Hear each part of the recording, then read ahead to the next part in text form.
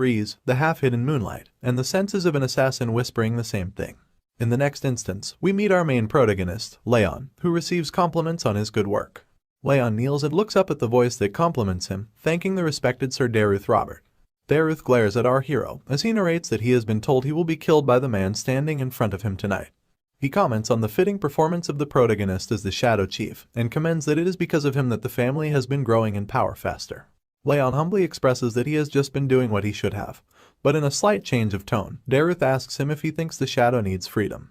And following this question, our hero answers that they, Shadows, are not capable of questioning anything that has been commanded to them and are to only follow the orders given to them by their masters.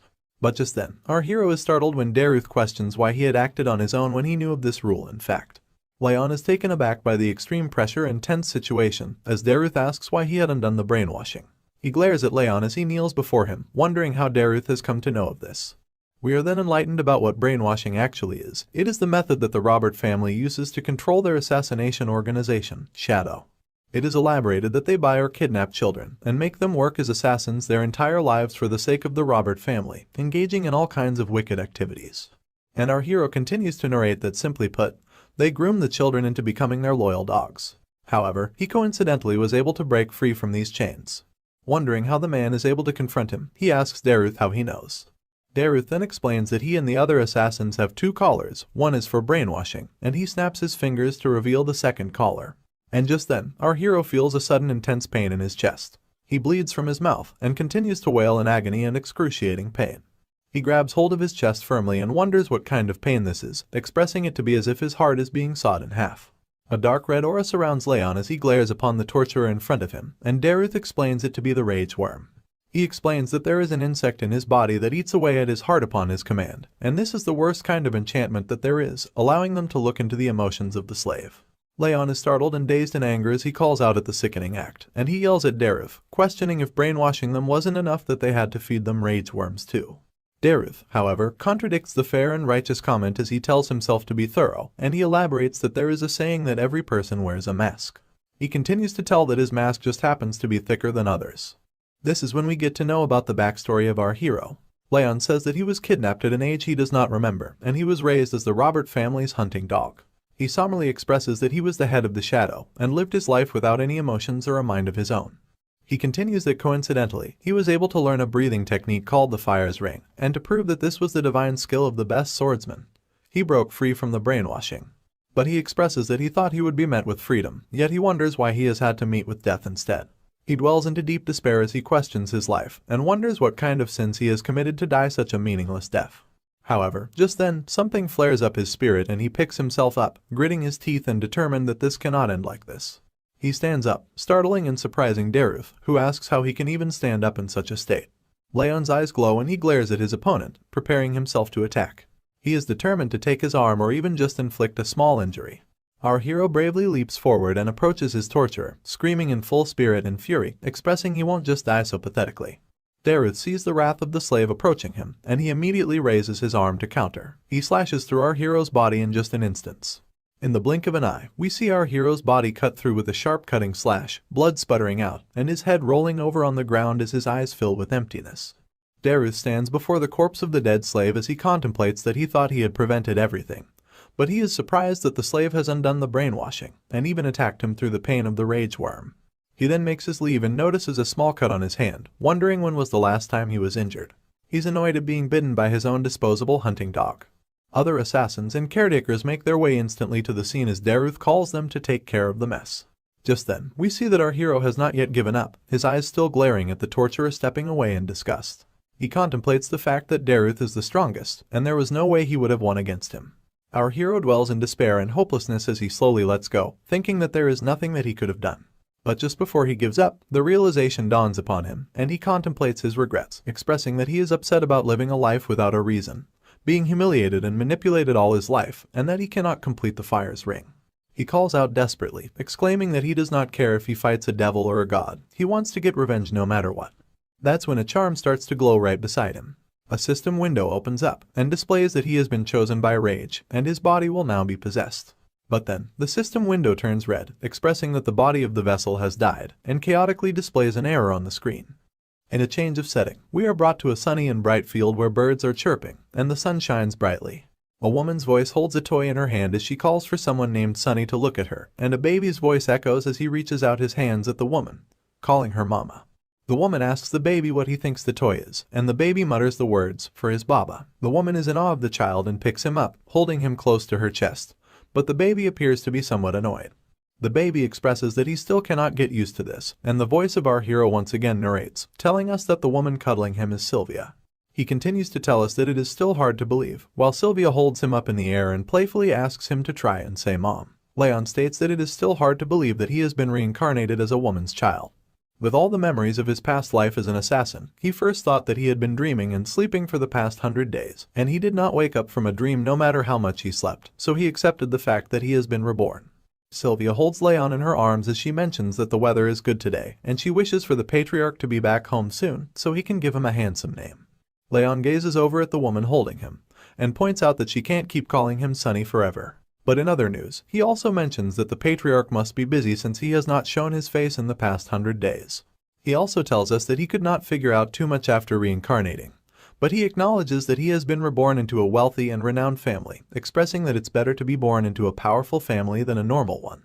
And he adds that he needs to get his revenge after all, expressing that the rage and desire for revenge are still prominent in his mind. But still, he gets a hold of himself and acknowledges that he must be patient, because he does not know where this is, what the position of this family is, or what kind of situation he is in right now. Adding to his contemplation, he recalls that he was unable to complete the fire's ring in his past life, so he needs to be patient. He was called the best assassin in Robert family's history, and so, in order to enact revenge, he needs to swallow his emotions for as long as it takes. Our baby hero is curious, gazing upon the luxurious mansion, wondering if this family is more than renowned. But just then, his attention is diverted to a panicking voice that calls out to Sylvia, yelling out loud that the patriarch has arrived. When Sylvia is dazed upon hearing that her father is coming, Raon speculates that the patriarch is his grandfather. She exclaims that she needs to prepare for his arrival, but the maid tells her that it is too late, and he is already here. The atmosphere changes in the room as Sylvia and the maid both stand in a daze, and Raon experiences this change as he questions the sudden tension in the atmosphere. A voice yells out to make it known that the patriarch is entering, and a gate opens as a man follows through with 2 guards accompanying him. Raon expresses that just the man's existence is overwhelming. A royal gown flutters in the air as the man steps into the room, making our young hero squeak in a baby voice. He speculates and acknowledges the man who has approached him, and Sylvia greets her father in respect. The man has a beard, and he questions if the baby that Sylvia holds is his grandchild. This is when Raon realizes his identity. He points out the golden blonde hair of the man, the flame-like red eyes, and his ice-cold aura. He explains the man to be the zenith of this continent, the northern king of annihilation, Sieghart. Our baby hero appears to be concerned and dazed as the patriarch gazes upon his grandchild, and wonders how the hell he got reincarnated into the most powerful family on the continent. Sylvia asks her father if he wants to hold his grandchild. All the while, our baby hero deems such a fate as ironic. Glenn, the esteemed patriarch of the house, exclaims that the baby will be named Raon, suggesting that the meaning of the name is to live like a shadow, as if the warrior is there but also not there. Raon's baby eyes widen at this statement. It's hard for him to process how he was given the same name as his past life. Night falls upon the land eventually, and moonlight shines through the room as Raon pretends to be soundly asleep in his cot. But actually, he is wide awake and wondering if everyone else has gone to sleep. He sits up and contemplates the fact that after 100 days, he now finally has his chance. He elaborates that he was always sleepy. Every time he would wake up, Sylvia would always be by his side, ready to cuddle him up. That didn't allow him to use his mana, but now, finally, he is able to sleep in a separate crib. Sighing in satisfaction, he expresses that he should get started. He sits upright, crossing his legs to perform a certain stance, calling upon the fire ring ability. Our baby hero explains that this continent's normal training method uses breathing styles. One absorbs nature's energy and gathers the aura in the energy core. However, he adds that the fire rings he has obtained use a different path. Enlightening us about the workings, he elaborates that when a mage uses his energy, it shapes the heart's ring, growing his overall physical abilities and energy manipulation techniques. Because of this, he mentions that this type of breathing technique is the best to become a perfect martial artist. Moreover, this sort of breathing technique has the advantage over transcendents like Derus, who don't know its full capabilities. And so, he expresses that by using the fire's ring, one can grow their mentality and body. He desires that if he can make the Sieghart's swordsmanship his own, defeating and enacting revenge upon Derus won't just be a dream. Analyzing himself, he is skeptical, but he points out that it's because of such a premature body, filled with freezing energy, that his body felt cold even after sleeping for more than 20 hours. He closes his eyes to analyze how many places are blocked, realizing the number to be 9. He concludes that at this rate, he is going to die due to his circuits being blocked by the cold. He knows that he needs to break through them using the fire's ring, but he expresses that throwing away such highly pure cold energy is a waste, although he questions if he can fuse it with the fire's flow and circulate it throughout. Some time has passed, and our baby hero has concluded his training. Although he thinks that it is slow, he is still making very good progress. Just before he decides to move on to the next stage, he feels a bit agitated. He acknowledges that his body is tired, questioning the stamina of this premature body getting tired after such little training. But our poor baby can't help it, and he feels the weight of his eyes as he slowly closes them to sleep. Raon has soundly slept in his crib, and this is when Glenn, the patriarch, emerges from the shadows to observe his grandchild. He raises his hand above Raon's head, and small sparkles of energy twinkle around him. Night changes into day, and the sun shines upon the window of the huge and luxurious mansion. The cutest protagonist, Raon, crawls on the floor muttering nonsense, and Sylvia follows him throughout, encouraging him to crawl a little more while playfully squealing in joy. But Raon seems to be distressed and annoyed, expressing that playing with Sylvia is a pain. I mean, our dude has the mind of an adult, and playing and pretending to be a baby like this makes him want to kill himself. Sylvia, however, cannot have enough of cuddling with her child, as she fiddles with him and calls him playful names. All the while, our poor hero gets more and more annoyed, exclaiming that enduring the cold energy is better than this. This goes on when suddenly Sylvia is called upon by a strange voice, and her attention is diverted towards the man who calls for her. Her face immediately lights up as she turns to face the source of the voice and calls the person the saint. The saint takes a slight bow to pay his respects to the lady, but requests her to simply address him as sir. Raon's eyes widen upon seeing the man. He wonders if the person in front of him is someone called the Saint of the Rags. And enlightening us with more background upon the characters, our hero once again narrates that the saint has divine power, medical techniques, and skills that can reach the ends of the world. However, he adds that although the man is the most famous physician, no one can see him due to his wanderlust. Coming up close, the saint gazes upon the baby, expressing that he came to see Sylvia after hearing about his birth, and he picks up Raon to gaze upon him closely. He compliments the red eyes and the blonde hair of the baby that he inherited straight from his beautiful mother. He then asks the name of the child, and at first, Sylvia hesitates to answer, but she says that the name of the child is Raon. The saint is taken aback, questioning if they named the child while knowing that it means shadow. Sylvia hesitantly agrees with the speculation, and the saint follows up with disappointment, not understanding what Glenn was thinking before naming the child. Raon observes his expressions, as he notices that the two are being quite casual with each other. In his past life, he had heard rumors of the Northern King of Annihilation being friends with the Saint of Rags, and it seems to be true. Nevertheless, the saint holds our baby hero firmly as he smiles in joy, wanting to have a closer look. He then places his hand over the baby's body, and a strange energy flows and glimmers over our hero. The saint notices that there is something wrong, as is apparent by his facial expressions. Sylvia also notices this and asks the saint about it, and the man tells her that the baby has the bitter cold curse. He gives back the baby for Sylvia to hold, as he continues to elaborate that the baby's energy circuit has been blocked off by ice energy. If they treat him concurrently before his future checkups, he will not die. However, he also lets Sylvia know of the sorrowful fate, that the baby will not live for a long time if he is left untreated. Sylvia's eyes widen in shock, and her voice starts to shake as she states that the saint is lying. She does not believe this to be true. And just as the saint tells her about writing a prescription to start the treatment, a voice calls out to interrupt him. The voice belongs to a maid, who rushes forward to the saint to tell him that the patriarch is looking for him. The saint lets her off, telling her that he will be there with the patriarch once he is done with the conversation. But the maid insists that the patriarch wants to see him right now. Accepting the call, the saint hesitantly takes his leave, expressing that the patriarch cannot get his timing right. Observing the situation, Raon thinks that knowing about the disease does not change anything, because as long as he can complete the fire ring on time, such a curse won't be an issue. This is when a teardrop falls onto his face, making him halt in his thoughts. Our baby hero gazes upon the crying face of Sylvia, who still believes it to be a lie. She sniffles and expresses that she cannot lose her child like this, and she refuses to accept that he is dying. Sniffling and silent tears turn into wails and screams of agonizing pain as Sylvia falls to the floor, firmly holding her baby. She promises that she is going to make it better, no matter the cost. She is still in denial that her child is sick with a deadly disease. Raon's eyes widen and his heart skips a beat. He wonders what this emotion is, and he expresses that his heart is aching. He sees himself observing the poor woman, telling himself that he does not wish to see this. Among the wails and the screams, Sylvia suddenly stops crying when her baby's hand touches her face to wipe off the tears. She gazes upon her baby closely with her eyes full of shock, and Leon reaches for her in an attempt to call for her, until he manages to mutter the word mommy. Meanwhile, Glenn was busy engaging in a conversation with the saint, when suddenly, a commotion rises from the other room, diverting their attention. The voices of the maid yell and call for Lady Sylvia to stop, and Glenn questions what the ruckus is all about. The maid follows after Sylvia as the yelling continues, and she warns her that the patriarch is inside the room. The door breaks open, and Sylvia barges into the room despite the maid's best efforts. She glares at the patriarch while she huffs and puffs to catch her breath. The red eyes of the patriarch, Glenn, glare at his daughter as he confronts her about the reason for this ruckus. He mentions the rude and unsightly behavior, demanding a suitable answer. But he stops mid-sentence when he sees his daughter kneeling before him on the floor with tears in her eyes, begging him to save her child. Starting right off where we left, Sylvia is seen begging the patriarch to save her child. However, the patriarch does not seem to be bothered as he sips away on his tea. Being persistent as she is, Sylvia exclaims that the patriarch is well aware of the child's state and how much the child means to her. She repeatedly asks him to save him. But adding to the bleak and tense atmosphere, the patriarch coldly questions why he would want to save someone who cannot contribute to the family. He expresses that the child is an example of how difficult a martial artist's life is. Sylvia continues to persuade the patriarch as she mentions the child to be his grandson.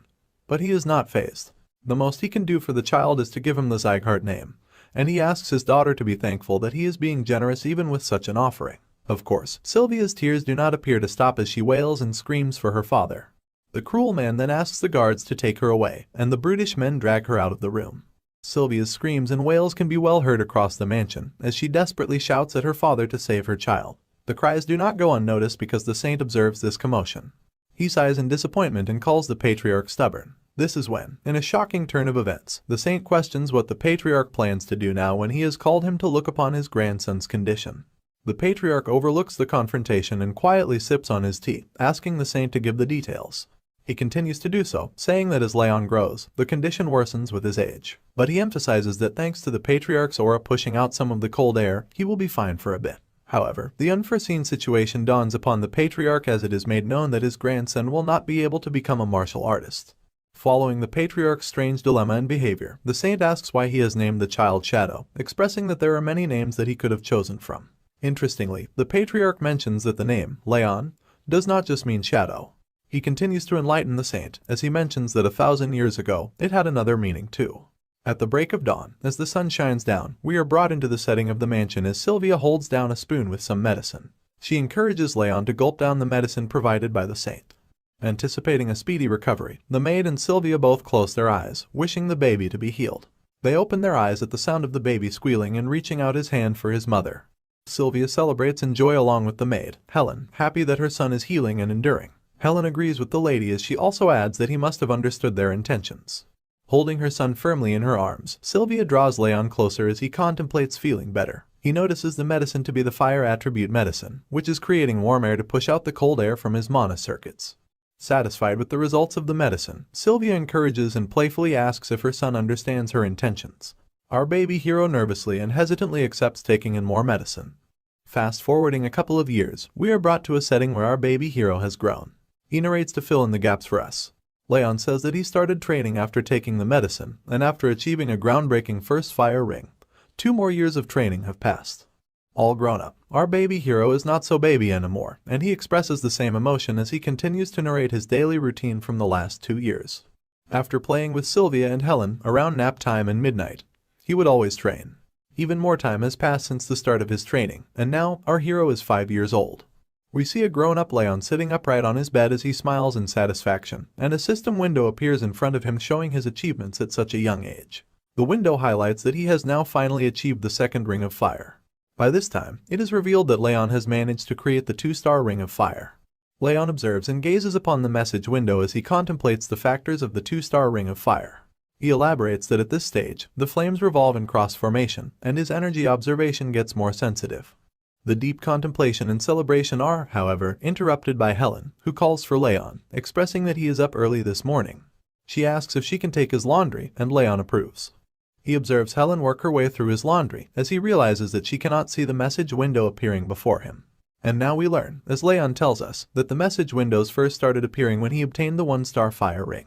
In a flashback, our hero narrates that he did not know what it was at first, but he soon realized it to be a comfortable status window that lets him check all his stats. He also mentions Helen's strange reaction when he first started interacting with the window. He expresses that it was evident that the message was only available to him. Continuing the deep contemplation, Raon expresses that although he has now achieved the 2 stars, his low stamina and the bitter cold curse remain. He strokes his chin and points out that improving like this would not have been possible if not for the fire attribute medicine. Dwelling back on past events, he expresses that during these 5 years, Helen and Sylvia, along with everyone at the annex, have been looking after him diligently, taking care of him like a prince. Rubbing the back of his head, he believes all this prince's treatment must have had an influence on him as well. But it soon dawns upon him that he still has a lot of time left, and he is only yet 5 years old. He then contemplates his condition, elaborating that the curse is a problem, and so is the low stamina, which work together to get in his way if he tries to move even a little bit. However, in his past life, he was known as the best assassin on the continent, and he had learned the greatest technique of the Ring of Fire. Our hero draws a ball of fire that revolves and hovers in his hands. He plans that once he completes the Ring of Fire, using his past experiences, the weaknesses will soon be gone forever. He adds that upon learning the Sieghart's swordsmanship, he will be able to slay Derus' neck. But as Derus is one of the strongest transcendents on the continent, Raon knows that he won't be able to keep his mind stable if he goes insane from revenge. He concludes that even if it's slow, he needs to gain the power and finish him off when the opportunity arises. Just as our hero determines to train even harder, a voice calls at him, acknowledging that he is awake. He turns his attention towards the voice and finds his mother, reminding him that they have to go somewhere today, and asking him to get changed so they can leave. Raon looks out the window and elaborates that the powers that maintain the balance of the continent are called the 5 demons and 6 emperors. As a cart travels across the stone road, our hero continues to explain that of those powers, he has been born into the Sieghart family, which belongs to the 6 emperors. He adds that the emperors demonstrate a positive influence, while the demons threaten the peace of the continent. He also explains that there are several other powers outside of these, and so there happens to be a judgment ceremony to determine if these powers are good or bad. The cart follows into the gates of an annex, as Raon expresses that today is the Sieghart family's judgment ceremony. The gossiping mouths of the families that have already arrived at the ceremony echo throughout the hall as they chat and engage in meaningless conversation. The gossiping continues as they call out to other families and their sons. Just when there is talk about Sylvia and her son, it is seen that Sylvia walks into the hall with Raon holding her hand. The chatter in the hall rises as they call Sylvia an outcast. The cold faces of the families in the hall glare upon Sylvia as she walks in and observes the cutting eyes of the families that stand before her. As Raon walks along with his mother into the hall, the chatter continues, and they point out at Raon, gossiping about his height and the rumors of him being sick being true. There is refusal and denial in the words that cut through Sylvia's skin. She hears people questioning why the outcast's son is participating in the judgment ceremony. The people express their hatred as they exclaim that they did not want to see the two, for it drops the ceremony's standards. Raon notices the harsh words of the families from the direct line. He questions if there are some kinds of circumstances behind the words, but he immediately gets a hold of himself. He expresses that he does not care if they are talking ill of him. However, he is startled to hear the words of people calling his mother, Sylvia, shameless. Hardening his facial expressions, Raon expresses anger and is infuriated at the harsh words being thrown at his mother. He quickly snaps back into reality when Sylvia calls for him. She tells him that it's okay and asks him to just look at his mom. Our hero bravely accepts and moves forward with his mother, and just then, a voice yells out to make it known that the patriarch is entering. He contemplates the long time since he has seen his grandfather, as our hero gazes upon the shiny attire that the patriarch holds as he walks up to his throne. The powerful presence of the patriarch is known, as he sits on the throne and the announcer yells out his name. Glenn acknowledges that everyone has arrived at the ceremony, and Raon glares upon what is to happen next. The patriarch's hand swishes, and a giant sword appears before the people in the hall. Raon is taken aback in nervousness as he questions if it is the sword of judgment. And then, the heavy voice of the patriarch calls out for the judgment ceremony to begin. Glenn Sieghart has made the judgment sword appear in front of the audience for the judgment ceremony, which our hero explains that upon placing one's hand on the stone sword, the sword determines the mana ability that they possess. Glenn glances upon the audience when the announcer calls for the name of Sieghart to begin the ceremony. Burn sits up enthusiastically at his call to be acknowledged. Raon observes Burn approach the stone sword, and he explains that from the age of 4, the skull of the child begins to close up, and from then on, the child's mana ability remains stagnant. Loud and shining energy flares up around the hall atmosphere as Burn holds his hand upon the stone sword. Raon adds that this place is where the judgment ceremony takes place to determine the kid's mana ability. Green energy illuminates the hall, and applause follows as the audience discusses and judges the light that is being emitted. They conclude it to be the wind ability of great quality and applaud the boy. The patriarch also commends the great ability, commenting it to be an attribute well suited for a swordsman and encouraging the child to channel the wind forth. Next up, a boy from the vassal family of Raon is announced to come forward, and he sits up to acknowledge his call. Observing and judging the different patterns and interactions, Raon concludes and explains that how far the light travels indicates the mana's purity, while the mana's attribute is determined by the sword's tip. He elaborates that this is how the Sieghart family determines their talent. He also observes the cheering and enthusiasm among the families as they applaud Raon for his ability, commending his family name and comparing him with Burin. Raon notices that these people value their talent just as much as they value their life. And so, he guesses that he won't be able to display good results. Although the Ring of Fire is on the 2-star levels, his mana circuits still have a lot of cold on them. But truth be told, such things don't really matter to our boy. Just in time, the announcer lastly calls for our hero, and he feels the intense glares and sights of disgust that the families portray at him. The patriarch joins this sentiment, and Raon is called forward. Sylvia smiles and calls for her son to proceed, and Raon obeys. He knows that he does not anticipate extraordinary results, he just needs to find a mana attribute that best suits this body. Sylvia guides Raon as she tells him to do the same as the other kids, and Raon listens. He steps forward and sighs nervously, before placing his palm on the stone sword. Surprisingly, a loud golden light is emitted through the stone sword, and our hero's eyes widen at this sight. He wonders what this light represents. The light blinds his vision, and he instead sees a sight of a man standing in front of him with demonic creatures observing from the side. He questions what all of this means. Demonic creatures glare viciously over the man standing in front of them, and Raon sits behind for cover as he witnesses this strange phenomenon. He wonders who the man is that stands in front of him, and before he could muster another thought, the man holds up a shiny sword that glows brightly illuminates the sky. The man swings the sword with full force as he grips the handle firmly, and the sword strikes through the demonic creatures that approach him while wailing in agony. A loud blast follows right after, and Raon snaps back into reality to acknowledge the task at hand, the stone sword. Just as he glances over at the sword, he is taken aback to find out that the light that emitted has not even made it to the halfway mark. Laughter and hysteria follow right after as the families taunt Raon for his light reaching such a low point, not to mention that it doesn't even have a color. The patriarch remains silent, observing the unfortunate outcome of his grandson's ability. Sylvia approaches Raon to comfort her son, and reassure him that he has done his best. But the harsh words of the families cut like blades as they walk through the shame. They question if Raon is truly a descendant of the Sieghart family and taunt him, suggesting that he might have only inherited the red eyes and blonde hair. The patriarch observes the humiliating commotion and calls out for the laughter and hysteria to stop. Naturally, the people immediately quiet down in fear of the patriarch's heavy voice. He calls off the ceremony and asks the families to return. One by one, all the families leave with their capable children, feeling proud. And shortly after, everyone leaves as the doors close shut behind them. Glenn sits on his throne in disappointment beside the stone sword, towering high in the hall. He calls for his warrant, mentioning that it can't be helped for his grandson. He dwells in regret over the incident, when suddenly, the golden light shines and illuminates the hall once again. His eyes widen at the unforeseen sight. The golden light flares and blazes through the hall, forcing the patriarch out of his throne to acknowledge the might of the light emitted from the stone sword. He recognizes this golden light. It's the signature aura of the Sieghart family's first patriarch, which displayed transcendental fire power that could melt even the flames of the demonic realm. Gazing upon the book to find enlightenment, Glenn, the patriarch, elaborates on the golden mana and golden flames, mentioning it to be a one-time occurrence throughout the history of the Sieghart. He reads of the mana of dense golden light, which is blindingly beautiful and radiantly shiny. This is when the realization dawns upon him, and he notices the golden flame-like light emitting from the stone sword to be the golden flame aura. His eyes widen at the shocking sight. At this point, all he could do was stand there in a daze, nothing more and nothing less. Abruptly switching settings, we see our hero grow twofold since the last time we saw him, once again gazing upon the message window to take a glance at his stats. He reaches out his finger at the screen, wondering if it is time for him to reach the 3-star Ring of Fire already. Narrating over the scene, he tells us that 7 years have already passed since the judgment ceremony, and he has now turned 12 years old. He explains that with consistent training, he is now at the doorstep of reaching the 3 fire rings. His tolerance for water attributes has also risen to being 2 stars, so the coldness in his body has disappeared, improving since it first started, but still rendering our hero unable to move.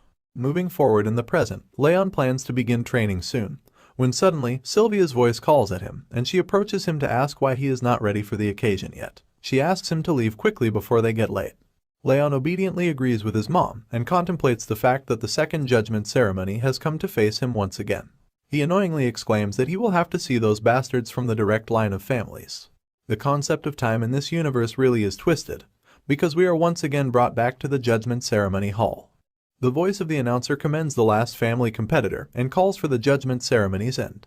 Raon wonders if it is because it's the judgment ceremony of the indirect bloodlines today that the ceremony has ended earlier than expected. This is also when the patriarch calls for his name. And acknowledging the patriarch, Raon addresses his call.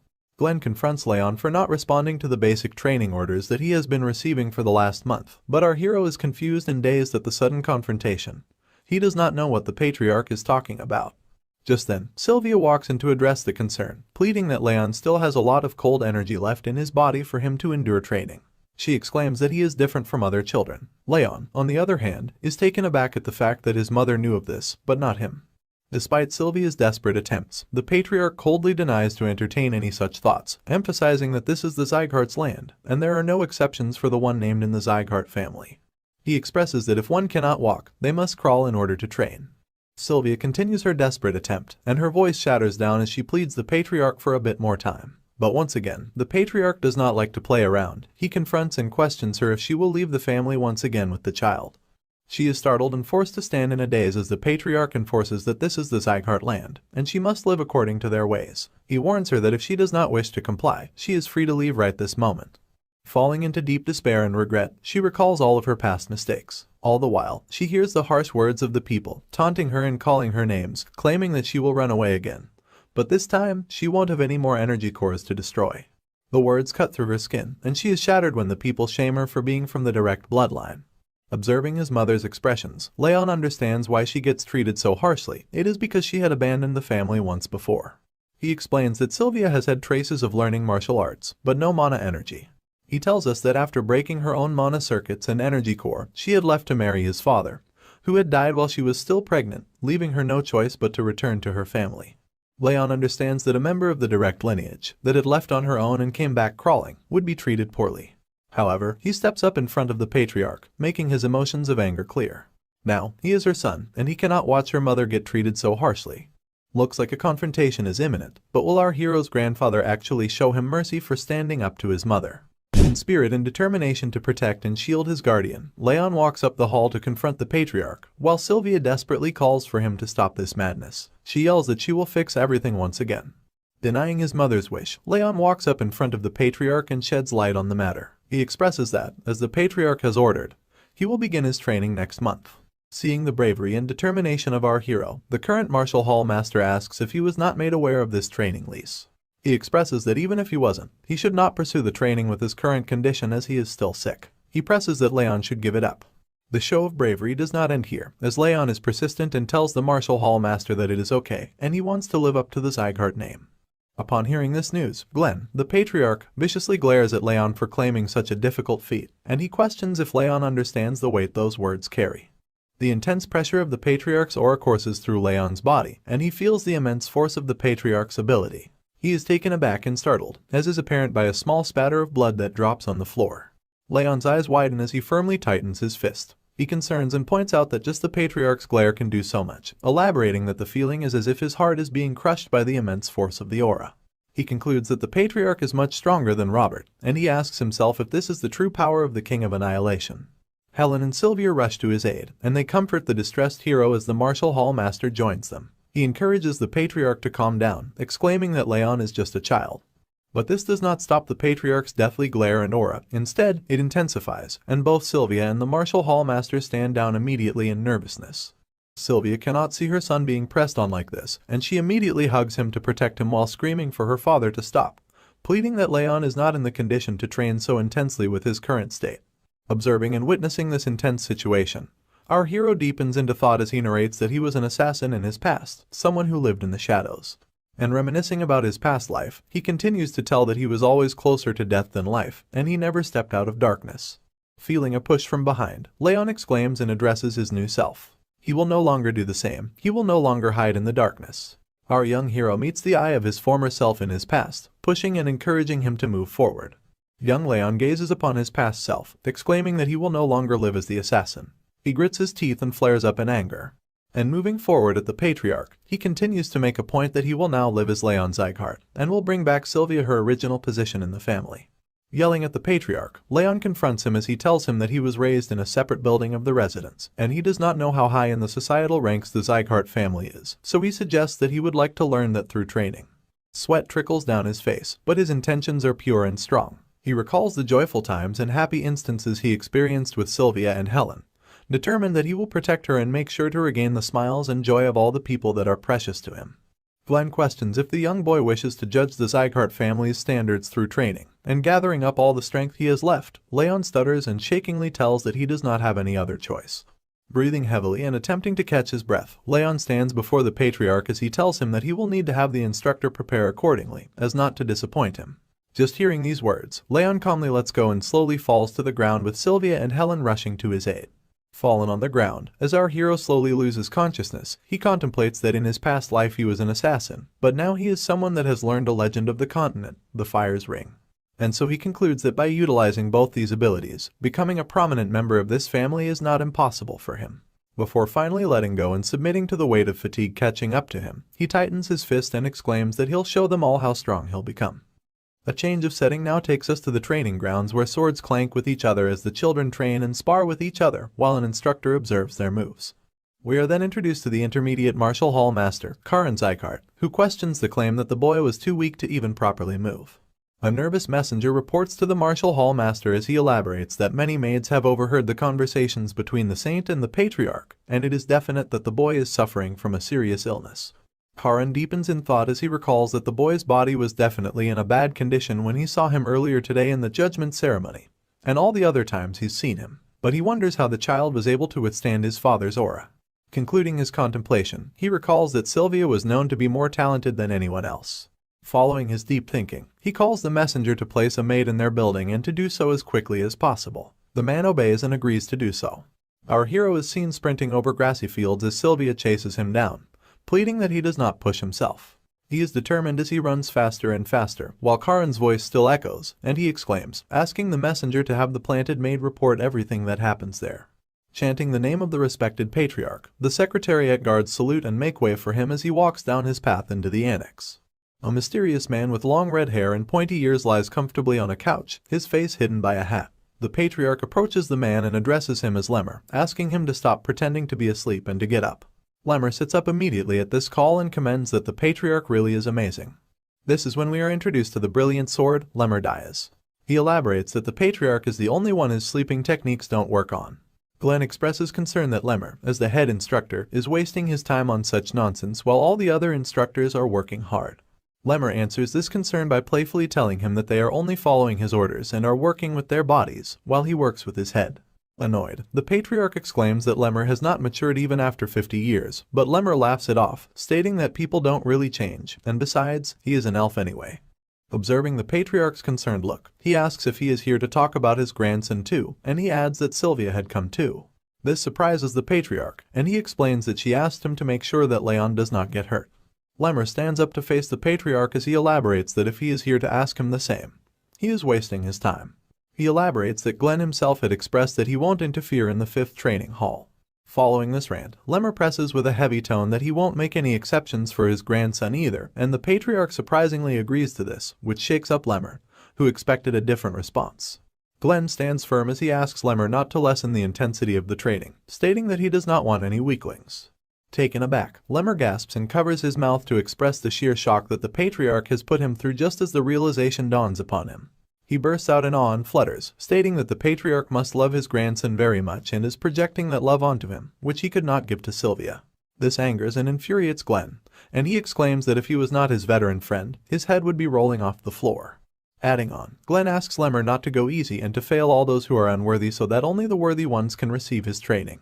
Lemmer agrees with this claim and expresses that he will do as he wishes. Concluding their conversation, the patriarch asks for his leave and steps away as Lemmer enthusiastically sees him off. After the patriarch has left, Lemmer dwells and wonders what Raon is like as he stands across his table and thinks of different training regimes. The message window appears once again to showcase our hero's now updated abilities and stats, highlighting that he has now achieved the 3rd ring of fire. Our hero is a sight for sore eyes, and we see him once again as he interacts with the message window. He smiles to contemplate his achievement and expresses that the 3-star rings really do feel different. He explains that his sensitivity has increased, and his mind feels a lot clearer. Recalling where we left off, he sees Sylvia helping him up as she scolds him for pushing too hard on the first day. Narrating over this memory, Raon elaborates that thanks to Sylvia stopping him at the right moment, his body is now becoming more flexible. He gazes upon the message window to tell that this magical status window is also quickening the growth. But this is not the right milestone for him, and he expresses that the Sieghart's training is infamous for its difficulty. He exclaims that just being a 3-star fire ring is not enough, and adds that he needs to have a good foundation to be able to build tall buildings and survive. He imagines himself as a commandant in the Sieghart family, as he continues to state that he will excel more than anyone else, so that all the guys who have mocked him will shut up. And then, he empathizes with the heavenly swordsman, Derus Robert, determining that he will not rest easily until he has slain him. However, just then, our hero is snapped back into reality when a voice calls to him. He looks over to find Sylvia, his mom, calling to him and asking why he is still up. She sits across from him on his bed, and upon questioning by Raon about what she is doing up so late, she mentions that since he is going to the training hall tomorrow for training, she wanted to talk to him before he leaves. She gazes upon her child and questions, must he really go? She comes clean and reveals that she does not want him to go. She elaborates that Raon does not express when he is hurting, adding in concern that he might get injured or hurt badly. Persistent as she is, she exclaims that she actually wants him to go, but she cannot help the concern as she voices it and asks him to postpone his enrollment to next year. But Sylvia is taken aback when Raon blatantly refuses and denies this request made by his mom. And recalling all the bad and humiliating moments, he elaborates that he cannot stand it when everyone from the direct or indirect bloodlines, or even when the workers from their annex see her, their eyes fill up with disgust. He exclaims that he can't stand it at all. Sylvia is speechless at this digression, but Raon continues to comfort his mother as he elaborates that he believes that she will be treated better if he does well in training. Nevertheless, she smiles, and she fidgets and plays with her fingers before she nervously states that she is sure Raon had thought it was strange why they live separately, and why people talk badly about them. She recalls her memory to explain that she fell in love with his father coincidentally when she was on a mission, but it was difficult for her to be with him since he was just a knight.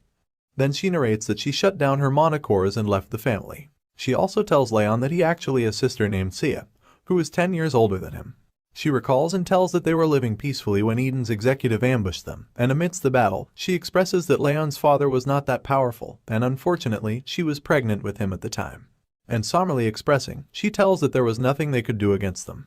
However, she adds that his father had hired guards without her knowledge, but she regretfully informs that they arrived at the scene too late because by then, his father and sister were already dead.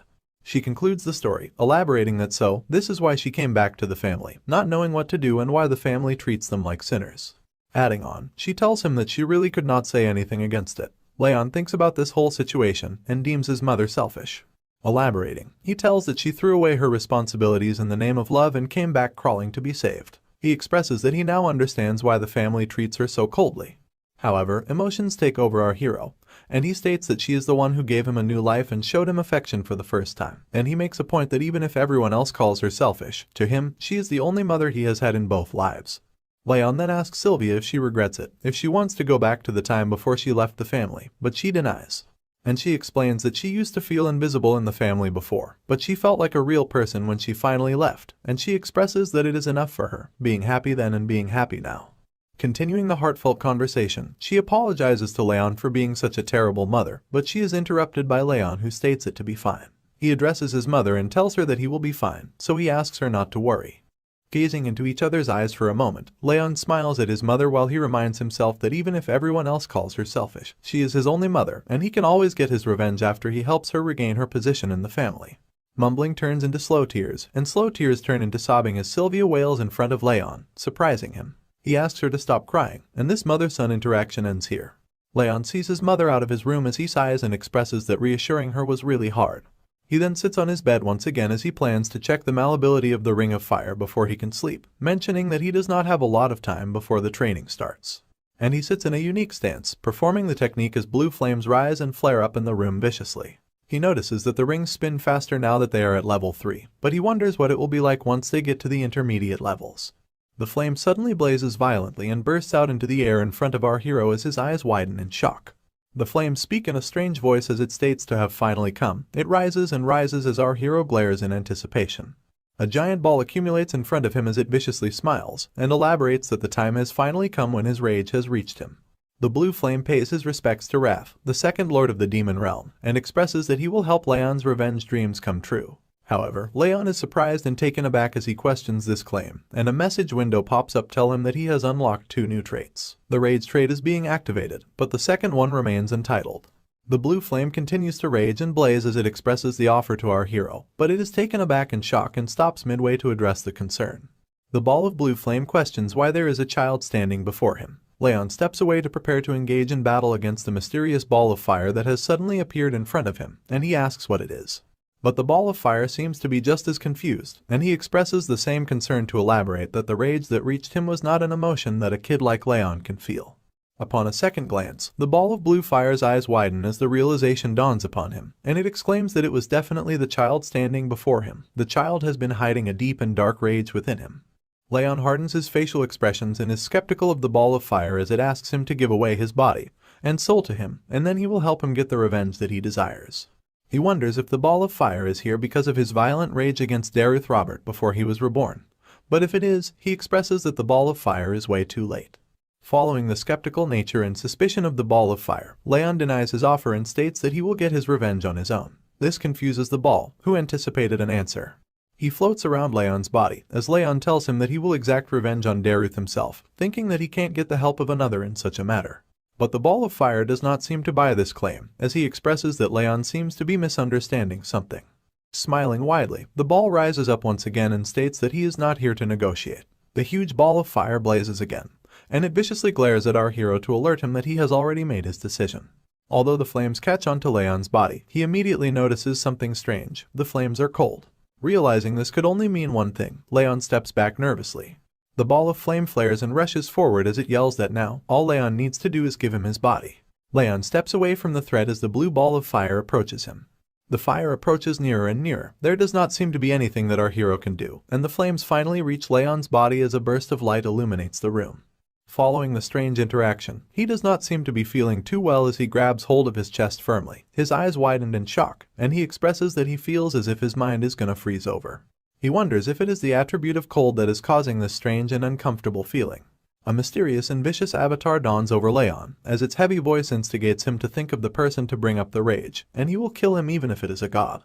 Shivering and shaking, Raon rubs his hands over his arms, curling up into a ball as he expresses that he is able to endure the attack somewhat thanks to his water attribute tolerance ability, but he realizes that this attack is not just cold. Adding on, he elaborates that the mysterious entity is consistently stimulating his rage. Awful and torturous moments from his past life constantly replay in his head, as he is reminded of the pain he has endured and the days he has spent in torment. The mysterious man hollows over near to our hero's ear, as he exclaims that he will break the man's skull and eat up on his flesh, and so, Raon gives up on his body and lets the man take over. Recalling the joyful moments he has spent with the maids and his mother, Sylvia, he worries about what will happen to them if he gives up his body to this strange entity that has appeared so suddenly. He grits his teeth in frustration, determined to not let go so easily, and he exclaims that he cannot let him have his body no matter what happens. The blue ball of fire has once again appeared before our hero as it hovers over him and continues to persuade him by saying that it would have been easier for him to give in to his rage and accept the entity. But he is just holding on for no reason at all. He exclaims that he was going to minimize the damage since he was going to use his body, but our hero leaves him no choice. It expresses that it will just swallow Raon whole without waiting any further, and it seems like the situation is worsening. It's apparent by the look on Raon's face as he attempts to catch his breath, and he expresses that it feels like his body is going to break into pieces. Holding on to dear life, our hero expresses regret, realizing that he is almost at his limit and he'll end up dying at this rate if he does nothing at all to survive. But just then something clicks in Raon's head as his eyes widen and the realization dawns upon him. He grips his hands together and grits his teeth to give it his all, elaborating that if he could endure the cold due to his water tolerance attribute, then he might be able to reduce the pain in his body and mind through the ring of fire. Noticing it to be the only option he has left to survive, our hero musters up all his strength to counter the cold. And his move works as the heat from the ring of fire slowly pushes away the cold from Raon, surprising the ball of blue fire. He groans in frustration, seeing a child push away and counter his attack. He expresses that even if it hasn't been long since he has awakened, a feat like this is impossible. His annoyance is further elevated at the fact that the foe is just a human child. Sweat trickles down Raon's face as the cold slowly goes away and the heat of the ring of fire intensifies. He glares at the ball of fire and warns that he will get revenge on his own, without needing to let a ghost use his body. The blue ball of fire is offended by this statement as it rages and blazes violently at our hero. He questions how dare the human child call one of the great demon lords a ghost. Playfully teasing the entity, Raon asks why he hasn't been able to kill him if he is a lord of the demon realm. He continues to tease and taunt the lord as he states that the lord of the demon realm isn't anything special, and he suggests that he just disappears. Infuriated at this insulting interaction, the ball of fire starts growling at Raon. Observing and recalling the demon lord's words, Raon realizes that he is said to have just awakened, which could possibly mean that the ball of a demon lord has yet to restore his full strength. Raon's deepening thoughts over the strange lord of the demon realm are broken off by a message from the system window that notifies him of special abilities that have been unlocked. Gazing upon the message window in curiosity, he finds his stats to be shown in a number format. At this realization, the lord of the demon realm freaks out, yelling that it is his authority, and he questions why the little boy has it. Our hero asks if the blue ball of fire has anything to do with the sudden change in the format of the message window, and although the ball frowns at first, it affirms that he has made the system, and he annoyingly questions why it is with him. Feeding into his curiosity, Raon once again asks what kind of system it is, but the demon lord has no interest in revealing anything to him. But he finds himself immediately taken aback and dazed when Raon answers his own question to express that it might be for quicker progress. The blue ball of fire blazes in rage and confusion as he wonders how the little boy knows. Raon, on the other hand, blatantly glares at the spirit in front of him, concluding that he can't even hide his emotions at all. Contemplating over the mysterious workings of the system, our hero mentions that he too had thought it to be strange that his Ring of Fire ability was more effective than in his past life, but now he realizes that it was because of the system. Filled with rage and frustration, the spirit of the demon lord flares violently as he demands that the little boy gives up his authority and body to him. But just as he continues to press on our hero, he sees a powerful energy blow coming towards him, and he immediately dodges as the attack flows right through its hollow spiritual form. Enraged even more, he asks what the little boy is doing, and Raon gleefully expresses that he has hit him with mana just in case. Observing the outcome of the attack, he notices that the spirit of the demon lord does not have a physical body, which would mean that aura won't work on him either. And considering the fact that no one else has come rushing in after the ruckus they have caused, it's apparent that he's probably the only one who can see or hear this spirit. Having enough of the little boy taunting and playing with him, the blue ball of fire is fed up and yells at Raon before flowing directly at his wrist. Raon's eyes widen as he flinches at the sudden hostile movement, but he is taken aback again when the blue ball of fire has now turned into a bracelet with ice crystals for beads. And even in the form of a mere bracelet, the lord of the demon realm does not shy away from shit-talking. He exclaims that it hasn't been long since his seal has been undone, but his powers will return soon, and then no one will be able to stop him. He warns that he will stick with Raon till the day he dies. Our hero is nervous. He expresses the entity to be a leech, but he is afraid of the system going away if he tries to take him off, and he is also concerned about what he might do to Sylvia and Helen. But concluding the interaction, he glares at the bracelet once again, determining that it might be better to keep him close and watch him. He will just restrict him, and hope that he grows stronger fast enough before him. Bothered by the look of the bracelet, Raon asks why the spirit had to take the form of a floral bracelet, exclaiming that it does not look good on him. The spirit frowns and yells at Raon to respect his taste. And what can Raon even do at this point, which is why he just sighs. The sun brightly shines over the morning ground, and Helen and Sylvia are seen waiting in the grand hall of the annex. Sylvia is worried for her son, while Helen consoles and comforts her, assuring her that the young master will do well. That's when Raon finally comes down from his room. He calls out that he is ready, and Sylvia and Helen immediately glance over at our young hero walking down the stairs. He smiles and expresses that he will now be going to the training hall. Our hero leaves the annex for his big day at the training hall, and Helen can't help herself but worry for her young master as she asks him not to push himself too much. Raon affirms her concerns and takes his leave. Pointing out Sylvia's sad and gleeful face, Helen asks her if she is going to see off the young master with such a face and make him sad. She listens to her words as she crouches down to hold her son, and tells him that she believes in him. Raon smiles at this beautiful gesture from his mother and shares the same sentiment as he affirms that he won't push himself too hard and won't give up if it gets too difficult. Saying this, our hero takes off to achieve his dreams as he waves to say goodbye. Sylvia still can't help herself as she glares at her son leaving her side. She asks Helen if she thinks he will be alright, and she comforts her, telling her that he has gotten much better, so much so that he might even pass the training. Not being able to take her eyes off her precious son, Sylvia expresses that Helen is right. But she still cannot let go of the fact that Raon is different from other children. A few moments before the great send-off, we see Sylvia hugging the young master, as Helen notifies her that the instructor assigned to him is the best in the Sieghart family. She comforts her once again, saying that Raon has been trying really hard recently, so she is sure that he will be able to make it. And Raon shares the same determination, as he repeats Helen's words and tells his mom that he won't get hurt, staying true to his promise. He asks her not to worry. But Sylvia, being a mother, can't stop crying as she holds onto her dear son. Leon expresses that he will stay true to his promise and make sure to keep himself safe. She recalls her son's words, asking her to trust him, and she holds onto her chest, calling for her son as he walks away. Shaking and trembling, Sylvia is in despair. She does not want her dear son to leave her. Exclaiming, she asks him to come back safely, while Helen comforts her to get a grip. The training grounds have been set for training as of now, and we are finally brought to the 5th training hall of the Siegharts. Numerous young participants walk up the walkway into the training hall as they converse to ask where they are from. A group of 2 siblings, in particular, are seen walking as they smile and mention that their father and mother told them to get into the top 10. Walking among the huge crowd of aspiring martial artists is our hero, Leon, and he is also a bit surprised to see the number of people present. He elaborates that it's not just people from the Sieghart family's direct and indirect bloodlines, but also recommended students from the vassal families and outside. Having a look around, he recalls that according to Helen, there are a lot of people this year, so the 6th training hall is also helping out. This is when he overhears students chuckling and whispering about, calling and pointing fingers at him.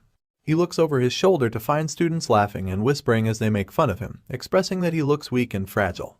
The students also make fun of the floral bracelet, calling forth the spirit of the blue ball of fire, as it enrages and flares violently in question at the insult. Leon walks calmly up to the 2 kids as the blue ball of fire flows around them. He exclaims that the kids are parasites that do not know humility, and he will rip out their eyeballs and crush their spirits if they don't shut the fuck up. Instead of buzzing around like mosquitoes, Leon wants these brats to say everything to his face. This unexpected confrontation shakes up the students as they immediately turn back to face Leon. He confronts and asks the students if they do not know the saying of not speaking ill behind someone's back, especially if they cannot say it to their face. The kids are taken aback in fear as they mumble to point out that Leon is degraded to living in an annex, and he isn't even from the direct bloodline. But he will not be fazed by the harsh words, as he simply mentions that the students too are from the indirect bloodlines, which does not give them the right to question how he dares to confront them. The students snap and are enraged at Leon talking back at them. They exclaim that such is the tone someone uses when they're talking to a person below their own rank. And in a fit of frustration, one of the kids rushes forward to grab our hero by the neck as he cocks back his fist to attack. Leon also prepares to fight back. His eyes start to glow red, and he glares at the opponents before him. In the next instance, a voice yells out to stop the fight, and the kid stands down immediately, concerned about the consequences. Another kid walks up to them, saying that the training is starting soon, and points out that this place has outsiders visiting too. He questions if the students plan on shaming the Sieghart name. He is introduced to be from the direct bloodline, Baron Sieghart. Baron faces off against our hero in an intense stare-down, as the 2 students stand beside him in shame and apologize to the boy of the direct lineage.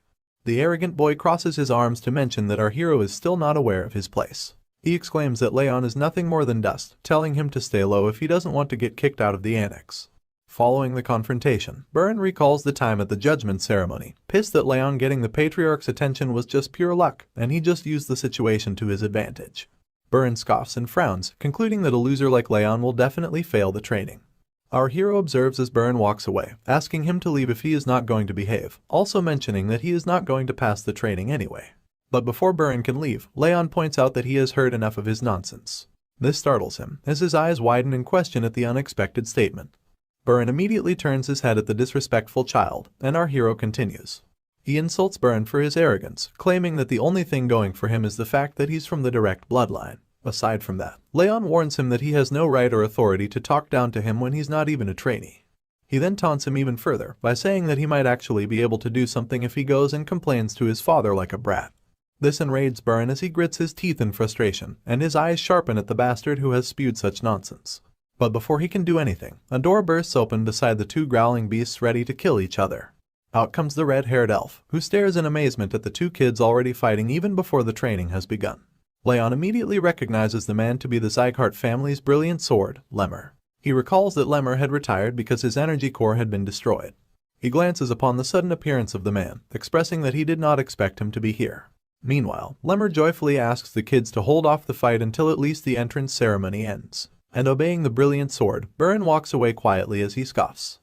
Moving forward, the entrance ceremony has started as all the students stand in line in front of a stage, where Lemmer welcomes them all and joyfully introduces himself to be the head instructor, who will be in charge of their training. Pointing out the number of candidates to be 160, he expresses that it's way too many. And so, he says that he will cut down the numbers with a series of tests. In fact, he clarifies that the number will be cut down to a quarter. This sparks confusion and astonishment among the crowd of students as they question this absurd claim. But Lemmer elaborates that he prefers to only keep a small number of elites and not bother with the riffraff. Spiking in anger, the Lord of the Demon Realm yells out to call the brilliant sword an arrogant bastard, threatening to cut down the Elfseers if he dares to look down on him. Raon desperately tries to shut him up as he strikes down on his bracelet.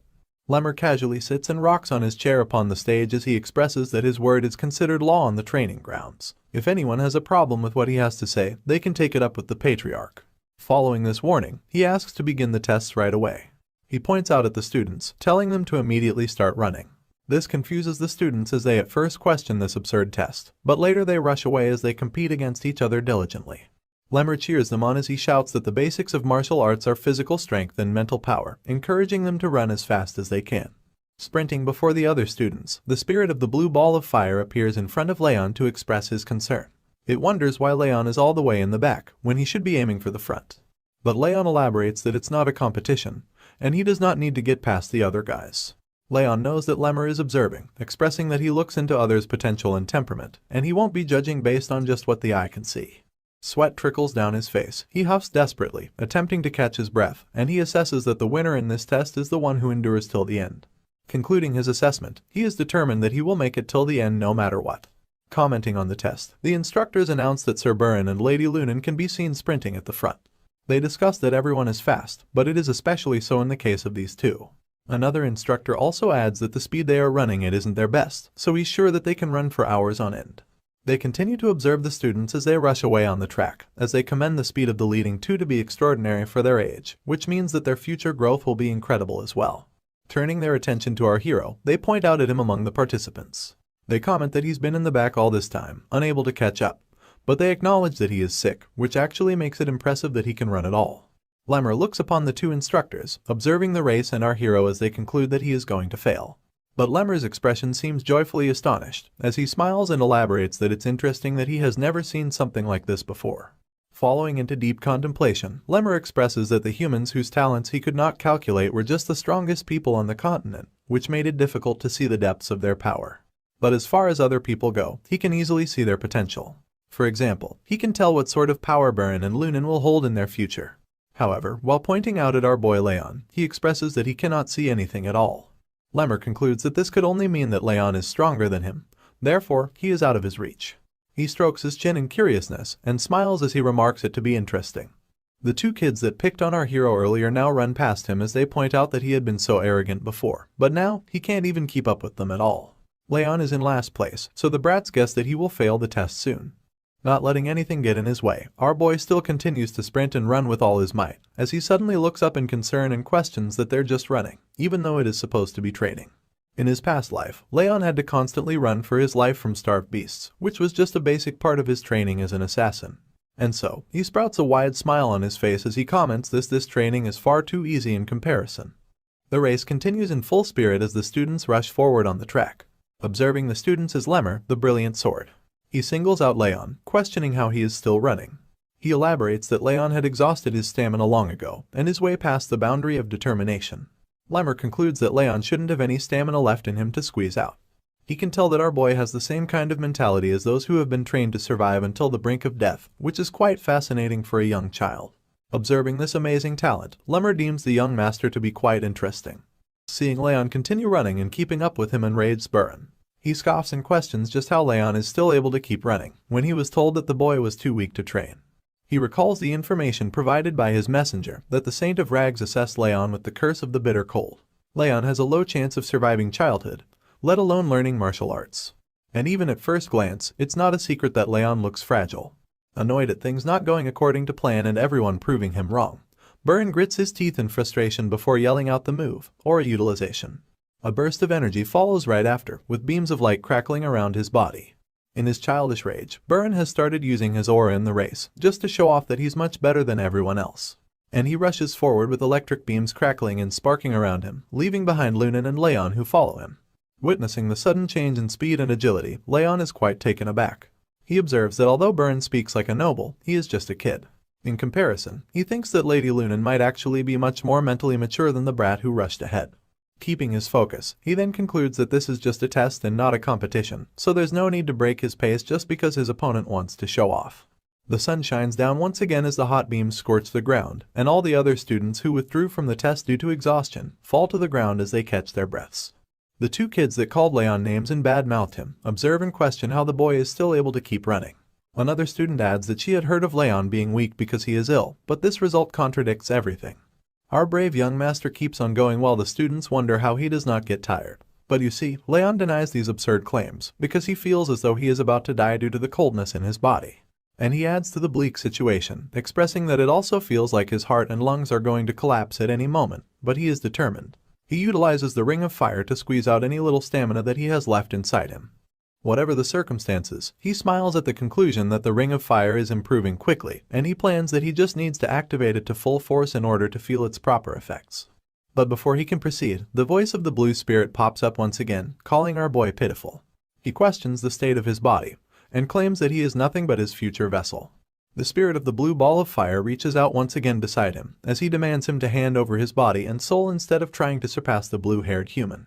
Exclaiming in refusal of the unfortunate situation, our hero calls for it to stop. But it's too late. The spirit yells out that it will freeze everything, and a wave of freezing coldness strikes Raon. He frowns in pain and agitation just as the strong cold hits him, but he knows that he must endure the cold in order to pass the test and move on. Slowing down his pace, he feels as if his mind is being taken over by rage, but he knows he must endure it and pretend as if nothing is wrong. Fed up with the nonsense, Raon now confronts the spirit, asking him to stop this sabotage and stay still because this instigating act won't work on him. But the demon lord is persistent and questions Raon's claim, elaborating that there is no human that can withstand his rage. The cold intensifies and cuts through our hero's vitals, as is apparent when he grabs hold of his chest from the immense pain. The freezing cold strikes again, and the demon lord viciously expresses a desire to see how long he can endure the pain. This small setback is nothing for the brave warrior, as Raon knows that he has to endure the pain no matter what. Because if he shows even the slightest hint of weakness, the demon will swallow him whole.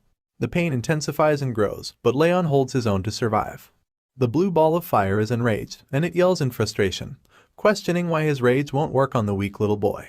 Seeing the outcome of pushing himself too far, the fatigue catches up to him. He expresses that his body feels like it's going to collapse, and he might die at any moment. His eyes begin to close slowly as his consciousness slips, and he acknowledges that he cannot breathe properly. The intense situation now lessens when, before more damage can be done, the brilliant sword of the Sieghart calls for the test to be over, and all the students participating in the test fall like flies to catch their breath and take some rest on the ground. Raon also joins the students to catch his breath as he sweats profusely, while Burn glares at him with a look of frustration, calling him a determined bastard in annoyance. While catching his breath and breathing heavily, he acknowledges that he almost died and concludes that this life isn't going to be easy either. Lunan looks over and observes our hero while he catches his breath, before the spirit of the demon lord appears once again to throw a tantrum. He yells and puffs up in rage and frustration, calling him a monstrous bastard and questions how he managed to pull it off. But answering the question, Raon reminds him this is why he asked him to stop. Acknowledging the outcome of the limit testing training, he notices that the ring of fire has also grown, and thanks to the status window, his physical capacity has improved too. He aspires that if he continues to train like this, he can achieve greater feats. Just then, his attention is diverted, and he looks up to find a huge status window in front of him that notifies him of fulfilling the conditions, resulting in increased experience points and physical capabilities. Raon glares in astonishment at the status window with his mouth open, while the spirit of the demon lord exclaims and questions why he is getting extra experience points for putting up with his rage. He yells out and states it to be absurd. The students once again stand before the stage as Lemmer the brilliant sword commends everyone for doing their best, and he moves on to what he said before the test started. And hearing this, the looks on the students' faces show despair and nervousness as they await their inevitable failure of passing. But to their surprise, Lemmer playfully exclaims that he was just lying about cutting down the numbers to a quarter. This results in a loud and collective gasp from the students, which then transitions into yelling as the students enrage and express that they ran like hell because he said that. But Lemmer elaborates that he cannot fail so many people on the first day. He would not have anyone to teach. However, he also adds that he did not specify to fail them today. And transitioning back to horror, Lemmer fiercely warns the students that if they show the same results as today, most of them are doomed to fail. This alerts the students once again as they now become determined to train hard. He paces across the stage as he addresses the students, and he reminds them of running with all they had. He points out that none out of all the 160 of them kept it up till the very end, except for one. He also mentions students who gave up and started using aura. This alerts Burn, who is guilty of doing so, and he fears suspension over this act. But as he crouches down in front of Raon, he adds that he does not care how they do it, as they are the ones taking the test after all. And he makes an okay sign up front of Raon as he continues to tell them that if the students do as he says, they won't fail the test. But he also mentions that it won't be easy either. Moving on, he now faces the students once again and addresses them to tell that they are now provisional trainees, but will become official trainees once they pass the tests they will take in the next 6 months. He joyfully mentions that he is going to pick the top trainees, although he won't be the one to rank them. Calling off the trainees, Lemmer lets them go and guides them to the top quality dormitories provided by the Sieghart family, mentioning that there is a training center next to it too. Tree leaves flutter and the sun shines through the forest. We are now brought to the forest near the training hall, as Lemmer walks up to a mysterious figure in royal attire that awaits his arrival. Lemmer the Brilliant Sword winks and addresses the person in front of him as he states that someone has taken up his napping spot, and he reveals the person to be the Patriarch. Glenn, the Patriarch, acknowledges Lemmer's arrival and immediately asks him what had happened. And he slowly walks up to him as he asks the Patriarch why he is asking him, when he himself was here the entire time to witness the whole thing. But continuing with his statement, Lemmer explains that the Patriarch knows he has great eyes and can see the future and children. Elaborating, he tells that Burin and Lunan are greatly talented, as they already knew, and the other children also have a lot of potential to become great pillars of the family. But he adds that he cannot see anything in Raon. The Patriarch proceeds to acknowledge this information, while Lemmer adds that he was sure Raon was out of stamina, which he questions and asks how he was able to keep on running. He also tells the Patriarch that it is the first time after him that he has not been able to see anything in someone. And he expresses in joy that his life has been very boring ever since his energy core had been ruined. But this is going to be interesting. Hearing what he came to hear, the Patriarch leaps off of the stone that he stands on as he tells the Brilliant Sword, Lemmer, that being a trainee instructor is what he had wanted, and as he walks away, he asks him to focus on his duties and not get distracted. Lemmer obeys the Patriarch, but he also mentions that he believes there is going to be someone this year to whom he can leave his future, but the Patriarch disagrees and states it to be just a coincidence. He exclaims that the child cannot become a martial artist. Seeing the Patriarch off, Lemmer acknowledges this statement and smiles, before he exclaims that the Patriarch knows very well that it's not just a coincidence. Sighing and finally having the rest he needed, our hero sets off to the training center now that the test is all over with. 2 students glare and observe him as he steps away, and the blue ball of fire is amazed that Raon does not seem to stop training. The group of students that stand behind Raon as he walks away glare viciously at him with murderous intent, and as the sun sets over the training grounds, they exclaim it to be impossible. 2 students rally on about how there's no way Raon held on for that long, when they had heard that he was sick. They go on while the yellow-haired man from the indirect lineage, Reincarnated Sieghart, gleefully assesses the situation. Crane addresses the situation and adds that he had heard Raon had some kind of miracle medicine, elaborating that the Saint of Rags gave him one long ago. This follows up with a shocking response from the 2 trainees who question the Saint giving him this kind of boost. They scream out to conclude that this means Raon had been dependent on the medicine to run that long, and he had the gall to show off. Concluding their assessment, Crane suggests that they go and teach the arrogant bastard a lesson for using cheats against them in the training. Transitioning right into the act of words, our hero is seen being slammed into a tree as he groans in pain. He slides down to the ground under the pale moonlight and asks why the group of students is doing this to him, but Crane scoffs and questions this statement from Raon. The other 2 students yell out and point at Raon as they elaborate that he got his direct lineage title taken away, but he is all arrogant because of some miracle medicine. They claim that if he did not have the miracle medicine given to him by the Saint of Rags, he could not have run that much today at the training.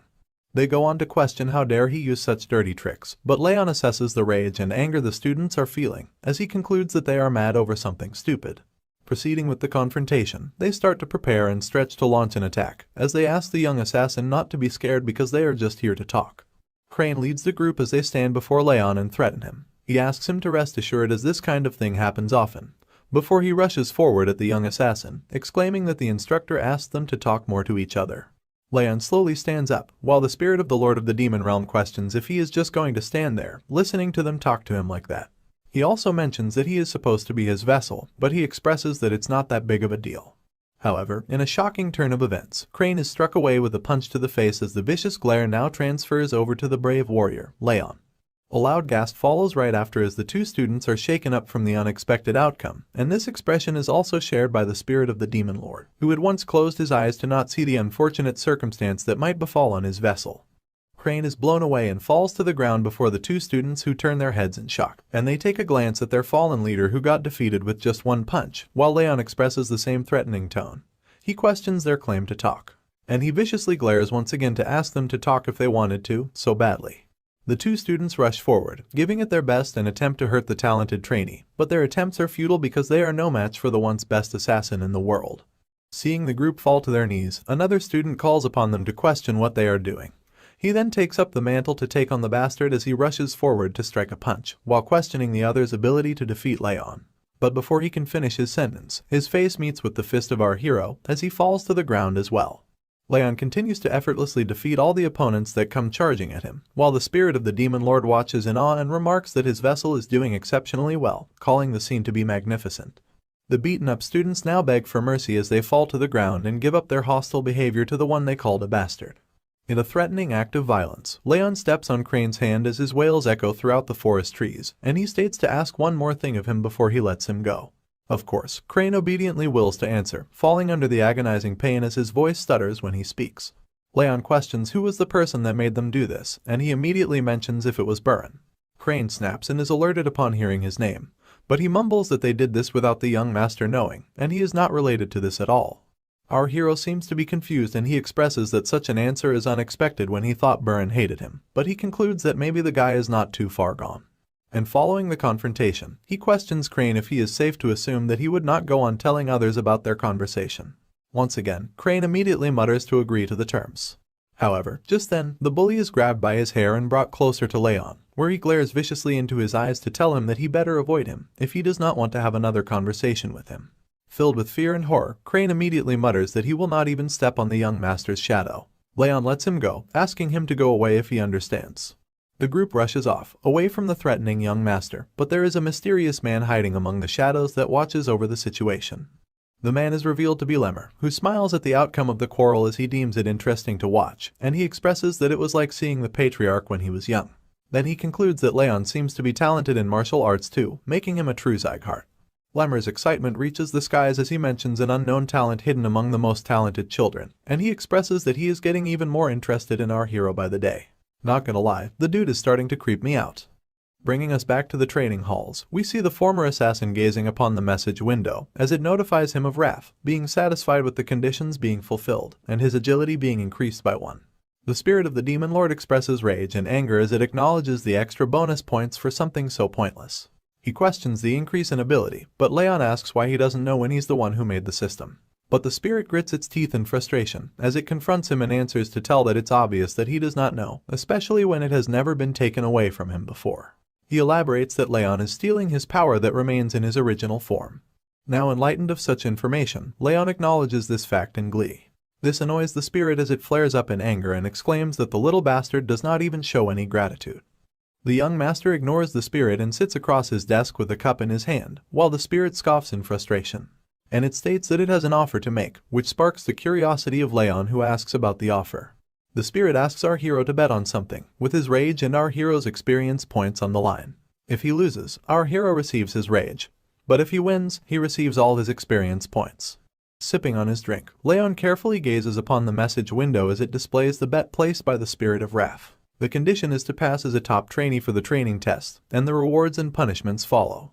Raon questions if the bet has been placed upon the test that Lemmer has mentioned, and Wrath confirms, adding that he said he will choose only the top trainees. Raon's gaze falls upon a card labeled Trait Option, and upon questioning Wrath tells him that he'll be given one of his traits, but the level will be decreased since he is inferior. Curious to know, another question is shot up upon what is the rage, and Wrath answers to tell that he will take on the emotion of rage that he possesses. Smiling widely, Wrath elaborates that what he will get is next to nothing, but with enough of it, he won't be able to control himself and will go insane. Hearing such a statement, our hero realizes this is what Wrath is going for, and as he sips his tea, he adds that considering how he usually behaves, it does not seem like Wrath is lying, and he has answered every question he has been asked honestly. Contemplating over the rewards of the bet, he remarks that it is not too bad, elaborating it to be a poisoned apple that he has to eat. But he considers it nevertheless, given that it will be difficult to get the top place if he was a normal ill child, but he remembers that he has reincarnated. Reaching forth his hand, Raon accepts Wrath's bet, making him smile widely as he remarks his choice to be wise. Blue flames flare around Raon's hand as the message window notifies that he has accepted Wrath's bet. He believes that if he utilizes his past life, he won't lose. At the break of dawn, heavy breathing and panting fill the air as students lay down on the ground, sweating profusely while trying to catch their breath. They express that they feel like their legs are going to break, and they cannot even stand with all the running that they have done this early in the morning. Looking back at the training sessions, Lemmer explains the stance that he has asked the students to do, elaborating it to be the horse riding pose, which is every bit as silly as one can imagine. Despite him disagreeing with this claim, the students struggle to hold the position as they tremble and shake vigorously, while Lemmer continues to explain that this is the building block of martial arts. Recalling once more the struggling horse riding pose, the students have now had enough, as one of them yells out to exclaim that he's done with this bullshit, and he now wishes to learn some actual swordsmanship from the head instructor. Another student adds to mention that they have done nothing except cycling between running and horse riding poses. Transitioning to Burin, he calls upon the fallen students to stand up and stop complaining, as they are going to train their swordsmanship because it might get rusty if they don't focus on it too much. Wrath pops up beside Raon once again as they observe the group walking away to practice swordsmanship, and he asks if Raon is not going to go after them. But Raon walks away in the other direction, as he answers that he does not need to train his swordsmanship right now, because it's a waste of time for someone who's not even trained enough in the basics. Contemplating over his words, he adds that what he needs right now is not a sword, but physical strength, as his body is weaker than others because of the bitter cold curse. He expresses that the basics are the most important, both for the sake of growth and for training, and he reminds himself that there is no need to feel rushed. And so, taking his own advice to focus on training his body for now, our hero sits in a plank as sweat falls over his face profusely. As he proceeds with his exercise, a mysterious fellow spies on him from among the shadows, and it is revealed to be Lunan Sleon from the vassal family, and she quietly observes him. Hiding behind the wall, she notices that he is improving fast as he lifts weights increasingly each day. She conflicts that she had heard of him to be ill, which does not seem to be the case, as she concludes that it is a given that you will improve if you try every day. But she wonders if increasing the weight every day is just nonsense, as she mentions of him lifting 10 kilograms more than he did at the beginning of the week. She wonders what the reason is behind him being so consistent when he is ill, speculating if it's because he has a different attitude when he's training. And she slowly walks up to him as she concludes that there is something peculiar about him. Our hero innocently wraps up the band around his palm when he notices Lunan approaching him, and he curiously asks why she is here. Glaring at each other, the atmosphere becomes tense as no one seems to break the ice, and they just stare in silence. Lunan wonders what is making House Sieghart grow so rapidly. Suddenly, she feels a cold breeze rush at her, and her eyes widen as she stands still in a daze. Moving forward, she proceeds to sit beside him without warning and begins to lift the weights he has lifted. This strange act is looked upon in confusion by Raon, who does not understand what is going on. Annoyingly enough, Lunan follows him around the room and copies him by lifting different weights. While she does this strange act, she thinks to herself, it's not imagination. She elaborates that ever since she smelled that scent from Raon, the cool and pleasant scent, her body has felt lighter. She further explains that thanks to this strange phenomenon, she was able to lift a lot heavier than she usually can. The former assassin is curious to know what is making her act in a strange manner. So, he calls upon her to ask if she has something to tell him, but she blatantly denies it. Not thinking much of it, he walks away silently while Lunan continues to walk after him, concluding that she might have to follow him around a bit more. Raon enters the room with the other students as they observe Lunan following around Raon. There is no expression whatsoever on his face, while the other students scoff and question why such a girl is following around a guy like him. He then grabs hold of a wooden stick as he claims that the bastard is just wasting his time, and that kind of repetitive training has no point. He elaborates that Raon is weak, so he needs that kind of basic training. But Baron believes that even by doing something like that, he cannot reach the same level as them.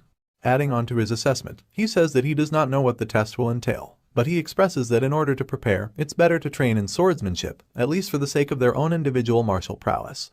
Calling upon his friends, he walks away as he asks them to ignore the bastard from the indirect lineage, and the results of the test will speak for themselves. While Raon is training, an unknown student walks up to him and calls his name. He introduces himself as Dorian and asks if he can train next to him and Lunan. The outsider contestant, Dorian, expresses that he wants to learn the correct procedure, but Raon tells him that he really does not care. Shuffling around his bag, Dorian thanks Raon for letting him train next to him. As a token of appreciation, he hands him a cookie to try. But refusing to have the cookie, he proceeds to offer it to Lunan, who sits beside him. However, he is taken aback in nervousness when he sees her eyes sparkle in awe at the mysterious food item that lays before her. Handing over the cookie to Lunan, he confusingly expresses her to be another unique one in the party. Leaves flutter away into the sky, signifying the time that passes by in the blink of an eye, and our hero trains diligently, running on tracks, lifting weights, and making sure he does everything to be in the best shape possible. Others are also shown to be working hard and doing their best to prepare for the test that might eventually decide their future. Raon now once again runs on the tracks as he pants and huffs for air. He narrates that it's been 6 months since they began training, adding that he ran every day until he was ready to die, and the backs of those that he saw in front of him while running are no longer there. However, he elaborates that when he breathed out a shaky breath and looked up, there were only 2 people left in front of him. Moving on, he tells us that after all that, finally, the morning of the test day has come, and families of the participants are seen walking into the arena as they anticipate their children's success. An announcer greets everyone gathered in the arena as his voice echoes through the large area, and he elaborates that the guardians are all here to watch the event unfold. He also alerts them to follow his instructions carefully, and as Raon stands idly, Wrath appears before him to remind him of the bet that he had made all those months ago. And with a wide smile, he expresses that Raon was not able to surpass the 2 that are ahead of him. He warns him to be ready to take in his rage. But the young warrior is not fazed by the threatening words, and he shoos away the spirit of the demon lord as he expresses that this test is different, and they don't know for sure yet. Diverted towards Dorian, he then notices him laying down on the ground, and he asks what he is doing. Dorian has a look of despair on his face as he explains that he is nervous because of the test that is today and he had not slept all night. Seeing him fall into despair and agitation, our hero steps forward to address the situation and comfort him when Lunan approaches him and offers him a cookie to try, which he refuses. Just then, he exchanges looks with Burn who passes by him, and he annoyingly acknowledges the odd people that surround him. Among the crowd, Sylvia excitedly calls for Helen to look at her young master as she exclaims in awe at the strong and confident warrior. Helen also adds that he has endured 6 whole months of hard training, and she acknowledges the 2 students around him as she expresses that he has made some friends too, which she elaborates is not surprising to him because of his warm personality. She goes on to express that the young Master Raon has always been so thoughtful, ever since he was young, and acknowledging that he has even made friends makes her feel proud of him too. Listening to Helen's strong words, Sylvia smiles in awe of her child, when suddenly this heartfelt moment is disturbed by the sudden call for the Patriarch's entrance. Slowly stepping into the arena, the bright red attire and shiny blonde hair make a statement which intimidates the observing audience as they question his sudden appearance. Sieghart prepares to sit on his throne as the attendees bow down to him, and the audience expresses that he has never come to watch the test unfold before. The brilliant sword of the Sieghart family, Lemmer, also expresses concern as he asks about the Patriarch's sudden appearance. Acknowledging the questionable looks on the family's faces, Glenn states that this is an event that chooses the future of the family, and he questions why they act as if he shouldn't be here. Lemmer nervously then elaborates that it is not why he asked, and he expresses that the Patriarch is always welcome on the training grounds. Wasting no time, the elf then announces that since the Patriarch is already here, they will now quickly begin with the test, and he will now announce the details of this test. A green leaf falls to the ground, following the green aura that bursts out and falls upon the students that stand before Lemmer. The students are startled and taken aback as their eyes open wide at the sudden wave of strong aura that bursts right at them. Raon expresses this concern too, and Lemmer glares at the students with a menacing look while his green aura rushes forward. He elaborates that the students must make it through his aura, that is the test that they have to pass. Continuing with the test, Lemmer elaborates that aura is inherent to a martial artist, and this test will judge the student's worth as a martial artist. But before the students can begin the test, a commotion sparks up among the crowd of families, and a man stands up to question why this is a test when the students have just started learning aura. The small commotion turns into a situation when the man yells out that this is unfair because some of the students are yet to even learn aura. He exclaims that the head instructor had also been spotted sleeping during training too. Lemmer sighs at the unfortunate situation and explains it to the concerned families. The test is not just a manifestation of aura, but the real aura burst is the level of the soul that a martial artist achieves. He adds that this proves that a martial artist can manifest energy without aura, but the man that sparked the conversation does not seem to buy his explanation and raises concern once again. Suddenly, the Patriarch's voice remarks that the brilliant sword is not wrong. The man then acknowledges the Patriarch's glare as Sieghart explains that even if one individual has not learned aura, they possess their own aura burst based on the lives they have led. Lemmer gives a look of approval as the Patriarch further elaborates that depending on the intensity of the training, even someone without an aura can have a strong aura burst. Adhering to all the concerns, Lemmer now asks if all questions have been answered before exclaiming for the test to begin. He then calls forth Lunan's Leon, who slowly steps forward among the students, to the head instructor.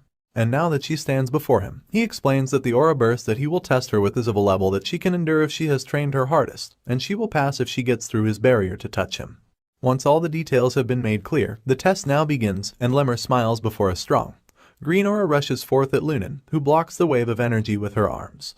The brilliant sword of the Sieghart family mentions that it will count as a fail if she uses her own aura and calls her to awaken the mental power she has trained. But the aura is strong, and the wave of energy does not seem to stop. Lunan struggles, and slowly but surely, she manages to take a step forward with her hand reaching out at the head instructor that stands before her.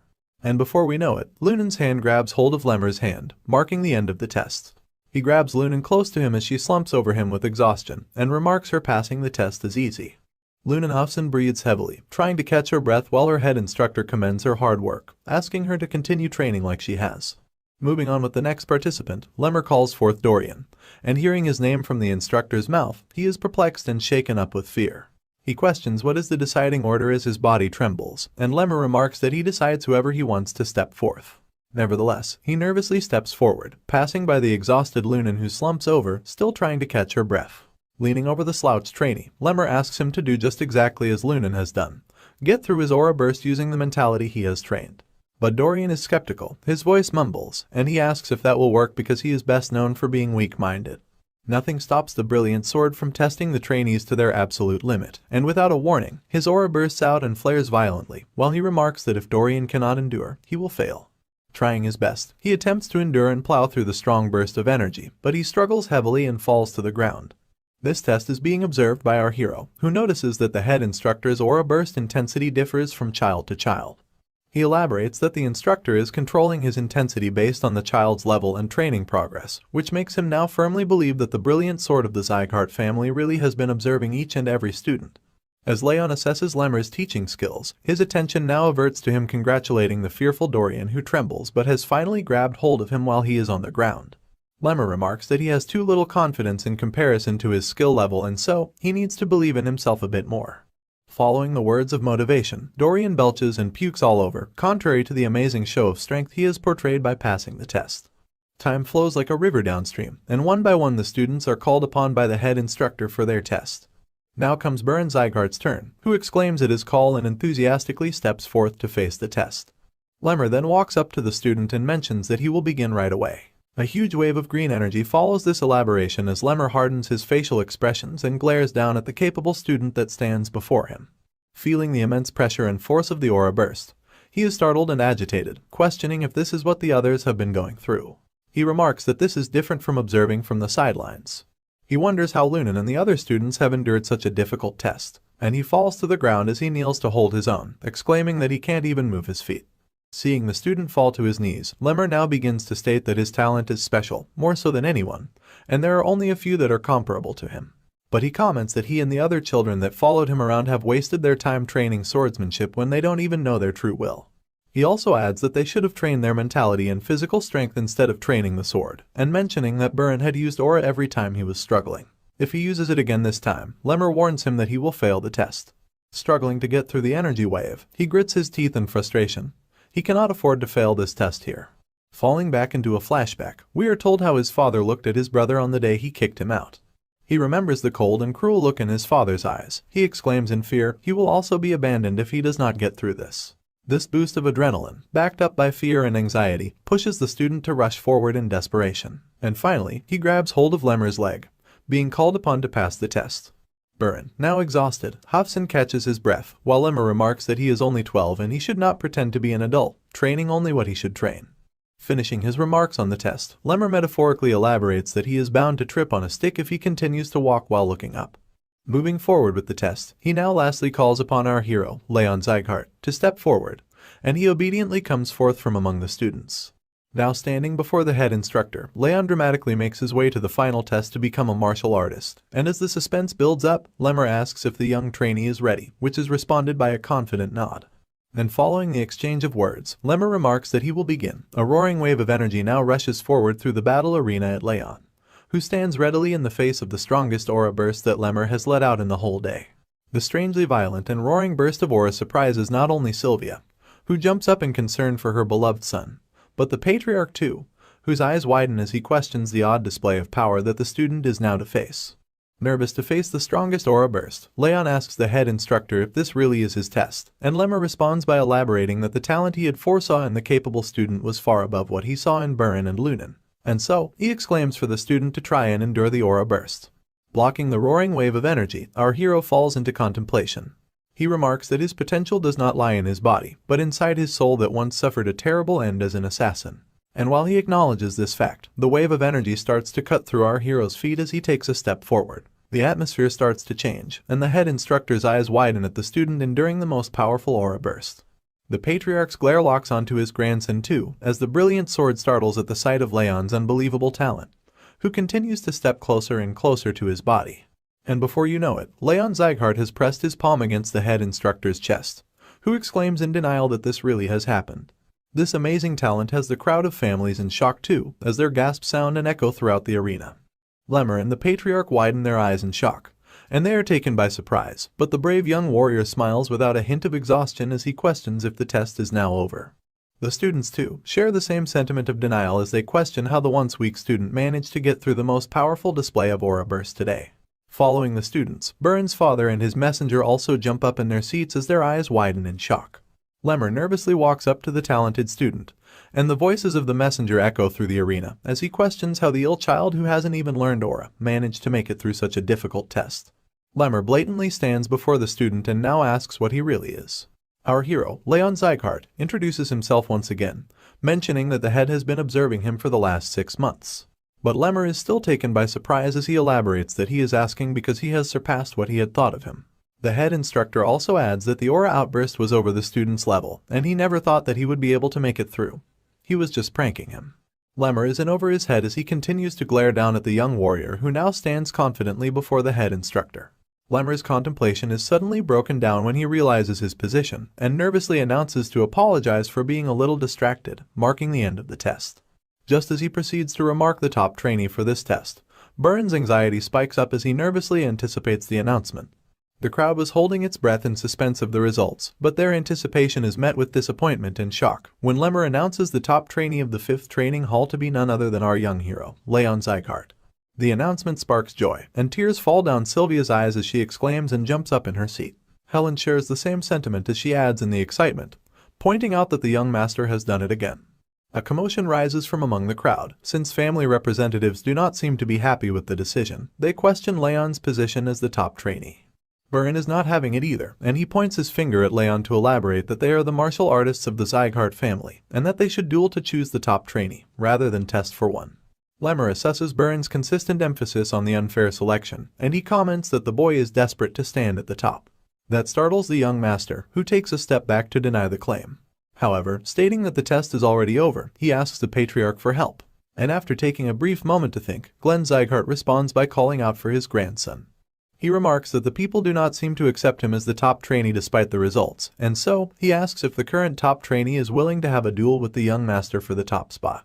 The response from Raon is met with a collectively loud and soundly gasp of shock as he openly denies the offer. He elaborates that the test is already over with the results that speak for themselves, and he is not interested in fighting in a duel when there is no reward at the end. Our hero moves his gaze at the young master who always talked about honor and direct lineage, telling him that he's being a sore loser by standing in denial over the results of a fair test. Burren is startled, and he scoffs with frustration at Raon. Finding no other way to prove the new talent's capabilities, the patriarch then suggests that he fights in a duel over the position of the top trainee, and if he wins, he will be rewarded with a bronze plaque. Raon is immediately alerted upon hearing of that condition, and reminds himself the bronze, silver, and gold plaque rewards are given to those who have accomplished something special in the family. He explains that these plaques can be used to claim certain valuable rewards in the future. He adds that even though the plaque he will be receiving is bronze, he is sure that he will be able to get pretty decent rewards with its help. So naturally, he accepts the offer, while remarking that maybe Burren really wants the top spot. The patriarch approves this decision and states that they will begin right away. Raon now stands before his opponent who has a look of desperation on his face, as the patriarch adds that this duel will be the real decider of who is deserving of the top trainee title.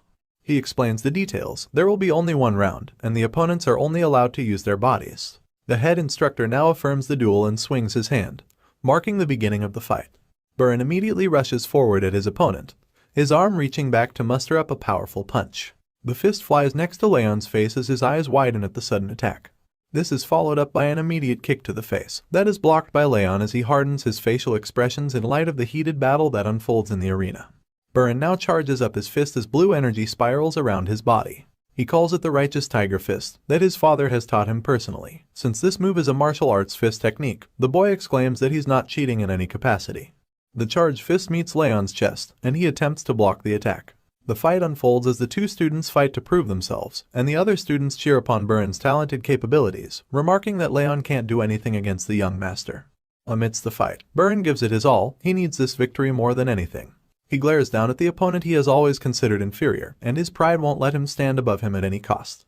He recalls his dark past, looking at the cruel treatment his father gave his brother as he asked him not to concern himself over such a weakling, one who has no place in their family. Afraid to disappoint his father like his brother, the boy feels incredibly desperate. Knowing that his father is watching over him, the scared Burin enrages, pushing himself even further in order to prove his worth. A barrage of punches faces our hero, as Burin tells himself that he cannot, at any cost, let someone like Raon keep him from falling behind and disappointing his father. Just as the punches flow through him and he attempts to dodge, the attacks appear to become slower and slower, almost as if they were being launched in slow motion. Raon now expresses that he can clearly see his opponent, his fists, his flow of attack, and where they are aimed. Burin notices his opponent lagging behind in thought, and makes his move as he yells and rushes forward, questioning if the weakling has finally decided to give up. Leaping in midair, he prepares to strike Raon with a powerful punch, but our hero does not give up this easily. He also cocks back his fist to charge up a counterattack, and glares fiercely at his opponent. The fist charges forward with a dramatic eruption, and Raon leaps forward to attack. His fist meets his opponent's, and a sparkle of energy is let out. Our hero wins this clash as his fist slips away, aiming directly for Burin's chest. Burin is taken aback when his attack is pushed back by Raon's strong punch. His eyes widen, and he scoffs with frustration. He questions how this is possible, looking back at the fist he charged up, continuing to rush forward to attack. Golden lightning sparks around Raon's body as he moves forward with a vicious gaze, and charges up another powerful punch before striking Burin in the gut. Finally, the boy is blasted away upon impact as he groans in pain. The crowd lets out yet another resounding gasp, unable to believe that young Master Burin was defeated once again. Burin's father jumps up from his seat and grits his teeth in agitation, as a man yells out that this is impossible. The patriarch, too, is taken by surprise when his supposedly incompetent grandson defeats the talented young master.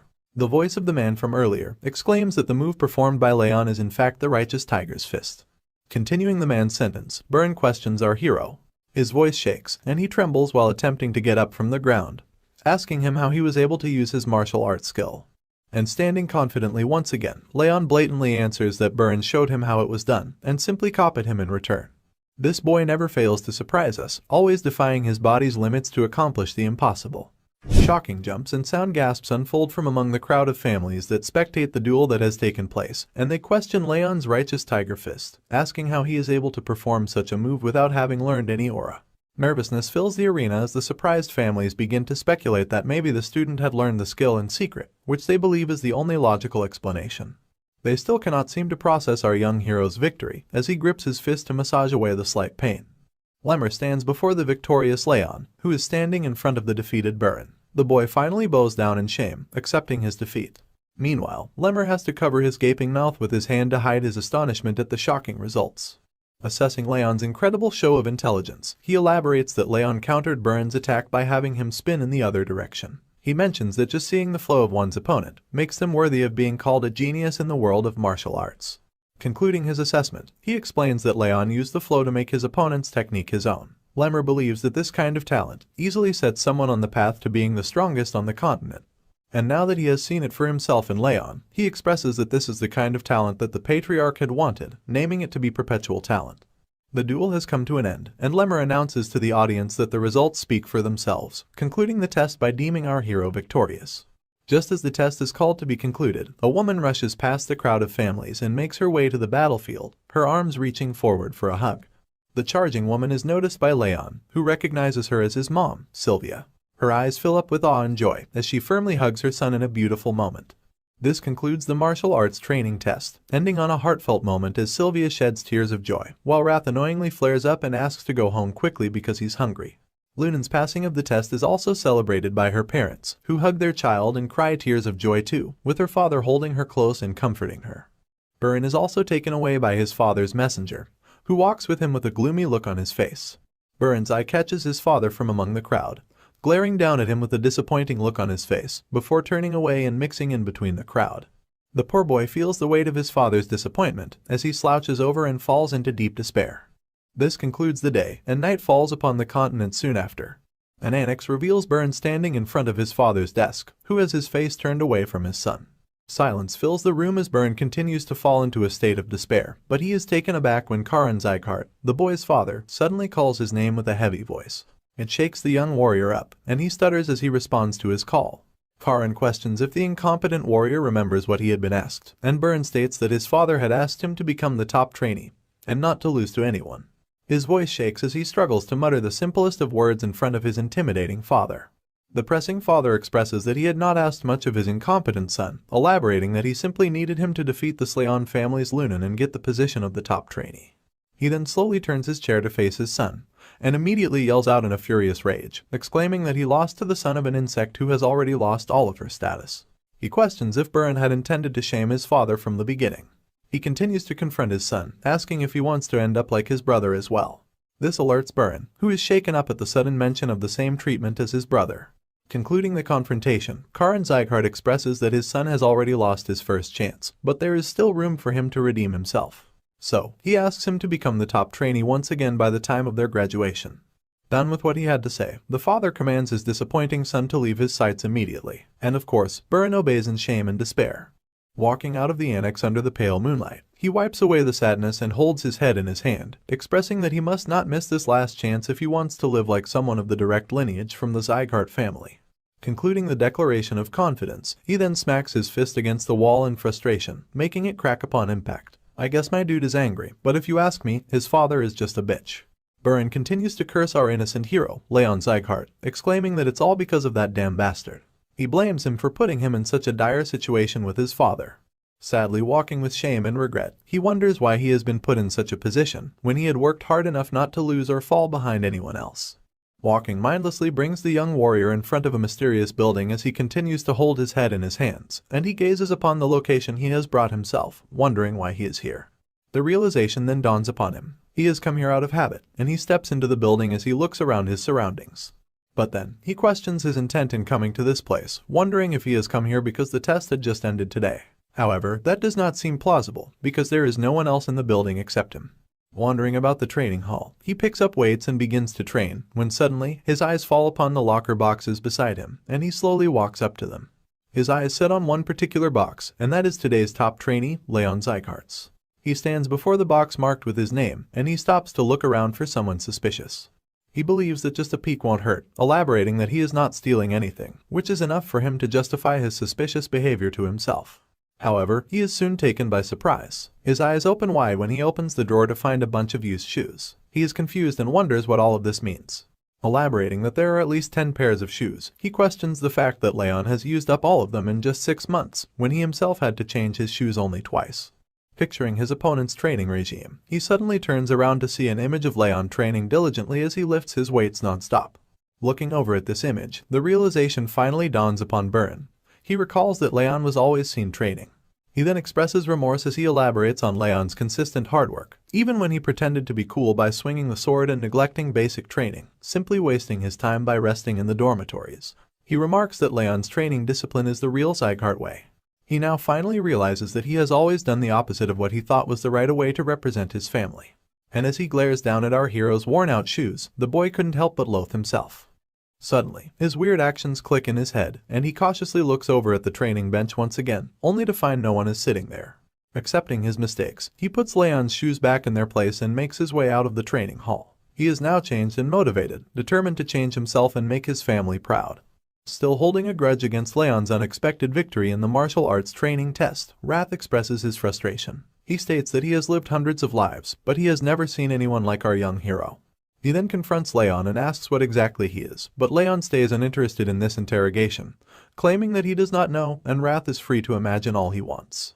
Moving on, a message window appears in front of the young warrior, who now asks the spirit to tell him what the skill displayed on the window is. Wrath replies by acknowledging the skill as legendary senses, claiming that such a skill is unfit for someone like Raon. He then expresses that the skill expands the range of one's senses, although it is at a 1-star level, resulting in just a 10% increase. Wrath boasts that using this skill, he was able to tenfold his normal senses, and Raon seems amused by this statement. Moving on, Raon steps away from his bed as the spirit of the demon lord follows him around. Raon asks why the skill has this particular name, and Wrath explains that it's just a name he made up, believing that it sounds cool. Of course, Raon does not agree and expresses that Wrath has awful taste in naming things. This sparks a furious chant from the spirit of the demon lord, who yells out that the young warrior does not even have an artistic sense, and he would not recognize uniqueness. Continuing with the story, some time has passed. As the sun shines upon the annex, our hero and Sylvia are taken by surprise when a voice notifies them that the patriarch has summoned the young master. Sylvia is immediately filled with anxiety and persuasively questions if her son has done something wrong. However, the butler who delivered the message chuckles and asks her to calm herself because there is absolutely nothing to worry about. The butler then elaborates that the patriarch just wants to give the bronze plaque reward to the young master himself. Following the summoning, Raon now bows before the patriarch to greet him, who is sitting boldly upon his throne. While Raon continues to bow down, the patriarch expresses that although he is not willing, he must keep his promise. He signals the butler to bring out the item, which is exactly what he does. The bronze plaque is now presented before our hero. As promised, Sieghart announces that he bestows this bronze plaque upon his grandson, Raon Sieghart. He explains that if he is to return the plaque later on, he is to receive an item of the same value. Glaring down and thinking for a brief moment, Raon contemplates his options and says that he would like to ask for a reward right now. He mentions his mother, alerting the patriarch, who did not expect her name to be mentioned in this sitting.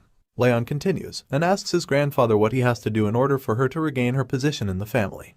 The patriarch is immediately taken off guard, and the butler sighs in anticipation. Glenn wonders if his grandson wants to restore his mother's direct lineage title, and Raon affirms while he squints his eyes, expressing that the patriarch's energy now feels a lot softer. Glenn then mentions that such a feat is possible if one manages to gain enough accomplishments for the family, but he emphasizes that it is not that simple. Explaining the matter, he adds that gaining others' acknowledgement in this matter is like picking the moon from the night sky. He expresses it to be a difficult task, especially for a kid like him. Raon carefully listens to his grandfather's words as he glares down at his bronze plaque. And after listening carefully to what his grandfather had to say, Raon smiles and states that at least it's possible. He places the bronze plaque back into the butler's tray, and thanks the patriarch for his response.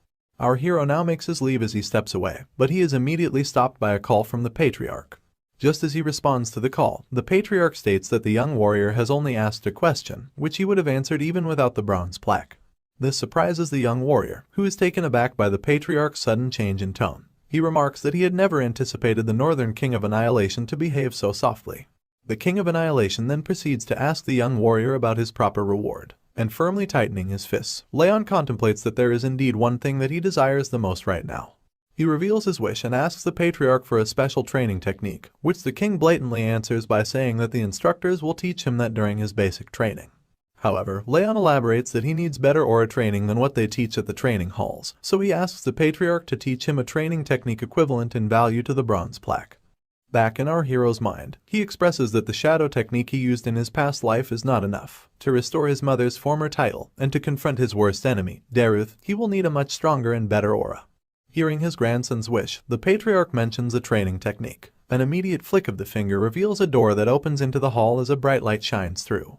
Unable to do anything but stand there in a daze, our young hero gazes upon the countless bookshelves that appear out of nowhere, surrounding him from all sides. Suddenly, he now stands next to tall bookshelves filled with countless books. He begins to speak, but the patriarch sneaks through one of the bookshelves as he finishes his sentence. He tells the young warrior that these are a collection of a few books of the Sieghart family, and explains that if the young warrior places his hand in the middle, the book he wants the most will appear before him in the blink of an eye. Acknowledging and understanding the instructions now, Raon reaches forth his hand in nervousness. He expresses that he needs something better than the shadow training technique, hoping that something good will come out. While our hero reaches out his hand, the magic of the veil dramatically slides a book out of a bookshelf, and it suddenly appears before him, falling right into his hand. As the book falls into our hero's hands, he notices the worn-out panels and cover, making him question its origins. But seeing this particular book fall into the young warrior's hand, the patriarch, along with the butler, are both taken by surprise. It seems as if the presence of this book has alerted them. The patriarch immediately sits up from his throne in agitation, and yells out to question why that particular book falls into his hands. But it is too late for him to do anything, as the book now appears before our hero, and the pages begin to flip rapidly while he reaches out his hand to grab it. As he reaches for the book, he notices the title, Thousand Flames Technique. He wonders in curiosity what kind of training technique this is. However, his excitement and curiosity soon turn into shock and despair. The book suddenly starts to flutter violently, and a strong wave of energy bursts out in front of Raon. He takes a step back while his eyes stay locked onto the book. Golden energy bursts forth around Raon as pages fly out, roaring among the surroundings, while the patriarch gracefully observes the situation unfold with an observant glare.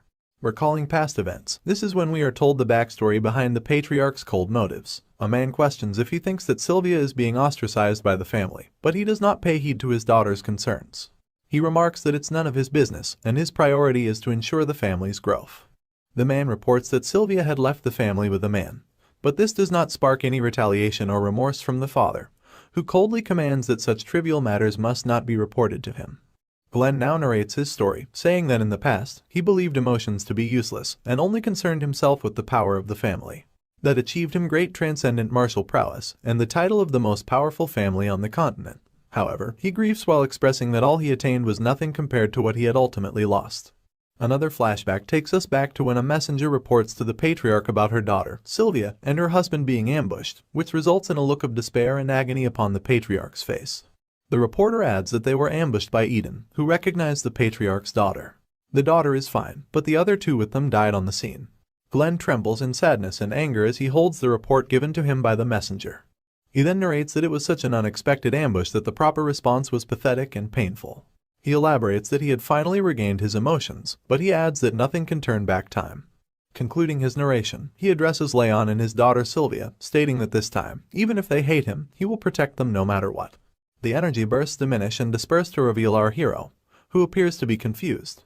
He looks over at his hands as he expresses that something odd is going on with his body, almost as if something is flowing into his head. Just then, he is called upon by the patriarch, who glares down at him.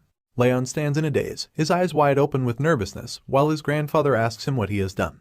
Our hero blatantly expresses his concern, elaborating that he himself does not know. He explains that he only remembers the contents of the training technique. When the patriarch asks him about the name of that technique, Raon briefly observes the strange new feeling of power that flows through his body, before stating the name to be the Thousand Flames technique. This is when a message window pops up, notifying our hero that the Thousand Flames technique has been saved in the memory. After the thunderous reveal of Raon's newfound technique, the patriarch now confronts our hero to ask if he knows the contents of the book as well. And naturally, Raon affirms the statement.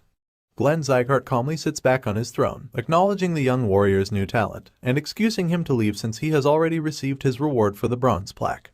Raon obediently steps out of the hall as the doors close behind him with a resounding thud, wearing a look of confusion as he leaves the annex. After the young warrior has left the hall, the butler turns to the patriarch, skeptical of the training technique that the young master now possesses. But before the butler can finish raising his concerns, the patriarch stops him in the middle. For our explanation, he narrates that the technique belongs to the first ever Sieghart patriarch, and he expresses that no one else in the entire family's history has ever been able to take the book into their possession, nor have they called forth the book inside the veil. The patriarch now seems to be concerned for the safety of his daughter and the exceptionally talented grandson, while the butler shares the same sentiment as he warns him of possible dangers.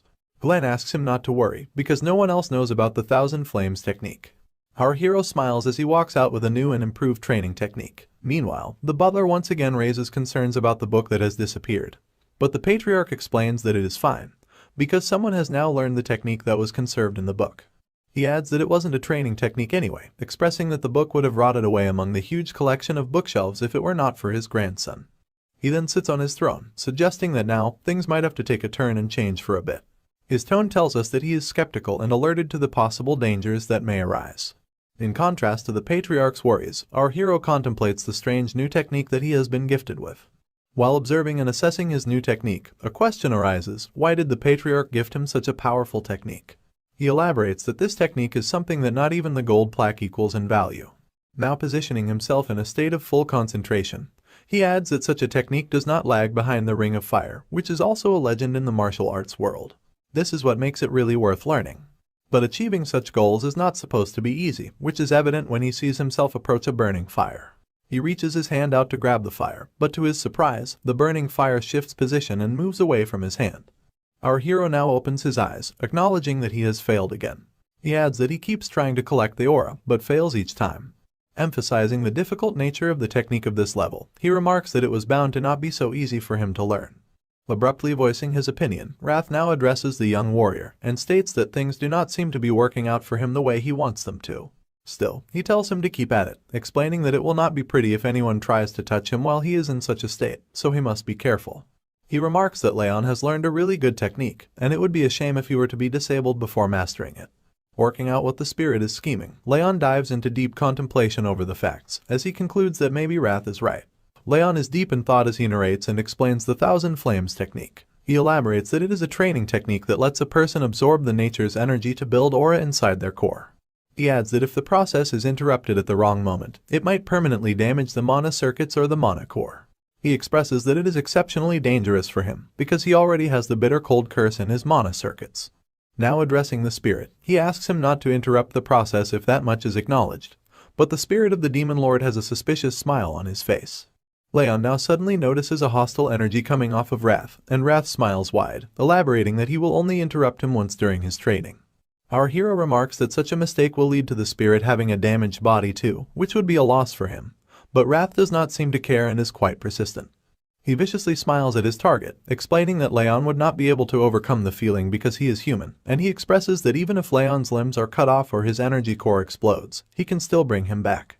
Wrath now reveals his evil scheme as he moves closer to the young warrior, and expresses that when the target will have become unable to use his energy core and give everything up, that would be the best chance for him to strike. Shockingly, Raon is not bothered by the vile schemes of Wrath, and instead, he agrees with Wrath to allow him to do it just once, to see what it is that he can do. Wrath has now become cocky and confident that his plan will work, and he flies around the room with his blazing fire following him. He scoffs at Raon as he expresses that the young warrior should be living in fear, because the Lord of the Demon Realm will strike him at any time. Assessing the scheming spirit, Raon now acknowledges Wrath as his enemy, and concludes that the Demon Lord will take over his body the first chance he gets when the time comes. Thinking that the incarnation of rage, Wrath, would have stopped scheming because he did not try anything recently, Raon expresses that he was relieved. But now, he has no choice left but to be alert again. This is followed by an exhausted sigh, as he states that Wrath is someone to worry about later, and he now has to focus on more important things. Raon then walks up to the window of his room, and Wrath questions if he intends to do it now. Our hero confirms, stating that it's not a coincidence, since the woman visits there every night. He now stares out his window. Wrath follows him around as well, and as they both peer out the window, they find a certain maid slouching by the riverside. Raon says that he will go and take care of the matter. The maid is revealed to be someone called Judiel, and she profusely writes on a piece of paper as she states that she usually has nothing to report other than muttering. But she exclaims that today, she has found something interesting. Judiel contemplates what she has to report, and she expresses that she never would have thought that the young master would get such a valuable training technique as a reward for just the bronze plaque. She adds that while observing Raon, the mana flow that she felt while he had been training his aura earlier was out of the ordinary. Continuing to write, she expresses that such information is definitely worth noting for the intermediate martial hall too. Now concluding the report, she folds up the paper in front of her as she tells herself that even if she has been ordered to do this, the victim is only a child, and she wonders how long she has to do this for. She places the folded paper upon the river that flows in front of her. The paper floats away on the water, and the maid takes a sigh of relief. But just then, a blade suddenly appears, pressed against her neck. She was just about to leave, when suddenly she now faces this strange and mysterious anomaly.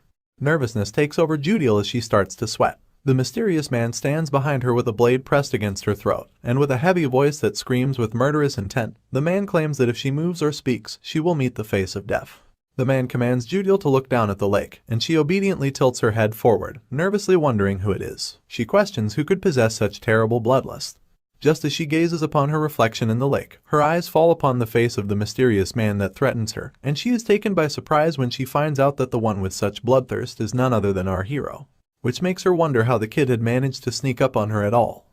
Raon now confronts the spy. He moves closer to her ear, as he states that he has felt a pair of eyes watching over him since the day he came back to the annex, and he asks if the spy had gotten the information that she wanted.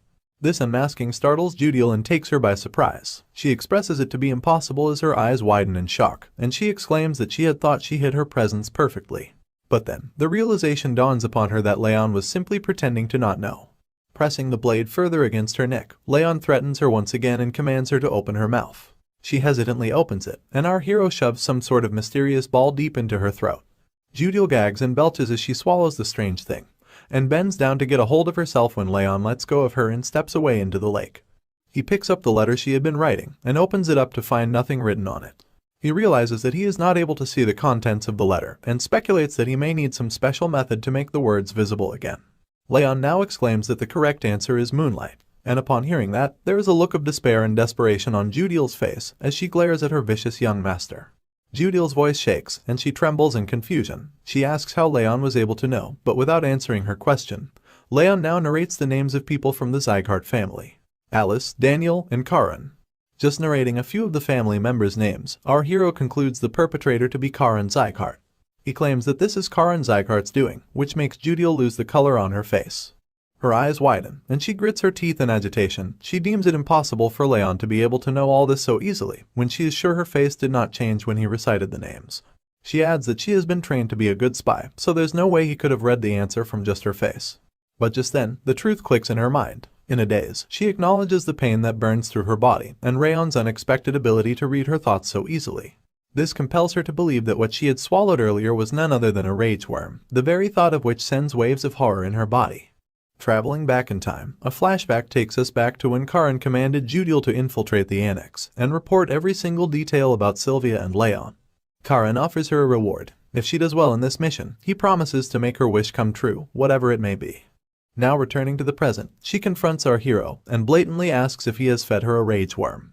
Raon is taken aback to see that the maid knows about it, because that's not what he had expected.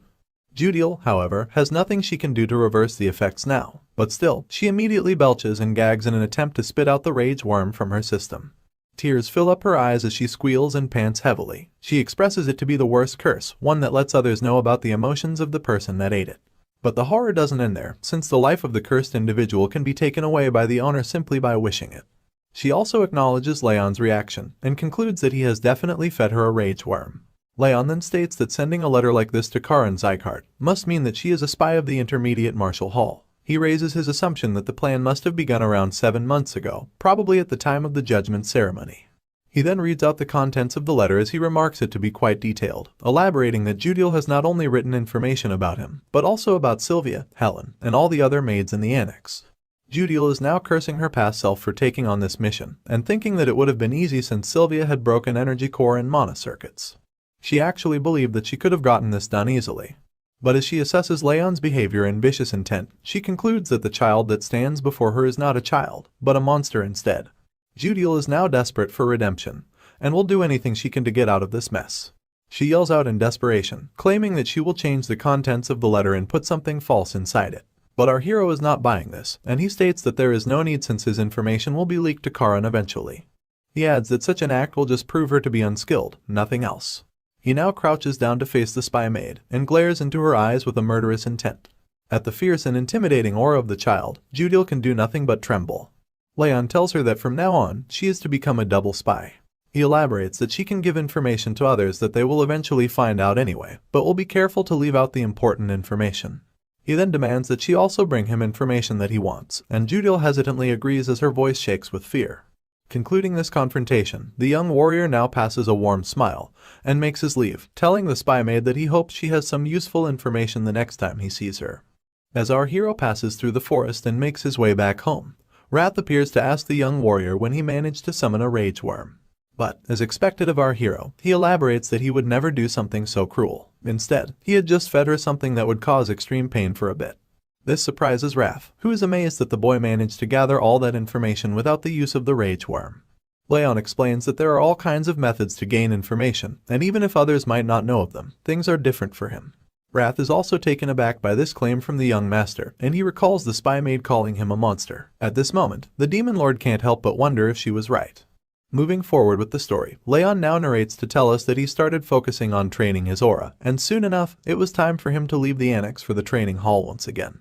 He leaves the annex, while Judiel nervously stands beside Sylvia, accompanying the young master's mother. He says that even after having put so much effort into his aura, he was still unable to make it on the day of departure.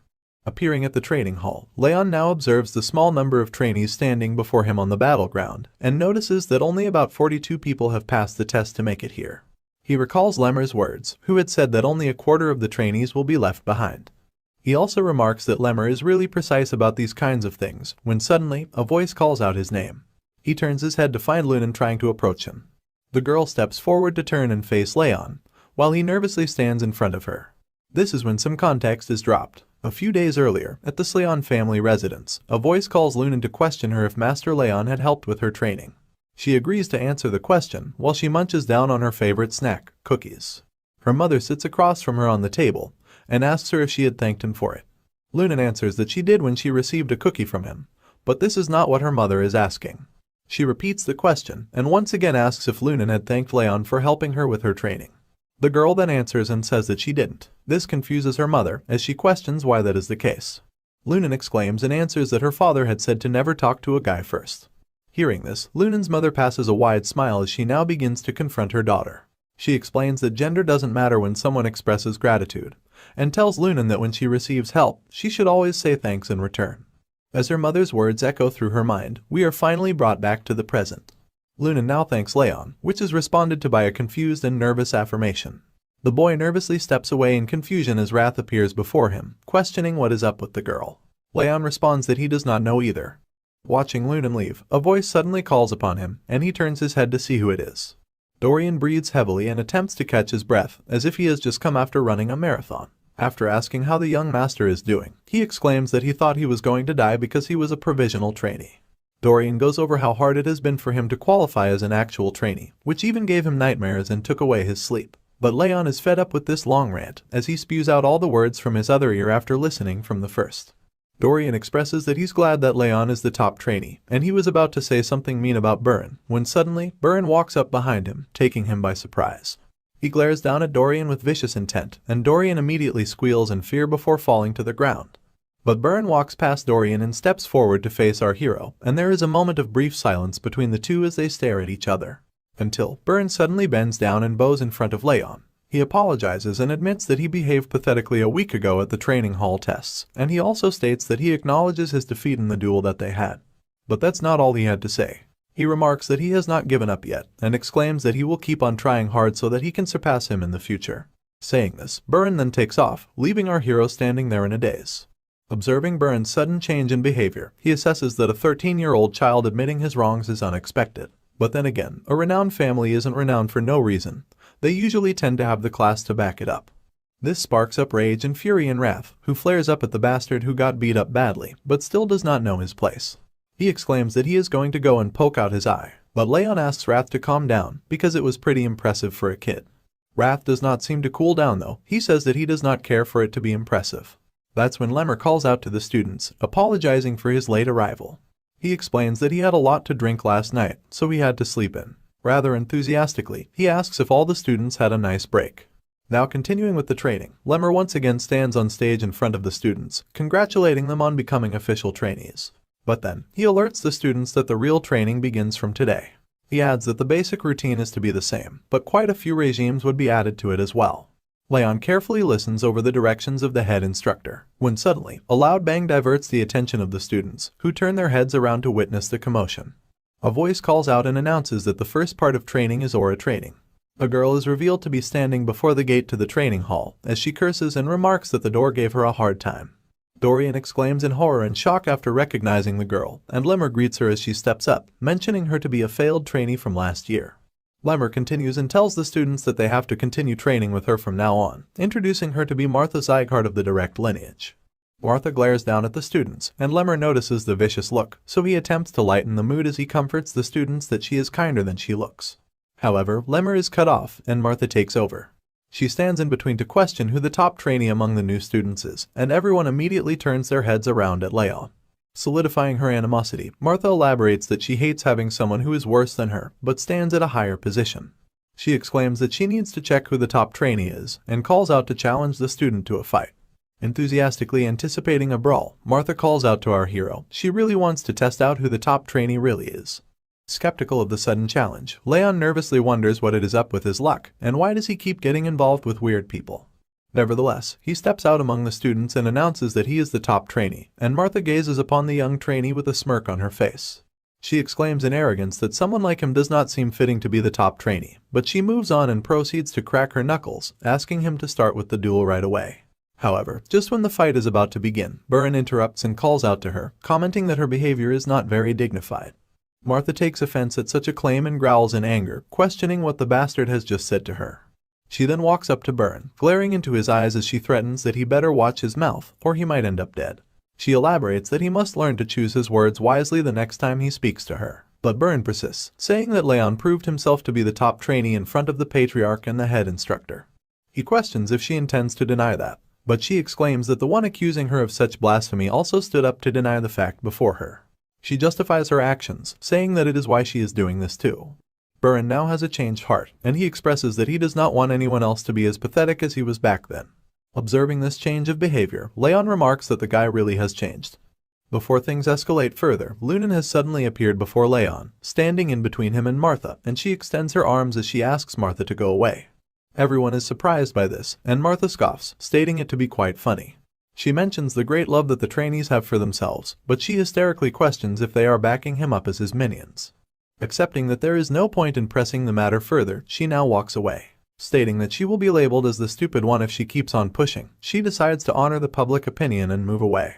But before you know it, a vicious smile appears on her face, and in the blink of an eye, she now appears in the sky, approaching our hero as she states that she hates cowards who hide behind others, even more than arrogant bastards.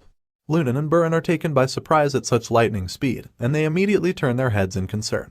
But Martha charges forward with her fist clenched, exclaiming that she will beat up the coward as she pleases. This does not prove to work, and Martha is easily handled by Raon, who dodges her fist and smacks her down. It's clear from her face that she cannot make sense of what's happening, wondering how her punch did not land.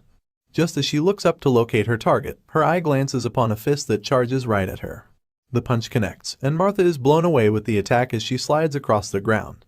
Burin is startled, and Lemmer calmly observes the commotion with a smile on his face. Martha's eyes now open wide with her mouth agape, as she attempts to make sense of what had just happened. She is left speechless, and after a brief moment when the realization of failure dawns upon her, she scoffs, letting her anger quickly take over her body. Now enraged, she yells out to question what the hell has happened. Dark aura surrounds her body as she slowly steps forward, crushing and cracking the ground below her feet with each step she takes. She calls upon our hero, and raises her fist as she states that he will not be walking home today. But before things proceed any further, her fist is caught by the head instructor, as he states that the both of them have greeted each other enough. Martha is taken aback by the sudden appearance of the head instructor as she wonders when he appeared before her to grab her fist. Noticing this skeptical look, Lemmer questions why these guys are underestimating him a bit, and he elaborates that even if he's not as scary as the other instructors or family heads, he expresses that it's a bit upsetting to be treated like he doesn't exist. He addresses Martha as he mentions that Raon has not even started learning aura yet, and he asks her if she doesn't think that she would be winning by cheating if she fights him now. Annoyed by Lemmer's remarks and ongoing rant, she smacks away his hand to release herself from his grip, and Lemmer states that she can fight the young warrior once he has learned aura. She adds that she was going to stop anyway. The head instructor then commands the young trainee to head over to his spot, too, and he obeys. Martha also walks away with a frustrated look on her face. Wrath does not seem to be too happy with this conclusion to the brawl as he flares up in rage and he questions Raon's actions. He asks if he is not going to punish the woman who tried to punch him, exclaiming that he wouldn't be satisfied even if he were to rip off her limbs and lock her up in a glacier. Geez, that's a bit harsh. Our hero expresses that he did manage to land a punch, though, but this is still not enough for the spirit of the demon lord, as he claims that her skull must be crushed. But with a calm mind, Raon states that now is not the time. He walks as he plans and speculates that it's much better to bet over the top trainee spot when he has something better he can take from her. Wrath observes him and he wonders what the young warrior is planning. Following the other students, they walk into the training hall after Lemmer, and he asks Wrath to wait, because he will get his revenge later. The sun falls as time passes by, and upon the scene of the setting sun, the students stand in lines as they perform multiple stances, and that is when Lemmer announces a 10-minute break. The focus now shifts over to Burin, who takes a sip of his water to rehydrate and recover. He then looks over at his hands to contemplate his success, and he elaborates that it's not easy. He adds that it was not hard for him up until the second level, but he raises concern for the third level because of the advanced principles that are mixed in the training regime. Now turning his head, he looks over at our hero as he observes him and concludes that even though he started from scratch, he was able to learn the training regime in just a month. Comparing himself to our hero, he elaborates that it took him a month just to learn the 7-form fists, and he worries that at this rate, Raon will be able to move on to swordsmanship training at the same time as him. His attention is diverted by the constant clattering of wooden swords upon the targets, and he turns his head and observes that it's not only him who feels rushed. He notices it to be House Sieghart, who trains diligently without taking the break while everyone else rests. Now breathing heavily and catching her breath, Martha takes a brief moment to reflect upon her progress as she compares it with Raon's. She mentions that this must be his first time learning fist techniques, which confuses her as she questions how he can improve so quickly. She adds that it's not like he knows the fist techniques already like Burin and Lunan. Still, she expresses that even with the bitter cold curse, his body is not in a normal state, which raises the question, how is he able to train all day? Worrisome and frustrated, she grits her teeth and expresses agitation as she exclaims that she cannot fall behind. Now, for a quick backstory, we are told that she has always been referred to as the horrible talent, because she had fallen behind everyone else in her year. And she narrates her story. She was always the chaser, ever since she was adopted by the Sieghart family. She surpassed all the other kids who were arrogant and boasted about their direct or indirect lineage title and who called themselves geniuses.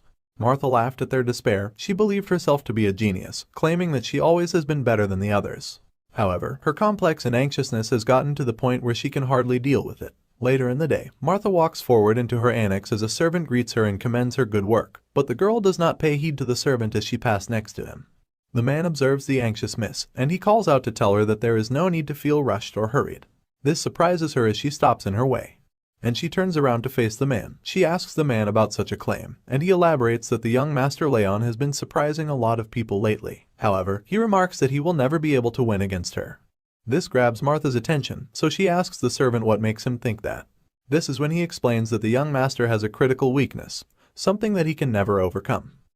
The scene then switches, and a wooden sword clatters and swishes in the air as our hero performs different moves and practices his swordsmanship. He sighs and briefly catches his breath when a group of 2 students walk up to him as he trains, and one of them begins to ask him something about their posture. He wants Raon to look at their posture, but chickens out at the last second and steps back without asking the question. The student that accompanies him expresses frustration as he states that Raon's swordsmanship is just too good. An applause echoes through the training hall as Martha approaches our hero and commends his training. She states that she did not expect him to be training alongside her in such a short period of time, and she remarks that he learns fast. However, she also points out his bad mana sensitivity, exclaiming that it's pointless when all this hard work will amount to nothing. Silence fills the room as the students quietly observe Martha dropping the harsh words upon Raon. She mentions that at this rate, he will at least be able to become a swordsmanship instructor. Lemmer also stands beside the students as he observes the commotion quietly. This silence does not go unnoticed by Martha as she leaves, and she concludes she had expected for no one to speak up. She elaborates that no one would have thought that the idiot will still not have mastered aura, even after 4 months. We return back to the night when the butler addresses his concern with our hero to Martha. He adds that the young master has 0 talent when it comes to aura, elaborating that since this was before she was adopted, she wouldn't have known. Then, he goes on to tell that upon the judgment ceremony, the young master, Raon's mana sensitivity, was the lowest it could ever be. He exclaims that the only person yet to learn aura in the 5th training hall is the young master Raon. Further elaborating, he states that the bronze plaque that he received will only get him a training technique that's intermediate, or something just a bit above average. The man continues to state that considering that the young master has not yet mastered a training technique, he presses that he's sure that Raon's judgment ceremony results are correct. He concludes that though the young master may be the best in swordsmanship and combat, he cannot handle aura very well. This information lights up Martha's face as she widely smiles before bursting out in joy and laughter, and the man finishes his assessment as he states that the young master can never become a proper martial artist.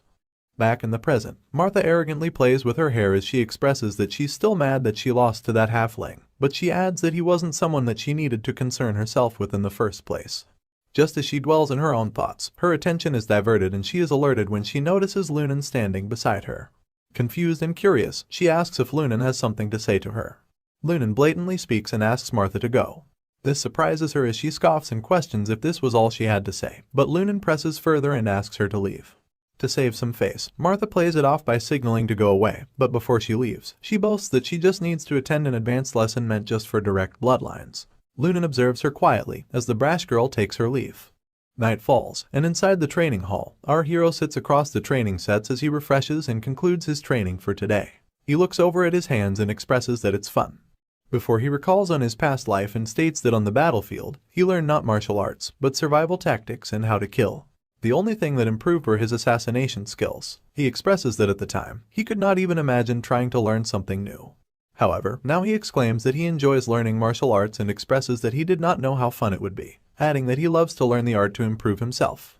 Wrath then suddenly appears before him, and flares up violently as he yells out and asks our hero if he finally gets it, elaborating and questioning why he didn't do anything when he was being insulted. But Raon is just confused at this weird barrage of belittlement.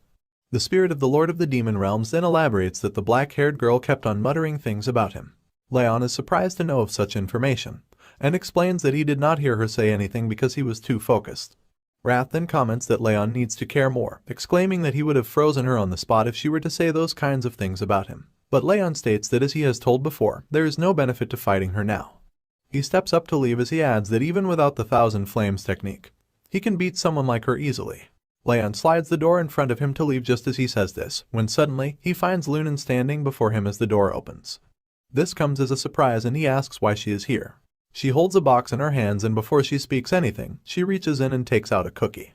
The girl offers the cookie to our hero as she asks him to eat, and he observes the cookie to conclude that it is strangely cool. Lunan notices his skeptical nature and presses that he eats the cookie. Raon feels taken aback by her insistence and proceeds to put the treat in his mouth. He expresses that as an assassin, he has learned not to eat whatever someone gives them, but he remarks that he trusts Lunan to not give him something bad. Just as he swallows the cookie down his throat, his eyes widen in shock and wrath appears before him, exclaiming that he has never tasted something so sweet in his demon realm, and he adds that the coldness makes it even better. He is curious to know what it's made of. Wrath swirls around Raon in joy, asking for more of this good stuff. Meanwhile, Lunan asks him how he feels about the cookie, and Raon nervously states that it's good. Before leaving our boy startled, the girl cutely states that it was made out of marbled ice. Raon jumps up to stop her from leaving, as Wrath presses and desperately asks her to give him more. All their attempts are futile, and Lunan leaves without turning back. Raon stands there in a daze, observing her figure from behind. Wrath remarks her to be an odd human, while our hero wonders if she was worried for him. He then contemplates her character, stating that she has a sweet tooth like a child, and recalls that there would have been 4 in the box that she held, which means she specifically saved 1 for him. She didn't really have to, but the girl gave away something to him which she really liked. Now leaving for his home, he walks towards the annex while stating that he should repay her in some way, and Wrath immediately pops up to ask him if the girl can give him more of that marbled ice cream. Announcing that he's back, our hero makes it to his home, and Sylvia immediately yells out at him in worry. She asks what took him so long, and if he has had something to eat, but our hero simply responds that everything is fine. He now holds a letter in his hands, as Judiel expresses that this is the letter that she will deliver to the Intermediate Martial Hall. Raon questions what they had to say, and she nervously answers that it was nothing much, before stating that they ordered her to look into things more deeply because he had mastered his combat and swordsmanship so fast. But she expresses that they have lost interest in him because he has not been able to learn the use of aura. Continuing with the conversation, he asks her what she has to say about his mother, and Judiel explains that people seem to have lost their interest in Sylvia as well. Judiel adds that at this rate, they will pull her back from her spy duties, which Raon doesn't like. After all, there's a lot more information he'd like to gain from her. Voicing her concern, Judiel nervously mutters and asks Raon if it may be on purpose that he has not learned aura yet. Not willing to reveal anything to a double spy, Raon asks the maid what she thinks. Of course, that startles the spy maid, as she stutters and nervously apologizes for asking such a rude question. Concluding the conversation, he then excuses the spy maid, and after she leaves, Wrath appears before him, as he repeats that someone would actually think that he is not learning how to use aura on purpose. Our hero explains that it's smart to utilize the situation and atmosphere to one's benefit. Wrath raises a question in curiosity about how the talented master is having a hard time learning something so simple. He exclaims that it's something unimaginable to him, and the young warrior sighs that he does not know, asking him to come along as he goes to train. Wrath is enraged and taken aback at the mention of training once again. He thinks our hero is a monster who doesn't need sleep. Our hero is unbothered by his complaints, elaborating that training should make things easier for him. But before he can finish his sentence, just as he opens the door to leave for training, he is taken by surprise when he finds Lemmer sitting peacefully in his garden, playing with the birds around him. Raon calls out at the head instructor, and upon noticing our young hero, Lemmer asks if he has had a good night's sleep. Confused and curious, Raon asks what he is doing here, and the man expresses that he has come here to tutor him. He pats him on the shoulder, telling him that he's here to teach him about his attribute. Tree leaves rustle and scatter upon the ground as footsteps trail across the forest floor. Our hero walks behind Lemmer and asks him if this is what he meant by teaching him his attributes. They continue to hike along the hill, as Lemmer asks the young master to stop whining and just wait. He elaborates that he's a little lazy, but that shouldn't be mistaken for incompetence, because he is an excellent teacher. Raon raises concern and questions how he's supposed to learn his attributes in a place like this. To answer, Lemmer turns to his student and explains that he cannot forget the day he first saw his training technique. He describes it as if he were looking into flames so strong that they resembled magma. He mentions the boldness with which he tried to accept the coldness in his body instead of removing it from his mana circuits. He exclaims in anticipation of the possibility that our hero might actually manage to master this training technique. Now breaking out of his recollection of memory, he observes the student resting against a tree to catch his breath. He claims that this place should be suitable. Raon observes his surroundings and looks around to notice that they are in the middle of a forest, which makes him question if this really is the right place. He asks why they needed to come all the way over here, but before he gets a chance to gather himself, Lemmer throws a strong wave of aura burst at the student without warning. This takes him by surprise, and the instructor explains that he wanted to create a blade of wind to protect his lord. He elaborates that what the student is feeling right now is the wind he has chosen. Our hero takes a step back to reflect upon the impact that the wind has brought. Lemmer explains that he may have weakened the wind just to give him an example, but he is surprised to notice that the student is not surprised at all. Since Lemmer is an elf, he explains that this is how he has always felt the wind. But Raon on the other hand is a human, and since his mana circuits are filled with cold, it will be much harder for him to feel the same wind. The instructor also mentions that there are many kinds of winds, naming them as warm, cold, and sharp. He elaborates that he wanted to create a blade of wind that could pierce through anything. And with his hand held up towards the sunlight, the elf exclaims that he has finally achieved it. Lemmer then asks Raon to find out what kind of blade of wind is best for him, suggesting that he thinks of what kind of fire he wants to possess. Our hero, however, raises concern that they are in the middle of the forest right now, and there is no way that he can see proper flames without setting the whole forest on fire. The instructor also agrees, exclaiming that they will have their heads chopped off if they do. Stepping into a strange barn upon the hill, the instructor mentions that this place will be the best place for the student. They walk into the small hut as a mysterious man with a beard sits across a burning fire. Lemmer greets the man, and the man expresses that he was just wondering why the flames were acting up, before pointing out that it's because the elf is here, suggesting that his presence is killing the flames. Lemmer smiles and expresses that the man's attempts were going to fail anyway, while our hero nervously questions why they are here in such a strange place.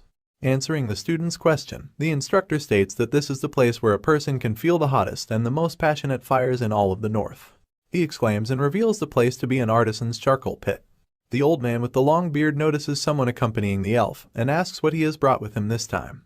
Lemmer remarks that the student is the grandson of the patriarch, but the old man does not seem to be amused as he expresses that he is just an old man and he does not pay heed to anyone unless it's the patriarch himself. Just as the old man is expressing his concerns, our hero finds his eyes fixated on something else. He notices the intense heat coming from the fire that burns in front of him, wondering if this is really a normal flame. He expresses that he has seen countless flames in his past life, started bonfires himself, and even witnessed advanced flame magic coming from the hands of a mage. But he emphasizes the impact of the fire burning right in front of him, and thinks back to the instructions given to him by the elf instructor earlier. He sees himself reaching for the fire that blazes in front of him, imaging its passionate heat in his mind, and concluding that this is the fire that he wants to possess. But just before he can reach it, his daydream ends, and he realizes that the old man has lessened the flames. This is when the man introduces himself as Valken, which is a name that our hero has definitely recognized. He looks over at the man sitting across his table, as he tells him he's not one to show manners. And if etiquette is what they're looking for, they can fuck right off. Our hero would like to retort to that comment, but instead, his eyes widen in shock as he recalls that this is the name of the artisan who is famous all over the world for his mastery. So, he takes a step back to question if this man really is the Valken he's thinking about. Recalling the tales, he remarks if the old man is the same person who supposedly created Glenn Sieghart's True Heaven sword, but disappeared 30 years ago. He finds it hard to believe that such a legend would be found in a place like this. Without wasting any more time, he immediately bows down to greet the legend, and introduces himself politely. Valken observes that the young master recognizes him, and he turns his gaze to Lemmer, asking him if he had told the student anything about him. Of course, the elf denies immediately. Lemmer then turns to our hero to explain that this old man is the Sieghart family's artisan, but has already retired a long time ago. He adds that it's been more than 10 years since he has been sitting here and stoking the flames. And since he has been doing this absolutely stupid thing for the past decade, the elf tells the man that this is probably the only place where Raon can truly picture the fire that he needs to trigger his aura. As the old man keeps fiddling his stick in the fire, Lemmer asks him for the favor regarding Raon. Before he agrees, the artisan wonders why the elf does not take him to the blacksmith's workshops. Lemmer then explains that there are too many eyes there, and he does not think it'd be a good idea for others to see the student's training technique when he has not yet mastered it. This confuses the artisan, who asks what the elf is trying to say. This is when Lemmer finally mentions that his student is Sylvia's son, and as soon as he states this fact, the artisan turns around in shock. But before he has anything to say, Raon speaks up to apologize for the interruption, asking Valken to let him just feel the flames if it's not a bother. Sizing up the boy with a kind look, the artisan explains that he is making charcoal. Or to be more specific, he is creating golden charcoal, which can make much stronger flames than its white or black variants. In fact, this is precisely what he has been doing in this place for the past decade. And after explaining that, he gives his blessings to the young boy, telling him that he's free to hand around as long as he does not interrupt him. Hearing this, our hero immediately lights up in joy as he exclaims and thanks the legend. Lemmer and Valken now stand beside each other outside the cabin, as the elf remarks that the artisan is really kind. But he also expresses that he did not think he would accept the boy's request so easily. Patting the legend on his back, the elf says that he will bring him some good liquor if he is good to the young student. But you see, he is taken by surprise when Vulcan reveals that he didn't accept this request because of him. In fact, he elaborates that the flames in the furnace rose considerably when the child came inside, and there was so strong that his charcoal got destroyed from the sudden surge in heat. He adds that the child's breathing seems to possess the power to manipulate fire. And if that is really the case, the artisan can't help but have certain expectations from Raon. Or rather, he thinks that the child might actually be able to make his wishes come true. We open with our hero reminiscing over the 7 months he had spent visiting Vulcan's furnace, as he elaborates on how he thought about the fire he wanted to obtain.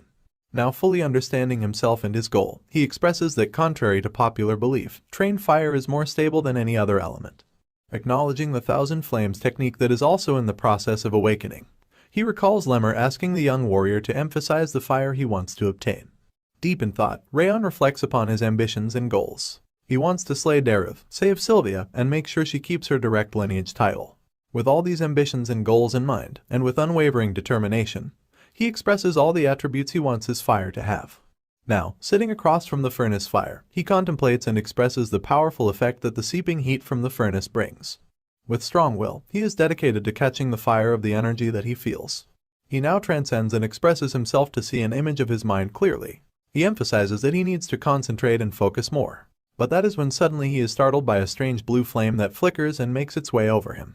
The raspy and ominous voice of wrath takes over the confusion that Raon expresses. The spirit of the Lord of the Demon Realm exclaims and questions if Raon had forgotten the warning. The spirit would take over his mind and body the moment he was at his weakest. The moment appears to be exactly that, as wrath takes over Raon's mind in the image that he sees himself in, and exclaims while asking the target to freeze. Startled and taken aback by the sudden attack, our hero struggles to break free from the grasp of the spirit. He contemplates and expresses that he has let his guard down at an untimely moment. Because the spirit had not tried anything lately, it led him to believe that it is on his side, which is far from the truth and is evident by such betrayal. Wrath appears to have fully taken over Leon's mind in the image that is portrayed before him, and as the spirit of the demon realm snarls and smiles widely at the now weakened hero, the realization dawns upon him, the reality of the demon that wants to take his life. Bearing the effects of the takeover, Raon expresses discomfort and elaborates that it is getting hard to breathe, and his body feels as if it is going to break into pieces. However, adding to the unfortunate circumstance, Raon expresses that he cannot move or stop the Thousand Flames technique unless he accepts the fate of death. He emphasizes that he needs to concentrate his aura somehow. Experiencing the daunting effects of the spirit slowly taking over his mind, Raon desperately realizes that he needs to think to survive, despite his consciousness slowly fading away. The chilling cold crystallizes and crisps up over the body of our hero as he struggles to make it through. This attempt to break free is observed by the spirit of the demon. Wrath addresses the target with a vicious smile as he speaks, stating that such a sight of desperation is pitiful. He questions if Raon really thinks he can endure the mighty power of the Lord of the Demon Realm like before. He believes this attempt is pointless as he exclaims that our hero's body and soul are now in his grasp. The freezing cold and numbness finally catch up with Raon as he sees himself slowly drift away while his eyes begin to close. Sinking into despair, he hears the voice of the spirit echo through the atmosphere as he claims that his efforts are pointless, comparing him to the man working in the furnace. Wrath continues to boast about his inevitable victory as he expresses that he will aid the young warrior in his quest for revenge. Suddenly, Raon's eyes widen as he recalls the word furnace. He thanks the spirit for the hint as he attempts one last desperate struggle, believing that it's all for nothing and he will die if he does not try anything now. Explaining the realization that dawns upon him, he elaborates that instead of absorbing nature's mana, he must now absorb the mana from the furnace directly. Further emphasizing the much stronger and hotter fire, he makes his final move to take it all in. The fire rages violently as Wrath exclaims in confusion, asking what the bastard is doing. Bravely enough, Raon has succeeded in absorbing the mana directly from the furnace. He answers Wrath's question, elaborating that he is struggling. Vulcan calmly sits across from the furnace as he absorbs nature's mana, when suddenly, the flames rise up violently, and he is forced to back down. He questions what this is, as he expresses that he has never seen the flames be this strong. This leads him to believe that something is happening at the other furnace, scratching his curiosity as he turns his head. Observing that Raon sits across the other furnace, he wonders why it is so cold on his side when the furnace rages up so violently. He walks up to him as he questions if the young man is okay. Vulcan wonders why he is shivering vigorously, but before he can begin to approach the young man to offer his help, he is stopped by Lemmer, who steps in between and raises his arms, signaling him to stop. Acknowledging his confusion, Lemmer remarks that Vulcan cannot be near him or touch him, and he must be left alone. Upon justified confusion, Vulcan exclaims that the young warrior might die if he is left alone like this. But Lemmer is adamant and explains that our hero is in a spiritual state of complete selflessness, and there is nothing they can do to help him. The elf also warns that the hero may cough up blood and die if he is interrupted. Holding their ground, Vulcan now wonders if this is the same coldness that Lemmer had previously talked about. Vulcan worries for the young master as he questions if there is nothing they can do to help him, and Lemmer blatantly denies as he exclaims that it is too dangerous. He expresses doubt and worry as he nervously addresses the young student and asks him not to die. On the other hand, in the apparent spiritual realm, the flames burn hotter than ever as Wrath screams in discomfort, exclaiming that there is no hope. But this is not like before. Our hero emphasizes that believing such a thing is bullshit, as he has already faced a helpless death before. He recalls his previous, meaningless life, expressing that he could not close his eyes till the very end. But this time it's different. He claims that he will not make the same mistake twice. Meanwhile, Vulcan expresses concern as the pressure and heat meter upon the furnace whistles and hisses violently. He remarks that at such a rate, the furnace will blow as it cannot take the sudden surge in heat. Lemmer observes and notices that the mana emerging from the furnace is coagulating at one point. He immediately realizes that the bright student is absorbing all of it.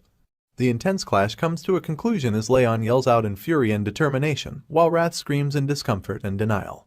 Our hero's hand reaches out desperately and firmly grasps onto the flame that appears before him. Following this brave act, a blast ensues, and the tavern is blown up as a large smoke cloud fills the sky. The loud bang shatters the roof of the structure as the flames seep out roaringly.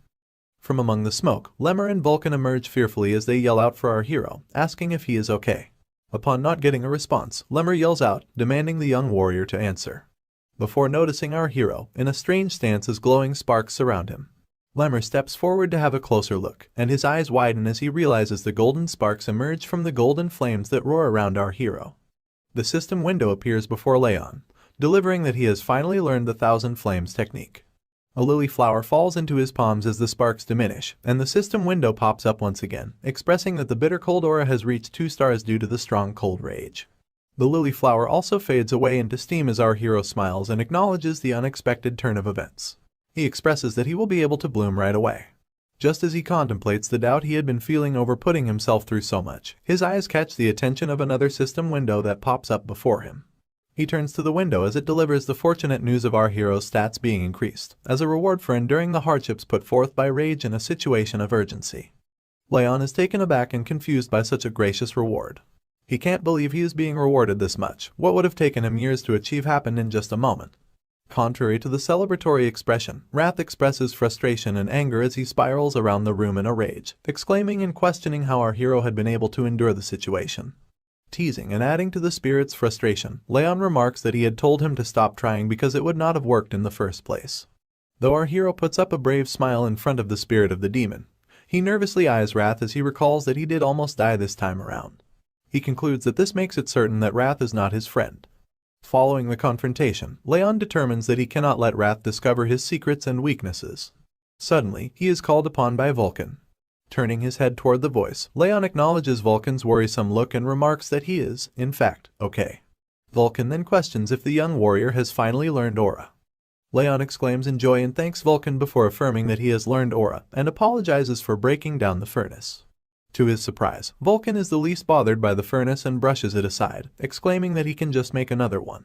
However, before Vulcan can finish his sentence, his attention is diverted to a sparkling object that catches his eye, and he turns to the furnace in curiosity. The young hero wonders what disrupts the blacksmith, as Vulcan steps forward toward the furnace and picks up a shovel before digging through the ashes. After some digging, Vulcan gasps and exclaims when he finds the source of the sparkles to be golden charcoal. One glance at such beauty sets the blacksmith back all those years as he recalls the criticism and mocking words he had faced from the upcoming passengers and town members. Following the sudden reveal, Vulcan expresses that our hero might just not be the only lucky one.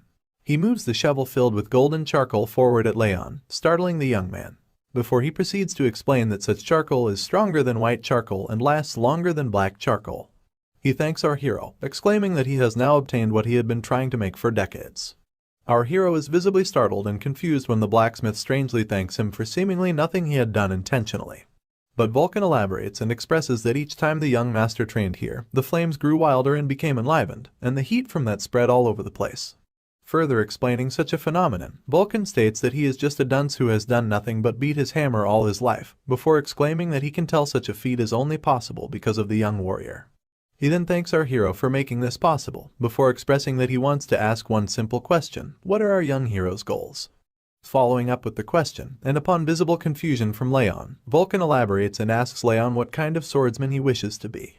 Raon then expresses that he wants to be a swordsman who does not give up, regardless of the situation or enemy he is faced with. Upon such an answer, Vulcan is visibly confused, and he expresses that he did not expect such an answer from a young master. Nevertheless, Vulcan goes on to state that the young warrior will be able to possess a sword in 3 to 5 years, and he asks him to come and find him when he possesses one, elaborating that he will save the golden charcoal for that day. Raon is curious to know if the blacksmith means to make him a sword before questioning if he hadn't retired. Vulcan blatantly answers that people tend to go back on their word of retirement, before concluding the interaction as he waves goodbye to our hero, asking him to stay alive until then. Raon and Vulcan part ways as they walk separate paths. Looking over them is Lemmer, who observes them carefully from atop a hill. Lemmer nervously expresses that he had been wondering what would happen, before exclaiming that the young master has a really good talent for making people worry about him. This is followed by a sudden turn as he addresses the patriarch who stands behind him, asking if he is not right. Lemmer hysterically pokes fun at the patriarch, expressing that he would come here every day to watch over his grandson because he was worried for him. The elf remarks that he must be very relieved now, but the patriarch denies this claim. Following the expression, Lemmer begins to uncover that the young warrior's aura's quantity and purity are beyond insane. He is skeptical if such is because of the furnace's heat, and he remarks that the child is surely talented. Lemmer's observation is cut off by the patriarch, who steps in to express that such is not the case, and upon visible confusion on Lemmer's face, he elaborates that the young master has managed to turn his hardships into advantages. Moving along to the 5th training hall, Lunan steps into the battleground with a box in her hands, having a sad look on her face. She wonders when Raon is coming back.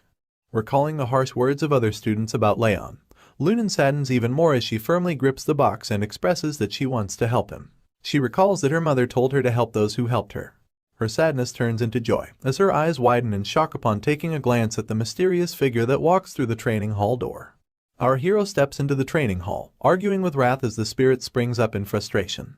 He expresses that there is no need, and he can try his best. Wrath is visibly angered and frustrated as he asks the competent rival to stop being too arrogant.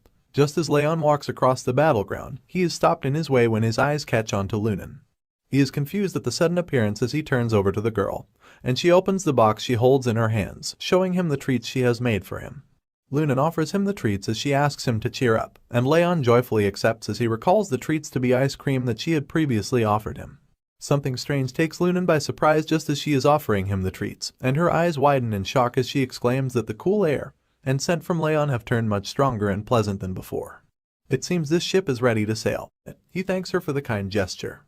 The moment the sugary treat touches his tongue, his blue companion appears on his shoulder, expressing utter delight at the taste and flavor of the cake. With the way his eyes pop out, one would assume he's in love with the ice cream, because he starts to lose all self-control and begins yapping about how it's just as good as the first time he had it, so he immediately urges our hero to eat the 2 remaining pieces as well. Raon sees his blue friend's misbehavior and points out that Lunan decided to share the treats even though she really likes them too, so he tells him to calm down and stop being immature. After scolding the spirit, our MC closes the box of treats while Lunan is still holding it, and he thanks her again for it, admitting that it was really good too.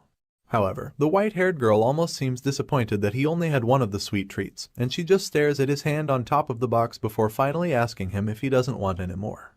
Once again, our blonde hero assures her that one is enough for him, and he thanks her too. So, with a very concerned look on her face, she asks him if he feels better now, but it appears that the question takes him off guard. Raon manages to shake the shock off his face, and lets out a sigh while telling her that he feels much better. Of course, the caring girl is pleased to hear this, and she expresses her relief that she managed to cheer him up. And while she's smiling at him, her big purple eyes do the same too. Satisfied that she made him feel better, Lunan turns around to leave with her box of treats, and while she's walking away, our blonde hero stares at her with a smile etched on his face, thinking about what a mysterious kid she is. The scene shifts, and we see the red-haired elf addressing Raon and the others while standing on a platform. He jokes about how it must have been boring for the students with all the training they've been doing lately, and so, he decides to spark things up a bit by preparing something special for the next month. Since they've trained their basics and training techniques, he believes that it's about time they moved on to their energy cores and started training in that regard. But while he's saying all of this, the students don't seem to have any idea what energy cores are all about.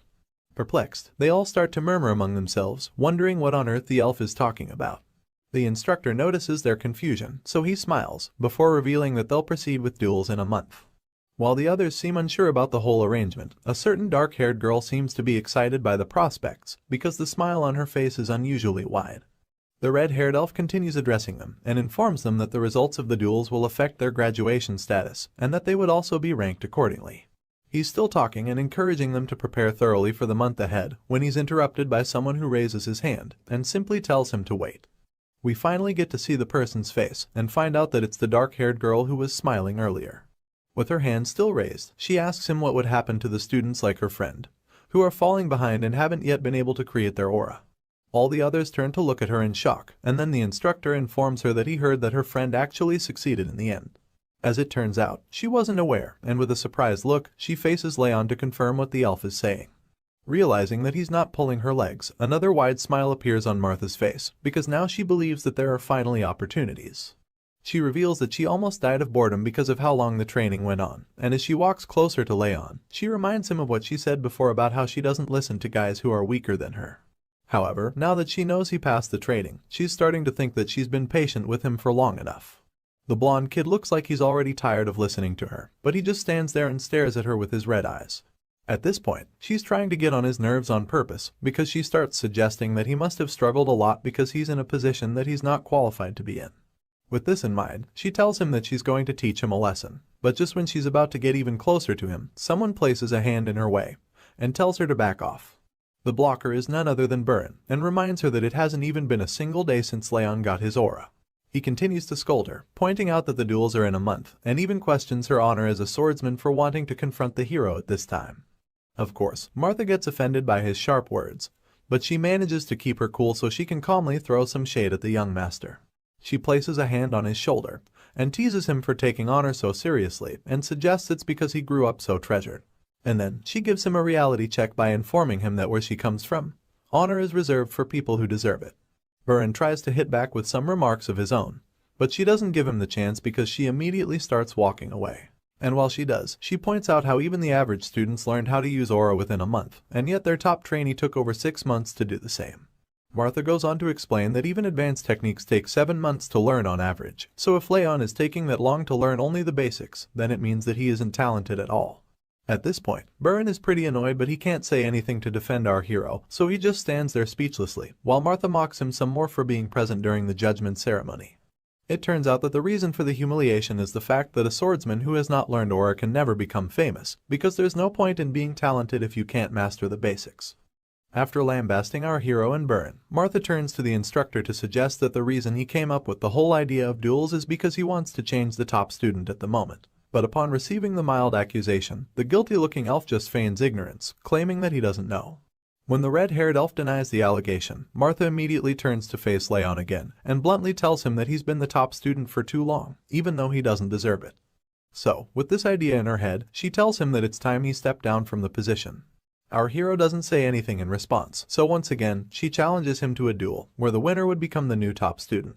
But before she can finish talking, Raon cuts her off with a very loud and clear no. His response takes her by surprise, and she finds it hard to hide the look of disbelief on her face. Finally, our quiet hero decides to respond to the annoying girl, and he starts by asking her if she thinks she can gamble without having any money. And then, he makes it clear to her that she has to offer something of equal value if she wants to bet on his position as top student. Even though she didn't expect him to defend his title, she taunts him some more to get on his nerves, reminding him that in his current situation, nobody around is on his side. Martha attempts to use her words to trick him into accepting her sham deal, but our boy cuts her off once more. And this time, it really gets to her because he suddenly asks her if she's scared to put something of value on the line as well. You know when someone is so mad that they just smile at first, instead of flipping out. Well, that's what happens to Martha when she hears Raon ask her that question. With a creepy smile on her face, she asks him if he seriously just said that to her, and then, in an instant, she starts laughing hysterically, claiming that she finds the conversation very amusing. She eventually stops laughing like a maniac, and after catching her breath, she arrogantly tells our boy that she'll tolerate his question because she understands that he doesn't want to bet on nothing. Desperate to get him to accept her challenge, Martha reluctantly presents the Calamity Orb, which turns out to be the miracle medicine that her father gave her. This white ball in a box helps strengthen her body and aura, so clearly it has a lot of value to her. As the challenger, she waves the box in front of Raon's face, vowing to give it to him if he wins the duel. She asks him what he thinks about the offer, suggesting that it's not a bad prize to win. And in that brief moment when our boy is considering it, his blue companion, Wrath, pops out again to also have a look at the Calamity Orb. Our boy reminds the spirit about how he planned to wait for the perfect time to screw Martha over, but Wrath doesn't seem to know what he's talking about. So of course, Raon explains that there's something he wants to get from the mean girl, and with a knowing smirk on his face, he claims that this is their chance to do it because now is the perfect time. Unfortunately, we don't get to see what our genius hero planned right away, because the scene shifts to a month later.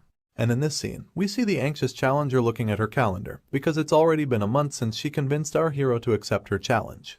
Martha is very excited about the duel, feeling that she finally has her chance to get payback on him. You see, Martha had never been hit in a fight by someone her age before coming to the training grounds. But Raon ended her streak with ease. And so, after 8 months, she finally wants to pay him back for the shame he caused her back then. She continues to think deeply about how the fight could go, and she recalls that it's only been a month since he learned how to use aura, which makes her feel very confident that she'll win. After all, she's already trained in her art for more than 3 years, so a mere noob shouldn't even stand a chance. However, another thought suddenly flashes across her mind, and she starts to believe that it's also a waste of time to wait for someone as untalented as him. Martha reminds herself that she needs to get stronger, especially because there's someone she needs to save. And with this motivation, she declares that House Sieghart is about to meet his end. Meanwhile, elsewhere, we see our boy chilling with Wrath, oblivious to the fact that Martha is seriously plotting her revenge on him. The scene shifts once again, and we see the instructor addressing the students concerning the duels. He starts by requesting their attention, before talking about how watching a fight is usually as helpful as participating in one. So, he advises them to watch closely how the other trainees fight against their opponents, and urges them to think about how they would react in certain situations. The instructor appears to be very excited about the duels, but the same cannot be said for the students, because they're all standing still like statues. Of course, he notices this and senses the tension, so he encourages them to shake off the nerves and just do their best. After the little pep talk, the red-haired elf reveals the matchup, which happens to be between Burin and another trainee named Dorian. Hearing his name, the young blue-haired master acknowledges the call-up and immediately steps forward for the fight. But while he's bravely stepping up to the challenge, his opponent doesn't seem to share the same enthusiasm. In fact, the terrified kid with green hair, who happens to be Dorian, fearfully raises his hand to call the instructor's attention and timidly surrenders before the fight even begins. As you'd expect, Burin is instantly taken aback when he hears this, to the point that he's even dumbfounded. The instructor, on the other hand, manages to shake off the wave of shock and points out to Dorian that the fight hasn't even started. Determined to get out of fighting Burin in a duel, Dorian suddenly holds his tummy and begins wincing in pain, claiming that he doesn't feel so good and that he has been feeling weak since the previous day. The instructor just looks down at the green-haired kid, who's insisting that he's serious about his condition, but it's quite clear that he's faking it.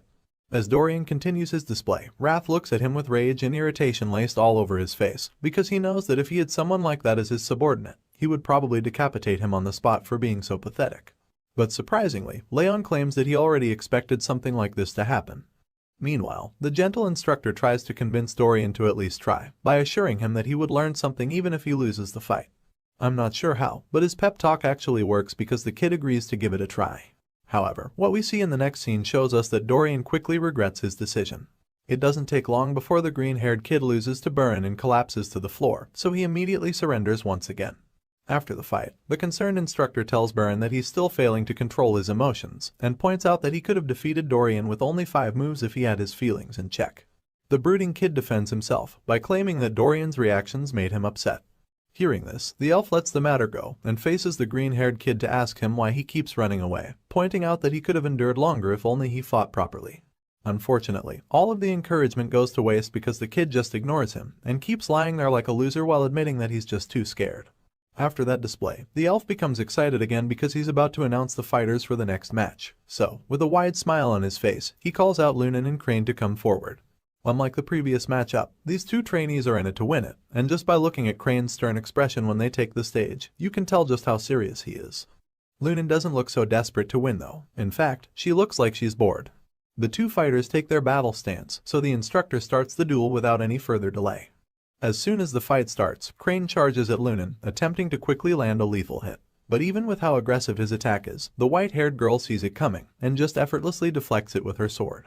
Sure enough, Crane is shocked to see this, and as his weapon gets knocked out of his hand and lodged into the ground, the instructor stops the duel.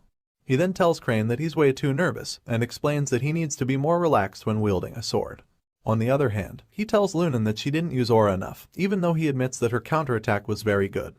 After hearing what the instructor has to say, the two fighters acknowledge his advice and take note of it, so he proceeds to call out the next two trainees. The battles go on for a while, and among the sounds of the freshly clashing swords, the trainees start to comment that Martha must be getting really impatient for having to wait until the last turn. That's right, the duel between the black-haired girl and our blonde hero was finally in full swing, and it looked like Martha was having a real fun time in the fight. We see the look of pure confidence on her face as usual, and she's very excited as she clashes swords with our hero, who looks quite serious as well. I mean, this is a high-stakes match after all, so it's no surprise that both of them are dialed in. As the fight continues, Martha attempts to land devastating blows, but each time, our boy deflects them, showing incredible agility and skill. And it doesn't take long before he turns defense into offense, with a brilliant counterattack move that leaves the girl shocked. However, she manages to dodge the hit, and then goes back to reassess the situation before her. Even though she's starting to get worried, she covers it up with her usual taunting facade. She tells Raon that she didn't think he could deflect her sword, and finally admits that he's actually talented after all. Regardless, she believes that his talent is only in his swordsmanship, so she calls him a halfling whose aura isn't strong enough, and as such, she claims that he doesn't have a future. As usual, her words are just a distraction to allow her to land an attack, so while she's saying these mean things, she also prepares to go in for another attack. This time, it's much more powerful than the previous ones, because she leaps into the air and generates an insane amount of momentum in a single swing, hoping to finish our hero off with the hit. However, to her surprise, Raon blocks the attack and continues to stand his ground, even as she tries to force him down. Despite her surprise that our hero managed to block it, the girl taunts him, suggesting that he can't hold it much longer, because aura depends a lot more on the talent of the user than their swordsmanship. Determined to throw him off his game, Martha tells him that someone like him who just barely managed to create aura can never be her match in a million years.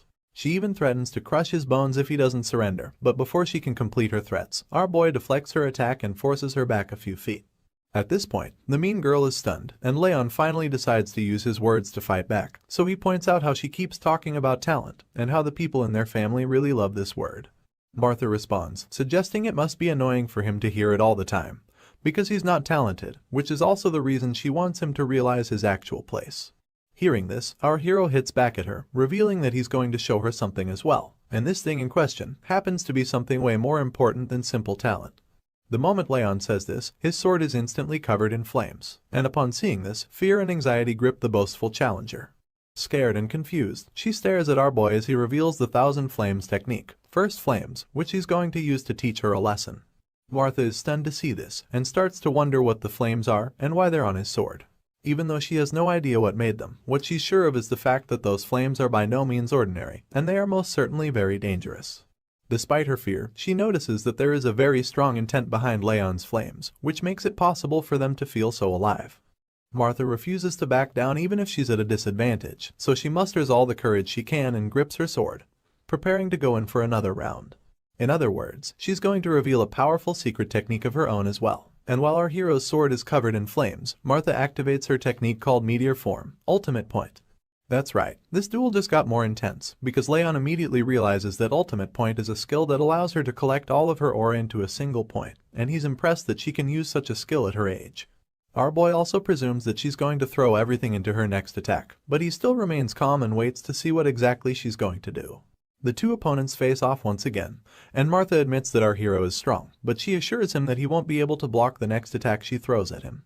Just like she did earlier, she lifts into the air and generates a lot of force, which she concentrates into her aura-infused sword attack. Raon watches closely with his eyes fixed on the girl while she's in the air, and so when she finally lands her most powerful attack yet, history repeats itself and our hero blocks it just like he did the first time. You can tell just how power-packed this clash is, just by looking at the air around the two fighters. It's filled with their aura, which is probably a result of the insanely powerful techniques they are using. The other trainees watching are probably scared at this point, because the force from Martha's attack cracked the ground, while also causing a huge dust cloud to emerge. They find it hard to see what's happening because of this, but when the dust clears, we see that the challenger's sword was broken in the clash.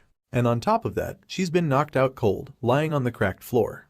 Upon seeing this, the other students can't believe their eyes, because they never expected that Raon would defeat her, and they certainly didn't expect Martha to lose the fight she's been training so hard for. Either way, they notice something strange about our hero's aura as well, and murmur about what it could be. Raon hears all of their comments, but like the quiet guy he is, he ultimately decides to ignore them without clearing anything up. He stands over his opponent's body while rubbing his wrist and just looks down at the girl, not sure of what to say at this point. Suddenly, he notices that even in Martha's unconscious state, her fist is still tightly wrapped around her sword. And seeing such resolve, Raon admits that in the end, the black-haired girl also has something far better than some flimsy talent or skill. This special quality that he believes she possesses is mental strength, and he seems to be very impressed by it. This story never disappoints with its progression, and I can't wait to see the look on Martha's face when she wakes up. Will she be able to reconcile with our hero and change her personality? Or will she simply fall into a state of denial and make things even more awkward? Also, who is the person she's actually trying to save by aiming to get stronger? The scene changes, and the next thing we see is the palace, where the patriarch is being informed that Raon has defeated Martha. The red-haired elf is the one breaking the news to him, and he points out how our boy completely defeated Martha, even though she's been training her aura for more than 4 years. Overall, the instructor summarizes the event as an unbelievable feat, and it turns out that the man sitting on his throne feels the same way. He admits that the flames he saw that day were beautiful, and the force of the powerful move was incomparable to its size. Not to mention, he's almost completely certain that everyone in the family is already aware of the situation. With this in mind, he tells the instructor to guide the hero so that he doesn't get full of himself, and of course, the elf is more than pleased to perform his duty. But even though the patriarch is very impressed with his son's feat, he's also very concerned about Martha, who had to suffer a crushing defeat, so he asks how she's holding up. Her instructor admits that the girl was a bit shocked at first, but also confirms that her injuries are completely treatable. While they're still discussing, we see that the girl in question is still brooding in her room after her loss. Her injuries might be minor, but it looks like the emotional damage isn't something they can ignore. Outside, we see our blonde hero trying out something with a beautiful flower in the garden. But while he's at it, his blue companion yells at him not to hurt the flower and even threatens to freeze him to death if he doesn't do better. In response, Raon bluntly tells Wrath that the flower won't even do anything, and then tells the blue creature to stop acting like he's so strong. However, Wrath insists that their plan isn't working because of the kid's stupid elemental resistance, so Raon smugly hits back, saying that he's glad the blue creature is aware that this isn't worth trying. The scene suddenly shifts to the night after Martha's defeat, and we see that our boy receives the miracle medicine he won from the bet. It turns out that the substance greatly increased his stats. His 4th ring of fire was formed as well, which greatly increases his strength, stamina, and agility. On top of that, his decreased athleticism and mana sensitivity vanished. His legendary senses also increased and became 2-star proficiency. Overall, Raon feels that all of the efforts until now just took effect because of the miracle medicine. A lot of things were improved, but the most significant thing was his water resistance, which was increased to 4 stars. Because of this new upgrade, most of Wrath's outbursts had become more like jokes to him. Either way, we learn that he came to the garden since it's his last day of rest, and while he's tending to the flower we saw earlier, Wrath continues to rant and yell at him, while insisting that he knows the best way for Raon to do it. However, just like our boy said earlier, all of the blue creature's outbursts have become more like jokes to him, so he just ignores him and wonders why he even has to deal with his annoying lectures while gardening. Of course, Wrath doesn't stop trying to control him, so while he's demanding that Raon use his hands to work, the blonde hero starts to actually wonder how the magical creature knows so much about gardening anyway. His thoughts are interrupted when Wrath suddenly answers him, by revealing that he used to fill the gardens with ice flowers when he was in the demon realm. The blue guy goes on to praise himself, claiming that the demons even used to revere him for his skills, but while he's still bragging, Raon gets distracted. The cause of the distraction turns out to be Martha, who just entered the garden with a scowl etched on her face. Our hero gets a bit uncomfortable when he sees her, and it gets even more tense when she just stares at him without saying a word. Seeing this, Raon breaks the silence by asking her why she's come, since he knows she didn't come to fight him. However, she stays mute, and it makes him wonder if she's not as mature as he thought. He thinks to himself about how childish she's being, but he tries to shake off the thought so he doesn't upset her even more. That's about the same time she finally reveals that the reason she's come is to challenge him to another fight, and in response, our boy simply admits that it's a pity she still hasn't accepted her loss. But the girl quickly counters him, insisting that she has acknowledged her loss. However, she claims that she doesn't understand how she lost in the first place, so she's come back to him to find out.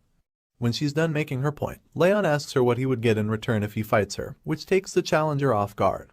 Seeing her shock, he informs her that it's customary for the loser to at least bring a gift when coming to challenge the winner. But while he's still trying to educate her, she cuts him off, stating that it's nonsense because it's not like he needs payment to fight her. Unfortunately for Martha, our boy is ready to go very low in this conversation, so he informs her that he requires payment. At this point, she starts to panic because she fears that Raon doesn't even want to fight. Desperate to get him riled up, she decides that stepping on the flowers would do the trick. So, she tauntingly tries to stomp on the flowers, but our boy simply reveals that he doesn't care about the plants. Bro claims that he doesn't even like flowers anyway, and says that he doesn't understand why most people adore them either. Martha is stunned when she hears him say this, and Leon concludes his little confession by revealing that he's only gardening for his mom's sake. Seeing his nonchalance about the whole situation, the challenger gets pissed off. She hisses in annoyance, and decides to spare the innocent flowers since she knows that destroying them would do her no good. Afterward, she sighs angrily and tells him that she's leaving before storming out of the garden. Just when Martha leaves the scene, Leon's mother appears, calling out to him and informing that she's been looking all over for him. The worried mother was wondering where he was, and our boy was kind of surprised to see her. However, that's not the main issue on ground at the moment, because it turns out that she saw Martha with him and has now become very curious about her son's friend. She's really excited to see Leon finally hanging out with people his age, so she almost instantly concludes that Martha is a friend he made while training. Meanwhile, the girl in question, who hasn't completely left the garden, hears the voice and turns around to look at the person. She sees Leon's mother and wonders if she's Sylvia Sieghart, the person who left the family to chase after a man, and then came back to save her own child. Martha sees her as someone who acted out of courage for the sake of her own child, and while she's still thinking, the blonde woman in question approaches her. She notices the black hair of the girl she had seen earlier and expresses her happiness at finally getting to meet her. Leon, on the other hand, isn't so excited about the introduction, so he murmurs something about how nobody likes Martha and how they aren't really friends. Our boy tries to make his mom go inside, but she's just excited to meet her son's friend. She engages Martha in conversation, asking her if she got hurt during the duel. As you'd expect, the girl is taken aback by the mother's concern, but she manages to tell her that she's okay. Sylvia reveals that she was really worried and starts to smother the girl with affection, telling her that she didn't know Daniel brought up such a talented and beautiful child. And because of this, Martha starts to blush uncontrollably, not knowing how to react to the kindness. Either way, the woman finally asks her what brings her around, so the black-haired girl shyly reveals that she just had something to tell our hero. A very flustered Martha tries to cut the conversation short by claiming that she's done and wants to get going.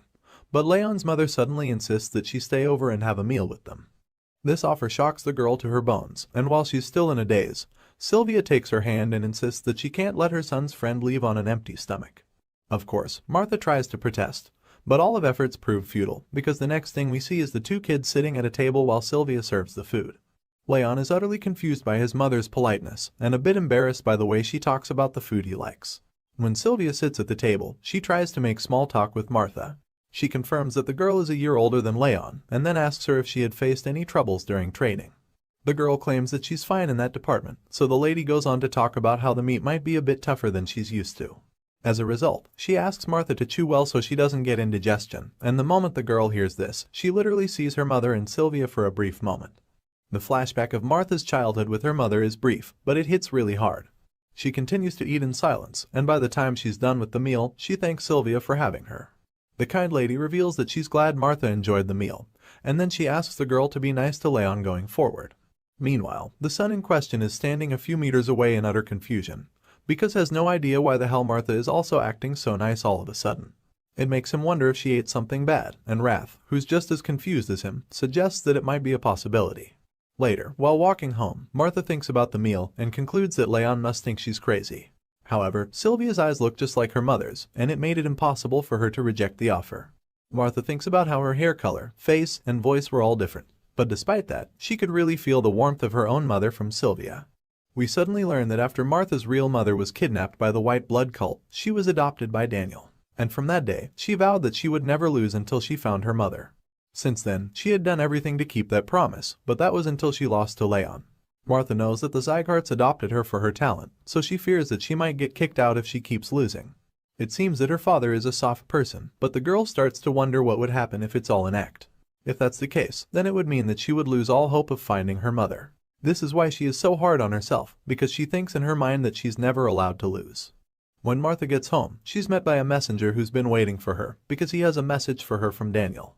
The young lady is shocked to see the letter that her father left for her, and the messenger claims that it was probably written right after the duel. In the letter, we see her father congratulating her on her first loss, reminding her that one loss doesn't make her a loser. He encourages her to think about what made her lose, and improve on it, rather than get worked up about the defeat. In the end, he wishes that he could be there to comfort her, and apologizes for how long his mission is taking him. But he also assures her that he loves her, and that he's still looking for her mother with the best of his abilities. The note closes with him telling her to hold on, because he hasn't given up on her. After reading the note, Martha seems rather cold about it, and simply tells the messenger to inform her father that she'll keep his words in mind. The moment she enters her room, she resumes beating herself up about the loss. The girl thinks that the defeat was really pathetic, because it wasn't even a result of her letting her guard down or something. Troubled and frustrated, she stands in front of her mirror and picks up a knife, deciding that she has to acknowledge her loss and move forward. Martha insists that she can't bring shame to her father, so she cannot pretend that her defeat never happened. As such, she decides that she has to mark the event and improve upon her mistakes, and ensure that she won't be ashamed to see her father. With this in mind, she begins to cut her hair with the knife. And by the time she's done, she decides that it's time to set her mind straight, so that she can let go of her stupid and pathetic past. Martha then stares at her new appearance in the mirror and vows that she will become stronger than ever. The next day, when she arrives at the training ground, the other students can't believe how different she looks, but she just ignores all their murmuring and heads straight down to where Raon is sitting. Our boy is also quite shocked by her change in appearance, but she doesn't even give him a chance to ask anything before stating why she's come to see him. The young lady suddenly admits that she knows an apology won't make up for the way she's treated him in the past, but she assures him that she's going to keep her promise. As you'd expect, Raon has no idea what she's talking about, so he reluctantly asks her what she's trying to say. In response, the girl begrudgingly admits that she's talking about the deal they made before the first duel, where the loser is supposed to obey the winner. As much as it pains her to say it, she admits that it's the reason she came, and then quickly storms out of the place before her ego can take any more damage. Once she walked away from him, Raon calmly processes everything that she just said, and thinks about how random and unexpected it was. Regardless, he's quite sure that she's not going to act so docile just because of the promise, and it makes him think that she might actually have changed a lot in such a short time. As such, Raon starts to feel that Martha might actually be a lot more mature for her age. However, this conclusion gets proven wrong immediately when he sees the girl in question kicking one of the other students for getting in her way all the time. As he witnesses her kick the shit out of the green-haired weakling, he realizes that she probably only changed towards him. After that scene, the next thing we see is that the new year has arrived. Right from the start, there have been many small changes, and it's mainly because of Martha's promise. Everyone initially felt that her ego wouldn't let her keep the promise, but she proved them all wrong by actually obeying our hero. Some other changes include the fact that Byrne finally learned to be more patient with other trainees, and that Lunan was still a bit dazed out, but her sword had gotten a lot more precise. All of these changes are really good for the students, but the most important one is the fact that Raon now trains every day, so he can be ready to give his all. As you can imagine, this constant training only makes him more powerful than he already was. Some of the other students stare at him in astonishment when they see that he has already completely mastered a technique that he was taught the previous day. They start to wonder if he already knew the technique, but quickly remember that it's kind of impossible. The most baffling thing about Raon's sudden mastery is that he was just standing still with his eyes closed when the technique was being taught. As they watch him do his thing, the other students start to believe that our hero's posture might even be better than the instructor's. The elf overhears them talking about this, and after seeing Raon's technique for himself, he knows that he can't really argue about it.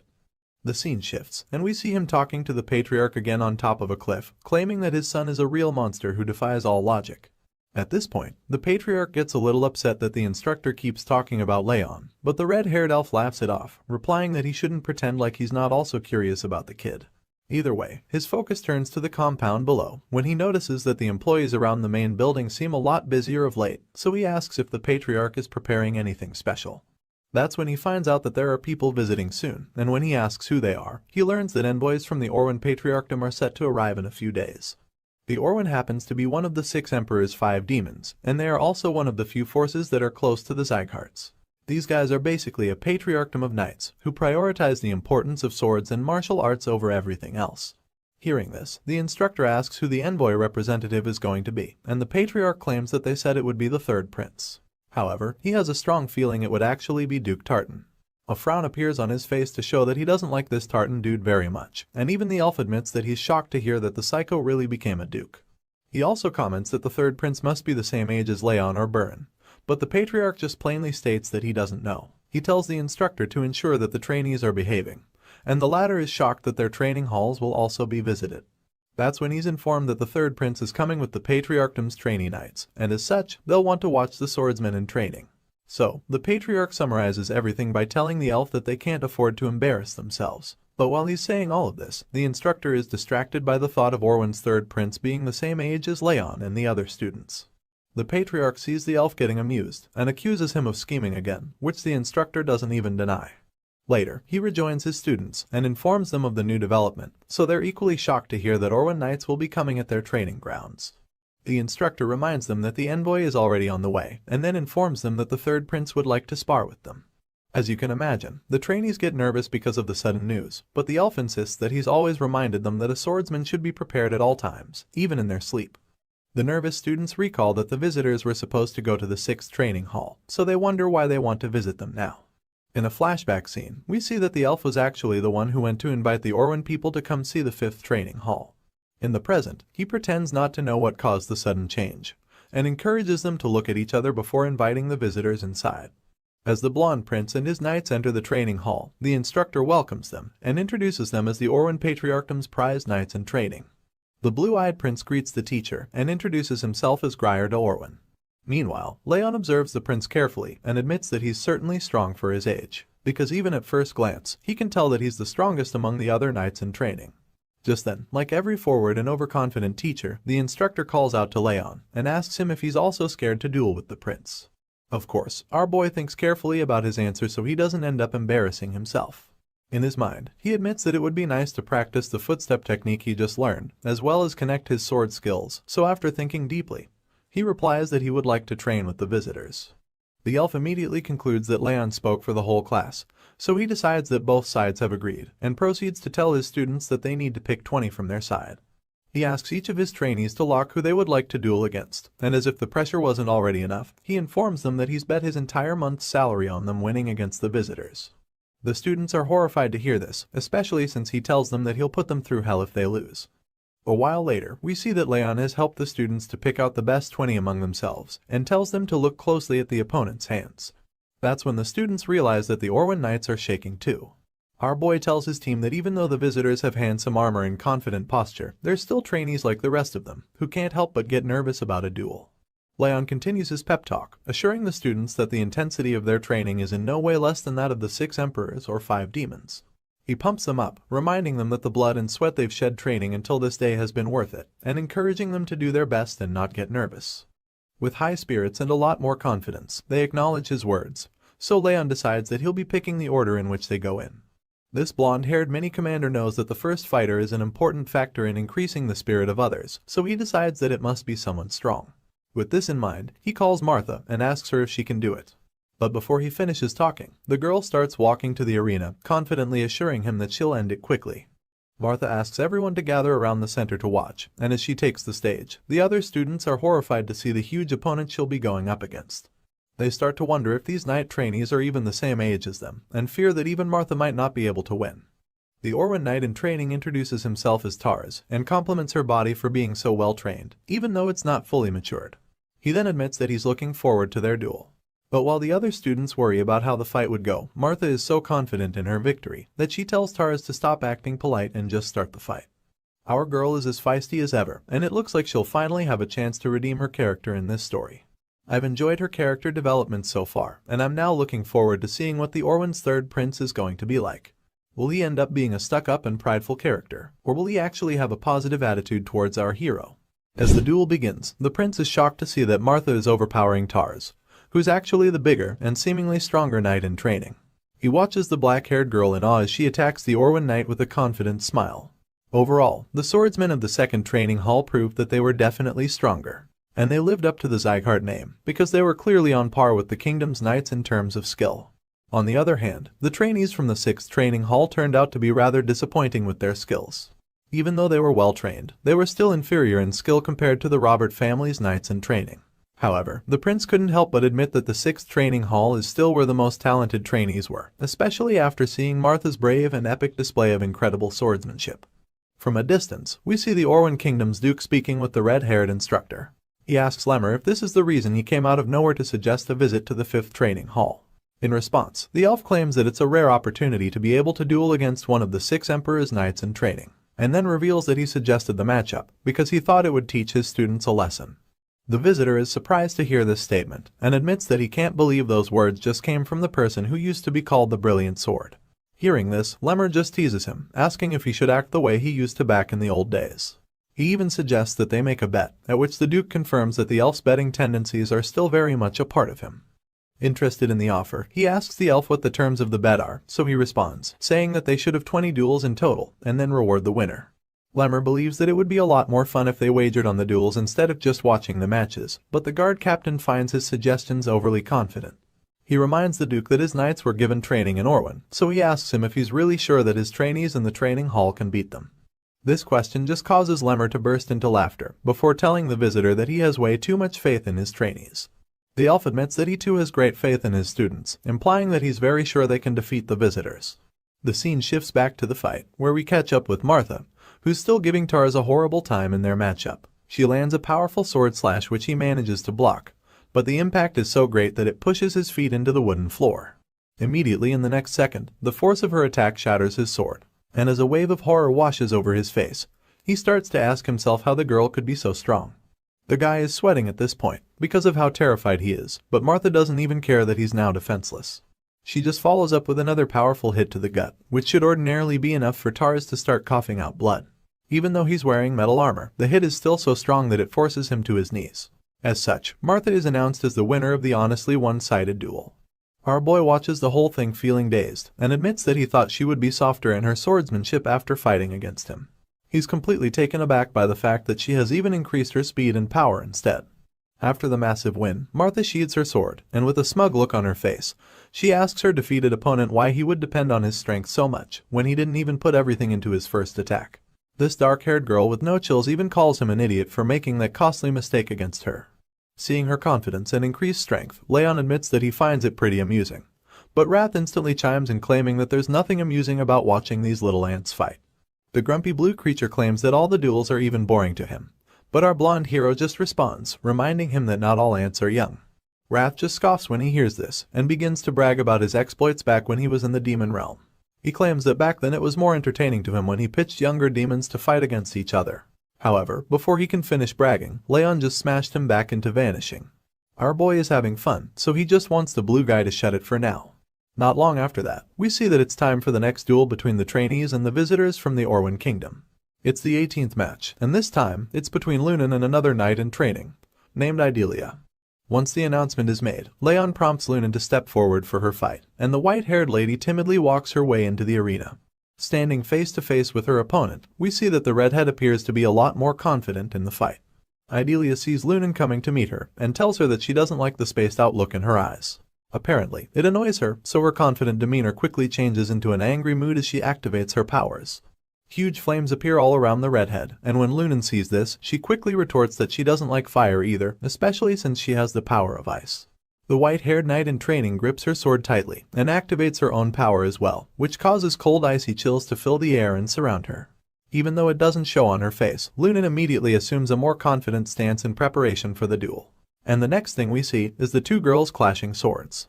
Idalia seems to be more ferocious in her attack, while Lunan tries her best to remain focused. As the fight goes on, a huge cloud of steam erupts, and the other trainees just watch anxiously, not sure what's going on. Inside the smoke and mist, the redhead seems to be lost as she can no longer find her opponent, and while she's still standing confused, Lunan sneaks up behind her from within the dust and fog. Idalia instantly senses the sword attack coming from behind her, so she quickly turns around to land a powerful slash of her own. Unfortunately, she misses the shot, and Lunan disappears into the dust once again. At this point, the redhead is even more perplexed, but then she quickly concludes that it must have been an illusion. She's still trying to process the entire thing when the white-haired knight in training sends chills down her spine by placing the cold edge of her sword on the visitor's neck. Idalia is bewildered by this sudden turn of events, and as she stands in that vulnerable position, Lunan is declared the winner of the 18th match. After the announcement, the calculative knight in training starts walking away, so Idalia calls out to her, admitting that it was a good fight even though she lost. But she suddenly stops talking when she sees that Lunan isn't even listening to her. The winner walks straight to Raon to ask him if he watched her fight, like a student seeking for validation. Thankfully, the blonde hero commends her for improving on her footwork and the victory overall. Even though Raon tells her she did a good job, she doesn't seem to be proud of herself. She just sits on the floor like she's the one who lost, and our boy is pretty confused by this. Meanwhile, Lemmer is having a kick out of the results he's seen so far. Since the little tournament started, his students have had 9 wins and 9 losses, which means that they're currently tied with the visitors on the number of wins. So, he jokes about it, suggesting that things are getting pretty heated for the two sides. Regardless, it doesn't make him any less excited to announce that it's time for the 19th round of the day. This time, Burin is called up to face off against the next opponent from Orwin, Saren. The two swordsmen take equally confident stances as they stare each other down before their fight. The visitor introduces himself first, revealing that he's Saren Kaisel, a knight in training. And that's when House Sieghart does the same, introducing himself as a trainee. While the two are exchanging pleasantries, Raon takes a closer look at Saren and claims that he looks pretty strong. This worries him, because he feels that Saren is the strongest visitor after the third prince. But while he's getting worked up about it, the fight begins. As you'd expect, the two knights in training engage in a very heated duel. Burin attempts to land a low hit, while Saren opts for an approach from above. Not surprisingly, they cancel each other out over and over, so Burin begins to realize that his opponent is very similar to him in skill. He starts to feel threatened, and fears that it will be over for him if he lets his guard down for even a second. Saren launches at him to land another powerful blow, so the blue-haired swordsman knows that the guy must be thinking the same thing. The two guys are clearly evenly matched, but they're both aware of this, so neither of them holds back. Burin and Saren go at it with all their might, and after a grueling duel, we see that there's no winner this time. Both fighters point their broken swords at each other, and they're panting heavily after such an intense fight. Meanwhile, the other trainees watching are astonished to see that Burin and Saren somehow managed to break their swords. Seeing that this is the result of the 19th duel, the instructor confirms that the match has ended in a tie. After the announcement, a very pissed-off Burin just walks back. Still, Raon commends him for doing a good job, claiming that Saren was the strongest fighter out of all the Orwin knights in training so far. But of course, the grumpy blue-haired guy just storms past him, feeling very disappointed with his own performance. He claims that it doesn't matter how strong Saren was, because he feels that he should have won at all costs, since he went out there to fight with the Sieghart name on the line. However, while he's beating himself up about it, the blonde swordsman just calms him down with a pat on the shoulder, telling him not to worry about it. Burin turns around wondering why he said that, but then our boy suddenly starts walking away, but not before vowing that he'll win the last fight for them. Raon is very certain that he'll defeat the strongest Orwin knight in training, who is none other than the third prince, Grier de Orwin. So, with the determination and zeal to bring glory to his family name, he walks up to face his blue-caped opponent for the 20th round of the very intense tournament. The third prince sees our boy walking up toward him, and he starts to panic because he didn't expect that Raon would be the trainee to fight against him. Using his power, he senses our hero's martial prowess, and feels that it's way too ordinary, so he asks Raon if he's even a direct bloodline descendant of the Sieghart family. In response, the hero just bluntly reveals that he isn't, so Grier de Orwin scoffs, because he didn't expect to fight an obvious duel. From the tone of this voice, and the look on his face, you can tell that he's underestimating our boy. This snobby prince even claims that he'd prefer to fight someone between Burin, Lunan, and Martha than enter a meaningless duel with Raon. He then calls out to Instructor Lemmer and claims that he has a suggestion for the fight. The red-haired elf asks Grier what he has in mind, so he points to Lunan and Martha, claiming that he doesn't think they're even tired after their own duels. So, he asks the elf if he can fight them after beating Raon. I swear, this guy is overconfident for no reason. After hearing this very bold idea, Lemmer gleefully accepts the proposal, reminding the prince that it's only going to happen if he defeats his current opponent. With the instructor's approval, Grier asks that the girls start getting ready for him right away, because he thinks his fight will be over too quickly. This dude is so confident that he's going to win, that he even decides he won't use his aura against Raon, feeling that he wants to save his power for the girls. After making this decision, he unsheathes his sword, probably thinking that he's just going to casually defeat our boy in a few seconds. Raon hears everything the third prince says, but he doesn't even respond to his insults. Instead, he chooses to do the talking with his sword, so he unsheathes his blade as well. Just as the fight is about to begin, Duke Tartan arrives at the scene, and is horrified when he sees Raon. He asks the instructor who the blonde monster is, and comments that he didn't even notice him before because of his inconspicuous presence. However, now that he sees him, he feels very disturbed by him. Lemmer just responds by saying that the Duke isn't so blind after all, and asks him why he didn't warn the third prince if he knew about Raon's strength. Tartan realizes that Grier thinks the blonde swordsman isn't skilled, and even though he would one day grow up to be the future of the Orwin kingdom, this blue-eyed prince still doesn't know the meaning of defeat. The Duke confesses that he felt it would be a good idea for the prince to learn what it feels like to lose in a safe environment. Regardless, he still feels that Grier is insanely strong, and he's confident that even the genius swordsman won't win against him. Lemmer hears this and finds it amusing, so he just smiles once again, telling Tartan that he doesn't agree. Seeing that they're not on the same page about who would win this insanely hyped duel, the elf suggests that they make another bet. The Duke is taken aback by this and asks Lemmer if he loves to gamble that much. However, the red-haired instructor assures him that it would be a simple bet on a few drinks, so Tartan agrees with him and asks what they're betting on. In response, Lemmer just raises his hand, showing 5 fingers before making a very bold statement, claiming that Raon will end the third prince in just 5 attacks. At this point, it appears that the instructor is even more confident than Grier, who thinks he'll take our boy out very quickly. The fight starts strong, and the red-eyed swordsman charges at the prince with a powerful sword attack. The prince is taken by surprise with this, and his eyes widen in horror as he sees the person he underestimated, lunging at him with a fire tornado at his back. Even the Duke is stunned by this instant attack from Raon, but before he or his champion can even think of a counterattack, the genius swordsman lands his first blow. With great force, speed, and precision, our boy hits Grier in his side, leaving him stunned for a while. The impact is so much that the prince even starts coughing blood, while wincing in pain before falling to his knees as if he's already lost. Seeing this, Raon assumes that the prince is already down, so he concludes that the fight is over and starts to cover his blade back. While he's doing that, Lemmer starts laughing again, feeling that he overestimated the prince by thinking 5 attacks would be needed to knock him down. On the other hand, Duke Tartan just watches the whole thing with shock laced all over his face. The guy can't believe his eyes, and while he remains stunned, the prince starts to reflect on his earlier thinking. He admits that he judged incorrectly, and finally starts to realize that Raon was the last fighter for a reason. Well, of course, it's because he's the real deal, and Grier finally understands this as well. Meanwhile, the Duke tries to start an argument. Tartan finds it hard to believe that Raon is just a trainee, because, in his eyes, the blonde kid already has the footwork and swordsmanship of a trained knight. But Lemmer doesn't give him any room to continue, explaining that it's the exact reason he said that Raon would win. With the way things are looking, the instructor feels that his student has brought home the win already, so he tells the Duke that he'll make reservations at a nice and fancy place where they can have some drinks. But before he can finish talking, Grier interrupts him. The injured prince tells Raon to stop when he tries to walk away. It turns out that he's not done fighting yet, and even when others try to explain that the fight is already over, he insists that he hasn't even shown his real skills. The third prince claims that the fight would have been very different if he had used his real powers at the start of the fight. And while he's being a sore loser, Martha cuts him off, insinuating that he's just a barking dog. She mocks Grier for refusing to admit his defeat, and being so whiny when he's supposed to be a prince. She also uses the opportunity to take a jab at Byrne, who's still brooding on the sidelines after his tie against Saren. The prince is shocked to hear her talk to him like that, and he's evidently ashamed of himself. But before he can say another word, Martha just continues talking, and informs him that she's actually trying her best to be nice to him at the moment. And after claiming that she's being polite, she yells at him to get the hell out of their training hall, reminding him that he already lost. After her not-so-subtle goodbye message, Idelia gets offended, and yells at her to watch her mouth when she's talking to the prince.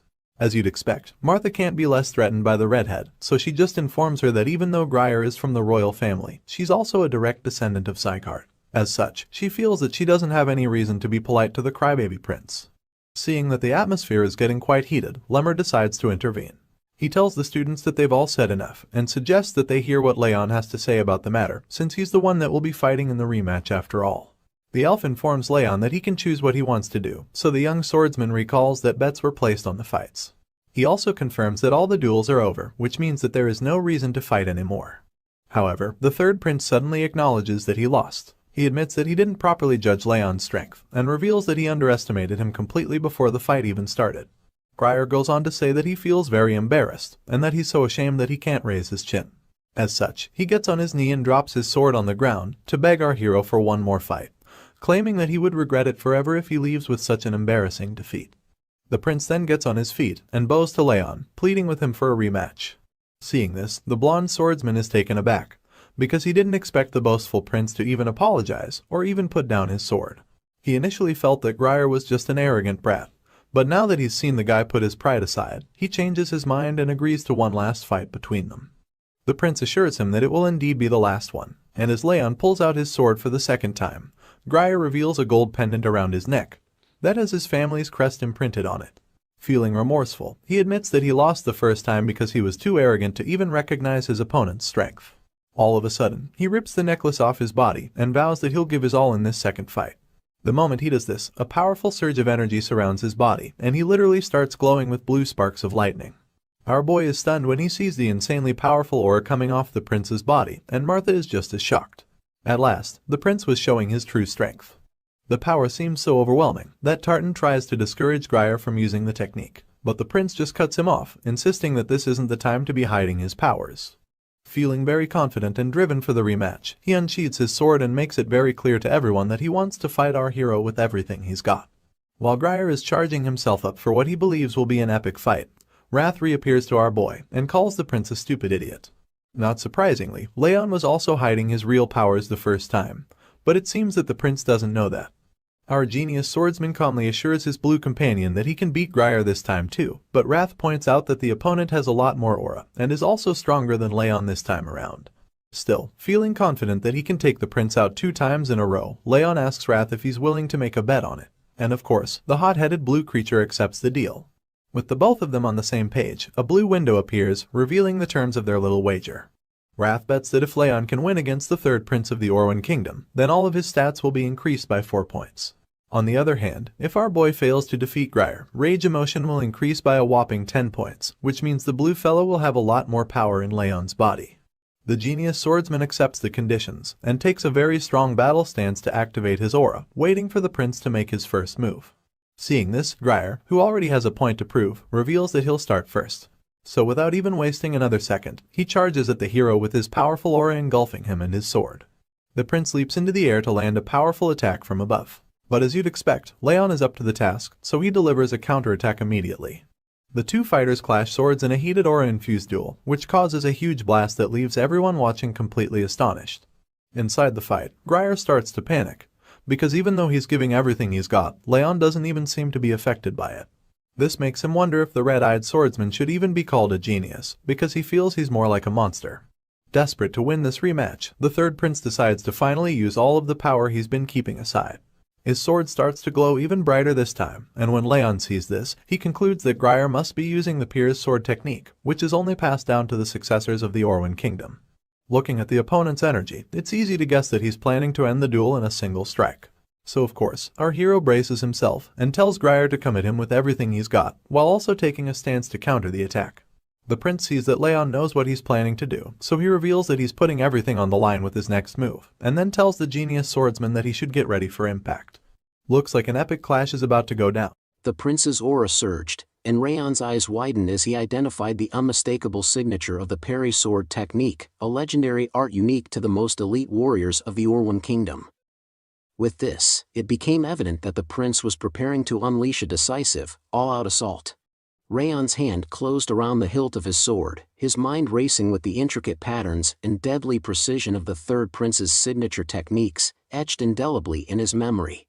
With that, Raon unleashed the Thousand Flames technique, first flames surrounded by his splendidly blazing aura. Raon's overwhelming power surprised the prince. Witnessing the emergence of golden flame aura from a mere trainee, the prince realized Raon's strength far exceeded his youthful appearance. Nevertheless resolute, the prince reaffirmed his resolve, employing his own technique, unleashing a battle cry as he swung his sword towards Raon. Equally determined, Raon's and the prince's swords clashed, illuminating the surroundings with Raon's golden aura opposing the prince's blue aura. Their swords clashed once more, seemingly establishing an equal footing, until Raon's leg gave way, catching the prince off guard. As he gained an upper hand with a resolute determination to prevail, Raon unleashed his powers, shattering the prince's sword into multiple pieces. The prince was astounded, utterly surprised that his aura had been repelled. In a swift motion, Raon struck, leaving the prince on his knees with the duel victoriously claimed by House Sieghart. Observing his damaged sword, the prince remarked on his advantage in speed and strength, then smiled, pondering whether Raon had counted with adept footwork in response to his aura. "The world truly is vast," mused the prince, extending his hand for a handshake. He expressed gratitude to Raon, acknowledging the valuable lessons learned from the duel, conceding his defeat. Raon reciprocated the handshake, offering a smile and admitting his own gained insights. As they shook hands, the prince apologized for underestimating Raon earlier, attributing it to lack of insight. Curious, the prince inquired about Raon's age, to which Raon replied that he had turned 14 that year. The prince sighed, feeling defeated by a swordsman younger in both skill and character. The prince graciously handed Raon an item, requesting him to keep it. Curious, Raon inquired about its significance.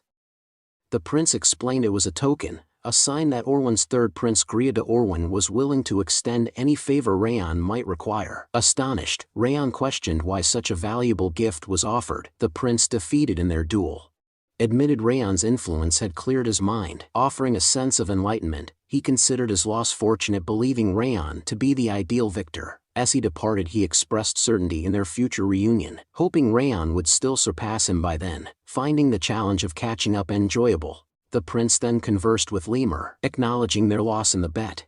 Lemur simply replied, "Yep, all right." Addressing Duke Tartan, the prince proposed a return, to which the duke promptly responded, "Ah yes, your highness." Suddenly recalling an urgent task, the prince swiftly departed. Reflecting, Raon pondered over his past life, where fulfilling missions without payment was the norm, finding the concept of compensation in this life peculiar. Examining the golden pendant from the prince, he marveled at life's surprising twists and turns. Meanwhile, at the patriarch mentions place. The patriarch listened attentively as the prince recounted the lessons learned from the duel with Raon. Admitting his initial belief in superiority, the prince credited Raon for prompting reflection and learning, describing him as a remarkable mature swordsman. Despite his youth, astounded, the patriarch acknowledged the prince's revelation. The prince expressed his intent to return promptly, eager to physically train and match the mental growth experience through Raon. "Bro is glazing hard right now." The patriarch then nodded in agreement and requested him to convey gratitude to the king for the letter. The prince replied, "Certainly, thank you." As the sun dipped below the horizon, painting the sky with stunning hues, the prince and his companion rode their horses homeward, bound for their kingdom. "Your highness," the duke hesitated. Meeting the prince's gaze, he inquired if there was something on his mind. The duke expressed his concern about the prince revealing his hidden powers and employing the Perez sword technique in the duel with Raon, deeming it a tad excessive.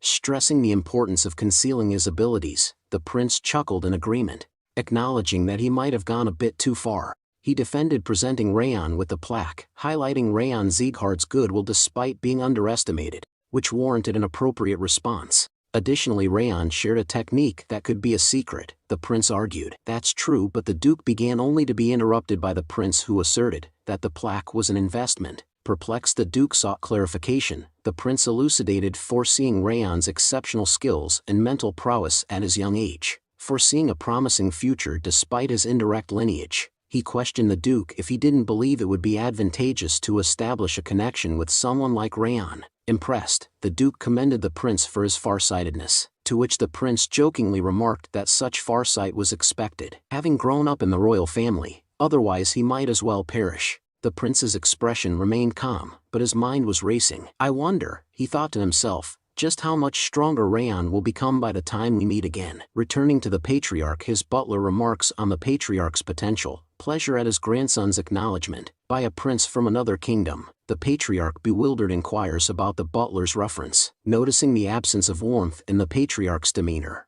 the butler remarks on the rare sight of his radiant smile. The patriarch, puzzled, touches his own face, questioning the notion of a smile. The butler, insistent, claims the patriarch has been beaming ever since the prince mentioned Raon's name. The patriarch dismisses the assertion, attributing it to the butler's possible lapse in judgment due to age. Prompted by the butler's concern regarding Duke Tartan's words, the patriarch remains silent, contemplating his response. In a fleeting flashback, Duke Tartan's words echo, revealing a conversation beyond the prince's letter. The duke conveys a message from the king of Orwin and Lekros Albert and D. Orwin 11, detailing the resurgence of the five darknesses. Attentively, the patriarch listens as the duke informs him about the unsettling movement of these forces once more.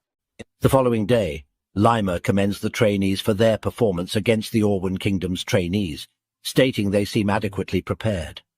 He announces plans for upcoming specialized training the following week.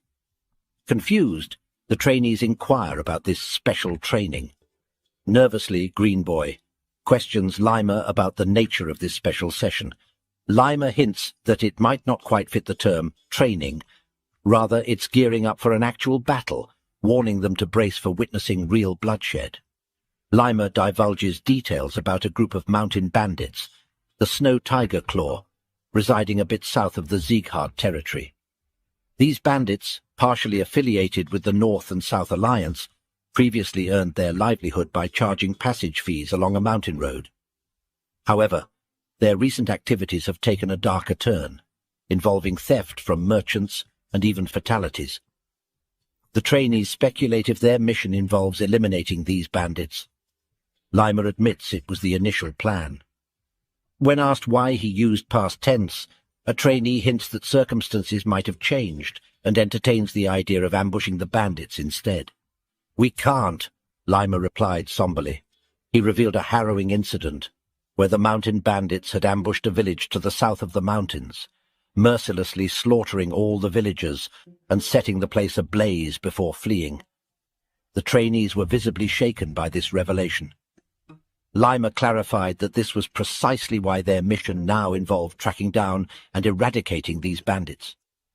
Despite being mountain bandits, they were all aura users with a notorious history, urging the trainees not to underestimate them and to remain vigilant. In a somber tone, Lima informs them of their departure scheduled for the following day. The scene transitions to Runan, meticulously slicing a leaf in half during her training. Despite her dedication, a tinge of disappointment colors her expression as she inwardly acknowledges her desire to refine her posture before their imminent departure, recognizing her struggles to meet her own expectations. Reflecting on Raon's adeptness in the art of stabbing, she admits to herself her own frustration at not comprehending her own impediment. Gazing towards the training edifice, she speculates about Raon's current training session and briefly contemplates seeking his guidance. However, reconsidering, she dismisses the idea, opting not to disrupt his focus, and instead resolves to persevere in her efforts independently. As the sun dipped below the horizon, its golden rays painted the sky in hues of warm oranges and soft pinks, casting an ethereal glow upon the surroundings. Lush greenery unfolded, with vibrant grass swaying gently amidst proud trees. The subsequent panel revealed a serene oasis, a petite pool mirroring the tranquil training building, each ripple preserving the essence of the edifice in its crystal-clear reflection. The harmony between nature's splendor and human craftsmanship was captured in this picturesque moment. Sorry about that. Runan reclined on a boulder, musing silently that her posture had weakened since earlier. Yet her movements had notably gained fluidity. She reckoned that today's efforts had sufficed. Rising and casting a glance towards the training facility, she speculated that Raon might still be there, contemplating bidding him farewell before heading home. Then a recollection struck her, her mother's request to return early this weekend for a promised treat of ice cream. With this memory, she resolved to depart promptly and seek Raon's guidance on the following day, intending to treat him to ice cream then. As she traversed the street solo, a figure trailed behind her, eventually calling out her name. Startled, she pivoted and inquired about the identity of the individual. Her countenance abruptly shifted to one of terror as she laid eyes upon the person. The man possessed hair as white as hers and greeted her, remarking on the passage of time. Syria Slyon, the white-haired man with striking purple eyes, bearing a resemblance to Runan, is introduced as a member of the vassal family Slyon. His smile faltered upon seeing her dismay, questioning why she appeared so distressed at the sight of her own brother. Expressing his discomfort at her reaction, he reminded her of his prior advice against wearing such an expression. Runan, upon hearing his words, began trembling visibly, a palpable fear taking hold of her. Syria then knelt down, acknowledging the effectiveness of Lima's training, noting with surprise that she had grown significantly stronger than he had anticipated. He rose, expressing his pride in her. Yet his countenance swiftly shifted, assuming a menacing demeanor as he addressed her. "But you wouldn't dare engage in warfare or partake in duels, risking your own life, would you?" Following her brother's words, Runan cried out and distanced herself from him. He then questioned whether she had forgotten all he had taught her in that brief period, reaching into his pocket, suggesting he might need to remind her again.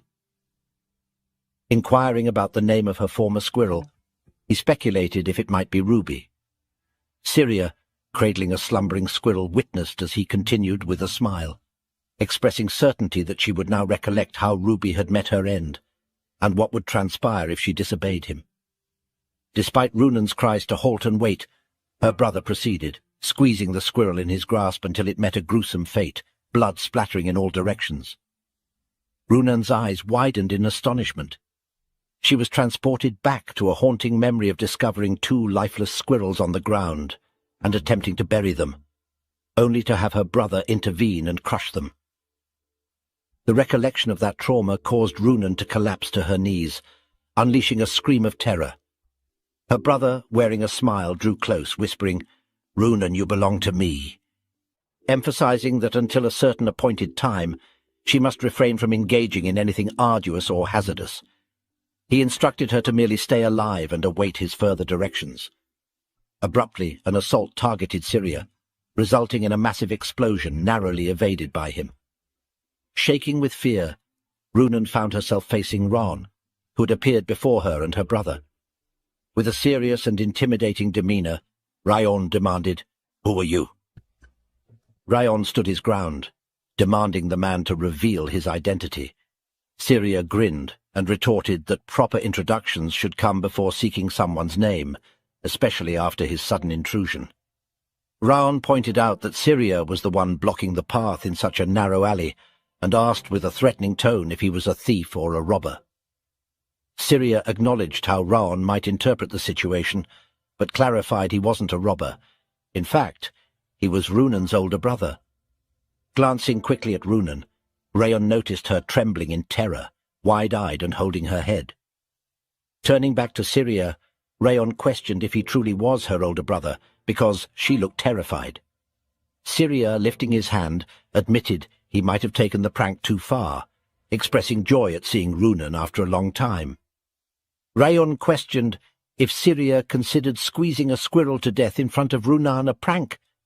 Syria giggled and remarked, "So you caught that," explaining that it was not a real squirrel but just a toy. He displayed his empty hand to Raon as proof that there was nothing there, asserting that there is no way he would have killed a real squirrel. Internally, Raon noted the intensity of this man's aura, which he used to disintegrate the flesh and blood of the squirrel. Syria then placed a box on the ground, mentioning he had come solely to give his younger sister some snacks, before embarking on a long-term mission. He complimented Runan on her great friend, encouraging them to maintain their strong bond. Apologizing for taking the prank too far, he waved it off, wished Raon good health, and took his leave. Raon quietly recognized the man. He's the exceptional swordsman of House Sieghart, one of the 12 formidable figures destined to shape the continent's future. Known as the Azure Sword, Syria Sieghart was merely a name Raon had heard of before his reincarnation. This encounter marked their first meeting. He shared that Syria was a deceitful figure, a man who posed as a merciful hero yet carried the same repugnant aura as Derus.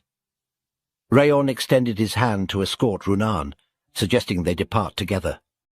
After a stroll they paused near a carriage.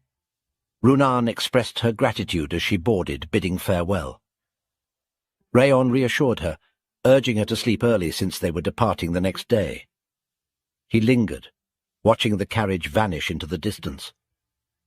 Inside the carriage, Runan remained silent until reaching her room, where the ice cream awaited beside her bed. Internally, she noted her brother's return, unchanged from previous encounters. In a fleeting flashback, Runan brushed off a squirrel scratch on her hand, attributing it to her pregnancy and reassuring her older brother Ruby that it was insignificant and caused by the squirrel being overly sensitive. Yet the subsequent scene showed Ruby lying lifeless on the floor.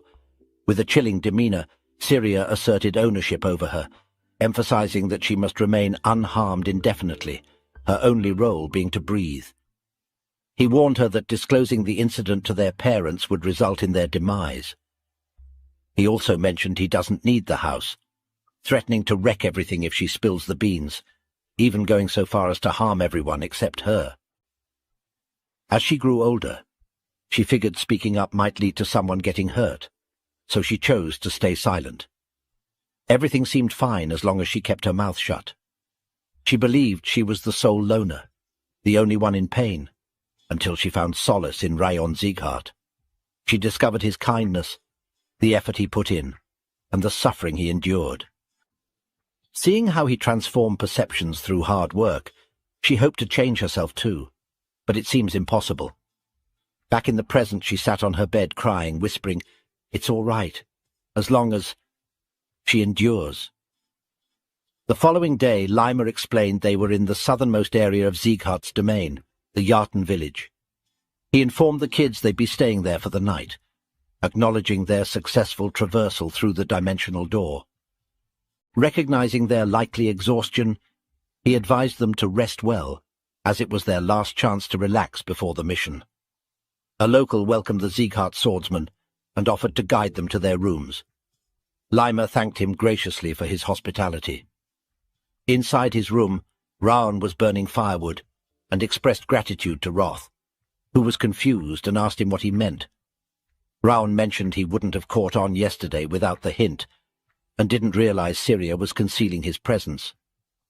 In the flashback, after Raon's training, Roth hinted something trifling might be there, prompting Raon to investigate.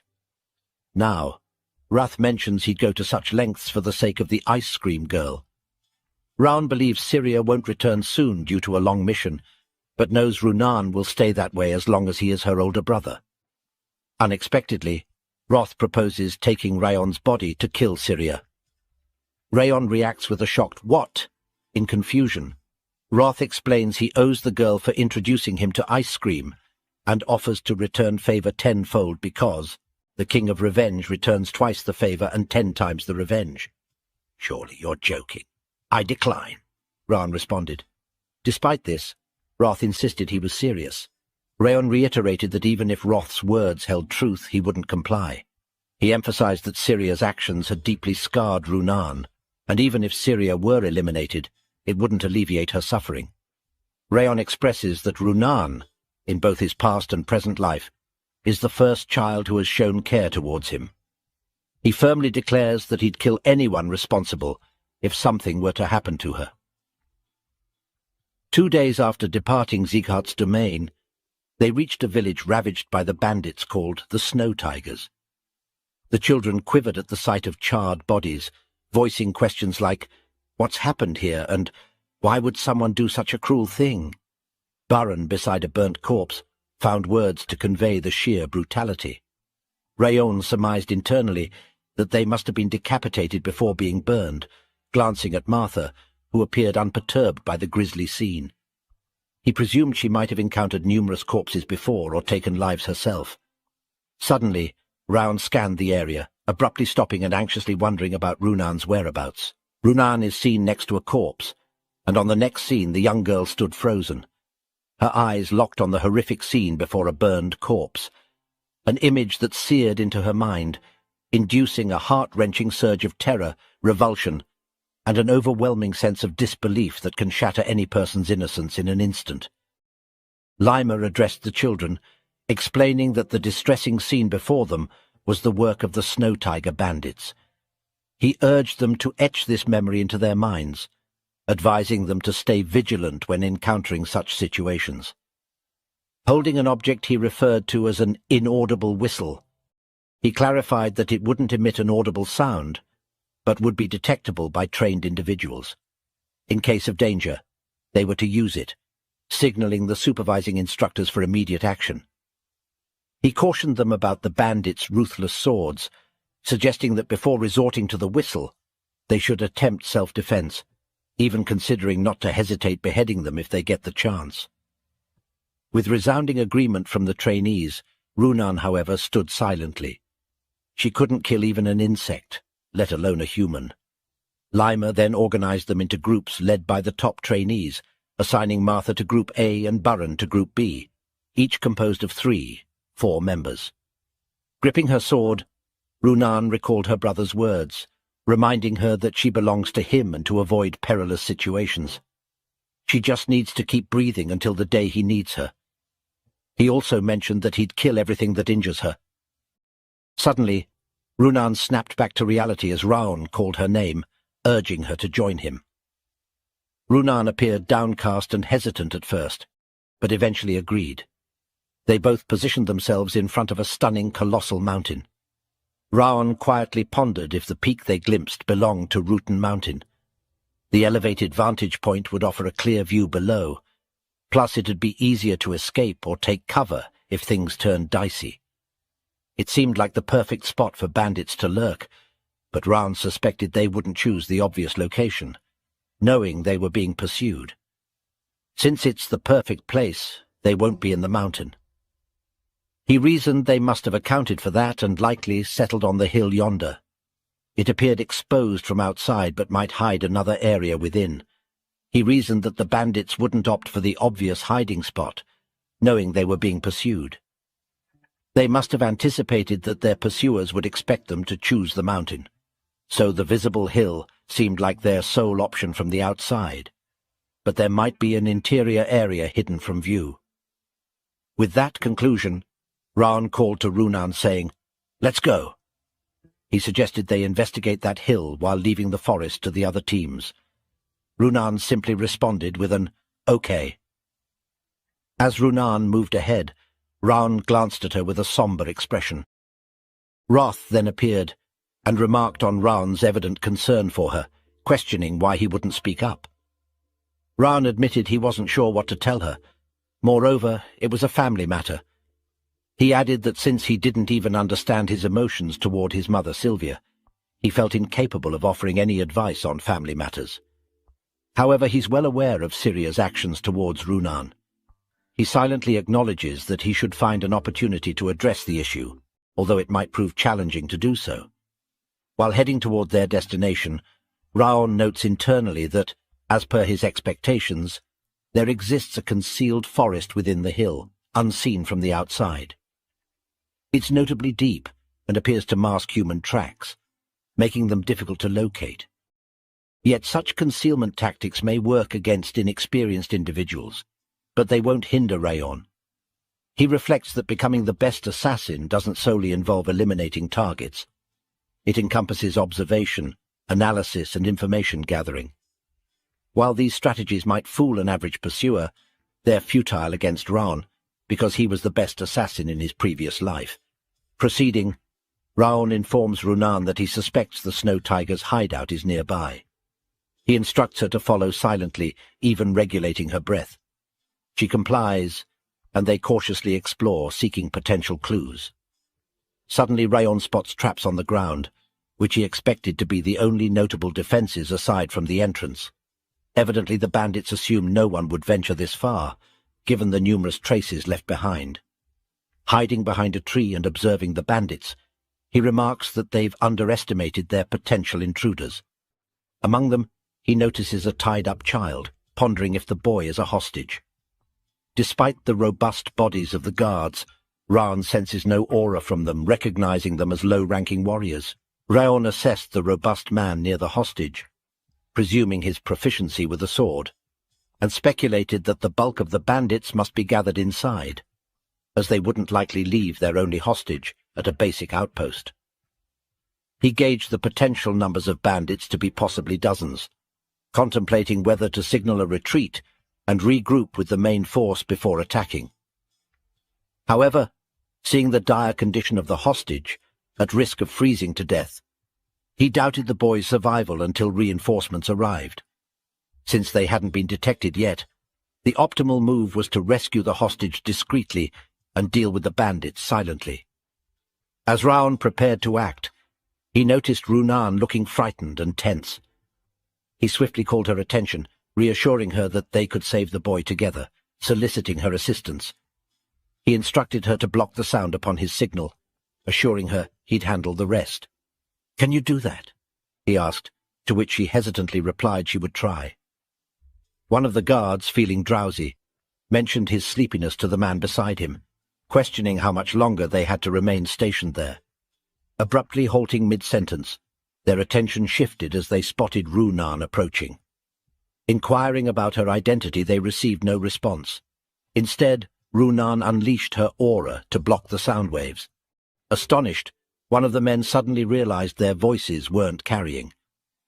Did she just block the sound with her aura? They wondered. The other man, surprised by the presence of an aura user in such a place, voiced his astonishment. Meanwhile, Raon seized the opportunity, and while sneaking by, decided to confront these two individuals first, before dealing with the burly man in the background. Swiftly and skillfully, he dispatched the pair.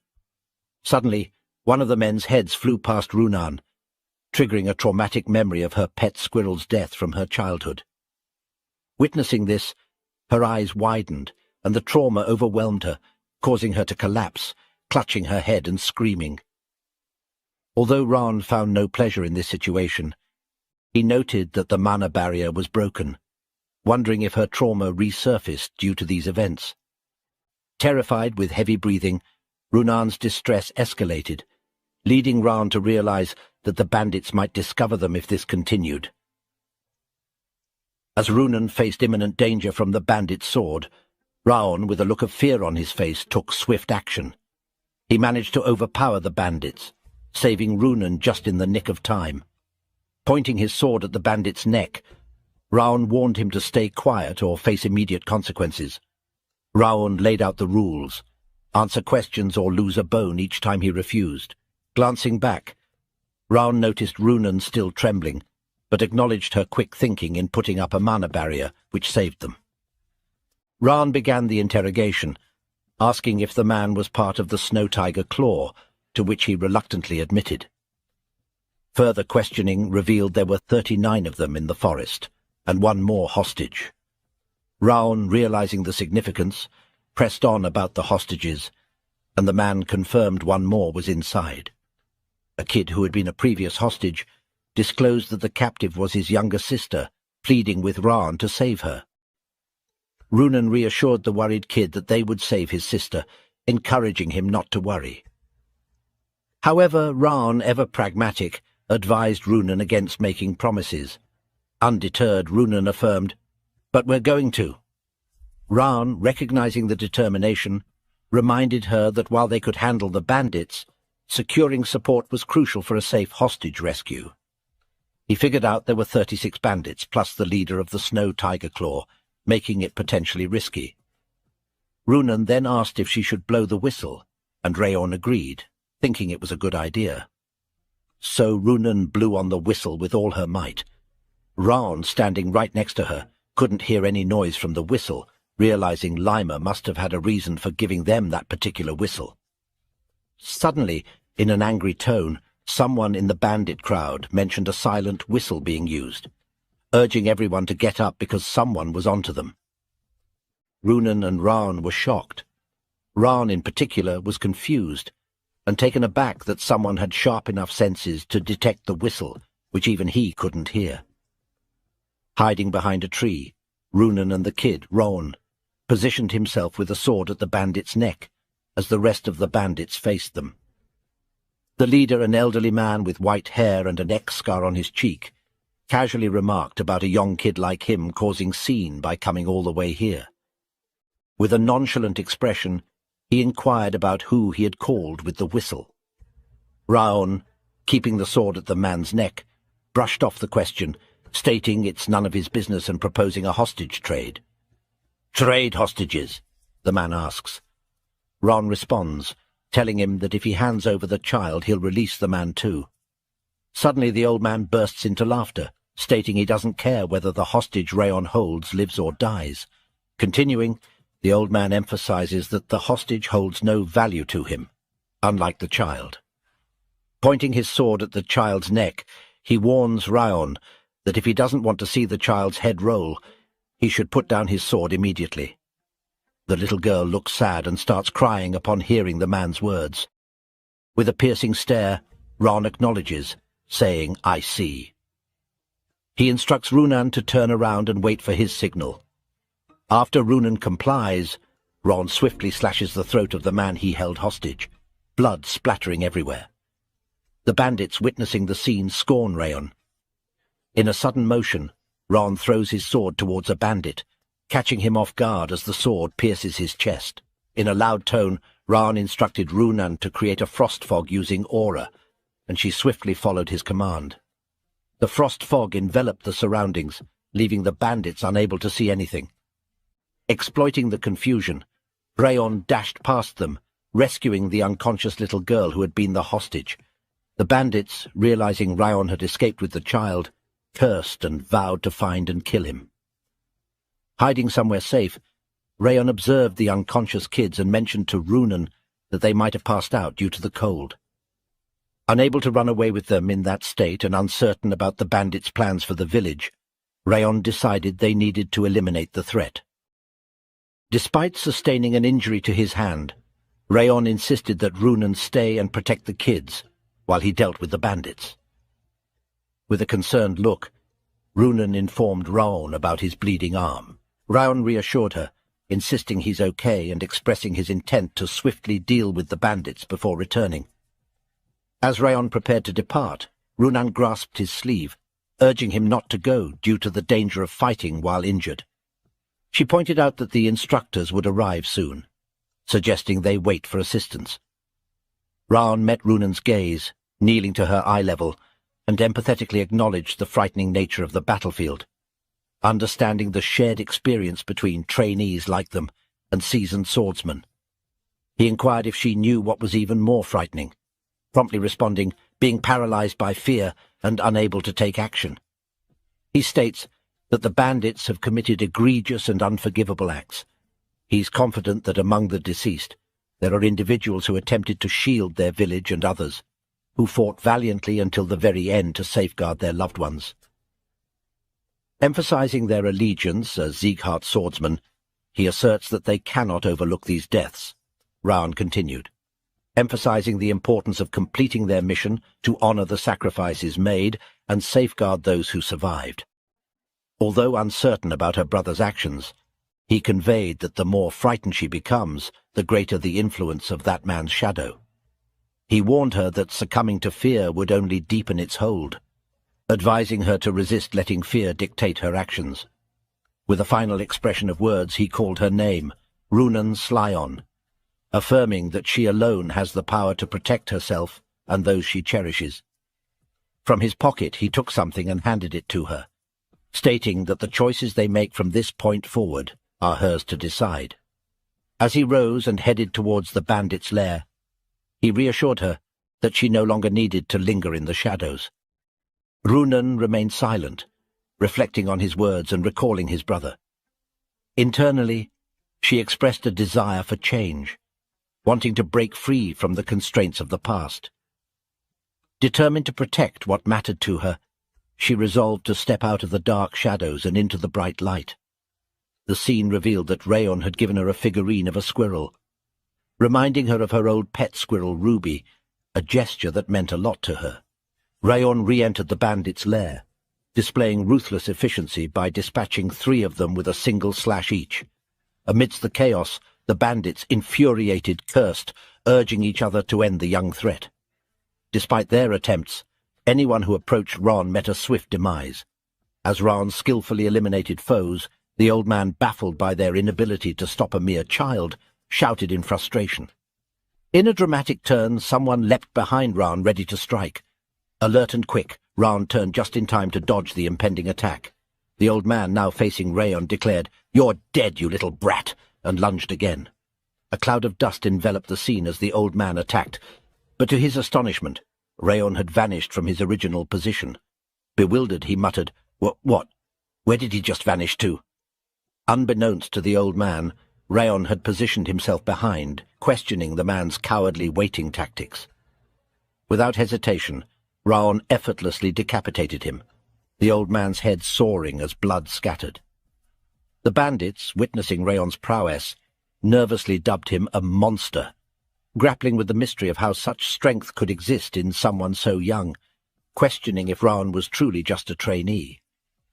Raon instructed them to surrender after their leader's demise, but his attention quickly shifted as he skillfully intercepted an incoming attack. Suddenly a voice chimed in expressing disbelief, emanating from a brown-haired man. Curious, the brown boy questioned the logic of dying to a mere child, warning that it would only bring shame on themselves if they enter the North and South Alliance like this. Upon scrutinizing Raon, the brown boy acknowledged Raon's apparent affluence, suggesting he hailed from a well-off family, a more desirable hostage than their previous captive. Without hesitation, the man lunged at Raon, remarking that he had feared their offerings might fall short, expressing gratitude to the heavens for not abandoning him, Vukan. With a formidable strike, Vukan slashed at Raon, declaring his intention to take Raon, his friend, and the other children as hostages. Despite Raon successfully blocking the attack, he recognized the strength of the Snow Tiger Claw Chief. Initially considering him a novice with the sword, Raon revised his assessment, identifying him as a proficient sword user. Raon grappled with the chief, employing both hands to parry the chief's slashes. Meanwhile, a voice from the sidelines exclaimed the discovery of Runan and the hostages. Observing Runan in a tense struggle with an opponent, Raon torn between the two conflicts, inwardly worried at the unpreparedness of Runan for battle, feeling the need to rush to her aid. Distracted, Raon barely blocked a slash from the chief, who, seizing the opportunity, questioned Raon's gaze diversion, expressing disbelief at his concern for his friend and the hostages. The chief, adopting a menacing tone, suggested reveling in the battle, and urged Raon to forsake thoughts of his friend for the moment. Outside the fray, a bandit, observing Runan, cursed at her utilization of peculiar skills, while noting her apparent lack of killing anyone before.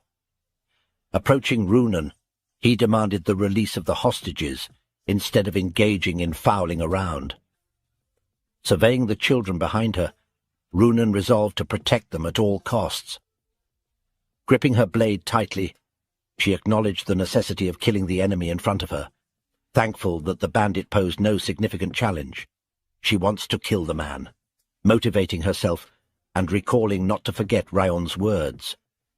As the man rushed at her, a vision of her brother holding her sword flashed before her. Trauma resurfaced, and she felt the need to push it away, haunted by the fear from that day. Wondering if she could protect something like Raon does, she realized her inability to wield a sword properly, scared as she had never protected anything before. Suddenly, someone called her name, and as she snapped back to reality, she realized it was Raon. His gentle tone reassured her, saying it's okay and that she can do it.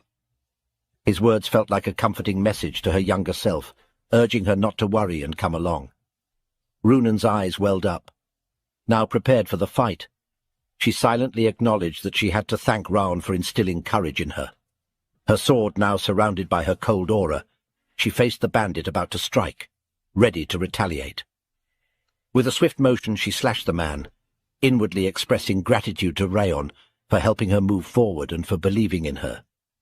The chief, observing the situation, criticized everyone for losing to these kids, branding them as useless.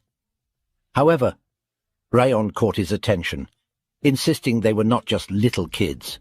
Charging his fire aura, he declared to the chief that Runan is a child who overcame her dark past on her own and possessed a kinder and stronger heart than anyone he knew.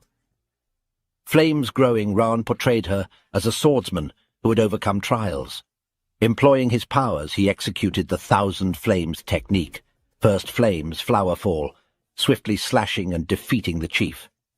Moments later, Raon checked a chest for remaining traps before the instructors arrived. There he discovered a two-tone flower, a rare miracle herb. Pondering if the bandits massacred an entire village for this, he was interrupted by a voice asking if it was already over. Raon and Runan turned to see a red-haired man, noticing Raon holding the same two-toned flower that Vukan had. With a smile, the man inquires if they killed them all. The man is revealed to us as the North and South Alliance's eternal bandit chief. Raon, unfazed, asks what if they did. The man maintained his smile, remarking on Raon's boldness. He acknowledged Raon's ability to judge situations, attributing his confidence to skill. When Raon questions his affiliation with the North and South Alliance, the man confirms it, introducing himself as Richter. Upon hearing the name, Raon inwardly acknowledges Richter with a hint of nervousness. Inwardly, Raon recalled hearing Richter's name before, a genius swordsman who joined the North and South Alliance with only a sword, rising to chief of a large mountain bandit group in a decade. Raon acknowledged that the Snow Tiger Claw bandits couldn't compare. Richter was a true martial artist with genuine skills. Richter discerned that these kids hailed from a renowned family, a direct lineage of the Siegharts. Observing the absence of engravings on Raon's and Runan's swords, he concluded that they must be trainees. What should I do?" he uttered, then with a nonchalant tone and expression he casually proposes, "Should I kill you?" Richter unleashes his formidable aura, signaling his hostile intentions. Raon, having once lived the life of an assassin, remains unfazed, drawing his sword in response. Richter, impressed by Raon's composure, questions how he can withstand such a potent aura. Now he understands that Raon is not just a normal kid. In his mind, Raon was contemplating all the things he can do to kill this guy. He knows he can kill this man if he approaches from behind, but he can't defeat him as he is right now in a head-on fight. But for some reason Raon doesn't want to back down, so he tells him to take his sword and come at him with all his might. Richter is shocked to hear this, because he knows that Raon already understands the situation, knows that he is going to be defeated. But Raon, with a confident voice, says that it's common sense for the weak to die to the strong. This leaves Richter dumbfounded, because he feels that it's something a kid should not say. After hearing this, he actually loses his interest to fight with Raon, because now he knows what kind of person Raon is, and he thinks that it will be a shame to kill someone like him. But Raon doesn't back down even now. He says, "A martial artist doesn't choose where he dies." All this stuff coming out of Raon's mouth is making Richter more confused and flustered. He sarcastically asks Raon if he's sure he is a kid. Does he have a collection of famous quotes or something? He was standing right in front of him and says that there is another reason why he doesn't want to kill him right now. He says, "The vicious wind has been watching us for a while."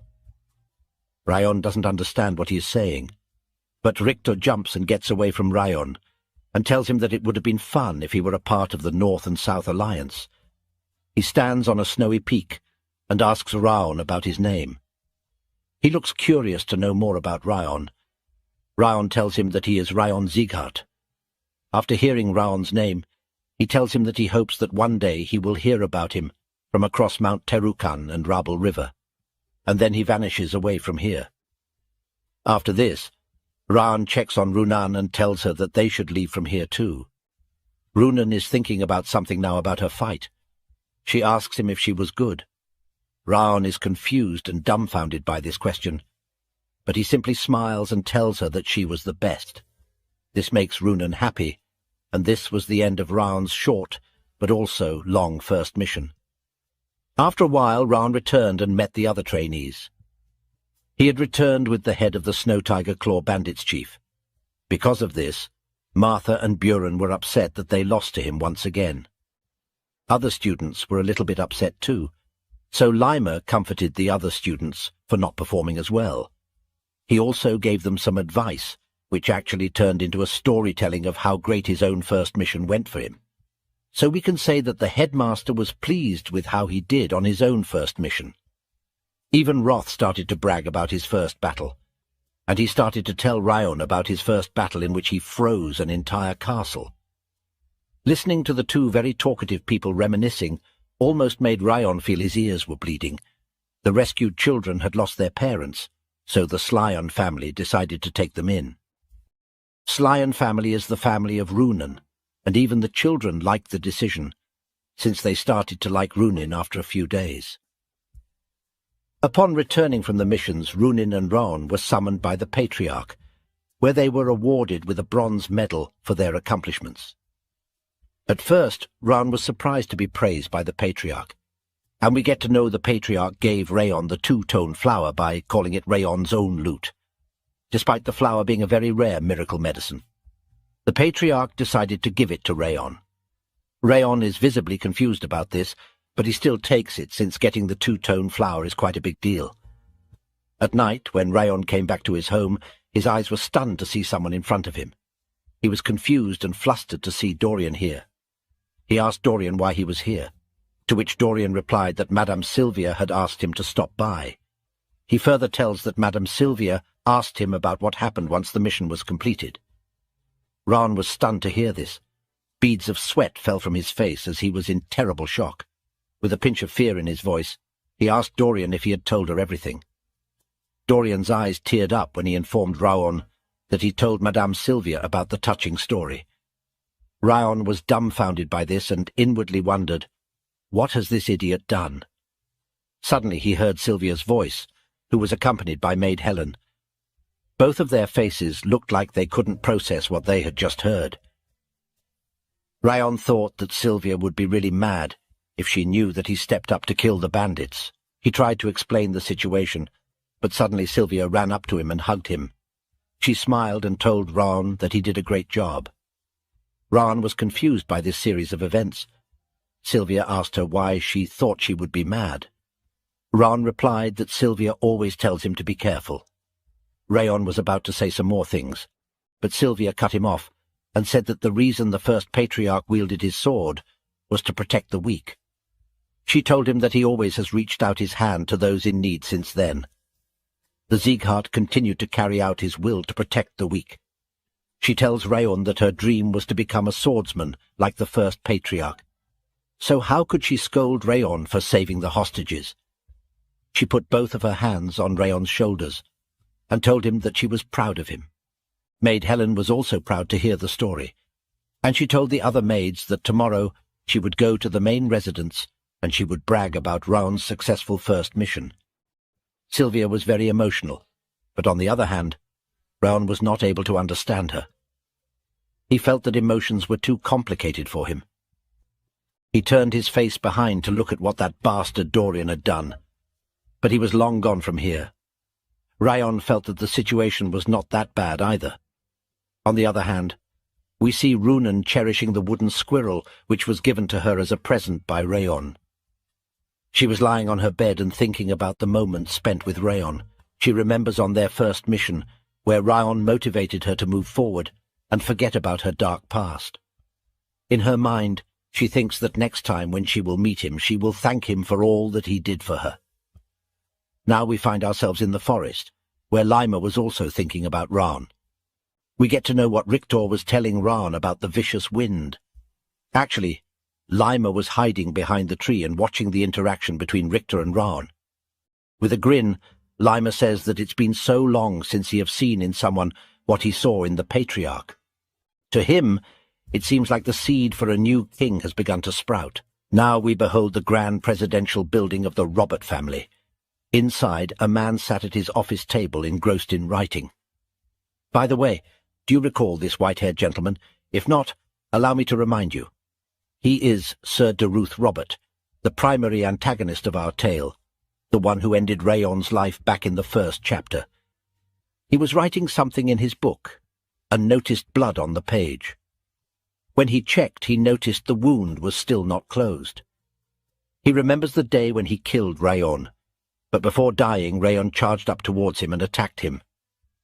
He remembered that it had been 17 years already since the day Raon had given him this wound. He continued to try out different high-quality miracle medicine since that day, but it didn't work. He also hired skilled physicians and renowned priests. However, no one has been able to erase this wound from his hand.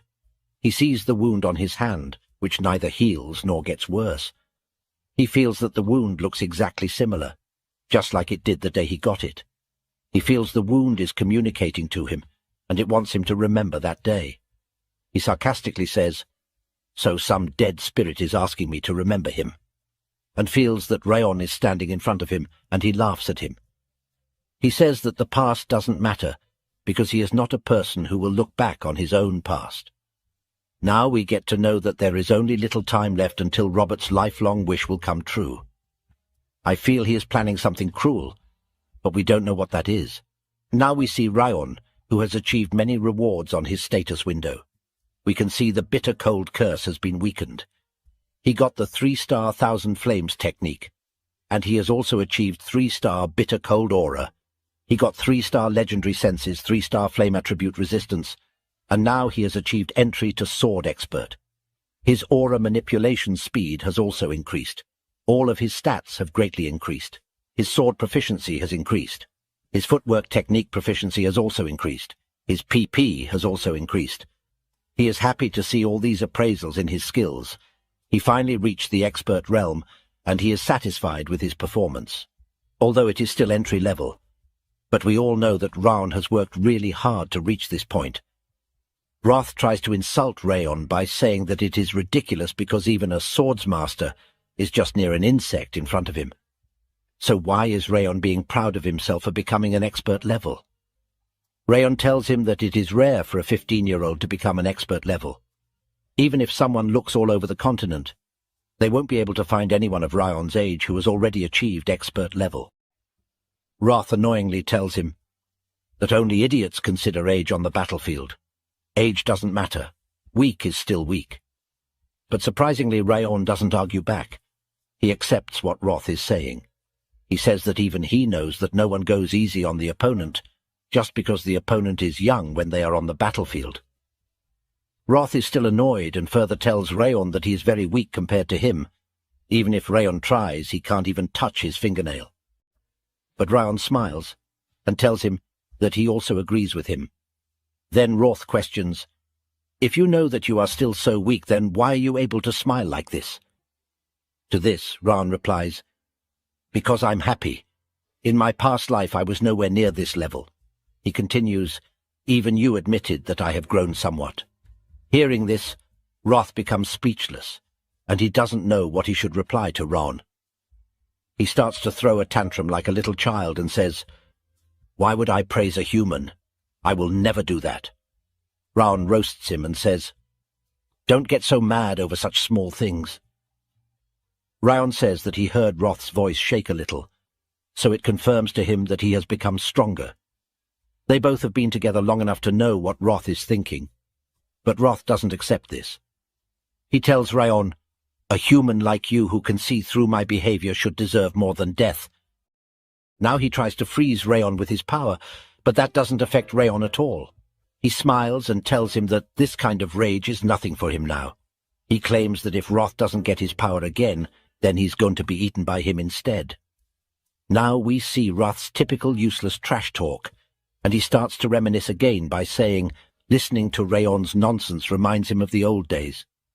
He starts to tell his story that back in his days in the demon realm, there were demons who came to challenge him. But before he can continue his story, Raon starts to walk away from here. These two have an interesting relationship. Let's see how their relation will grow in the future.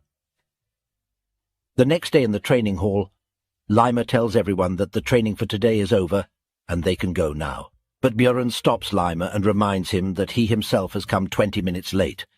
So shouldn't all the students go 20 minutes past the usual time? But the lazy Lima tries to sneak his way out, saying that they can make up for it tomorrow, and that was enough for today. Inwardly, Björn calls him an irresponsible elf. Now Raon gathers all the students around him and tells them to finish up the training. The one in charge for today should start the clean-up, he says. We see Dorian go to a locker to pick up cleaning stuff, but as soon as he closes the locker, he notices that Martha was giving him cold stares. He gets really afraid and screams, trying to run away from her, but she catches him. Annoyed, she tells him to quickly finish cleaning up everything together, because she's already busy enough with her training. She's cold and shouts at other students, asking them, what are they all loitering around for? Since she have to clean, she tells them to quickly get out from here. This makes Raon realize that she is only calm towards him, and even the headmaster was standing behind him, confirming that she is unchanged. She only switches up around Raon. Raon turns behind and is confused to see Headmaster Lima here, because he had run away from here just now. The headmaster goes in front and tells everyone that he's come back for something he forgot.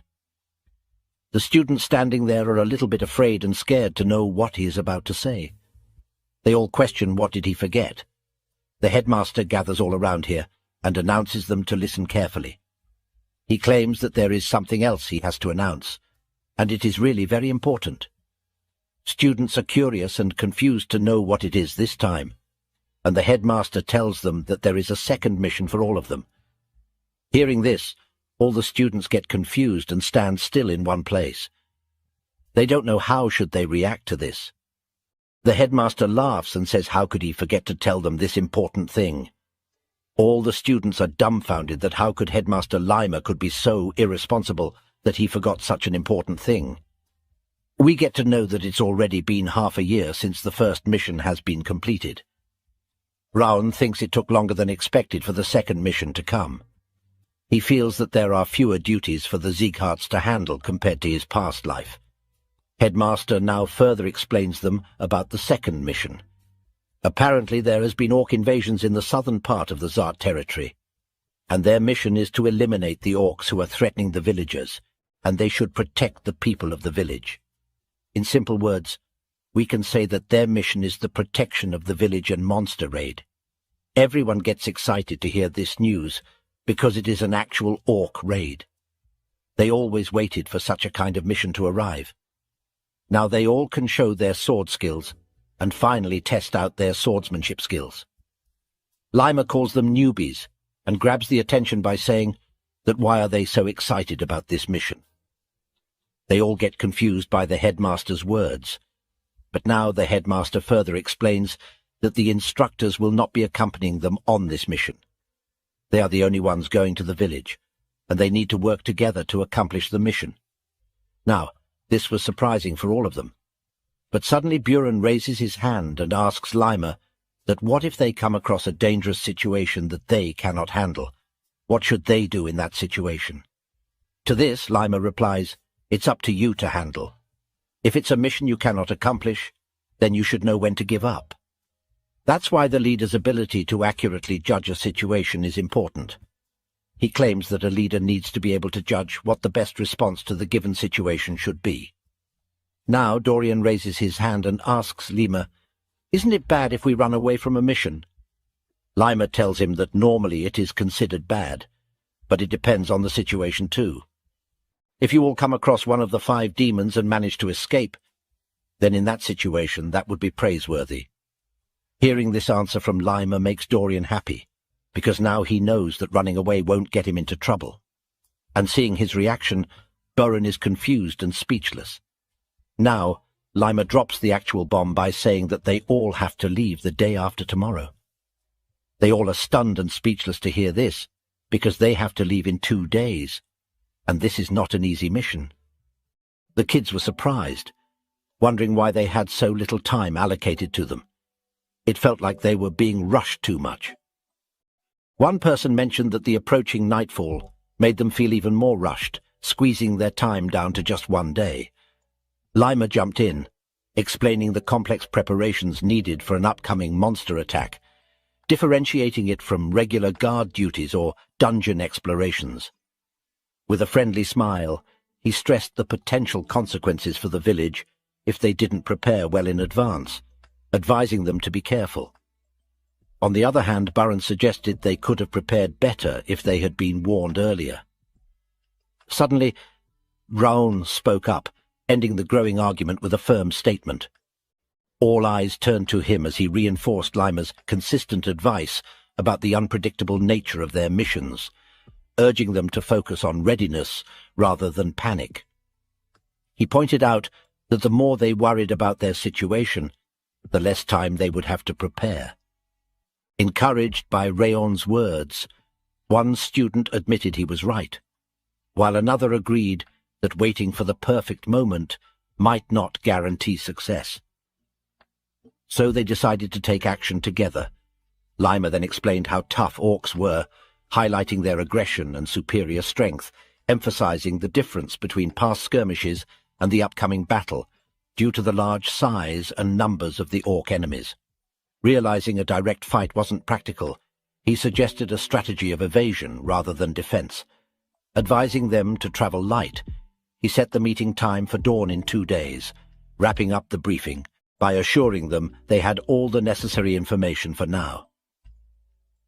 Later that day, Raon was back at his house and was about to enter his room, but he suddenly noticed a bag next to his door. He felt that the backpack had a lightweight spell on it. He knew that this was sent by Lima, and with the spell on it, Lima was making it obvious that he wouldn't help them with this mission. Raon figured that Lima was trying to say that it's all up to them. But that was okay by Raon. Suddenly Roth called him an arrogant bastard. Asking if he thought that everything would go as he imagined, he continued by saying that anything unexpected could happen at any point. Raon agreed, mentioning how it's just like how Roth had given him all of his stat points. Those words made Roth want to shut Raon's mouth for good, but Raon assured him that wouldn't happen. Suddenly both of their attention turned to the door. As Raon opened it, He wondered who could be visiting him at this hour. He was shocked to see his mum standing there looking mad. With a serious tone, she told him that he should at least let her know if he gets a mission. Nervously, Raon asked her how she knew, wondering if Dorian had told her again. However, she replied that Lima was the one who told her. Inwardly, Raon cursed, thinking, "That darn elf!" He then apologized to her. She stood in silence and looked at him, then held his hand. She told him that being a head student meant a lot more than just being the representative. He needed to lead the other trainees into a better path. So, he shouldn't carry out missions alone. He needed to put his fellow trainees in the right positions to minimize damage and lead everyone to success in the mission. His friends' lives depended on the choices he made. Inwardly, Raon anticipated a lecture, but instead she offered advice. Placing her hand on his chest, she explained that monster raids might appear simple, but they're actually quite challenging. She urged him to ensure the safety of the villagers by eliminating every single threat. Emphasizing that during missions he transitions from a trainee to a Sieghart swordsman, she hoped he would embody the old ideals of their family. Raon admitted he had expected her to yell at him, prompting her to express that she is mad, worried, and frustrated too. However, she quickly hugged him, acknowledging it wasn't the time for scolding. She warned him to brace himself for a proper scolding once he get back, but expressed relief that he had gotten brighter after beginning his training. But she could never stop worrying about him. Those words resonated deeply with Raon, reminding him of a past where no one had shown concern for his well-being. Being embraced by someone who genuinely cared felt comforting. The following day, the students stood respectfully as Lima concluded his speech. Stressing the unpredictability of their journey, he urged them to exercise utmost caution and advised retreat if needed. Responding with a unified, "Yes, sir," the students acknowledged his directive. With a nod, Lima bid them to depart, noting that while the journey typically took a month, the road they had built would shorten it to 2 weeks. He wished them luck, and then the students thanked him. Raon then took charge and instructed everyone to line up in formation with 4 rows, moving according to the buddy system they established earlier that morning. Lima watched them with pride and silently acknowledged that he was confident they would succeed because Raon excelled not only in combat and aura, but also in his strategic thinking. Lima was certain Raon would breeze through this mission and return triumphantly, especially considering Raon was only 15. Lima always had high expectations of him whenever he saw him. Meanwhile, Raon reminded everyone to stay mindful of their positions in case of battle, assigning Dorian and Cetane to double-check all the gear and the health of the team members. Suddenly an instructor approached Lima and inquired if they should follow the students now, noting that at this distance they wouldn't notice if they departed. However, Lima replied, "Not yet," explaining that one of them had particularly sharp senses, referring to Raon. Then Lima let out a yawn and mentioned he was going to catch a quick nap before departing. The other instructors questioned if it was wise to delay, suggesting they leave immediately. But Lima assured them they should worry about the orcs instead of the students.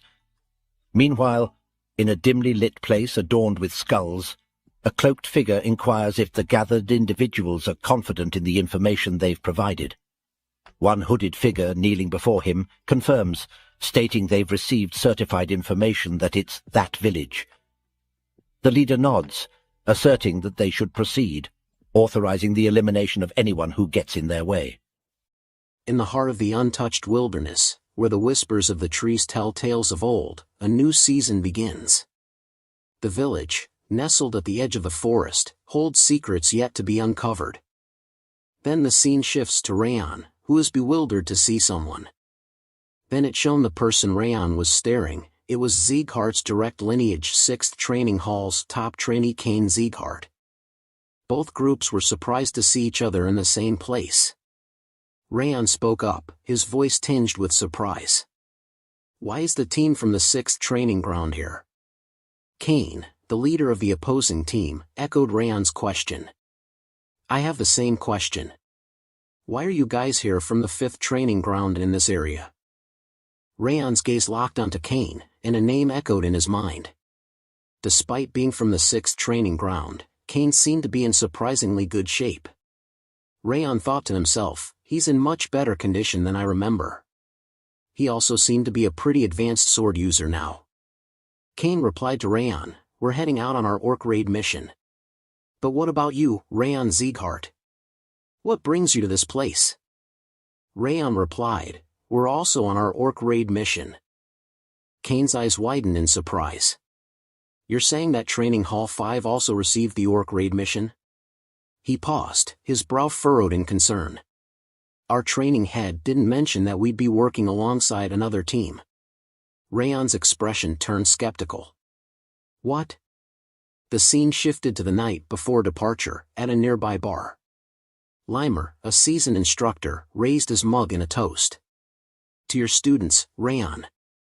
They've gained great honor for their accomplishments in their last mission.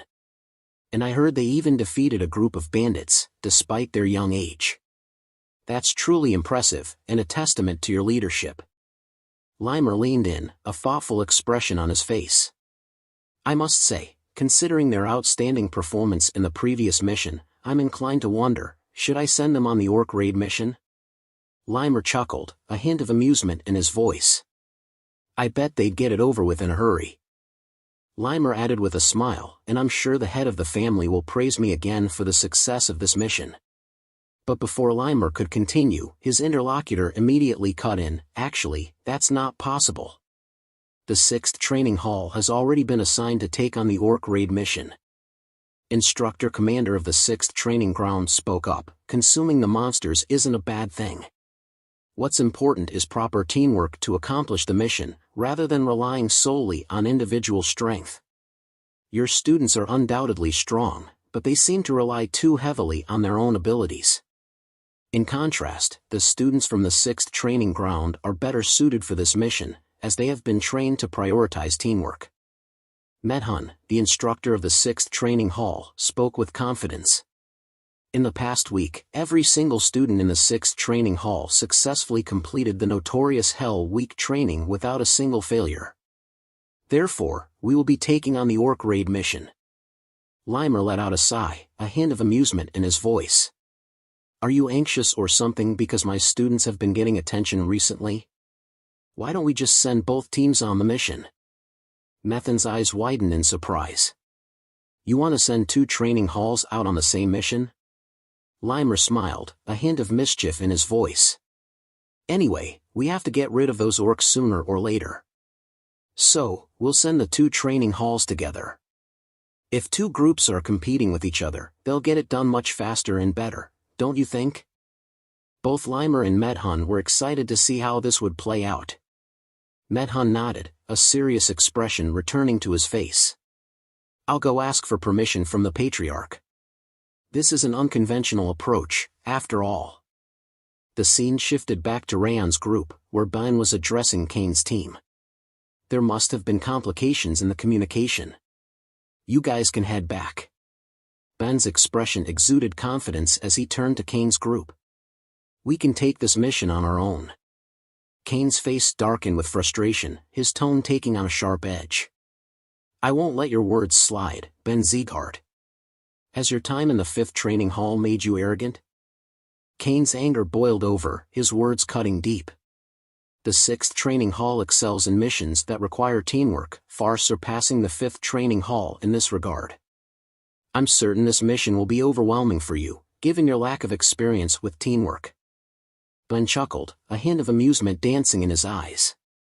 Cain Sieghart, I'm well aware of your impressive skills, but you'd do well not to underestimate the 5th training hall. Raon's thoughts turned inward, a hint of puzzlement crossing his mind. I'm sure Limer knew that both training halls would be here. But why didn't he tell us in advance?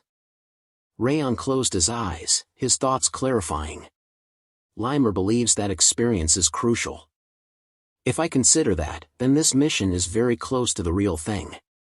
But teamwork and tactics are crucial in monster raids, and those are exactly the areas where we're lacking. A more sinister thought crossed Raon's mind. What if Limer intentionally pitted us against the 6th training hall, wanting us to learn through competition and discover our own weaknesses? Raon's eyes narrowed, a hint of annoyance crossing his face. That sly, snake-like elf, he muttered under his breath, cursing Limer's cunning nature. Raon's expression softened, his thoughts taking a more reflective turn. Well, I suppose it's a valuable learning opportunity for the others too. And then there's what Mother told me before I left. Raon's gaze drifted inward, his mother's words echoing in his mind. I want you to show me that you're a swordsman who protects others. The memory had lingered with him ever since, a constant reminder of the promise he'd made to her. Raon intervened, his voice calm and measured. Hey, calm down, both of you.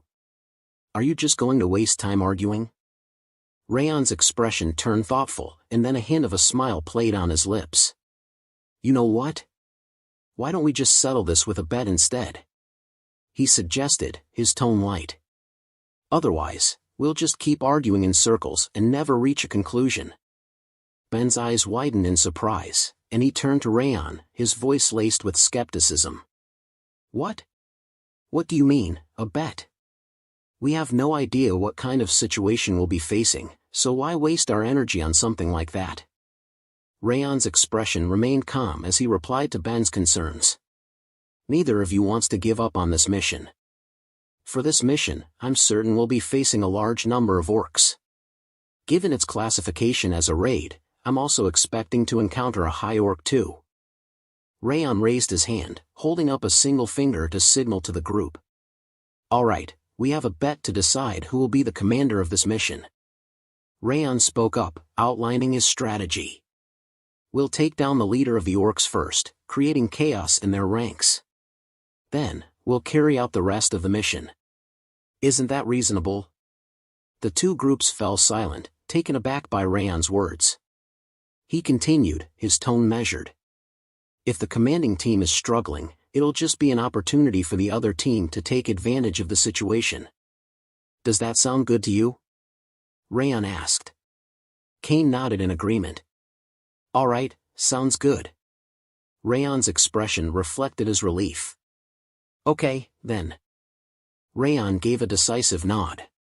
Let's get started. We'll head to the mountain. As soon as Raon finished speaking, the two groups burst into a sprint, their competitive spirits ignited. Martha's thoughts raced as she ran, her mind focused on the challenge ahead. The conditions are simple, she thought to herself. Either take down the entire enemy team or capture their flag, that's all it takes to win, Martha thought, a hint of a strategic mind at play. It's actually simpler than having everyone fight each other. Raon turned to Martha, a thoughtful expression on his face. Then shall we plan our approach, he asked. Martha's eyes sparkled with confidence as she replied, a hint of disdain in her voice. Why bother? They're all just a bunch of losers. Martha called out to Raon's group as she sprinted ahead, her voice laced with competitive spirit. I'll go wipe them all out. You just sit here and wait. I've got this. Martha's voice dripped with disdain. There's no need to use tactics against those losers. As Martha clashed with the enemy, her anger erupted in a fierce roar. Unleashing her legendary sense skill, she tapped into her heightened awareness.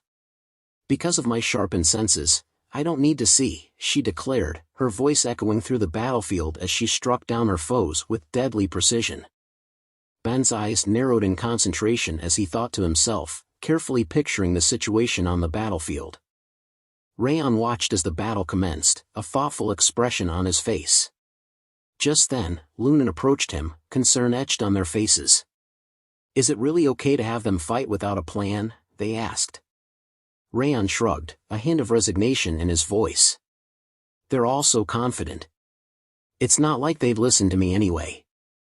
Lunan turned to Raon, a hint of concern in his voice. Is it possible to win against them? Raon's expression was grim.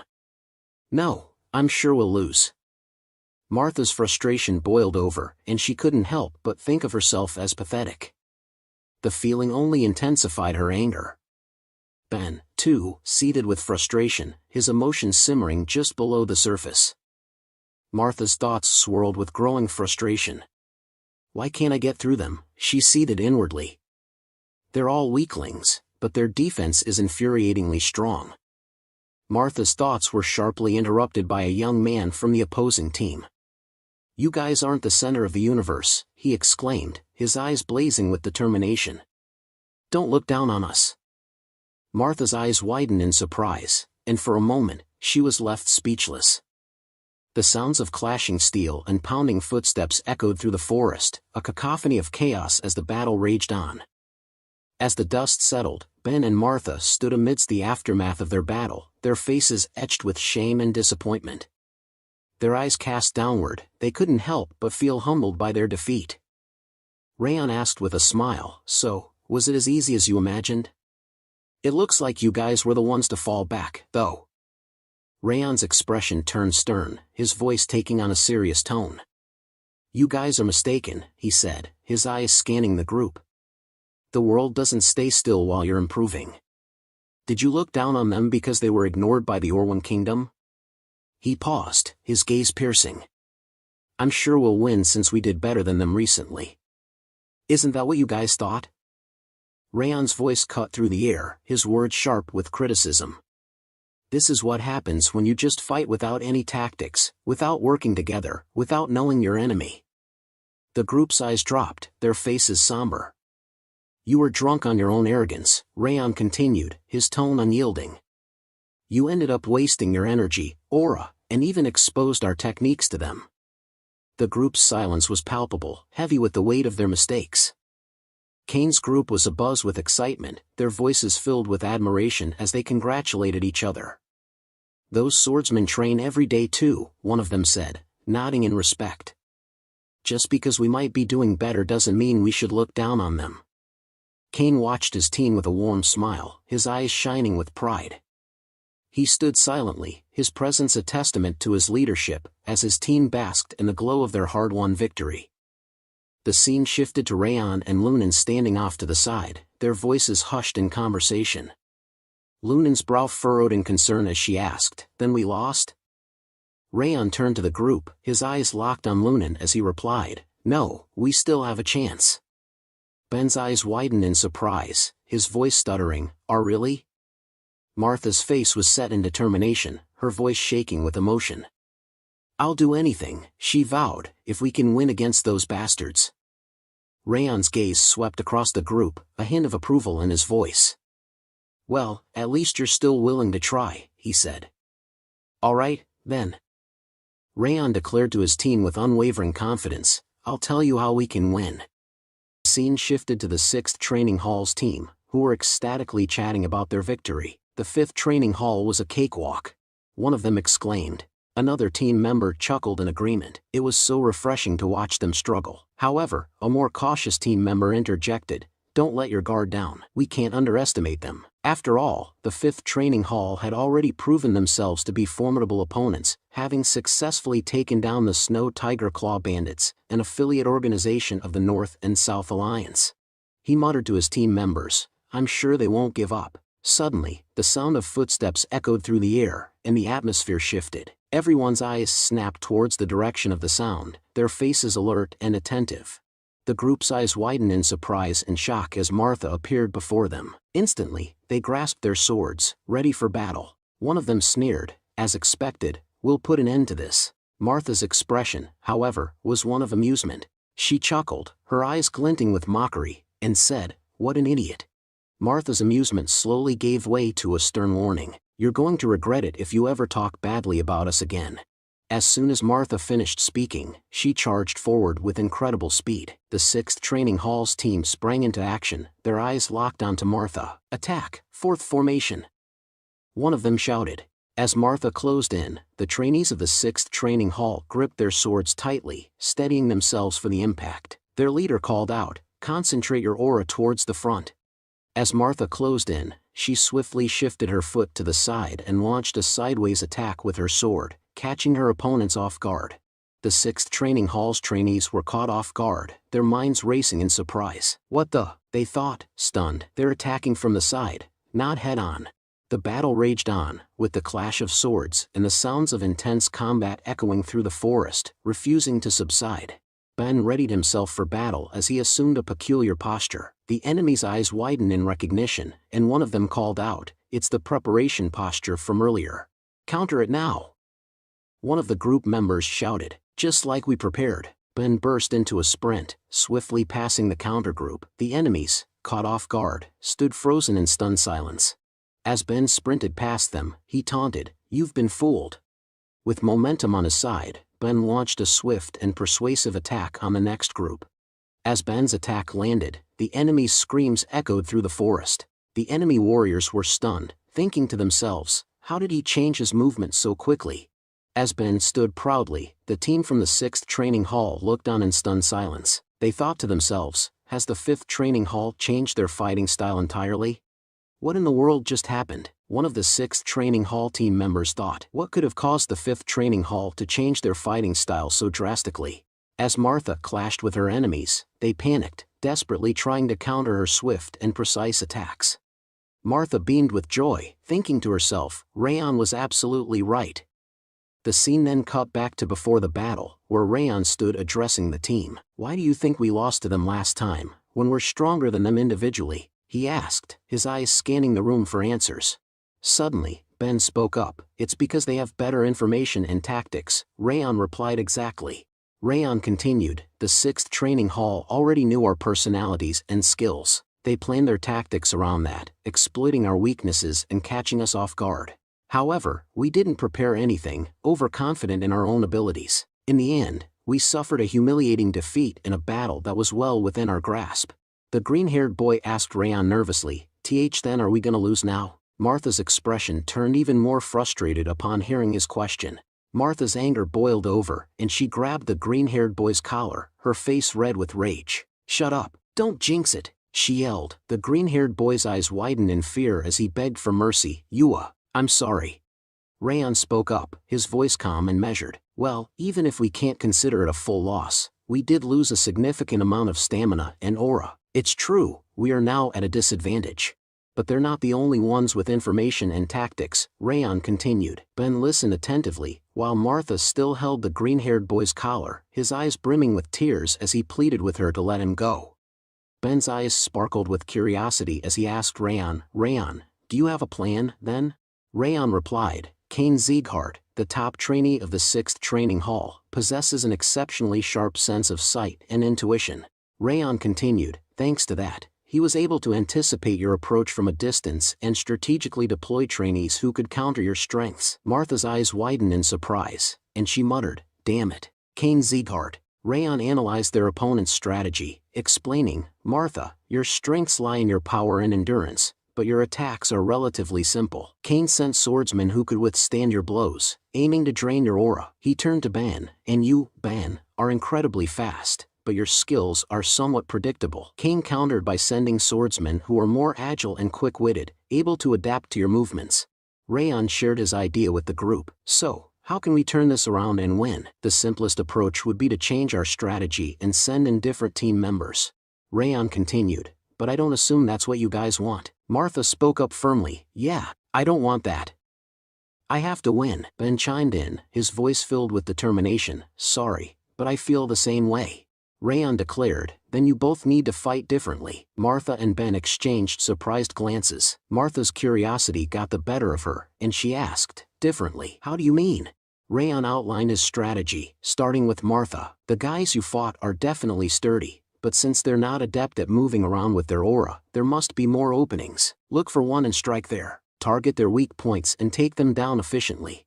Raon turned to Ben, "You tend to struggle against opponents who rely heavily on their instincts to fight. However, those types of fighters often have a weakness. They can be vulnerable to deceitful tactics. For now, you need to abandon your usual fighting style and try to deceive them instead." Martha and Ben spoke in unison, their voices laced with curiosity. Martha asked, "That sounds good, but haven't you been here all this time?" Ben chimed in, his tone slightly accusatory, "You make it sound like you've just been watching us fight." Raon's expression turned confident as he replied, "It's true that Kane has sharp senses, sharper than most trainees. In fact," he paused for a moment before adding, "but mine are better." The scene shifted to the heat of battle, where Runan fiercely exchanged blows with her opponent. Meanwhile, Raon scrutinized the situation with his razor-sharp senses. A thought crossed his mind: everyone's performing well. Runan's also gaining the upper hand. It doesn't look like she's going to lose. The scene shifted again, and Raon was seen sitting calmly on a rock, his eyes fixed on an unwelcome visitor who had arrived without permission. Raon's voice was firm as he spoke. Now, then. Raon's gaze intensified as he spoke to the person standing behind him. Shall we begin? The figure stepped forward, revealing a familiar face. It was House Sieghart. As Raon sat on the rock, lost in thought, he mused to himself. Given the drastic turn of events, Kane's options were limited. He had no choice but to come searching for the flag. Kane's expression turned serious as he spoke up. I was wondering why we were suddenly losing. So, you ordered them to change their tactics, huh? His eyes narrowed slightly. The rumors that you're not recognized by the other trainees were false. Then, Raon's eyes widened in surprise, his face a picture of bewilderment as he stood there, frozen. The wind whispered through the air as Raon and Kane stood frozen, their eyes locked in a piercing stare. Then, Kane's voice cut through the silence, his tone low and deadly serious. But this fight ends here. Kane's hand tightened around the hilt of his sword as he called out to Raon, his voice firm and commanding. Raon, I've heard that your aura is a fire type. Kane's eyes flashed with intensity as he unleashed his aura, its full power bursting forth in a majestic display. Raon's eyes widened in astonishment as he gazed at Kane's aura. His mind reeled in shock, and he thought to himself, is Kane's aura also a fire type? As Raon gazed at Kane, Kane's expression turned confident, and he declared, unfortunately for you, I possess the highest tier of fire-type aura. Moreover, my aura reserves surpass those of most official swordsmen. Theoretically, you don't stand a chance against me. Raon's voice took on a grim tone, his words laced with a hint of annoyance. Why does everyone in this household talk so much before a fight? Raon's eyes blazed with intensity as he unleashed his aura, its full fury bursting forth in a spectacular display of flame-like energy. Raon and Kane stood facing each other, their auras blazing with fierce intensity. The atmosphere crackled with anticipation as their auras clashed, swirling together in a mesmerizing dance of fire and flame. Raon's voice cut through the tension, his words a challenge to Kane. Let's begin. Raon's eyes flashed with determination as he declared, I'll show you that my fire can overpower yours. His voice was like a spark, igniting the air with an intense, fiery passion. As Raon darted forward in a flash of speed, Kane's eyes widened in surprise. His mind racing, he thought to himself, he's fast, and those flames, they're enormous. Kane's thoughts continued to whirl as he processed Raon's sudden display of speed and power.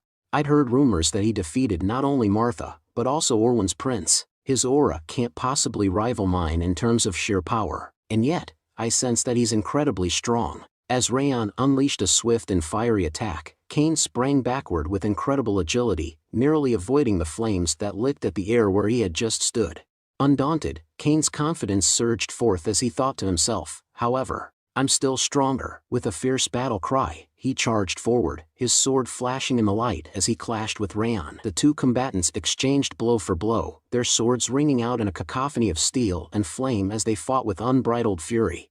Kane's eyes widened in stunned silence as the fight raged on. One particularly brutal clash sent him stumbling back, his face torn open by the force of Raon's blow. A blood-curdling scream tore from his lips. K.U.K. Reeling in agony, Kane's mind struggled to comprehend the unthinkable. He thought to himself, W.H. what?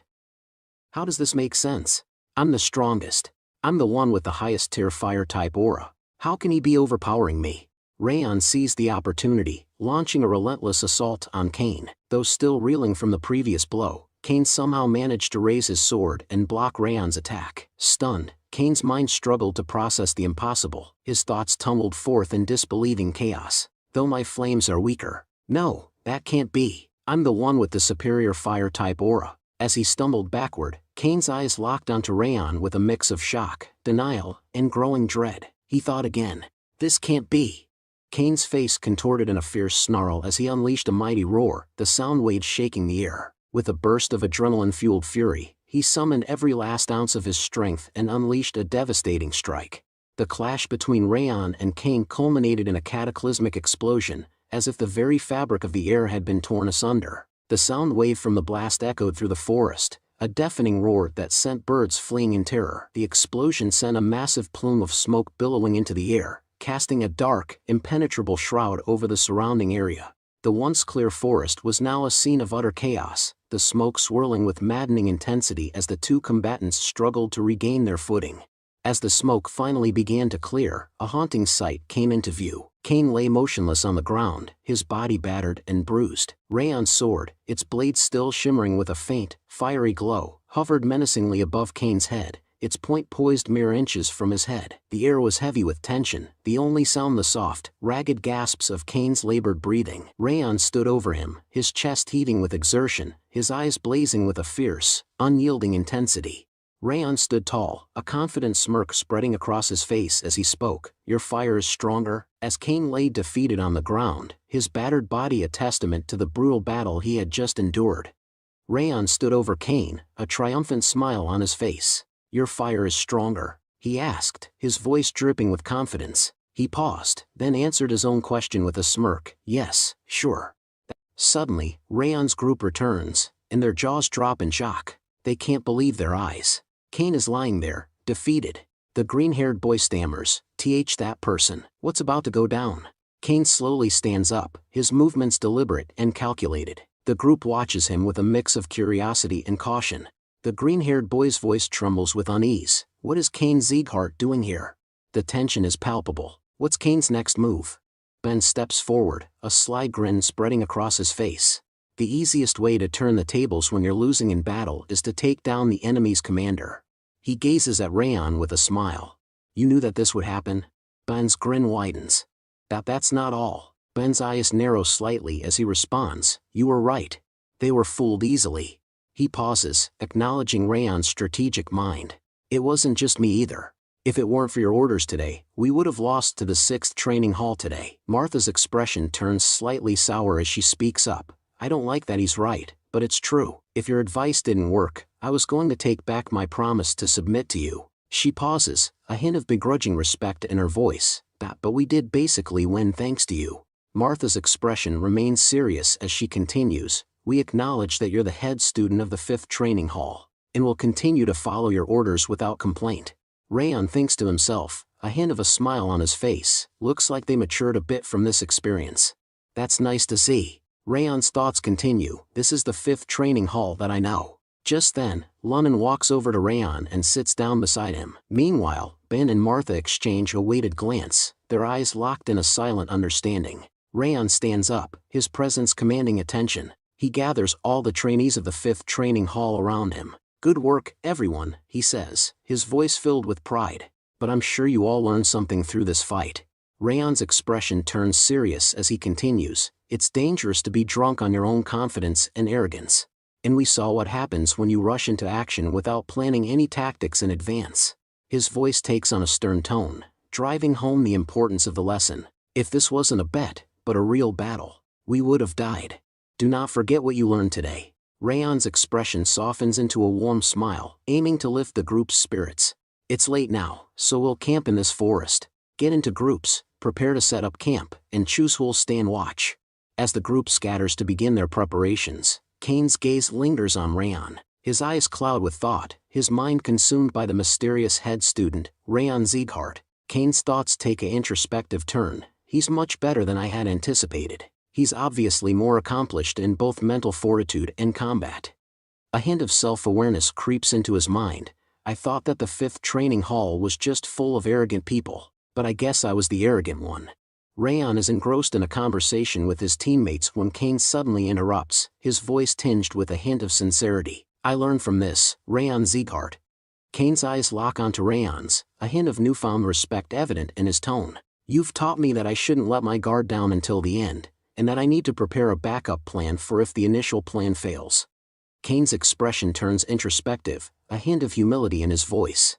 "I thought that we would win no matter what. We had known about you guys from the start, after all." His words trail off, implying a realization that his prior confidence was misplaced. Cain's voice takes on a tone of genuine humility, his words laced with sincerity. "But not only did we lose, I also lost a duel against you. I thought I was stronger, but I guess I was just arrogant." He pauses, reflecting on the lessons learned. "I've learned a lot from this. Thank you." You're my savior. Kane's eyes lock onto Raon's, a deep appreciation evident in his gaze. Raon's eyes narrow slightly as he observes Kane, a thoughtful expression on his face. To himself, he thinks, Kane is much better than the others from the direct bloodline.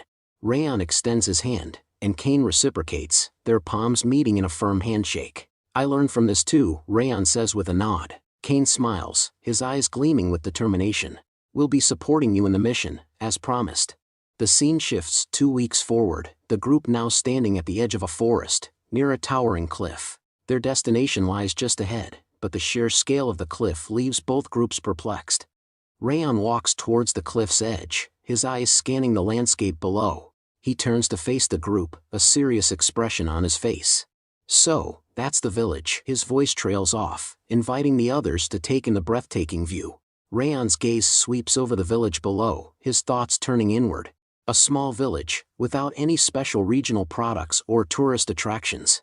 Just a simple place where a few people farm and live off the land. His eyes narrow slightly as he reflects on their mission. This isn't a special mission either. It's just a routine operation, carried out regularly because of the occasional monster appearances. Raon's expression turns thoughtful, a hint of weariness creeping into his eyes. However, why do I feel like someone has been watching me all this time? Raon's eyes narrow, his mind racing with growing unease. It doesn't feel like an instructor is here with us, he thinks to himself. It feels a lot more ominous. Like they're trying to figure out how to fight us. Raon's thoughts trail off, his expression grim. He remains speechless, his mind fixed on a single conclusion. The best we can do right now is to deceive that person and be wary of them. Raon turns to Ben, his voice low and serious. Ben, I have a favor to ask. Ben's eyes narrow slightly, his curiosity piqued. What? Raon's voice is firm and decisive. You take the leader position for this mission.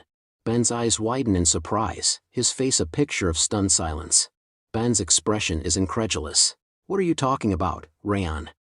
Raon's expression turns serious, his voice filled with conviction. Remember our first mission? It was just me and Runan fighting the Snow Tiger Claw bandits. So, it'll be better if you guys lead the mission this time. He pauses, his eyes locked intensely on Ben. Didn't you say on the first day of official training that you'd catch up to me? Raon's gaze remains steady, his challenge hanging in the air. You meant that, didn't you? So show me what you've learned until now. Ben's expression sets in determination. Alright, I'll show you that I've changed. Ben's voice rings out, filled with newfound confidence. I'll be the one to lead this mission, then.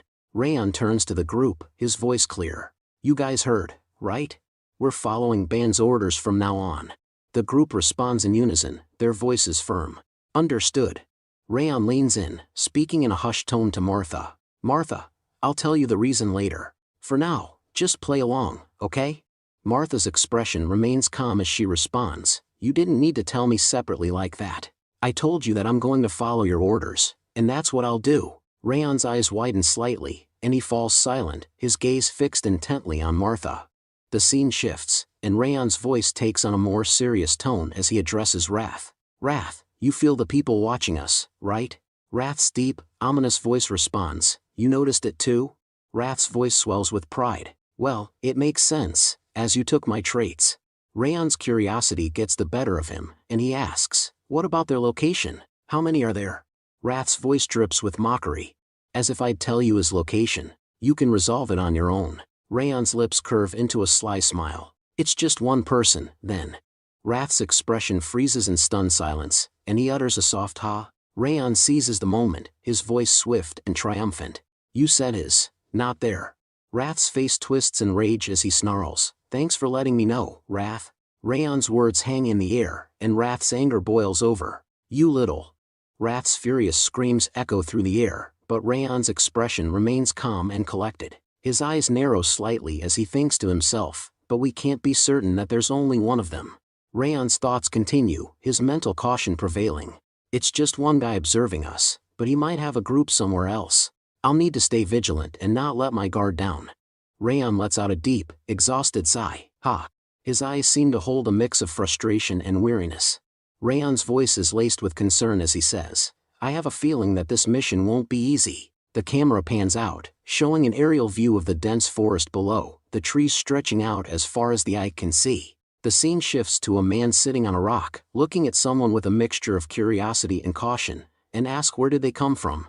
The scene reveals the group's true identity, the assassins of House Sieghart. One of the assassins, standing tall, speaks up. They're the Siegharts. The leader, seated on the rock, raises an eyebrow. One of the 6 emperors? They weren't that impressive, though. Assassins speak up with a smile. I think they were just trainees.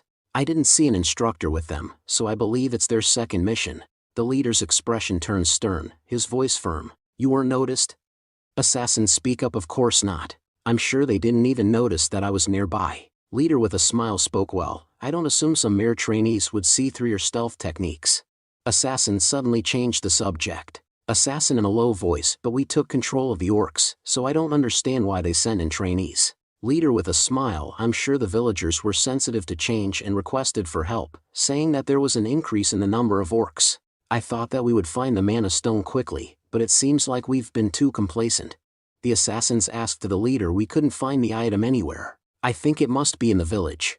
Assassin in firm voice. Shall we attack right away? No, we'll stand by for now, the leader declares, his voice firm. But the assassin, ever the opportunist, counters. But this is a perfect chance to eliminate the trainees. But the leader, with a more strategic mind, counters. While it's easy to kill them, acting rashly could reveal the existence of the mana stone. That would be a far greater loss. The tension between the two is palpable, as they weigh the risks and rewards of their next move. Meanwhile, Raon's group is warmly welcomed by the villagers. As they settle in, the leader and assassin continue their clandestine conversation. The leader, with a cunning smile, suggests a compromise. Let them deal with a few monsters. Make them think that they've completed their mission. The leader stands up, a sinister glint in his eye. With a swift motion, he and his men begin to transform. The scene darkens as they don Orcish costumes and armor, their faces twisting into grotesque masks. In a grim voice, the leader declares, "We'll strike the village once they've left. We'll ravage everything, leaving nothing but destruction in our wake."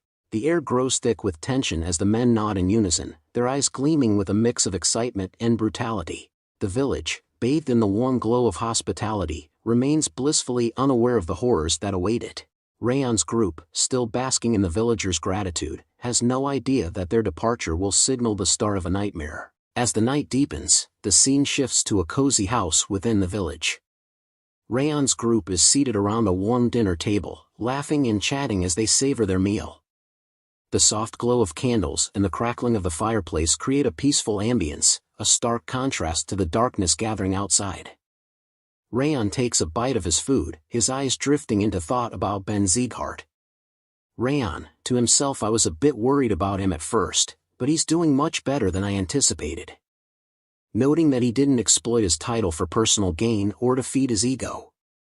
Instead, he prioritized the success of their mission and took the time to reassure the village chief and its people. Raon observes that Ben is genuinely making an effort to improve. Raon's thoughts continued, shifting his concern elsewhere. It wasn't Ben I should be worried about. Ben and the trainees were more than capable of handling the monsters on their own, even if I weren't here. Raon's mind turned to a more pressing concern, the mysterious individual who had been monitoring their movements from the outskirts of the village. Though he couldn't be certain, Raon had sensed the person's presence vanish towards the mountains as soon as they entered the village. Raon's thoughts lingered on the unknown observer, sparking a nagging question. Was this a test orchestrated by the Sieghart household, or was it someone else entirely, lurking in the shadows? I guess we'll find out tomorrow. The scene shifted to the next morning, where Raon's group stumbled upon a disturbing discovery. The ground bore the unmistakable tracks of orcs' footprints. Ben knelt down to examine the footprint more closely, his expression grim. It's clear, he announced to the group, monsters are indeed lurking in the vicinity. The village head approached the group, a look of concern etched on his face. This time of year, monsters typically appear in our vicinity, he explained. However, this year is different.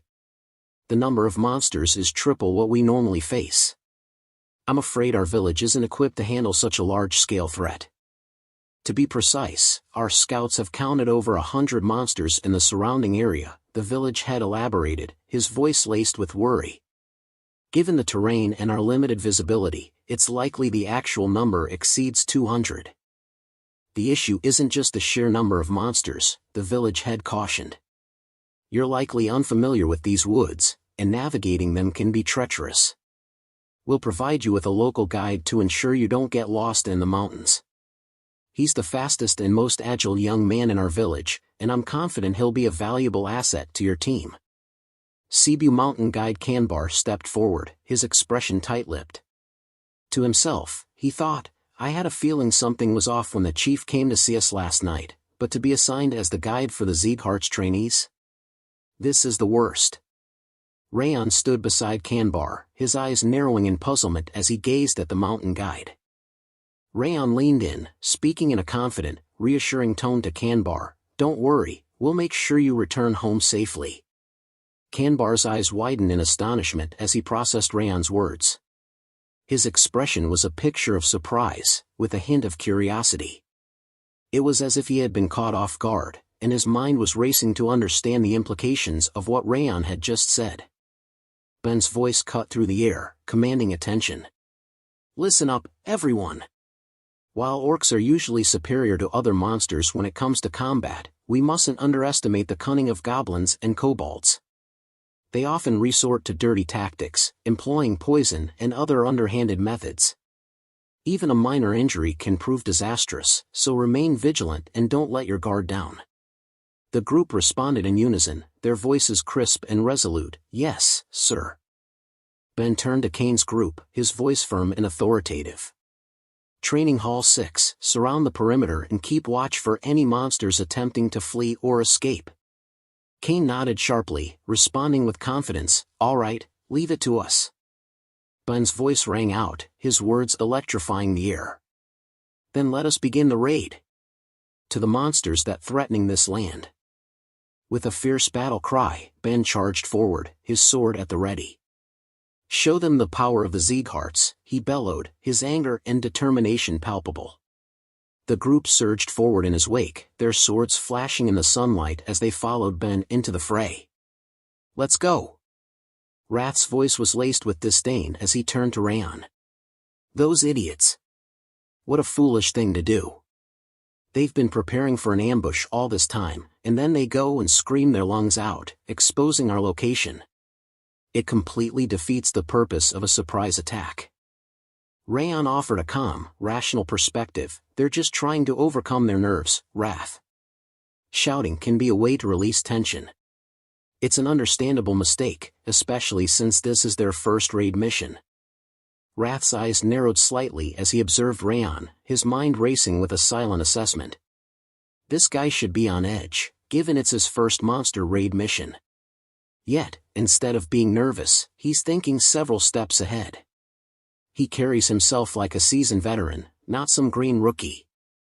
The forest echoed with the cacophony of clashing steel and the screams of the orcs as the group clashed with the marauding horde. The sound of swords slicing through the air, the crash of armor, and the cries of the wounded created a chaotic symphony that resonated throughout the forest. Martha's eyes sparkled with exhilaration as she exclaimed to Ben and Lunnan, I'll annihilate them all.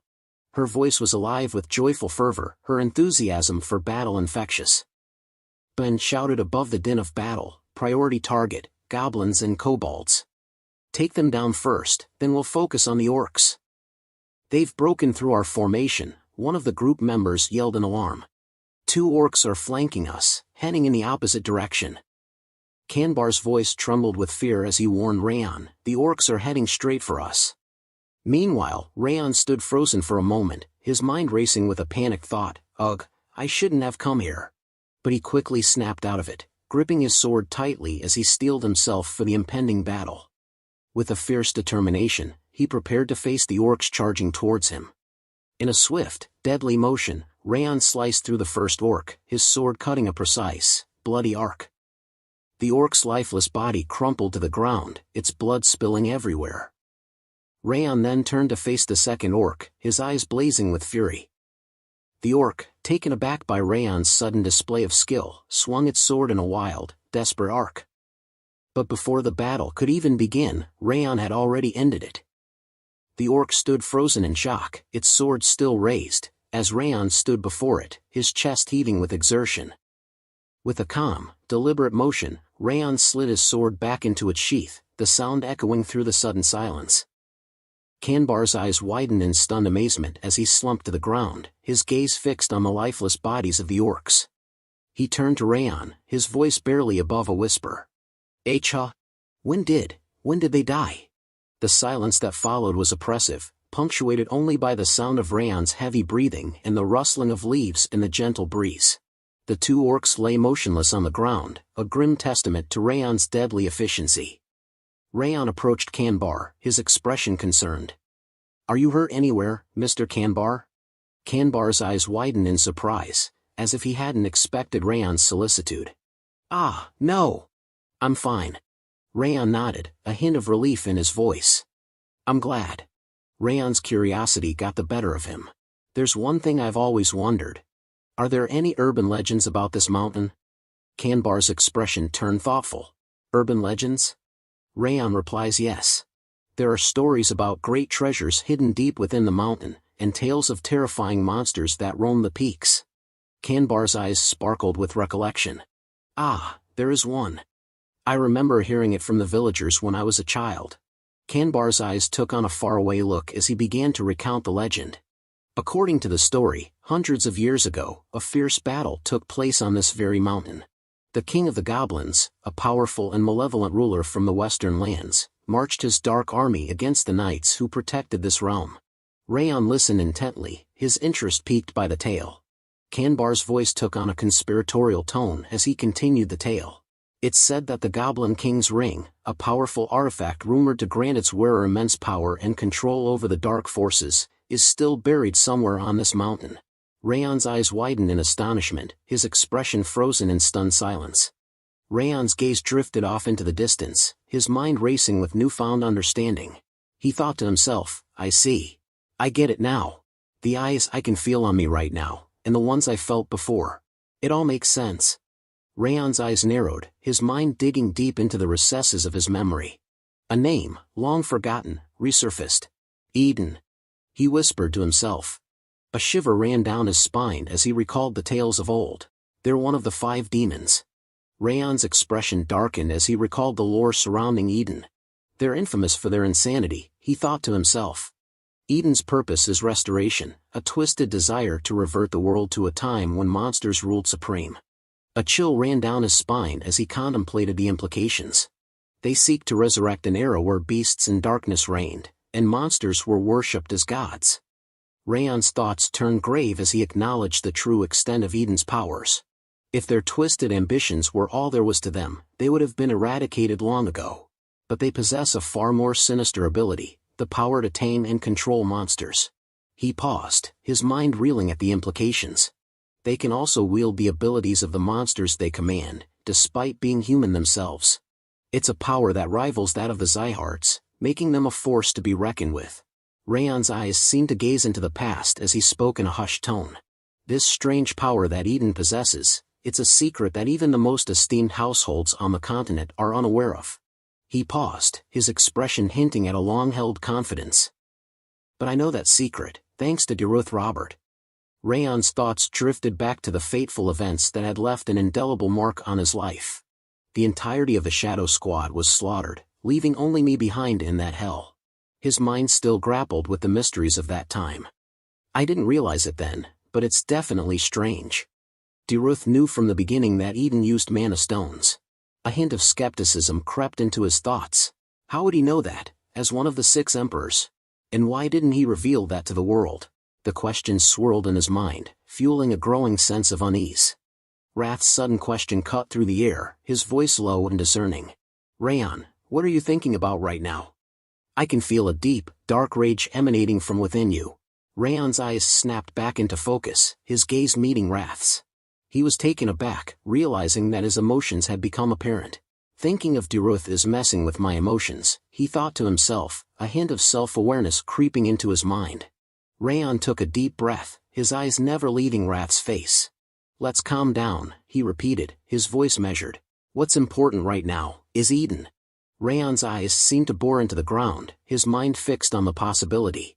"I assume Eden's purpose is to find the Goblin King's mana stone," he thought, his voice low and measured. It's been hundreds of years since the Goblin King's defeat here. Raon's gaze swept across the landscape, his eyes burning with a mix of determination and trepidation. I'm sure a mana stone of incredible strength is buried somewhere, he thought to himself. Raon's eyes narrowed as the pieces fell into place. His mind racing, he thought to himself, so, their plan must be to make us think we've accomplished our mission, just to get us out of the way, allowing them to secretly search for the mana stone once we're gone. Ben's voice pierced the air, his eyes blazing with a fierce determination. That's the leader, he screamed to the group. I'll end this with one ultimate attack, and rush to attack. Just as Ben was about to unleash his ultimate attack, a massive explosion rocked the ground, sending shockwaves in all directions. Ben's eyes widened in surprise as he instinctively covered his head with his hands, stumbling backward from the force of the blast. Martha's voice rang out, filled with pride, as she declared, "It's mine." A triumphant smile spread across her face. Ben's expression, on the other hand, was a picture of disgruntlement. He muttered under his breath, his voice low and laced with embarrassment, "How undignified." Martha's smile only grew wider as she gazed at Ben, clearly delighted by his reaction. Ben's expression transformed, a wide grin spreading across his face as he turned to the group. "The leader's dead," he exclaimed, his voice ringing out across the battlefield. "Now we only have to take care of the rest." The group erupted into cheers, their voices screaming out in happiness as they celebrated their hard-won victory. The scene shifted back to Raon, asking Kanbar, Mr. Kanbar, about that Goblin King story. Has anyone ever found treasure or jewels in the mountains ever since? Kanbar's eyes seemed to gaze into the past as he continued, "Actually, when I was a kid, the chief went to the mountain and returned with a red jewel he found at the mountain summit." Raon's eyes widened with excitement. "Where's that jewel right now?" he asked, his voice filled with curiosity. Kanbar's voice dropped to a whisper, and he glanced around cautiously before revealing, "Most people aren't aware, but it was buried underneath the chief's house." Raon's eyes widened in shock, his mouth agape as he struggled to process the revelation. Raon's thoughts turned grim as he realized the gravity of the situation. "This is worse than I imagined," he thought to himself. "If Eden doesn't find the mana stone in the mountain, they'll burn down this village." Scene shift. The 5th Training Hall and 6th Training Hall groups combed through the area, searching for any remaining orcs. A member of the 5th Training Hall group spoke up, "We don't see any more orcs around." One of the group member from the 6th Training Hall replied in agreement, "Same here." After completing their mission, the group returned to the village, where they were greeted with warm smiles and open arms. The villagers welcomed them back with joy, relieved that the threat of the orcs had been eliminated. The village leader, beaming with gratitude, shook hands with Ben. "Thank you for doing all this for us," he said, his voice filled with sincerity. The village leader continued, "You're just as skilled as they say the Siegharts are." "Thank you again." Ben smiled humbly, replying, "Of course, I'm glad we were able to help." Raon watched the village head and the group, lost in thought, when suddenly Martha appeared beside him, sitting on a tree branch. "Did things go the way you wanted?" Martha asked, her eyes sparkling with curiosity. "Although I'm not too sure what it is that you wanted." Raon's eyes widened in surprise as he called out Martha's name. "Martha. I'm not sure either, but I'll tell you when the time comes." Martha jumped down from the tree, her movements agile and swift. "Don't worry, Raon," she said with a determined look. "No matter what happens, I'll follow your orders until the mission is over." With that, Martha walked away, leaving Raon to ponder the weight of her words. Runan's sudden appearance breaks the silence. "Raon, what are you doing here?" Runan asks, curiosity etched on her face. Raon turns to face Runan, a mixture of surprise and caution in his expression. Runan's concern is palpable as he asks, "Are you worried about something? You don't seem like you're in a good mood." Raon's response is calm and collected, a hint of a mask slipping into place. "It's okay, there's no problem. The chief said he's holding a banquet. Let's go." The tension is subtly deflected, but Runan's eyes linger on Raon's face, searching for any hidden truth. As Raon walks alongside Runan, his thoughts drift to the impending situation. "Eden will not step in until we leave," he thinks to himself. "What happens tomorrow is going to be important." A sense of foreboding settles in, and Raon's expression remains calm, but his mind is racing with anticipation and concern. The next day, the group walked along the outskirts of Cebu village, chatting and laughing together.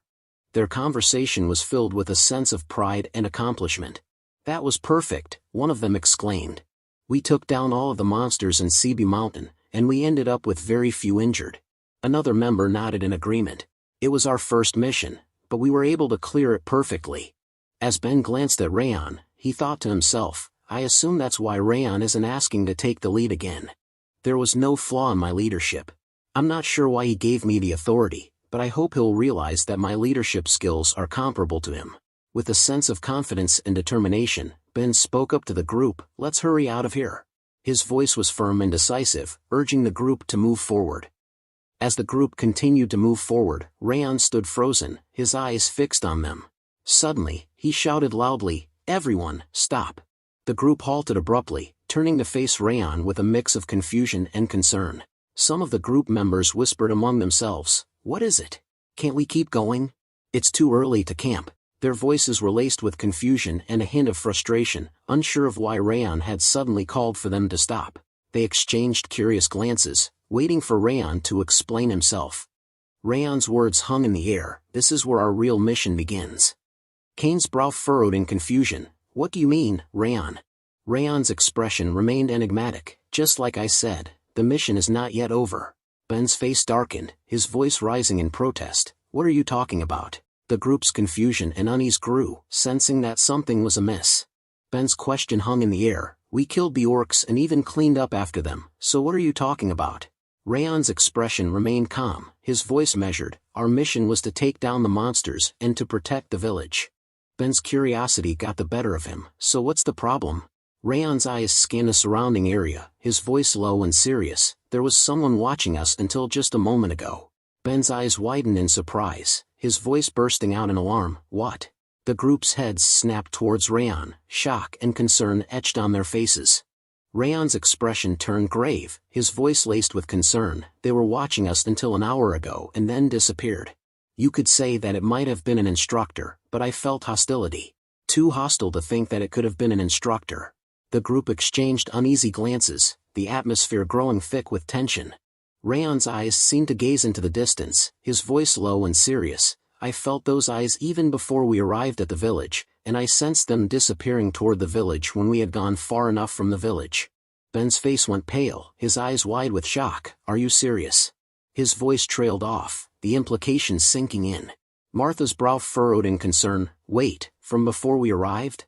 Raon's gaze remained steady, his voice precise, to be precise, it was when we arrived at the hill by the village.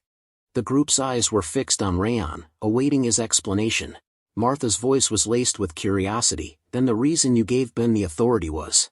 Raon's expression remained calm, his voice measured, yes, I hid my presence in order to get a better sense of the enemy. Kane's eyes remained fixed on Raon, but his mind began to wander, reflecting on the events that had transpired. He thought to himself, I felt this during the bet too. But his tactical sense, as well as his other senses, are better than an ordinary instructor. Even I couldn't tell that there was someone watching us. A mixture of surprise and admiration swirled within Kane. Ben's eyes searched Raon's face, seeking clarification, that's the reason you gave me the leader role? Raon's expression softened, his voice filled with a hint of warmth, yes, I thought that if you were the leader, you could take good care of the trainees. Raon continued, you did great too. I'm sure the enemy thought that you were the top trainee thanks to that, and they didn't notice me at all. Raon's words of praise warmed Ben's heart as he placed a hand on his shoulder. You are a true Sieghart, Raon said with a smile. I'll recommend you as the second top trainee once we return. Ben's thoughts were tinged with a mix of surprise, humility, and a hint of embarrassment. I thought I had put myself on equal grounds with Raon, he reflected, but it seems I was far off. He wasn't even trying to compete with me. He was just trying to gather more information about the enemy, something that had gone unnoticed by everyone else. A wry smile formed in his mind as he continued, and I didn't even know that. I was overjoyed, thinking I was equal to him. Raon's eyes scanned the group, his expression serious. As I said earlier, monsters are creatures that cannot cooperate with other species. But in this mission, we witnessed orcs and goblins working together in harmony. He paused, letting the weight of his words sink in. This can only mean one thing, the enemies are using some means to control the monsters. Raon's expression turned grave, his eyes burning with determination. Our first mission was to protect the village, and it's not over yet. A threat still looms over the village, waiting to strike. We can't consider our mission a success until that threat is eliminated. Raon's voice dropped to a whisper as he outlined their plan. We're returning to Cebu, but we'll need to be stealthy to avoid detection. Ideally, it'd be nice if we had equipment suited for it, but since we don't, turning to the green-haired boy, who seemed taken aback. The green-haired boy rummaged through his bag, producing an assortment of stealth gear. He held it up, a hopeful smile on his face. Would this suffice for stealth equipment? Raon's eyes widened in astonishment as he took in the array of gadgets. When did you get all this? He asked, his voice tinged with surprise. The green boy's smile grew wider, his eyes sparkling with mischief. I brought it just in case. Raon's eyes grew even wider in surprise as he stared at the green-haired boy. You carry around 40 of these, just in case? He asked, his voice laced with incredulity. The green-haired boy nodded nonchalantly, a cheerful grin still plastered on his face. It's good to always be prepared. Raon couldn't help but, impressed by the boy's foresight. Good job. Raon addressed the group, a determined glint in his eye. All right, let's move out. We'll conduct this mission with the stealth training we've received. He turned to Crane, his voice firm. Crane, I need you to inform the nearest Sieghart branch of the situation. You're the fastest among us, so I'm counting on you to get the message through quickly. Crane's eyes widened in surprise, and he hesitated for a moment before responding, all right? As Crane departed to complete his task, Raon's expression turned stern, his voice taking on a commanding tone. Everyone, listen up. From now on, obey my orders without question, no matter what. I will not tolerate any disobedience. The scene shifted to Eden's temporary shelter, nestled near the Cebu mountain. 5 hours had passed since the group's departure. One of Eden's followers, kneeling on the ground, spoke up in a hushed tone. They've finally all left. We checked the other side, just in case, but there was no problem. Eden's eyes gleamed with a calculating intensity as he replied, his voice low and even. Then we'll begin the plan. Then began to transform into his orc form, his body contorting and growing as he let out a fierce roar. Restoration, he bellowed, his voice echoing through the air. With a burst of rage, he slammed his leg into the ground with brute force, causing the earth to crumble and a massive hole to open up. And Eden climbed to the top of a nearby mountain, his sword at the ready. He gazed out at his followers, his eyes blazing with intensity. Kill them, he commanded, his voice carrying on the wind. Don't spare even one. The orc followers began to charge towards the village, their roars and battle cries filling the air. Raon's group watched from their vantage point on the hills, their eyes fixed on the scene unfolding below. Ben turned to Raon, his voice low and urgent. There really were orcs left. Ben's face twisted in anger as he spoke up, his voice trembling with rage. We'll put an end to them for real this time. But Raon's calm and collected voice cut through Ben's fury, his words dripping with caution. No, not yet. I thought I told you that there are eyes on us. Ben's expression froze, his mouth still open in a snarl. He stared at Raon in stunned silence. Raon's eyes narrowed, his gaze scanning the surroundings as he continued, it's not some monster watching us either. It's a human. We don't know the identity of the enemy yet. Ben's face contorted in frustration, his voice rising in urgency. But look how many of the orcs there are. The villagers won't be able to stop all those orcs. Raon's voice remained calm and measured, but his words carried a sense of caution. But if we just intervene now and lose, we'll all die too. Ben's expression turned desperate, his voice laced with urgency. We better intervene now if we want to save the village. Raon's eyes locked onto Ben's, his gaze steady. Don't you remember the instructor telling us that it's important to really understand the mission? The timing is not right yet, and we need to be even more careful since the enemies are from Eden. The group's eyes widened in surprise, and Kane's voice rose in shock. Wait, Eden. Martha's voice trembled slightly as she spoke up. You mean the Eden of the 5 demons? Ben's face went pale, and he was rendered speechless, his eyes wide with alarm. Raon's expression remained serious, his voice measured. If they're able to control the monsters, it could only be either Eden or a Lord-rank monster. So, we need to be careful. Ben's voice barely above a whisper, his tone trembling with a mix of fear and reverence. I'm aware of how strong Eden is, and that you're right. Ben's trembling tone gave way to a surge of emotion, his voice rising in anguish and accusation. But if we don't move now, half the village will die. Are we supposed to just hide here and wait while they're dying? I thought that you were someone fitting of the name Sieghart. But this isn't right. We should fight right now. Ben's voice rang out with conviction, his words a passionate declaration. That's what a Sieghart swordsman should do. With a fierce determination burning in his eyes, Ben leapt forward, standing at the edge of the cliff. His voice echoed out, a challenge to the others. I don't care whether any of you follow me or not. If any of you believe yourselves to be a true Sieghart swordsman, then follow me. Raon's voice was laced with frustration, his words tinged with exasperation. That guy. But before Raon could say more, Runan's voice cut in, her tone resolute. I'm going too. With that, Runan followed Ben's lead, jumping off the cliff. Some of the trainees from the 5th training hall spoke up, their voices filled with conviction. Sir Ben is right. As a Sieghart, it'd be embarrassing to be frightened just because the opponent is one of the 5 demons. Another trainee nodded in agreement, their voice ringing out. That's right. We're recruits affiliated with the 6 emperors. The trainees of the 5th training hall began to stir, their faces set with determination. With a collective burst of energy, they started to run, following in Ben and Runan's footsteps. As they rushed past Raon, they called out to him, their voices filled with urgency. We're going too. We have to hurry and protect the village and its people. Kane's voice cut through the air, his eyes blazing with determination as he turned to his group from the 6th training hall. Is it straight ahead? We'll help the 5th training hall and attack the ghosts of Eden. The group responded in unison, their voices firm and resolute. Yes, sir. Raon stood still, watching as his group members rushed off to join the battle. A thoughtful expression crossed his face as he gazed after them. Everything was unfolding just as he had predicted. Given the personalities of Ben and the recruits, he had known they wouldn't be able to stand idly by in the face of injustice. Their strong sense of justice would compel them to rush forth and stop Eden and the monsters. Raon's thoughts continued, a hint of strategic calculation in his mind. That's why I sent Runan and Aura a message to follow after them beforehand. With Ben, Runan, and even Kane heading there, not even Eden will be capable of holding out. If there's anything unexpected, his thoughts trailed off, his eyes narrowing slightly as he considered the possibilities.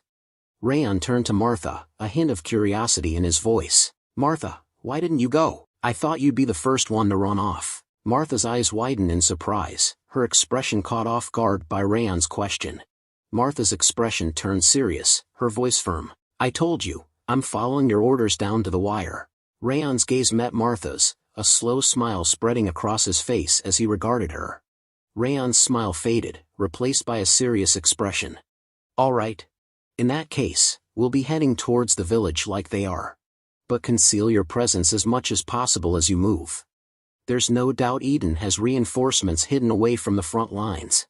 Raon's eyes narrowed, his mind racing with strategic thoughts. He could sense a strong killing intent emanating from the mountains, separate from the village. A hint of concern crossed his face as he thought about the 5th and 6th training halls engaging the enemy. The 5th and 6th training halls can take care of the rest of the enemies, he thought, but it'd be dangerous if they fight that guy head-on. A sly glint appeared in his eye as he considered an alternative approach. But that's only if you fight head-on, assassination is a different story. The scene shifted to Ben and his group, who were in the midst of a fierce battle against a horde of orcs. Ben's voice rang out, his words of guidance and encouragement cutting through the chaos. Don't take the orcs' attacks directly, step back and then counterattack, he shouted. If it's difficult for you to fight them alone, form teams. Remember, if we don't stop them here, the village will be in danger. As Ben clashed with the orcs, his thoughts flashed back to the previous day's battle. He noted a significant difference in the orcs' behavior, his eyes narrowing in concern. These orcs are far more ferocious than the ones I fought yesterday. He thought to himself, his mind racing with the implications. A hint of confidence crept into his thoughts as he continued to fight. If it's just this, then protecting the village wouldn't be a problem. Ben's thoughts took a darker turn as he considered the true nature of their enemy. His expression turned grim, his eyes clouding with concern. The problem is that as long as our enemy is Eden, then there's no way they'd stop at this, he thought, a sense of foreboding settling in. His mind flashed back to Raon's words, and he couldn't help but feel a sense of admiration for the other's insight. Raon was right, all along. Ben's voice rang out, his warning echoing through the forest. All forces, watch out for threats coming from above and camouflaged within the forest. One of the group members' eyes widened in alarm as they looked around, their voice trembling with concern. Huh. No way. Ben's eyes locked onto the camouflaged figures, his mind racing with recognition. It's Eden's Green Phantom Corps, he thought to himself, his grip on his weapon tightening. He took in the details of their attire, the goblin masks and distinctive headgear, leaving no doubt as to their identity. A hint of surprise crossed his face, his eyes narrowing in concern.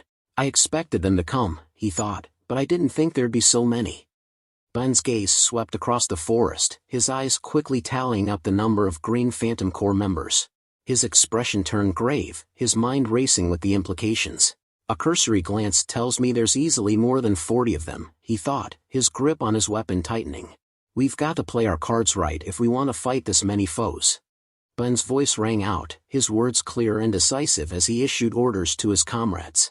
Kane, you hold back the orcs with the others, make sure they don't reach the village. Ronan, use your cold air to freeze the orcs and Green Phantom's feet, immobilize them. He paused, his eyes scanning the battlefield before meeting the gazes of his teammates. I'll take charge. Runan's voice was firm and resolute as she acknowledged Ben's order. Understood. I'll freeze them all. With a swift motion, she raised her sword, and a brilliant, frost-icy aura burst forth from her sword. The air around her seemed to shimmer and chill, as if winter itself was being unleashed. Suddenly, towering ice pillars erupted from the ground, their crystalline structures glinting in the fading light. The pillars encased the orcs and Green Phantoms, freezing them in place, their feet and legs trapped in the unforgiving ice. With a fierce battle cry, Ben unleashed his continuous flow sword technique, his blade slicing through the air with deadly precision. He pushed off the ground with his leg, using the momentum to propel himself forward. As he charged, the autumn wind sword technique kicked in, imbuing his blade with the fierce energy of the autumn gusts. The sword sliced through the crowd of orcs, leaving a trail of destruction in its wake. Ben's movements were a blur, his sword dancing through the air with a rhythmic whoosh, cutting down any orc that dared to stand in his way. His technique was a perfect blend of speed, power, and agility, making him a formidable force on the battlefield. As Ben stood victorious, his chest heaving with exhaustion, a sudden movement caught his attention. A Green Phantom, camouflaged in the branches of a nearby tree, swiftly drew back their arm and launched a poison-tipped needle. The needle flew silently through the air, striking Ben's back shoulder with deadly precision. He let out a pained scream, his body jerking violently as the poison coursed through his veins. Ugh! Ben gritted his teeth. Ben's voice rang out, warning his comrades of the new threat. There's poison needles from above. Use your aura to block it or dodge it with your footwork. But before anyone could react, one of the group members shouted out a new warning. Sir Ben, they threw down a bag of poison gas. Ben's eyes snapped towards the source of the warning, and he saw the bag exploding on the ground. Ben's eyes widened in alarm as he realized the potency of the poison gas. This poison is stronger than what the monsters use, he thought to himself, his mind racing with the implications. Without hesitation, he shouted out a warning to his group. Everyone, cover your mouths, he yelled, his voice carrying across the battlefield as he instinctively raised his own arm to cover his nose and mouth. The poison gas had already taken its toll, spreading quickly through the group. Some members began to sit down, their bodies weakened by the toxic fumes. One of them spoke up, their voice laced with desperation. Forget aura. I can't even lift my sword. Ben's thoughts were a jumble of worry and desperation as he assessed the situation. In that single moment, not only the other members, but even I was exposed to it, he thought, his mind reeling with the implications. He glanced around, taking in the sight of his teammates struggling to stay conscious. Runan's complexion is getting worse too, but the Green Phantoms and the orcs look completely fine. He noted, his eyes narrowing in concern. The realization hit him like a ton of bricks. At this rate, we'll get wiped out, he thought, his heart sinking in despair.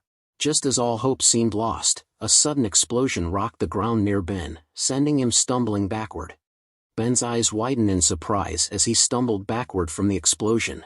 This energy, and destructive power, he exclaimed, his voice trailing off as he realized who was responsible for the sudden turn of events. Martha, he called out, a mix of surprise and relief washing over him.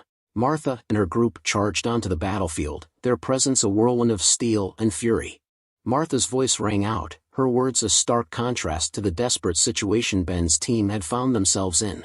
In place of these idealistic fools, let's clean up all the Eden trash, she shouted, her sword flashing in the fading light.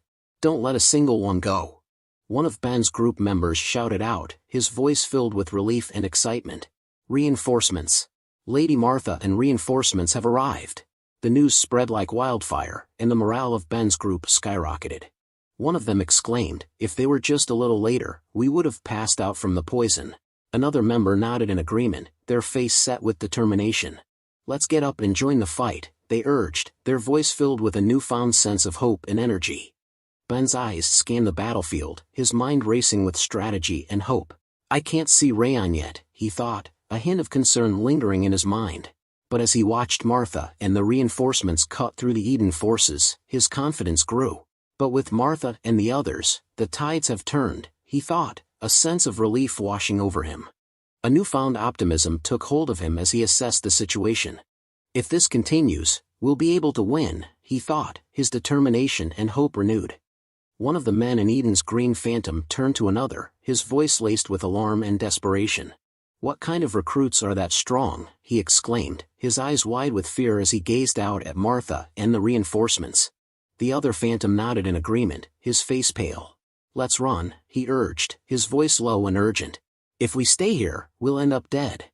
The voice was like a cold wind, sending shivers down the spines of the two fleeing Phantoms. "Are you deserting the battlefield?" It echoed through the forest, the words dripping with disdain and accusation. Martha, Runan, and Ben's eyes snapped towards the figure emerging from the shadows, their faces set with alarm. Ben's voice was the first to break the silence, his words tumbling out in shock. "That can't be," he exclaimed, his eyes wide with incredulity. The three warriors exchanged uneasy glances, their minds racing with the implications of what they were seeing.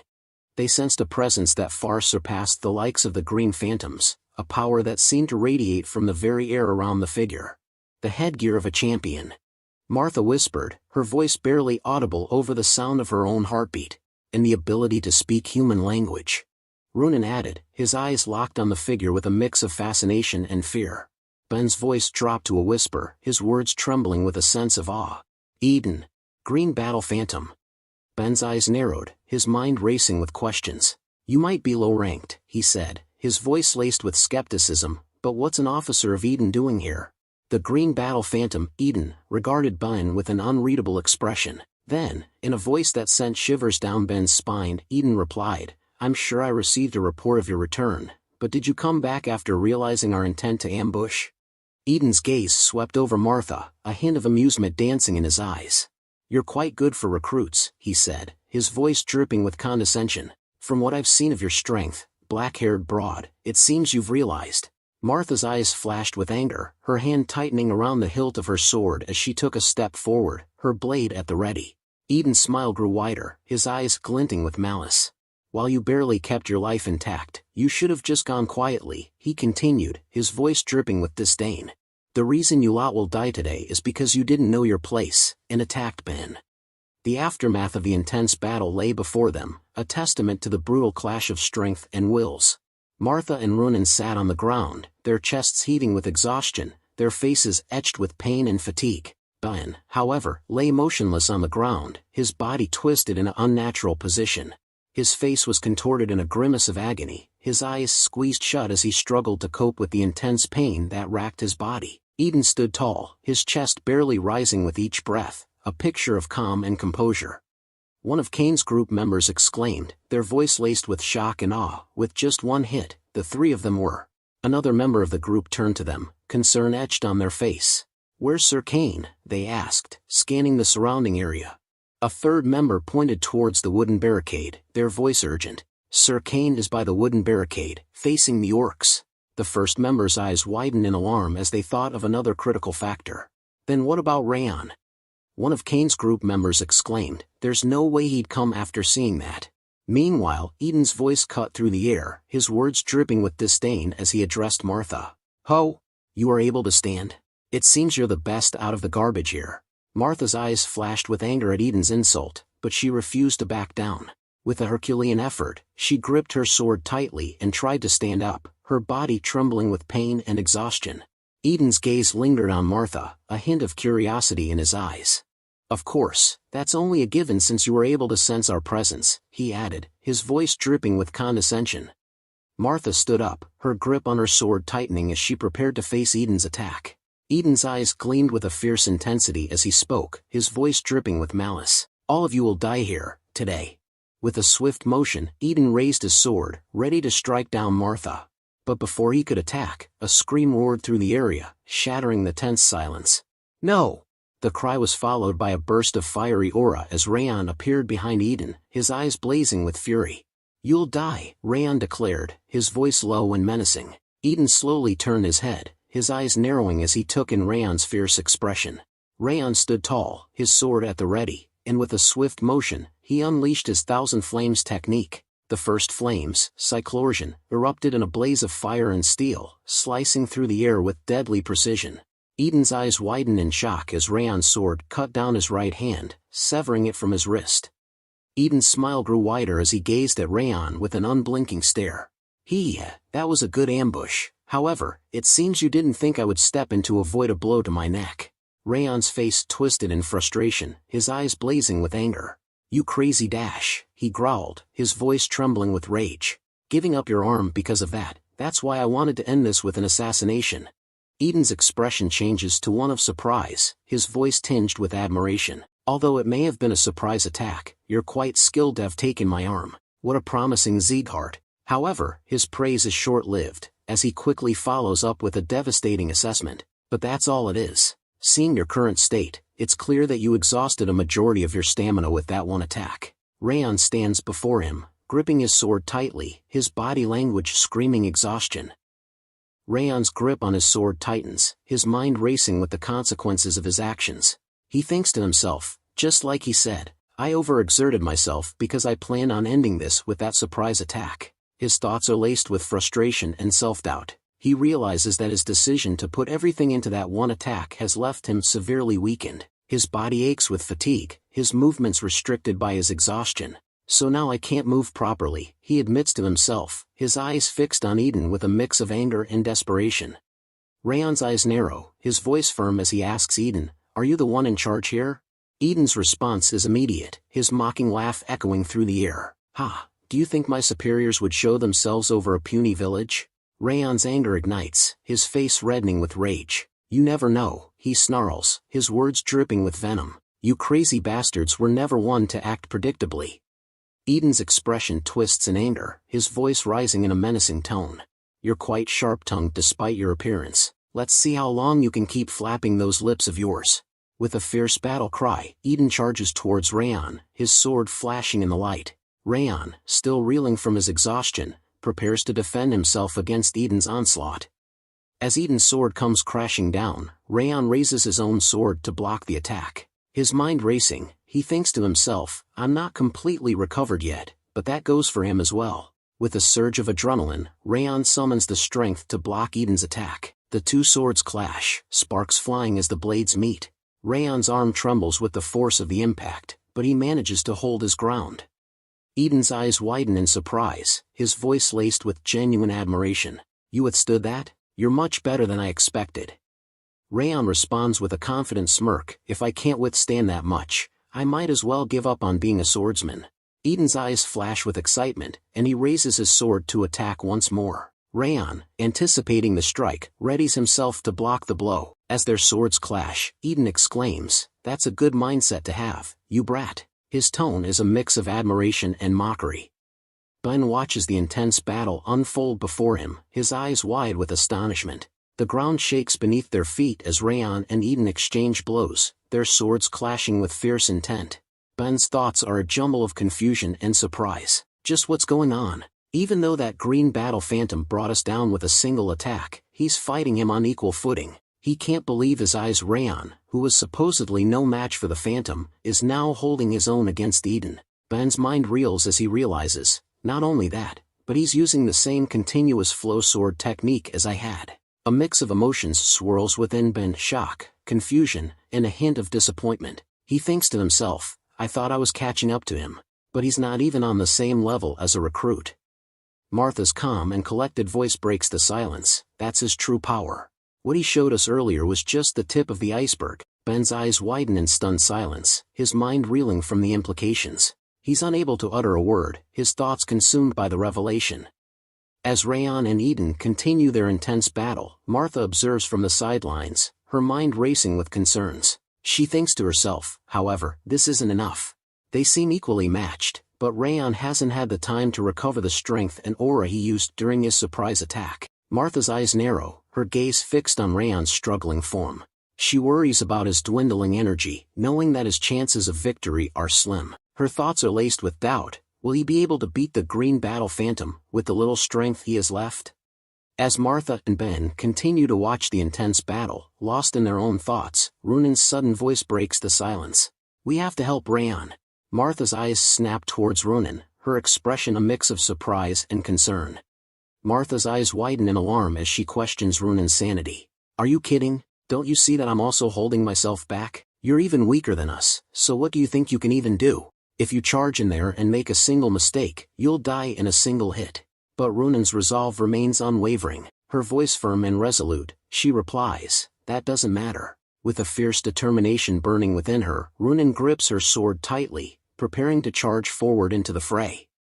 Martha's eyes narrow as she observes Runan's determined demeanor. She thinks to herself, I thought she'd be scared, but she's actually calmer than usual. Does that mean she's different from when she was just following Raon around? Martha's gaze lingers on Runan, her expression a mix of curiosity and surprise. Ben's voice rings out in support of Runan. I'm embarrassed that I even hesitated. Like Runan said, we have to help Raon. Martha's eyes widen in surprise, and she questions Ben's sudden boldness. Oi, have you already forgotten about that attack from earlier? Do you really think anything would change if the three of us rushed in? Martha's skepticism is palpable, her words laced with concern for their safety. Ben's voice rings out with conviction. Even so, I can't just turn a blind eye and leave a comrade to fend for themselves. We are swordsmen of Sieghart. His words are laced with pride and a strong sense of loyalty, echoing the values of the Sieghart swordsman. Ben's determination to stand by his comrades, no matter the danger, is unwavering. Martha's frustration is evident as she throws up her hands. Whatever. You guys better take responsibility if anything bad happens. But in a surprising turn, she leans in, her voice taking on a confidential tone. Let's put our lives on the line and fight. Her words are laced with a sense of determination and resolve. While on Raon's side, Eden's eyes narrow slightly, a hint of surprise and admiration in his voice. It is surprising that a mere recruit would be able to last this long against me. You're talented to the point I'd like to recruit you into Eden. He pauses, his gaze intense. What is your name? Raon's response is firm and resolute. Raon Sieghart. His name is spoken with pride, a declaration of his identity and allegiance.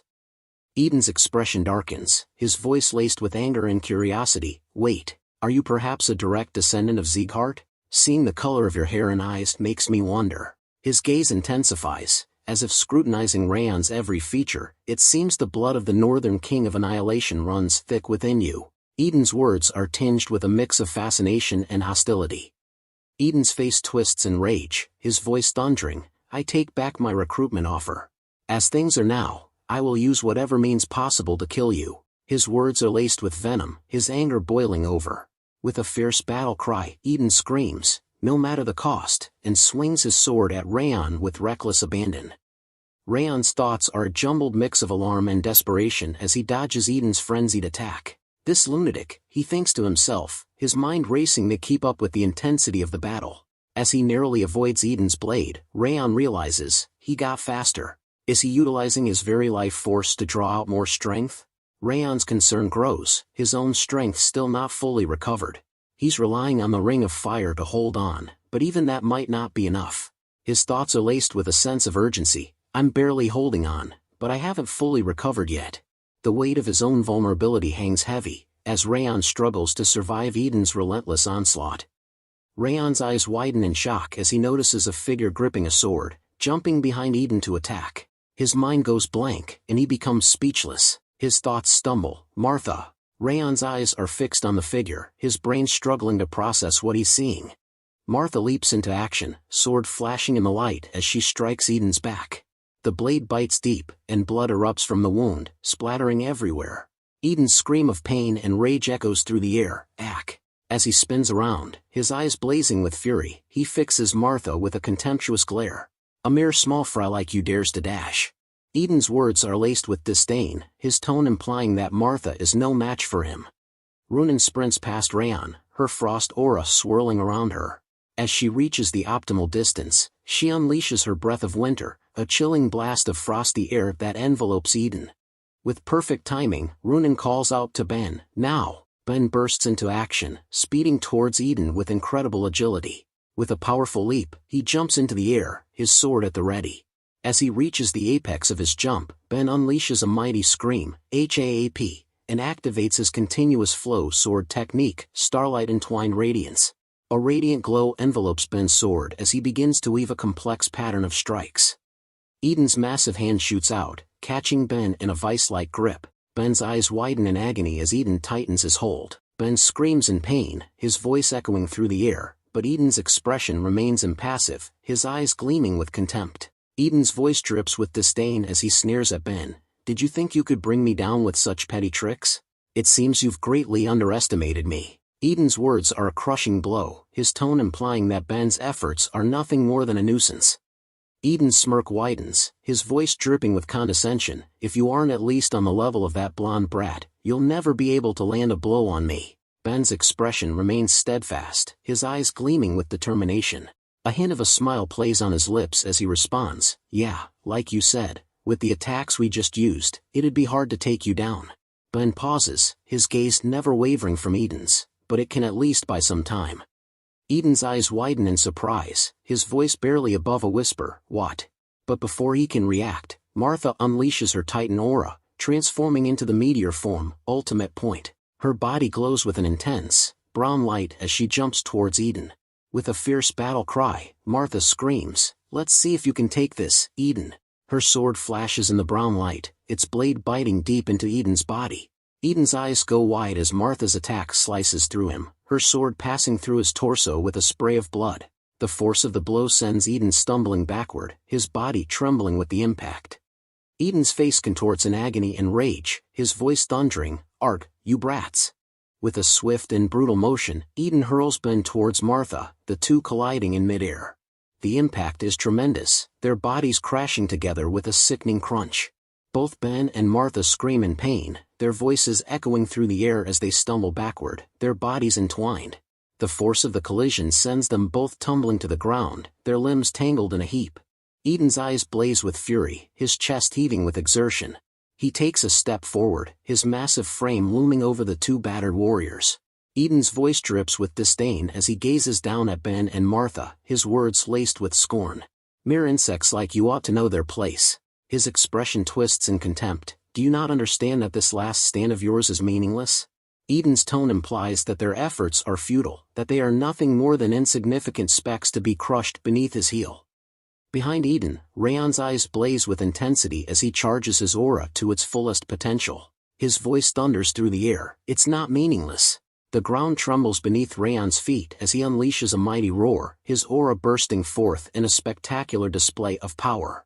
The air around him seems to distort, as if the very fabric of reality is being warped by his energy. Eden's eyes widen in shock, his face frozen in a mixture of surprise and incredulity. He becomes speechless.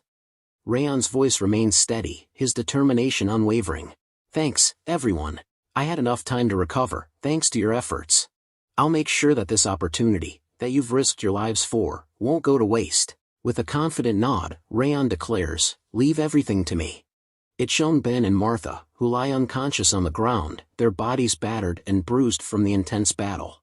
Eden's eyes widen in astonishment as he turns to face Raon, his voice filled with incredulity. "How do you still have that much strength remaining? Just who are you?" Raon stands tall, his fiery aura blazing around him like a raging inferno. With a swift, deadly motion, he raises his sword, ready to strike. His eyes burn with intensity as he declares, "Green Battle Phantom of Eden, you should feel honored. This is my first time using this technique against an enemy." Raon's voice echoes through the air, filled with a sense of accomplishment and determination. "I thought I wouldn't be able to use it yet, but thanks to the realization I made during this battle, I can." With a fierce battle cry, Raon declares, "Thousand Flames Technique, Winds of Blazing Dominion." As he speaks, his fiery aura surges to new heights, engulfing his body in a blazing inferno. The air around him seems to distort, as if the very fabric of reality is being warped by the intense heat emanating from his aura. With his sword at the ready, Raon prepares to unleash a maelstrom of flames upon Eden, his eyes burning with an unyielding determination to emerge victorious. Eden's thoughts are a jumble of alarm and urgency as he realizes the true nature of Raon's flames. What's with those flames? They're different from what he had earlier. My instincts are telling me that they're dangerous. With a growing sense of desperation, Eden knows he must act swiftly to eliminate the threat. I must kill him now, regardless of what it may take. Unleashing a fierce battle cry, Eden charges towards Raon with reckless abandon. Raon, anticipating this move, flashes forward with his fiery aura, his sword gleaming with an intense, orange light. With every ounce of strength at his disposal, Raon slashes downward, unleashing a devastating blow that seems to embody the very essence of his being. The air shudders, the ground trembles, and the outcome hangs precariously in the balance as the two warriors clash in a spectacular display of power and fury. Raon's fiery aura engulfs Eden, consuming him whole. The force of Raon's slash splits Eden's head in two, sending half of it crashing to the ground. The scene is gruesome, with Eden's lifeless body lying in a pool of blood. Raon stands victorious, his confidence and strength radiating from his very being. His stance is triumphant, a testament to his overwhelming power.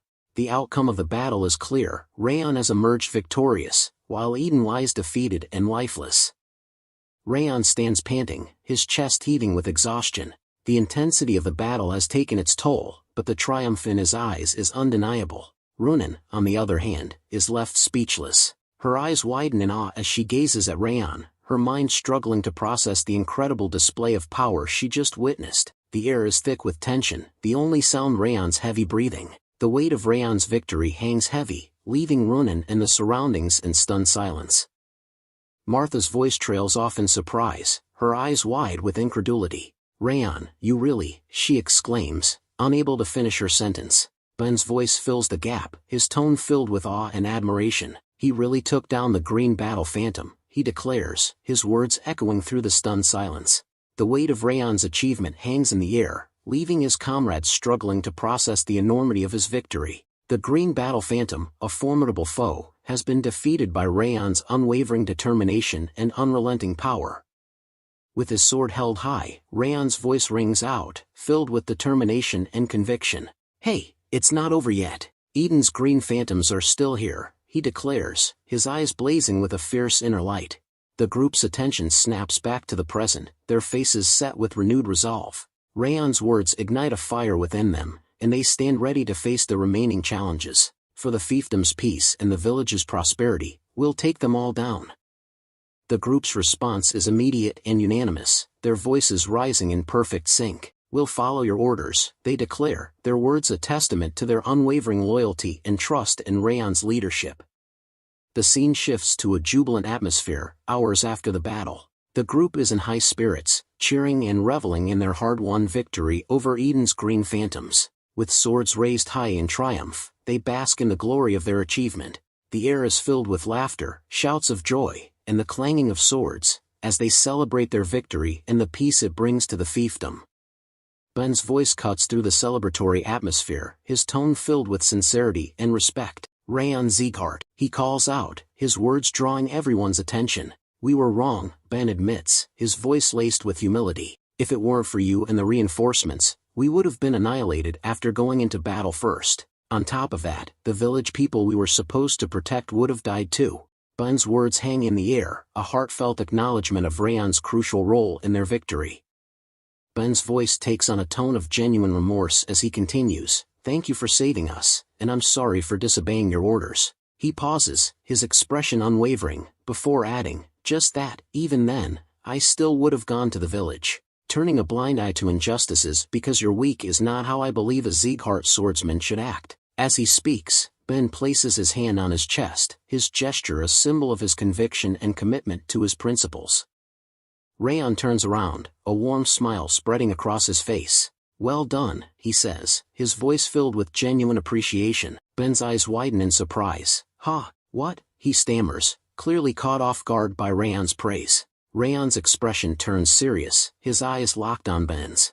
"Because you all fought with all your might, I was able to take advantage of the green battle phantom's opening," he explains. You all played a key role in this victory. If even a single one of you weren't here, then who knows how things could have turned out. Raon's words are a heartfelt acknowledgement of the team's collective effort, recognizing that their victory was a direct result of their combined strength and determination. Raon's voice takes on a tone of profound sincerity, his words spoken from the heart. As such, I'd like to thank all of you, he says, his gaze sweeping across the group. I'm being serious, without an ounce of insincerity, he emphasizes, his expression a testament to his genuine appreciation. Ben's face sets in a determined expression as he speaks up, his voice laced with a mix of emotions. I don't know what you're thinking, saying all that, he exclaims, his words a mask for the deeper feelings stirring within him. He pauses, his eyes flashing with a fierce resolve. Anyway, I'll grow stronger, so that this doesn't happen again. That way, I'll be able to play my part without depending on someone like you, Raon. With that, Ben turns around, his back straight, and begins to walk away, leaving Raon and the others to watch him go. Raon turns to Martha, a warm smile on his face. You did well too, Martha. I was able to recover thanks to you distracting the green battle phantom at the end. Martha's eyes widen in surprise, clearly not expecting Raon's praise. A faint blush rises to her cheeks as she listens to his words. Thank you for following my orders, Raon adds, his voice filled with genuine appreciation. Martha's expression softens, and she smiles, her eyes sparkling with amusement. If I can't even follow orders, I should just bite my tongue and die, she says, her voice laced with a hint of self-deprecation. With a nod, Martha turns to leave. I'll head to the village first and help with repairs, so take your time, she says, her voice fading into the distance as she walks away. Raon's eyes gaze off into the distance, his mind consumed by a sense of relief. I wonder if this mission is finally over now, he thinks to himself, his body beginning to succumb to the weight of exhaustion. As the adrenaline wears off, Raon's legs start to buckle, and he struggles to stay upright. He attempts to hold himself up, grasping his legs with his hands, but it's no use. His thoughts grow cloudy, and he curses his own vulnerability. Damn, because I relaxed, I can't get any strength in my legs, he thinks, his vision blurring. Suddenly, Raon's body gives out, and he begins to fall. But before he hits the ground, a pair of gentle arms swoop in to catch him. Runan's face appears above him, concern etched on her features. She carefully lays Raon's head in her lap, cradling him with a tender touch. Raon's eyes flutter closed, his body finally surrendering to the exhaustion. Runan's voice is laced with concern as she asks, Raon, are you all right? Her eyes scan his face, searching for any signs of distress. Raon's eyes widen in surprise as he looks up at Runan. So you are still here. He trails off, his voice filled with a mix of relief and curiosity. A hint of a smile plays on his lips as he asks, did you notice that I was about to collapse? Raon's eyes sparkle with amusement, his exhaustion momentarily forgotten in his surprise at Runan's timely intervention. Runan nods, a gentle smile on her face. Ah, just like when you were training at the training hall, it looked like all the strength left your body. Raon's eyes widen in surprise, and he says, I see. A thoughtful expression crosses his face as he realizes that Runan has been paying closer attention to him than he thought. He thinks to himself, I wasn't just looking after these guys. They were looking after me too. A sense of gratitude and appreciation washes over him. Raon's gaze meets Runan's, and he says, thank you, his voice sincere and heartfelt. Raon's peaceful moment with Runan is abruptly shattered as his eyes scan a sudden influx of system notifications. His gaze darts back and forth, taking in the numerous messages and alerts. Raon's eyes scan the system notifications, his mind racing with excitement and curiosity. The messages reveal a plethora of rewards and upgrades, a testament to his remarkable performance in the battle against the Green Battle Phantom. As he examines his updated status window, a satisfied smile spreads across his face. His name, House Sieghart, is now accompanied by the esteemed title, Unbreaking Spirit. The trait, Unseen Strike, is a welcome addition to his arsenal, granting him new possibilities in combat. Raon's thoughts turn inward, reflecting on the significance of these upgrades. Looks like this is the result of taking down the Green Battle Phantom, he thinks to himself. All my status points have gone up, along with earning a new trait and title. I'll have to look into this more later. With a newfound sense of energy and purpose, Raon carefully stands up from Runan's lap, brushing himself off. He offers Runan a reassuring smile, grateful for her concern. I'm fine now, so head back to the village first, he instructs, his voice firm and confident. I'll check if there's anything dangerous around here for now. Runan's eyes narrow slightly, as if assessing Raon's condition, before nodding in acceptance. Seated on a rock, Raon becomes engrossed in his system, scrutinizing the details of his newly acquired title, Unbreaking Spirit. A thoughtful expression crosses his face as he contemplates the title's implications. This Unbreaking Spirit title is far better than I thought it'd be, he thinks to himself, a hint of excitement creeping into his mind. 3% might seem small, but as I grow stronger, the amount my status points go up by will increase. Raon's eyes scan the detailed description of the title, his understanding deepening. A title granted to those with an unshakable spirit while fighting against a strong opponent. Ability: when fighting against an opponent stronger than you, all status points will increase by 3%. His thoughts continue. I'll have to face plenty of opponents stronger than me from now on, so I can view this as being constantly in effect. A determined glint appears in his eye, as he realizes the potential benefits of this title in his future endeavors. Raon's attention shifts to the Unseen Strike trait, his eyes scanning the description. When attempting an ambush or assassination, your presence will be reduced and the chances of landing a fatal blow to your opponent will be increased, he reads. A thoughtful expression crosses his face as he contemplates the trait's potential. Unseen Strike does look like an assassination-specific trait, he thinks to himself. If I had gotten this before I fought with the Green Battle Phantom, could I have taken him down with my ambush? Raon's mind replays the battle against the Green Battle Phantom, considering how the Unseen Strike trait might have altered the outcome. Wrath's eyes widen in astonishment as he gazes at Raon's rewards. His expression transforms from calm to incredulous, his voice laced with a mix of surprise and frustration. Wait, you got this kind of reward by taking down a lousy opponent like that? Wrath's words trail off, his tone implying that the Green Battle Phantom was hardly a formidable foe. He pauses, shaking his head in dismay. This may be a system designed by me, but how does this make any sense? Wrath's outburst conveys his bewilderment at the generous rewards bestowed upon Raon.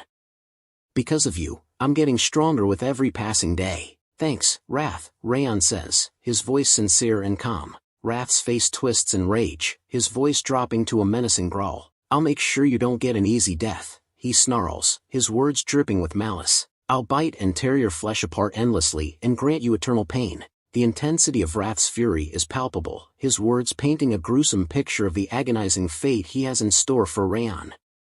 Raon turns his back on Wrath, his movements calm and deliberate. As he begins to walk away, he tosses a casual challenge over his shoulder. Try it if you can. Wrath's eyes widen in surprise, his face reddening with rage. He's taken aback by Raon's nonchalant response, clearly expecting a more fearful or submissive reaction. Wrath's surprise quickly gives way to frustration, and he lets out a mighty roar. The sound echoes through the air, a primal expression of his anger and helplessness. Undeterred by Raon's dismissal, Wrath gives chase, following him as he walks away. The scene shifts to the village, where the group is busily repairing the aftermath of the battle. The air is filled with the sounds of hammering, sawing, and shouted instructions. Someone calls out, "Bring some lumber over here," while another voice asks, "Where did you put the debris?" A third person shouts, "The wooden barricade is finished here." Villagers and group members work together, their faces set in determination as they labor to restore their home. Some villagers chat with each other, exchanging stories and concerns, while others lend a hand with the repairs. Raon slowly opens his eyes, blinking away the haze of sleep. He looks around, taking in the bustling scene of the village repairs. The sounds of hammering, sawing, and chatter fill the air, a stark contrast to the peaceful atmosphere he had been seeking. He talks to himself, a hint of amusement in his voice. "I just wanted a quick break, but I guess I fell asleep in that short time." Raon's words trail off, and he rubs his eyes, trying to shake off the remnants of sleep. As he sits up, he takes a deep breath, feeling a bit more refreshed. Raon pushes open the door and steps out of the house, blinking in the bright sunlight. He takes in the scene before him, noticing the progress made on the repairs. The wooden barricades, once damaged, now stand sturdy and strong. As he surveys the area, a familiar voice calls out to him. "Raon, are you awake?" It's Runan, her eyes sparkling with concern as she approaches him, a bucket of water in hand. "Are you feeling all right?" she asks, her voice gentle and caring. Raon offers a reassuring smile, feeling a bit more refreshed after his nap. I'm feeling better after getting some shut-eye, he replies, his voice calm and relaxed. Runan's expression softens, relief evident in her eyes. Runan's expression turns serious, and she speaks with a sense of urgency. Then you have somewhere to be. Everyone is waiting for you, so hurry. Raon's eyes narrow, confusion etched on his face. Huh, who's waiting for me? He asks, his voice tinged with puzzlement. Runan's response is accompanied by a flashback to the previous day's events, where the people of Cebu village are shown bowing in gratitude. The village chief steps forward, a warm smile on his face. All the people of Cebu village have come to greet our savior, the Sieghart swordsman, he announces, his voice filled with sincerity. The chief's eyes lock onto Raon, his gaze filled with admiration. Thank you for saving our village. You put your life on the line and fought for the sake of our village. If it weren't for you, swordsman, our village would have suffered greatly. The chief's voice takes on a tone of deep gratitude. Both your noble visage and what you've done today, we shall never forget either of them. The villagers nod in agreement, their faces filled with appreciation and respect for Raon. Raon stands frozen in surprise, his eyes widening as he takes in the village chief's words. Suddenly, he turns to his group, his thoughts shifting inward. I can feel it, he thinks to himself, a sense of awareness washing over him. My comrades' respect, aspirations, as well as the village people's gratitude, awe, and sincerity. Raon's mind is filled with the weight of their emotions, and he can't help but feel a sense of pride and responsibility. Raon's thoughts drift to his past life, and he can't help but compare it to his current existence. A hint of wonder crosses his mind as he realizes, it's my first time feeling this. Memories of his life as an assassin flood his thoughts, and he recalls the stark contrast between then and now. When I lived as an assassin in my past life, goodwill was something I'd never come into contact with. There was merely life and death. A tinge of bitterness creeps into his thoughts as he remembers his past allegiance. Everything of mine was for Derus Robert. However many people I killed for Derus, however many filthy things I did, all the recognition went to Derus. Raon's eyes seem to gaze into the past, his expression a mix of nostalgia and regret. Raon's thoughts take a profound turn as he reflects on his current situation. A sense of wonder and awe washes over him, and he thinks to himself, but right now, for the first time in my life, I'm being acknowledged. His expression turns serious, and he pauses, lost in thought. He asks himself, have I ever been acknowledged like this before? As he stands before his group and the villagers, Raon feels a sense of vulnerability. He's unaccustomed to receiving praise and recognition, and it's clear that this experience is having a profound impact on him. Raon's thoughts continue, exposing a growing desire within him. I can feel my greed growing. The desire to be acknowledged further. The desire to feel even more awestruck gazes. As he tightens his hand, his determination solidifies. From now on, I will live not as an assassin, but as a swordsman. I'll see this scene countless times. Raon's gaze lifts, and he's met with the breathtaking sight of the full moon hanging low in the night sky. The serene beauty of the moment seems to seal his resolve. He makes a promise to himself, his voice a whispered vow. That's how it'll be, from now on. The night air seems to vibrate with the weight of his commitment, as Raon embarks on a new path. The scene transitions to the village street, where a group of villagers are gathered, chatting and laughing together. The atmosphere is lively and carefree, with a sense of community and camaraderie. Meanwhile, Raon's group is walking around the village, taking in the sights and sounds. As Raon approaches the village chief, he calls out to him, "Do you have a minute? There's something I'd like to ask you." The village chief's expression changes to one of surprise, and he responds with a hint of reverence, "Ah, Sir Raon, of course." The chief's tone conveys a sense of respect and deference, acknowledging Raon's status as a hero and a savior of the village. The village chief and Raon stand near a small hut, away from prying ears. The chief's expression turns serious as he asks, "So, what did you want to ask me?" Raon's voice drops to a calm, measured tone as he inquires, "Do you know who controlled the orcs to attack the village?" The village chief's eyes widen slightly, and he nods solemnly. "Ah, yes, the blue-haired swordsman told me. I heard they were one of the 5 demons of Eden." The chief's words trail off, leaving an air of foreboding and unease. The village chief's expression remains puzzled as he continues, "I truly don't understand why they would attack this village. This is just an ordinary, small village." His words convey a sense of innocence and naivety, highlighting the village's peaceful nature and lack of any apparent threats or motives that would warrant such an attack. Raon's expression remains serious as he responds, I heard from Sir Kanbar during the battle that long ago, you retrieved a red gem from Cebu Mountain. The village chief's eyes widen in surprise, and he takes a step back, as if the revelation has left him breathless. Ah, yes, when I was young, I discovered it in the mountains and brought it back to the village. His voice trails off, and he shakes his head, as if trying to process the implications. It can't be, he exclaims, his tone a mix of shock, denial, and concern. Raon's expression remains solemn as he confirms the village chief's suspicions. That's correct, Eden was after that gem. The village chief's face contorts in concern, and he takes a step back, as if the weight of Raon's words is crushing him. Then, do you mean that all this happened because of it? He asks, his voice trembling. The chief's eyes widen in horror as the truth sinks in. I almost brought this village to its ruin, he exclaims, his voice cracking with emotion. The weight of his responsibility and the potential consequences of his actions threaten to overwhelm him. Raon's expression remains grave as he explains the situation to the village chief. This time, we managed to fend them off, but as long as that gem remains in this village, Eden will continue to attack. The village chief's face turns pale, and his eyes widen in terror. Can't be, he exclaims, his voice shaking with fear. The weight of Raon's words crushes him, and he looks like he's about to collapse. The village chief continues in a calm tone, of course, after it was planted in the ground, the land grew much richer, and the village got warmer. We have always worshipped it as our patron god. To think it would be a mana stone that would call Eden upon us. He pauses, considering the weight of the situation. Just what can we do? Should we dig it up and dispose of it? The chief's words convey a sense of desperation and uncertainty. Raon's response is unexpected, and he says, no, I will take it with me. The village chief's eyes widen in surprise, and he asks, what? You, our savior, will? The chief's tone is laced with incredulity, and he seems to be questioning Raon's willingness to take on such a burden.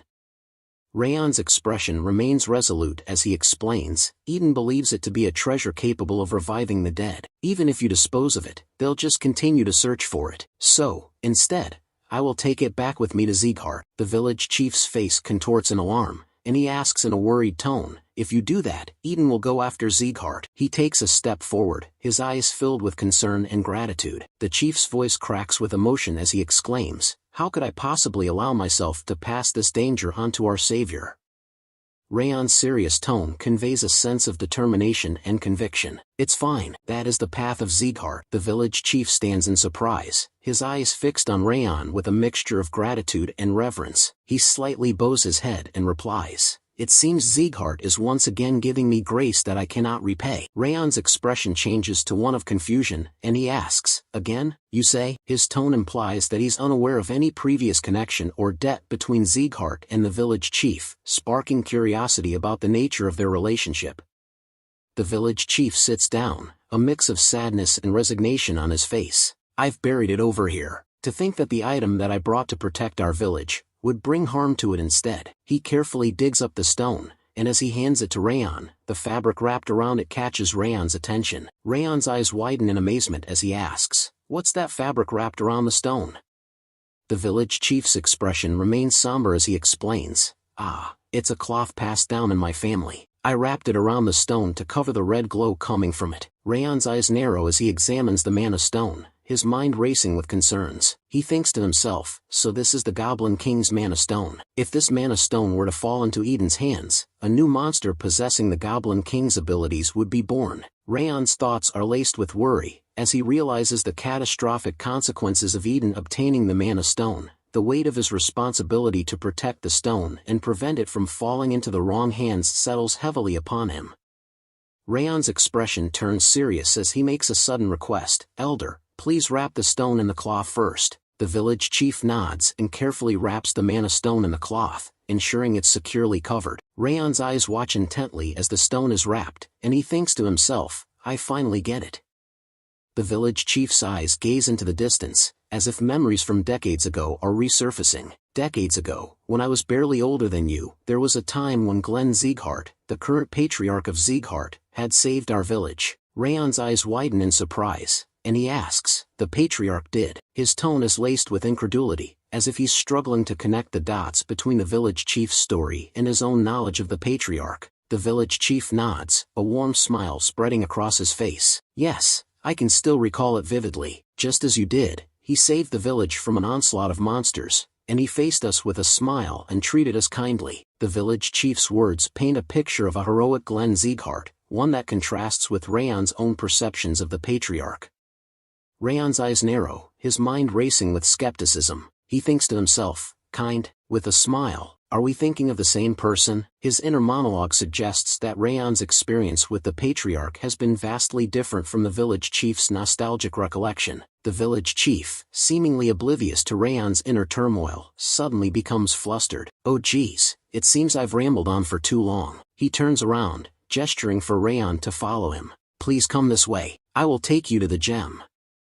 As Raon walks alongside the village chief, he suddenly catches sight of someone holding an ominous helmet. His eyes narrow, and he thinks to himself, that helmet resembles an ogre. His instincts scream warning, and he becomes alert, gripping his sword tightly. With a sense of urgency, Raon asks the person standing before him, are you mad blood demon? The air is thick with tension as Raon awaits the stranger's response. The narrator interrupts the scene, noting that the terms phantom will now be referred to as demon from this point forward. The mysterious figure, indeed a mad blood demon from Eden, responds with a hint of surprise and admiration. Oh, did you recognize this helmet? Even for a Sieghart recruit, you sure are quick-witted. The demon's words are laced with a mixture of curiosity and caution, acknowledging Raon's exceptional instincts and abilities. The mad blood demon's eyes narrow, his gaze intensifying as he scrutinizes Raon. Strength that I can't gauge accurately. He pauses, his voice dripping with intrigue. So, you're the one that killed the Green War demon. The demon's words are laced with a mix of curiosity and caution, as if he's sizing Raon up, trying to understand the extent of his abilities. The air is thick with tension. Raon's voice trembles with fear as he asks, are you the superior that he mentioned? I'm pretty sure he said you wouldn't come here. His eyes are wide with alarm, and he takes a step back, as if trying to create distance between himself and the demon. The mad blood demon's expression remains calm, but his words send a chill down Raon's spine. Because that cloth was hiding the Mana Stone's energy, I could never find it no matter how much I combed through these mountains. The demon's gaze falls upon the village chief, and he takes a step closer, his presence menacing. The village chief and Raon exchange a nervous glance, and Raon's eyes widen in shock. He's speechless. In this chapter the narrator is mixing some scene forward and backward to give readers so much suspense. The mad blood demon's voice sends shivers down Raon's spine as he continues, if it weren't for that, this village would have already been razed to the ground. The demon's words are laced with malice, and Raon's instincts scream warning. Suddenly, Raon becomes alert, gripping his sword tightly as he asks, who are you? His eyes narrow, and he thinks to himself, how did I not notice him until he came this close to me? Raon's mind racing with questions, his senses on high alert. The mad blood demon's smile grows wider as he responds, making a sound with his fingers. With a flourish, he summons his helmet, and his eyes gleam with amusement. Me? He asks, his voice dripping with sarcasm. Well, I think you already know. He pauses, letting the tension build. You called me mad blood demon. This scene reveals the events that transpired before Raon's initial confrontation with the mad blood demon, showcasing the demon's menacing presence and Raon's instinctive reaction to the threat. With his helmet securely in place, the mad blood demon's transformation into his orc form is complete. His voice is now a menacing growl as he says, that's because I dumped this mission onto him. If it weren't for you killing him, I wouldn't have come here. Thus, it's all your fault that I am here. As he speaks, the mad blood demon begins to release his dark aura, and the air around him seems to distort and ripple with malevolent energy. The village chief, sensing the impending battle, begins to move backward, his eyes fixed on the demon. With a steady hand, the Raon grips his sword, readying himself for the fight ahead.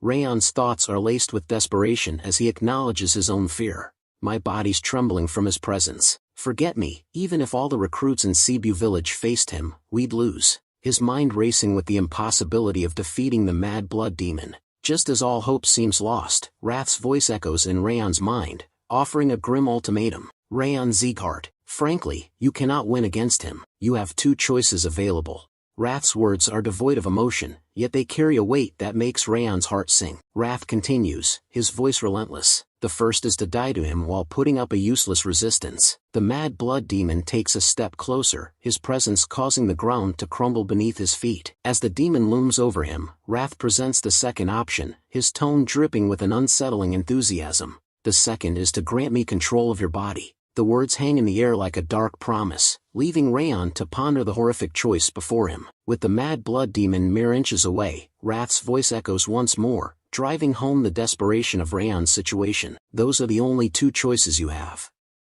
As the scene shifts to Raon's group, we find them hard at work, rebuilding the village's fences. Ben turns to Martha and asks, "Why did you come here?" His tone is neutral, but Martha's response is laced with a hint of sarcasm. Martha inspects the fence, her eyes scanning the wooden barriers before she responds, "I heard you were repairing the wooden barriers, so I came to check if you were doing it properly. Nice work." Her words are dripping with condescension, and Ben's eyes narrow, sensing her mocking tone. Martha continues, her voice laced with amusement, "Don't you think you might be better suited for woodworking than sword fighting?" Ben's face darkens, his anger rising to the surface. In a sharp tone, Ben retorts, "If you're done checking, then shut your mouth and scram." Martha's expression remains calm, but her eyes sparkle with mischief as she responds in a mocking tone, "Hey, you ought to respect your elders. If you want something, you should politely request it." Martha's words are laced with sarcasm, and she concludes with a hint of arrogance, "There's only one person who can give me orders." The air is thick with tension, and Ben's anger is palpable, but Martha's calm demeanor suggests she's not intimidated by his outburst.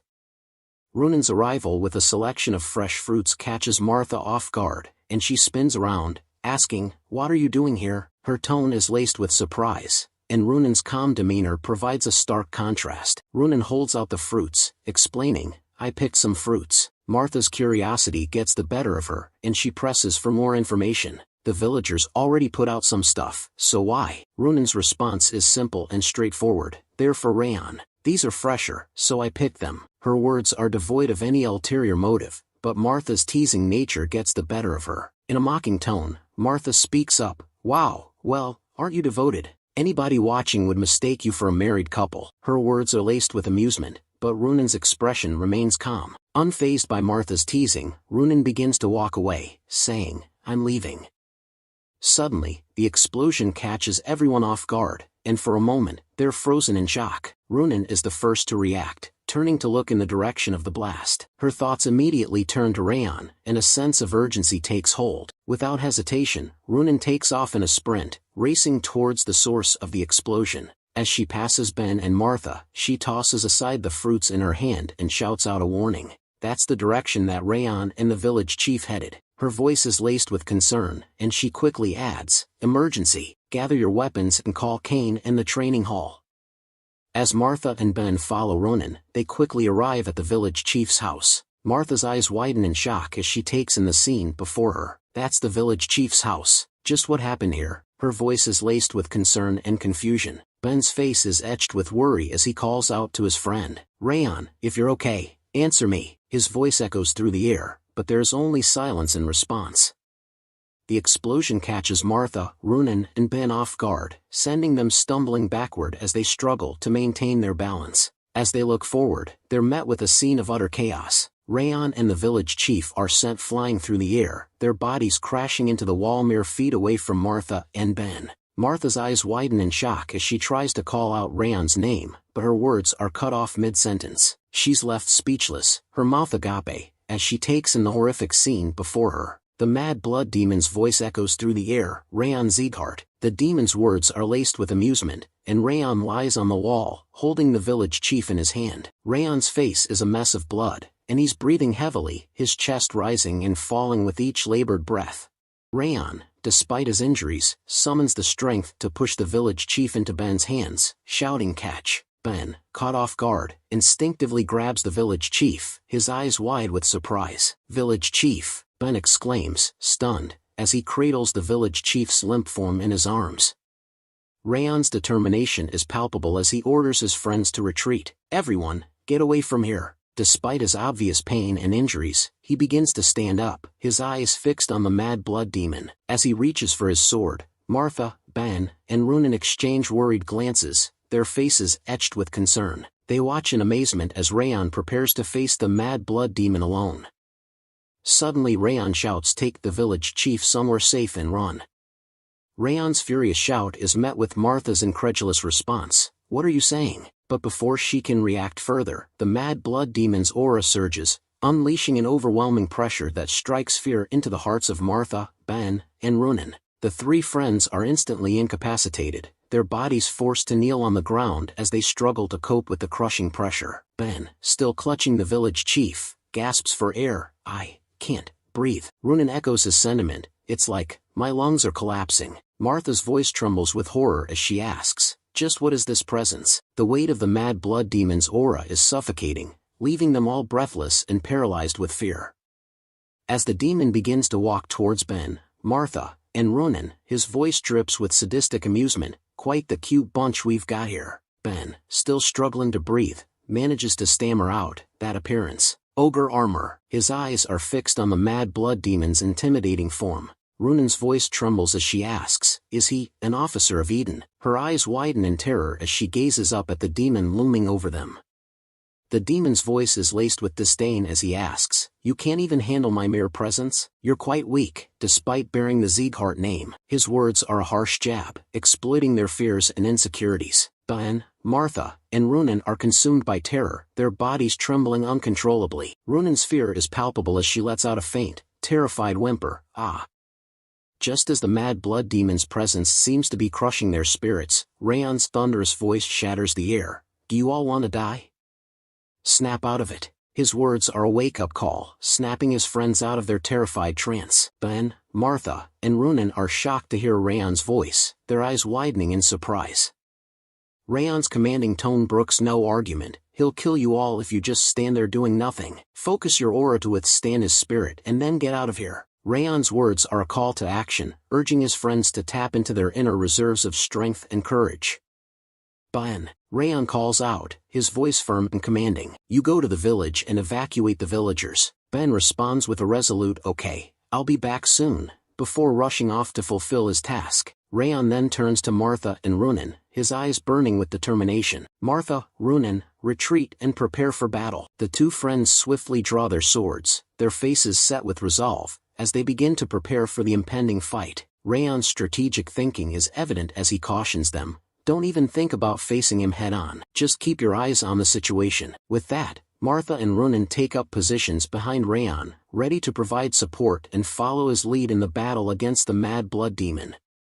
Raon's words are a powerful reminder, echoing the wise teachings of Instructor Limer. Instructor Limer said it a lot, right? That you have to surpass your limits. This is that time. Now is the time to surpass the limits of your mind and body. With these inspiring words, Raon, Martha, and Runan steel themselves for the battle ahead. They take a deep breath, focus their minds, and prepare their bodies for the ultimate test. The three friends stand united, ready to face the mad blood demon and push beyond their limits.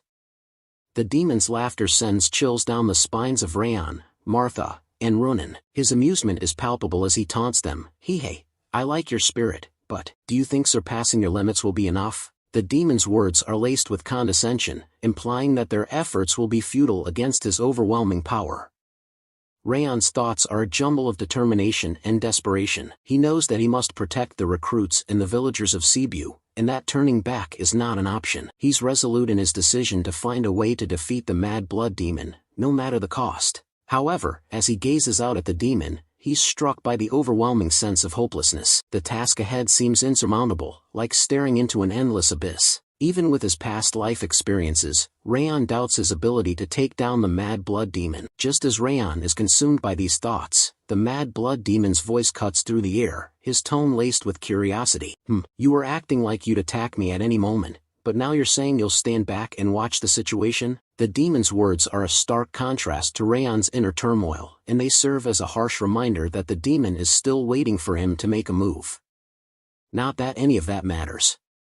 Mad blood demon exclaims with a fierce battle cry. The demon prepares to dash forward, his feet pounding the ground with incredible force. the earth beneath him crumbles, sending rocks and debris flying in all directions. As he charges towards Raon, the mad blood demon declares, "If you won't attack, then I will." He raises his hand, ready to strike, and Raon is caught off guard. Raon's eyes widen in shock as he takes in the mad blood demon's blistering speed. He's speechless, his mind racing to process the demon's sudden acceleration. His thoughts are a jumble of alarm and desperation as he realizes, he's faster than before. Raon unleashes his Thousand Flames technique, 10 flames revolving sky, that revolve around the mad blood demon in a dazzling display of fire and fury. The demon's eyes widen in surprise, and he lets out a grunt of astonishment. But the mad blood demon's surprise is short-lived, as he quickly regains his composure and charges forward through the flames. His voice rings out, "At least the force is decent." He tightens his fist, and with a powerful punch, he shatters through Raon's Thousand Flames technique. The mad blood demon's counterattack is relentless, and he pushes back Raon with incredible force. Raon stumbles backward, his eyes wide with shock and alarm, as he struggles to maintain his footing against the demon's overwhelming power. Raon's thoughts are a jumble of alarm and urgency as he realizes the mad blood demon has pierced through his Thousand Flames technique and is now pushing forward with relentless force. Kook! I have to redirect his attack. With lightning-quick reflexes, Raon leaps away from the mad blood demon's fist, narrowly avoiding the blow. However, the demon's fist still crashes into the ground mere inches from Raon, shattering the earth and sending rocks flying in all directions. The impact is tremendous, and the ground trembles beneath Raon's feet. He struggles to maintain his balance, his eyes fixed intently on the mad blood demon as he prepares for the next attack. Raon's thoughts continue to racing with a mix of relief and trepidation. I just barely managed to divert his attack. If I hadn't managed to read his attack's flow with the ring of fire, then I'd be dead. He can't help but shudder at the thought of how close he came to disaster. Despite the narrow escape, Raon knows he can't afford to retreat just yet. His determination and sense of responsibility drive him to press on, no matter the danger. I want to retreat here, but I can't do that yet. The weight of his responsibilities, particularly protecting his friends and the villagers, keeps him anchored to the battlefield. With a deep breath, Raon focuses his mind and prepares for the next challenge. His eyes locked onto the mad blood demon, he thinks to himself, I have to give the guys watching this fight even just one more thing to observe. With that, our chances of survival will go up 10. No, even just 1%. With renewed determination, Raon charges forward, his flame aura blazing around him. The mad blood demon greets him with a maniacal smile, clearly relishing the opportunity to toy with Raon. Yes, that's it, he exclaims, pushing off the ground with one leg to launch himself into the air. As the mad blood demon soars towards Raon, flames that go out with one punch are no fun at all, he declares, his voice dripping with sadistic pleasure. Raon covers his face to avoid the force of the mad blood demon's jump, but he knows he can't keep dodging forever. As the demon raises his hand to punch Raon, he lets out a blood-curdling cry, "Entertain me more." Raon's eyes widen in surprise as he gazes up at the mad blood demon, who is mere moments away from delivering a crushing blow. With lightning-quick reflexes, Raon springs into action, jumping away from the punch at the last possible instant. The mad blood demon's fist slams into the ground, mere inches from Raon's face, sending shockwaves through the earth. The force of the punch is so immense that it creates a massive hole in the ground, causing the surrounding soil to crumble and sending debris flying in all directions. The sound of the punch echoes through the forest, a deafening boom that sends birds fleeing in terror. The air is filled with dust and debris, reducing visibility to near zero. Raon, still reeling from his narrow escape, struggles to catch his breath and regain his footing. As Raon kneels on the ground, exhausted and holding his sword, the mad blood demon sits calmly, a sly grin spreading across his face. Those flames are on a different level from ordinary aura, he says, his voice dripping with amusement. However stupid he was, I thought it odd that the green war demon would have fallen. But with that power, now I can understand. The mad blood demon's words are laced with condescension, and he seems to be savoring the moment. However, that makes this all the more pitiful, he continues, his grin growing wider. I cannot be harmed by fire. Do you know why? The demon's question hangs in the air, a challenge to Raon's already battered and exhausted body. Raon's voice trembles as he responds, his exhaustion and fear evident in his words. Of course, the helmet you're wearing, it has the trait of the ogre.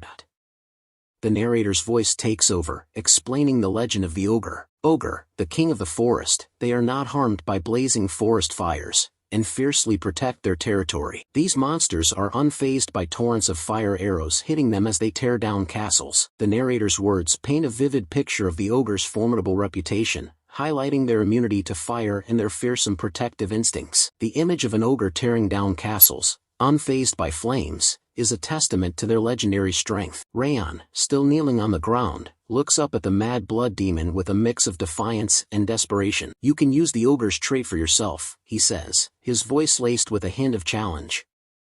The mad blood demon's voice drips with condescension as he speaks. "Then you must be well aware that however much aura you use, it will still be useless against me." "What a pity." Raon's eyes narrow, his jaw clenched in determination.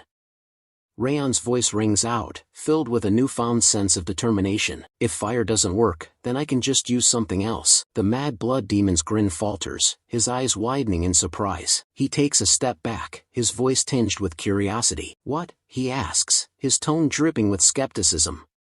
As Raon releases his cold aura, the air around him seems to chill, and his sword shines with an icy glow. The mad blood demon's eyes widen in shock, his mind racing to comprehend the implications of Raon's abilities. "Wait, that cold is..." The mad blood demon trails off, his voice filled with incredulity. He takes a step back, his eyes fixed intently on Raon. "I was already surprised by your unreasonable fire-attributed aura. But you can actually use aura of multiple attributes at the same level?" The mad blood demon's words are laced with a mix of shock, curiosity, and even a hint of admiration. He seems to be re-evaluating Raon's abilities, his initial underestimation giving way to a deeper understanding of the young warrior's capabilities. "Your capacity for attributes and skill with the sword at that age. Just who are you?" the mad blood demon asks, his voice filled with a sense of wonder. Raon, meanwhile, stands calmly, his cold aura swirling around him. He gazes at the mad blood demon with a focused intensity, his sword at the ready. Raon's voice is firm and resolute as he responds, "Is there any need for you to know? You'll die soon at my hand either way." His words are laced with a quiet confidence, a sense of determination that he will emerge victorious. The mad blood demon's laughter echoes through the air, a deep, menacing sound. "Hee, how arrogant," he says, his eyes glinting with amusement. With a fierce battle cry, Raon leaps off the ground, his sword flashing in the dim light as he channels the cold aura. The air around him seems to shimmer with icy energy, and his sword shines with a frosty glow. The mad blood demon, undaunted by Raon's sudden attack, raises his massive fist, dark aura swirling around it like a vortex. His eyes blaze with malevolent intent as he speaks, his voice dripping with malice. "Let's see how long you can keep that attitude." The scene shifted to Ben and his group. As they run, the sounds of intense battle grow louder, and the air is filled with the acrid smell of dust and smoke. Ben's voice rings out, concern etched on his face. "Hey, are you guys alright?" But before he can finish his sentence, he's left speechless. His eyes widen in astonishment as he takes in the scene before him. Raon and the mad blood demon are locked in a fierce battle, their auras clashing in a spectacular display of energy. What leaves Ben speechless, however, is the fact that Raon is holding his own against the mad blood demon. The two combatants are evenly matched, their movements a blur as they exchange blows. Ben's eyes dart back and forth, struggling to keep up with the intensity of the battle. Ben's eyes remain fixed on Raon, his mind racing with the implications of what he's witnessing. That aura, it's not the fire he normally uses. It's a cold aura, he thinks to himself, his inner voice laced with incredulity. As he watches Raon's fluid movements, Ben's thoughts continue to spiral. He can use two different kinds of aura. His aura burst and swordsmanship on top of that. Just when did he reach sword expert? Raon's voice rings out, clear and commanding, as he says, "If you don't think so, then perform your duty." The words hang in the air, a challenge to Ben to take action. And then, Ben's eyes snap back into focus, as he's jolted out of his thoughtful reverie and back into the heat of the moment. Ben's voice echoes through the air, loud and clear, as he calls out to his companions, "Everyone, retreat." The urgency in his tone is unmistakable, and his words are followed by the sound of footsteps as the group quickly turns to flee. As they run, Ben continues to shout instructions, his words punctuated by the pounding of their feet on the ground. "Focus on running away from the mad blood demon. We have to save even one more person from the mad blood demon." As the group flees, Runan's voice rings out, laced with desperation and concern. She calls out to Raon, her eyes brimming with tears, "Don't die, no matter what." is met with a warm and comforting response from Raon. Despite the danger and chaos surrounding them, Raon's face breaks into a gentle smile, and he says, "Got it."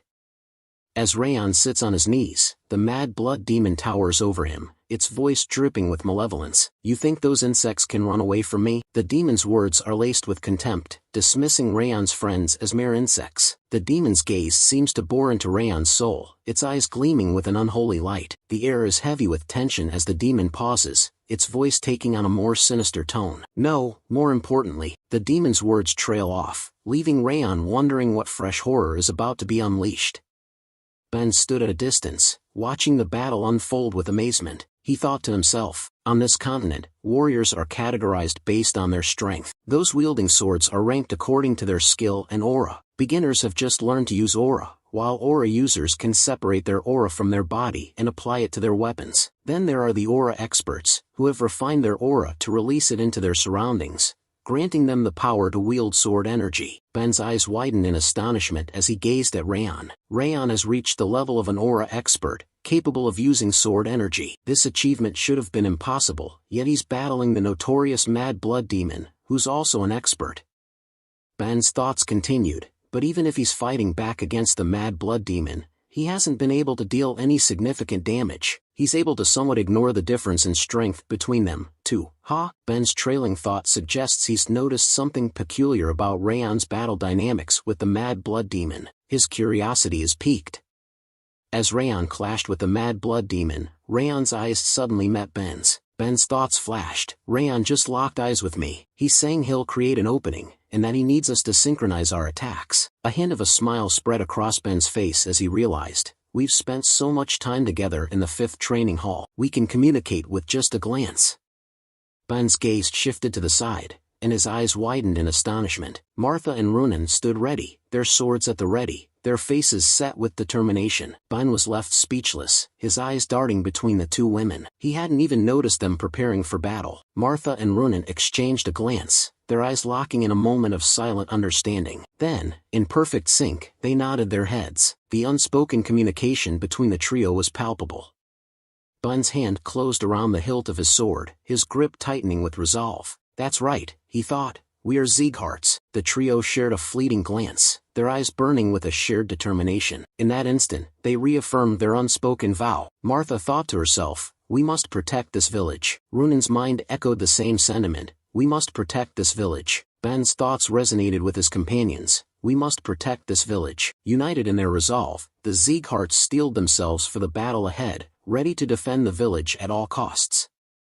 The trio's thoughts continued in perfect sync. If we're with Raon, we can do this. As Raon clashed with the Mad Blood Demon, their auras exploded in a maelstrom of sound and fury. The air reverberated with each impact. Raon seized the opportunity, unleashing a burst of cold aura that encased the Mad Blood Demon's leg in ice. The demon's eyes widened in surprise, and it let out a derisive snort. Raon's gaze locked onto the trio, and he bellowed, now, everyone, attack. As one, the trio sprang into action. Martha, Ronan, and Ben launched themselves over the Mad Blood Demon, their swords raised high. Their thoughts echoed with renewed confidence, we can win, with our combined strength. The Mad Blood Demon's grin grew wider, his eyes gleaming with malevolent intent. I was waiting for you, insects, he sneered. With a sudden burst of energy, the Mad Blood Demon unleashed his fighting spirit. The trio was caught off guard, and they were sent flying backward, their swords slipping from their grasp. The demon's aura exploded outward, creating a shockwave that shook the ground beneath their feet. Ben's scream of pain echoed through the air, Kuhuk. As he struggled to catch his breath, his mind racing with shock and awe, he thought to himself, that fighting spirit, he can spread his fighting spirit around him like an explosion? This bastard, forget being an expert, he's on the level of a master. The Mad Blood Demon's laughter boomed through the air, ha ha. I was wondering if I'd have to chase each of you down. You've saved me the effort. His eyes gleamed with sadistic pleasure as he watched the trio's hopeful expressions crumble into despair. Watching his hopeful expressions fall into utter despair always brings me such joy, he declared, his voice dripping with malice. The demon's gaze turned scornful. Did you really think I was being pushed back by you? With a sudden, ominous movement, the Mad Blood Demon raised his hand punched towards Raon, his voice thundering with condemnation. All of you will die here today, because you didn't know your places. Raon dodges the mad blood demon's punch with ease, his eyes blazing with determination. You're not the only one that was waiting for this chance. As he focuses his aura, his sword begins to radiate an intense, flame energy. Raon's thoughts reveal the secret to his newfound power. All the murderous intent I'd built up during my past life as an assassin has allowed my cold energy to seep into the Thousand Flames technique, and focus it all into a single point. Raon's voice rings out, Thousand Flames technique, Zenith. His teeth gritted in effort, he raises his sword and strikes, stabbing towards the mad blood demon's chest. The blade pierces the demon's chest, unleashing a maelstrom of flames that surrounds and engulfs him. The sheer force of the attack sends the mad blood demon stumbling backward. The mad blood demon's eyes widen in shock and amazement as he crashes to the ground, kneeling. Raon's attack has left him reeling, his formidable strength momentarily broken. Raon stands panting, his chest heaving with exhaustion. The effort of unleashing the Thousand Flames technique, Zenith, has taken its toll. With a mixture of frustration and disappointment, Raon curses himself, damn it. His eyes narrow, reflecting his regret and annoyance at his own limitations. The mad blood demon's voice rings out, incredible. With a sudden burst of strength, he grasps the sword still lodged in his chest. The demon's eyes narrow as he asks Raon, "You took advantage of my defense weakening as I applied aura to my attacks, didn't you?" His gaze pierces through Raon, as if seeing right through his strategy. With a swift motion, the mad blood demon reaches out and grabs Raon in his massive hand. Raon's eyes widen in shock as he realizes his plan has been turned against him. Raon's face contorts in a mixture of pain and alarm, his body trapped in the demon's crushing grip. The tables have turned, and Raon must now face the consequences of underestimating his foe. The mad blood demon's grip on Raon's sword arm remains tight, while his other hand hurls Raon through the air. Raon's body crashes into a nearby tree with tremendous force. As Raon's back slams into the tree trunk, he lets out a blood-curdling scream, "Kuak!" His eyes widen in shock and pain, his body limp from the impact. With a casual flick of his wrist, the mad blood demon removes Raon's sword from his chest. Then, with a single hand, he snaps the sword in two, rendering it useless. The mad blood demon's gaze falls upon Raon, his voice dripping with disdain. "If you want to overcome the difference in skill between you and I, that was still far too weak." Raon's eyes widen in shock and humiliation, his face pale from the pain and exertion. Raon clutches his stomach, wincing in pain as he thinks to himself, "I thought I would be able to make it if his aura weakened, but I wasn't able to pierce his muscles." He strengthened his skin and muscles to block my sword. Raon's eyes narrow, his mind racing with the implications. He realizes that the mad blood demon's physical strength and resilience far surpass his own, making his previous attack futile.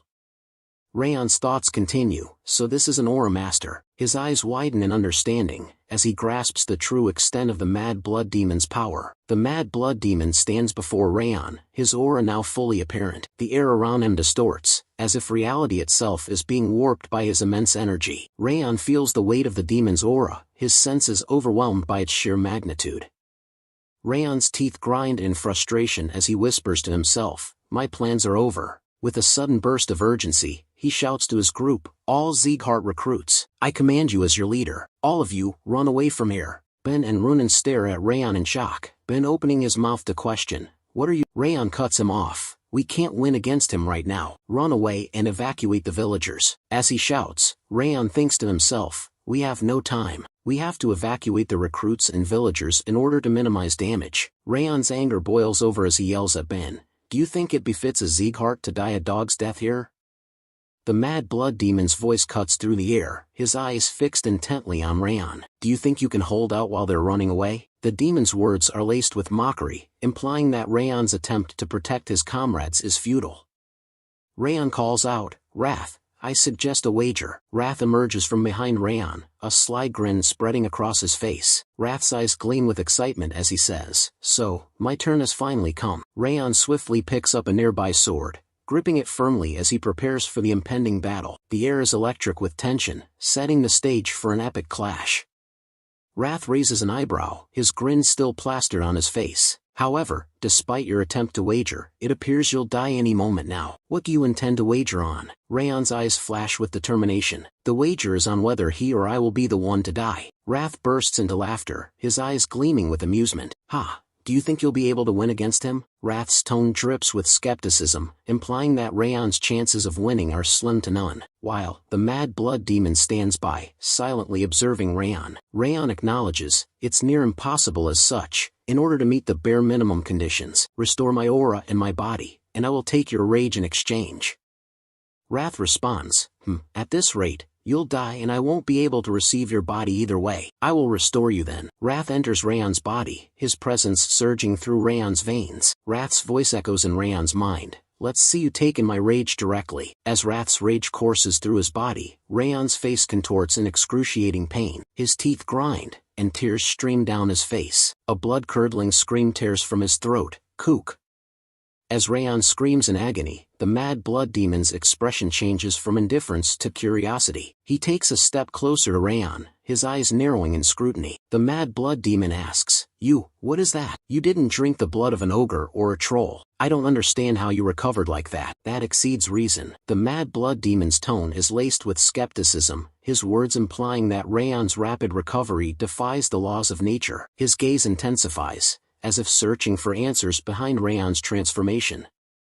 Raon points his sword at the Mad Blood Demon, his expression unreadable. I said it before, didn't I? There's no need for you to know. The Mad Blood Demon's eyes widen in surprise, his gaze fixed on Raon's sword. Raon's voice takes on a menacing tone. Come, I'll keep you company until dawn. Scene shifts to Ben and his group, who are frantically evacuating the villagers. Ben shouts orders to his team. Now, I expect everyone to move according to orders. Help those that are injured or have trouble moving. Ben's expression is grim, his voice laced with desperation. I know you're all tired, but we have to move quickly. We don't have time. We have to hurry and get somewhere safe. The villagers, fueled by fear and panic, scramble to follow Ben's instructions. The air is thick with tension as the group rushes to escape the impending danger. As the group continues on their urgent journey, some of the trainees whisper among themselves. One of them asks, what's going on? Are we going to be okay? Another trainee chimes in, this just had to happen when we got here, too. Their voices are laced with worry and frustration. Martha stands behind the conversing trainees, quietly listening in on their anxious discussion. Her expression is unreadable, but her eyes seem to hold a deep concern. Martha's expression turns stern, her voice laced with frustration. Raon is. She pauses, her eyes blazing with intensity. The trainees, alerted by Martha's tone, turn to face her. One of them calls out in surprise, Lady Martha. Martha continues, her voice rising in anger. Facing that monster alone for all of our sakes. Even though his arm and ribs are broken, he's still fighting. Martha's anger boils over, her voice echoing through the air. So what's with your attitude right now? You've all done nothing. Are you planning to die a foolish death here? Ben's eyes widen in surprise as he calls out, Martha. He pauses, collecting his thoughts. Ben tightens his wrist, a determined glint in his eye. He turns to his group, his voice firm and resolute. She's right, Ben declares. This isn't the time to be feeling down. His words are a call to action, urging his group to shake off their despair and focus on survival. Ben shouts to his group, everyone, hurry up. He quickly briefs them on the situation. Crane has gone to a branch near here to request aid. Reinforcements from the family should be on their way. We have to act as quickly. Just as Ben finishes speaking, one of the trainees exclaims, isn't that an ogre? The trainee's voice trembles with fear. Why is it here? Ben suddenly spins around, his eyes scanning the surroundings. His expression changes to one of shock and surprise. He thinks to himself, why did an ogre, the king of the forest, come for us? Another trainee's voice trembles as they exclaim, wait, there's one over here too. The group's eyes widen in alarm as they realize they're surrounded.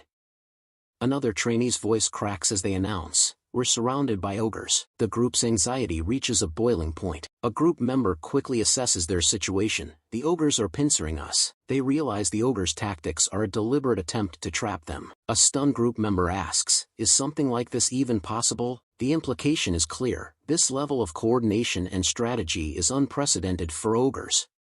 Martha's eyes widen in shock as she thinks to herself, it can't be. Her mind racing, she pieces together the sinister plot. Martha's thoughts burn with indignation. Those Eden bastards are capable of controlling monsters. She recalls the earlier encounter. The reason that Mad Blood Demon didn't ignore Raon to rush at us was because. Martha's eyes narrow, her voice silent but resolute. He had already released ogres, expecting that this would happen. The full weight of the enemy's plan settles in, and Martha's determination to counter their strategy intensifies. One of the group members, consumed by fear, kneels down and speaks up, their voice trembling. It's all over now. We're going to die without even being able to put up a fight. The group members' desperate words hang in the air, sowing despair and hopelessness among the others. Their morale, already fragile, begins to shatter. Ben's voice thunders through the air, shattering the group's despair. Don't give up. Raon is still fighting too. If we die in vain here, then I'd never be able to face Raon, who's fighting the mad blood demon on his own. Ben's eyes blaze with determination, his jaw set in a resolute line. He takes a step forward, his presence commanding attention. The group's eyes, previously downcast, slowly rise to meet Ben's, a spark of hope rekindled within them. Martha nods in agreement, a hint of a smile on her face. You said the right thing for once. Suddenly, Runan chimes in, his voice laced with urgency. We have to evacuate everyone and hurry to help Raon. Ben's eyes narrow, his grip on his sword tightening. He thinks to himself, that's right, we can't afford to die here. With newfound determination, the group readies themselves for the impending battle. Swords are gripped, hearts steeled, and eyes fixed on the ogres closing in around them. Ben declares, that's the least we can do for Raon, who's fighting on his own for our sakes. The trio, fueled by determination, begins to rush forward to attack the ogres. Just as they're about to clash with the ogres, someone's wind aura slash passes through the trio, striking the ogres in front of them. The trio stops in their tracks, turning to look at the wind slash that has effortlessly taken down the ogres. Ben's eyes widen in amazement as he speaks up, this wind dash. The scene cuts back to Raon's side. The mad blood demon looms over him, its presence radiating malevolence. The mad blood demon speaks in a taunting tone, how persistent, give it up already. While Raon lies battered and bloodied near a rock, Raon's chest rises and falls with shallow breaths, his body broken and exhausted, yet, his eyes still burn with a fierce determination, refusing to surrender. As Raon lies against the rock, he thinks to himself, my broken left arm is getting in my way. If I cut off my left arm, I'll be able to fight for a little while longer.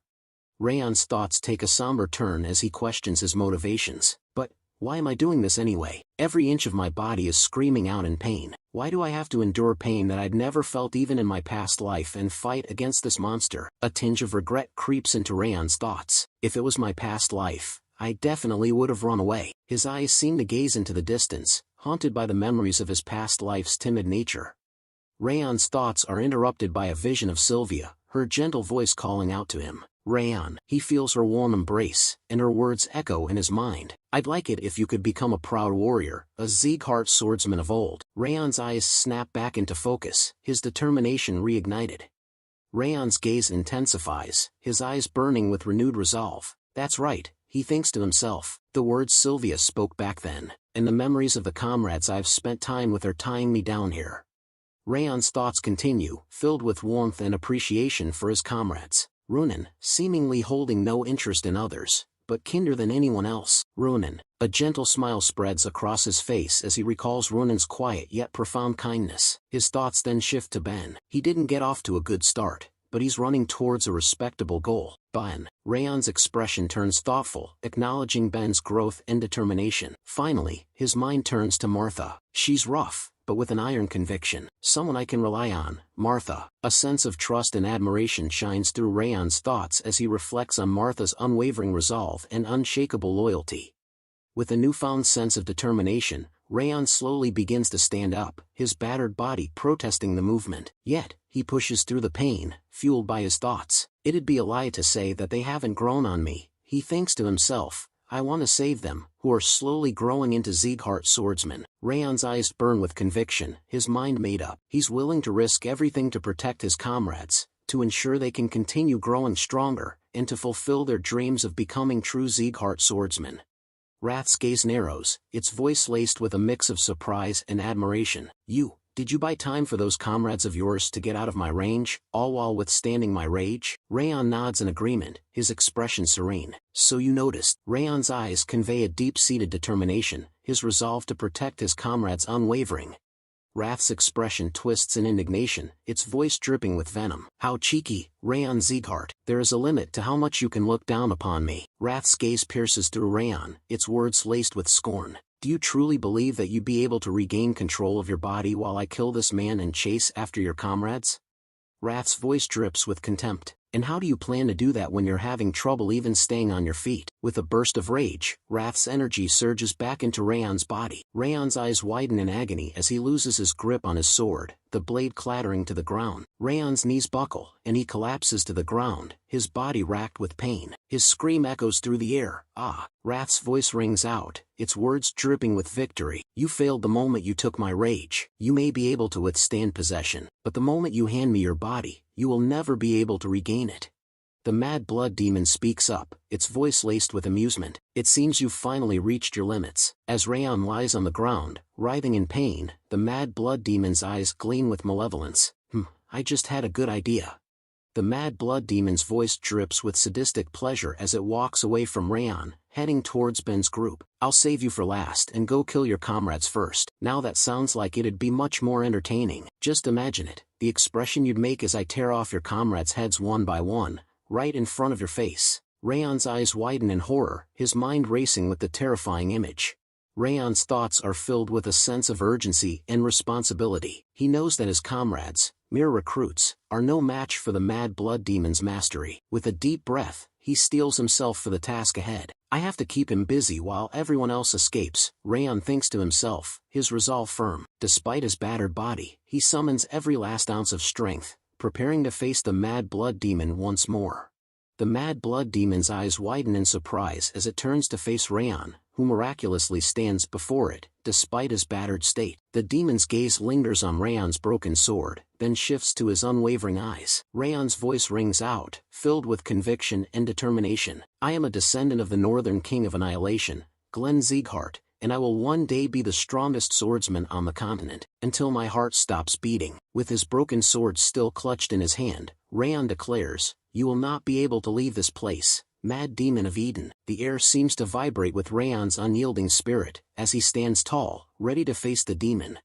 The Mad Blood Demon's expression changes, its eyes gleaming with a mix of surprise and admiration. That's quite the spirit for your age. Calling you incredible wouldn't do you justice. Its voice is laced with a hint of respect, a rare sentiment from the demon. The demon clenches its right arm, its aura surging with increased power. Fine. I'll have to show proper respect towards such a warrior. I will remember your name, Raon Sieghart. With a fierce battle cry, the Mad Blood Demon unleashes its aura, preparing to deliver a crushing blow that will finish Raon in one swift strike. Raon's thoughts are filled with a sense of resignation as the Mad Blood Demon's punch nears. I don't have the strength to spare, to dodge this attack. He closes his eyes, preparing for the inevitable, thinking his life is about to end. Just as all hope seems lost, a familiar wind aura passes through, carrying the scent of a fierce warrior. Raon's eyes snap open in surprise. As he opens his eyes, he's met with the sight of a red-haired figure standing tall in front of him. The figure's long, crimson locks dance in the wind, and their aura radiates an intense, battle-hardened energy. Raon's eyes widen in shock as he takes in the familiar sight. Limer, the sword instructor of Raon, stands firm, his sword at the ready. With ease, he blocks the Mad Blood Demon's powerful punch, the blade biting deep into the demon's fist. The impact sends a shockwave through the air, as Limer's sword aura clashes with the Mad Blood Demon's dark energy. The sound of steel scraping against the demon's skin echoes through the surroundings, a testament to Limer's exceptional skill.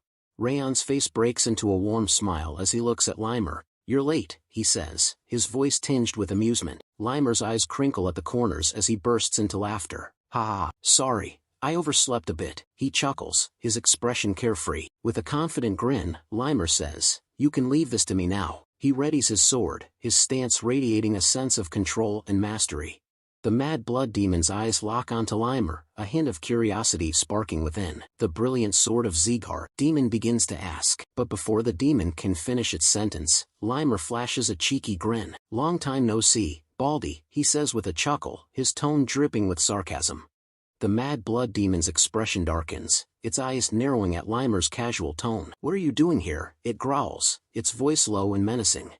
Limer's eyes flash with intensity as he channels his aura into his sword. The air around him seems to vibrate with energy. I couldn't just stand by and watch his saplings were being crushed underfoot by trash like you, Limer declares, his voice dripping with disdain. The Mad Blood Demon's face twists in rage, his dark energy surging in response to Limer's provocation. The Mad Blood Demon's fist crackles with dark energy as he takes a step closer to Limer. His voice is laced with contempt. Who would have thought that someone on your level would be sent as an inspector for a trainee's duty? It sneers. The Sieghart sure have softened up. The air erupts in a frenzy of destruction as Limer and the Mad Blood Demon charge towards each other. Their clash is like a force of nature, shaking the very foundations of the earth. Limer's sword slices through the air, meeting the Mad Blood Demon's crushing fist in a shower of sparks. The impact sends rocks crumbling, dust flying, and smoke billowing around them. The ground shudders beneath their feet as the two warriors exchange blow after blow, their battle raging on with unrelenting ferocity. The Mad Blood Demon's fist crashes down, sending Limer stumbling backward. As they continue to exchange blows, the demon's voice rings out, laced with mockery. So you can barely deflect a punch like this, it sneers. Even your body's balance has completely given out. Were the rumors that your energy core had collapsed, leaving you crippled, true?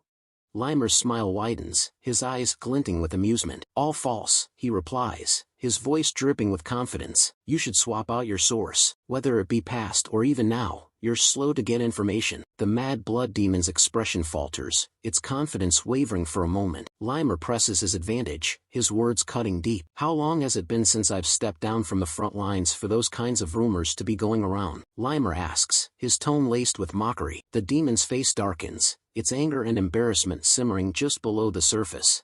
The Mad Blood Demon's eyes narrow, its gaze piercing as it responds to Limer's taunts. Your lies are quite obvious, it sneers. Your swordsmanship used to bear a horrifying amount of killing intent. However, now, your sword is akin to a light breeze. The Mad Blood Demon's voice rings out, its confidence booming. You will never be able to cut me like that. With a fierce battle cry, the demon raises its massive arms, ready to unleash a crushing blow. The air trembles with anticipation as the demon's fist hurls towards Limer. But Limer is no ordinary warrior. With lightning-quick reflexes, he skillfully dodges the attack, avoiding the demon's fist by a hair's breadth. The demon's blow crashes into the ground, sending rocks flying and dust swirling everywhere. Limer springs back to life, his agility allowing him to jump away from the Mad Blood Demon's attack with ease. As he lands gracefully on the ground, a mischievous grin spreads across his face. You brute, Limer teases, his voice dripping with amusement. The Mad Blood Demon's fierce expression twists in anger, his face reddening with rage. The battle between Limer and the Mad Blood Demon intensifies, their clashes sending shockwaves through the air. The area is quickly shrouded in a thick cloud of smoke, obscuring the fighters from view. Raon watches the battle unfold, his eyes shining with admiration. Instructor Limer, he's so nimble in the air, like a leaf floating in the wind, he whispers to himself. Raon's thoughts continue to unfold, his mind analyzing Limer's battle strategy. On top of that, the attacks he's launching intermittently are so perfect they're giving me goosebumps, he thinks, his eyes wide with awe. Raon's gaze remains fixed on the smoke-shrouded battlefield, his mind racing with questions. If Limer had used his strength, then this battle would have already been decided, he ponders. A faint smile plays on Raon's lips as he pieces together Limer's intentions. So why is he dragging this battle out, as if to have me watch? Raon's eyes widen in shock as a startling realization dawns on him. Wait, could it be, he thinks, his mind racing with excitement. Just like before, is he doing this on purpose to show me his swordsmanship? Raon's thoughts continue, his gaze fixed on Limer's battle with the Mad Blood Demon. A mix of awe and incredulity washes over Raon. He's teaching under these circumstances. He's insane, Raon exclaims, his voice barely above a whisper. Meanwhile, Limer's battle with the Mad Blood Demon reaches a fever pitch. With a fierce cry, Limer unleashes his aura, the air around him crackling with energy. He rushes towards the Mad Blood Demon. As Limer charges towards the Mad Blood Demon, his sword flashing in the dim light. As he closes in, he taunts the demon, his voice dripping with mockery. Despite acting so arrogant, you can't even take me down when I'm weakened, he asks, his tone laced with disdain. At this rate, you'll have that helmet stolen away from you, Limer declares. The Mad Blood Demon's anger boils over, its face purpling with rage. Shut up, it thunders, its voice like a crack of lightning. With a fierce battle cry, the demon swings its massive fist at Limer, aiming straight for his face. The air shudders with the force of the blow, and Limer's eyes narrow as he prepares to dodge. Limer drops to one knee, his agility allowing him to dodge the mad blood demon's crushing blow by a hair's breadth. The demon's fist crashes into the ground mere inches from Limer's head. The impact is tremendous, causing the earth to shudder and tremble. The ground crumbles beneath the demon's fist, sending rocks and debris flying everywhere.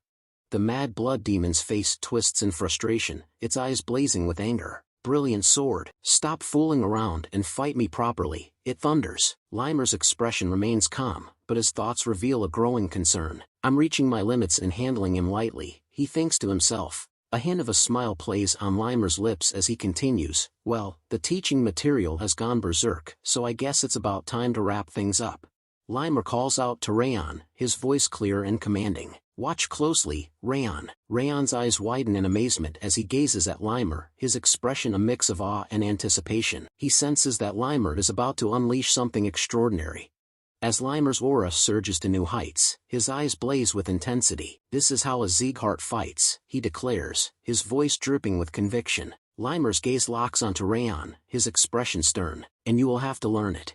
Limer's sword shines with an intense, piercing light as he holds it straight up, releasing his aura. His techniques converge, and he focuses his energy. Sword field realization. Limer begins, his voice low and steady. Limer's eyes gleam with intensity as he calls out the technique's name, Eye of the Storm. In an instant, his wind aura explodes outward, spreading across the vicinity like a tempest. The air distorts, and the atmosphere becomes electric with anticipation.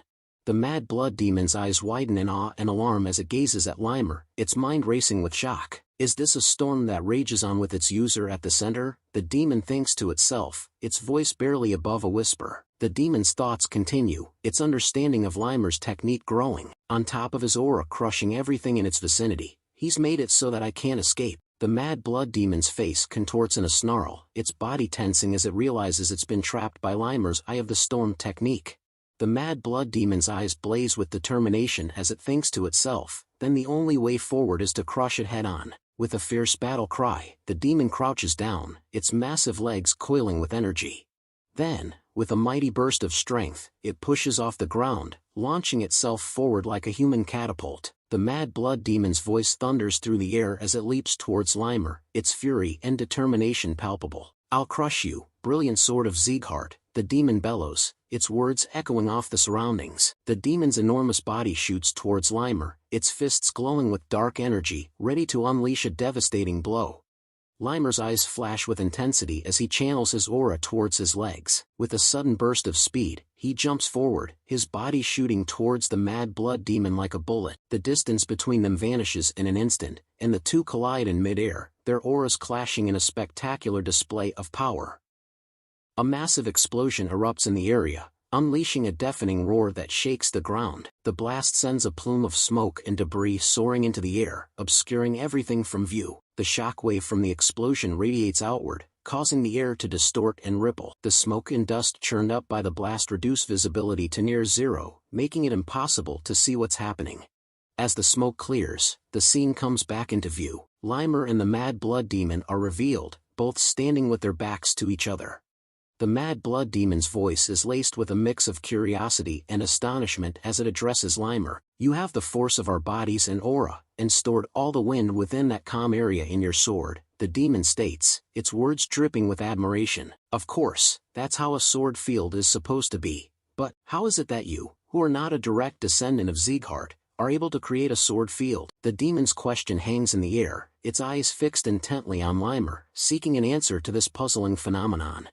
Limer's gaze drifts into the distance, a hint of a smile on his lips as he responds, "Actually, it wasn't a sword field, but something similar I created by borrowing nature's strength." The mad blood demon's eyes narrow slightly, intrigued by Limer's words. "Elves are quite friendly with nature," Limer continues, his voice filled with a sense of harmony and balance. The mad blood demon's gaze shifts, its eyes rising to gaze at the moon hanging in the night sky. A low, rumbling chuckle emanates from its throat as it responds, "I see. Even when old and sickly, a tiger is still a tiger." The demon's words are laced with a mix of admiration and warning, acknowledging that even though Limer may not be a traditional warrior of the Sieghart clan, he still possesses a deep well of power and strength. The mad blood demon's gaze lingers on the moon for a moment before shifting to Raon, its eyes burning with a fierce intensity. "If there's anything I regret," the demon growls, its voice low and menacing, "It's not being able to kill that one." The mad blood demon's expression twists into a snarl as it continues, "This will influence our work greatly." Limer's response is immediate and resolute, his voice firm and unwavering. "Oh please," Limer says, his tone dripping with disdain, "there's no way we could offer our young king to the likes of you." The mad blood demon's gaze lingers on Raon, its expression a complex mix of emotions. "He definitely possesses the qualities of a king, but does not become conceited," the demon says, its voice tinged with a hint of admiration. "We too have a talent that can match up to that monster." The demon's words trail off, its eyes gleaming with a fierce intensity.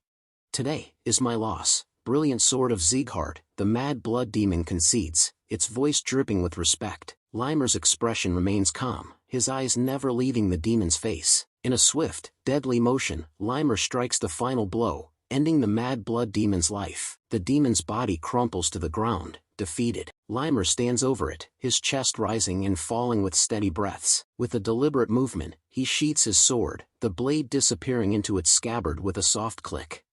Limer walks calmly towards Raon, his footsteps steady and deliberate. As he approaches, he asks, "You were watching closely, right?" His eyes lock onto Raon's, seeking confirmation that the young warrior had indeed been paying attention to the battle.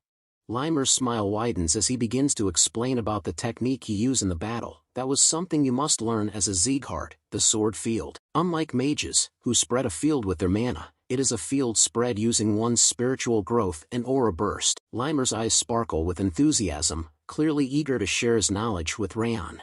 Limer's expression turns serious, his voice filled with a sense of gravity. "A sword field is made up of all your experiences, achievements, aura, and even your future. You are a direct descendant, so you will be able to use it one day." Raon's eyes widen, his mind reeling from the weight of Limer's words. He's left speechless, unable to respond. Limer's expression softens, and he offers Raon some final advice. "Until that day comes, carve many experiences into yourself." Limer's laughter echoes through the air as he turns to address the others. "Martha, Runen, Buren, you all were watching too, right?" Raon's eyes widen in surprise as he turns around, taking in the sight of Martha, Runen, and Buren standing behind him. His voice filled with curiosity, Raon asks, "You guys, why are you here?" The trio rushes towards Raon, their faces etched with concern. Runen calls out Raon's name, Raon. But before Runen can reach him, Martha's voice rings out, her tone a mix of relief and exasperation. "You bastard, you're still alive!" Martha exclaims, her eyes fixed intently on Raon as she rushes towards him.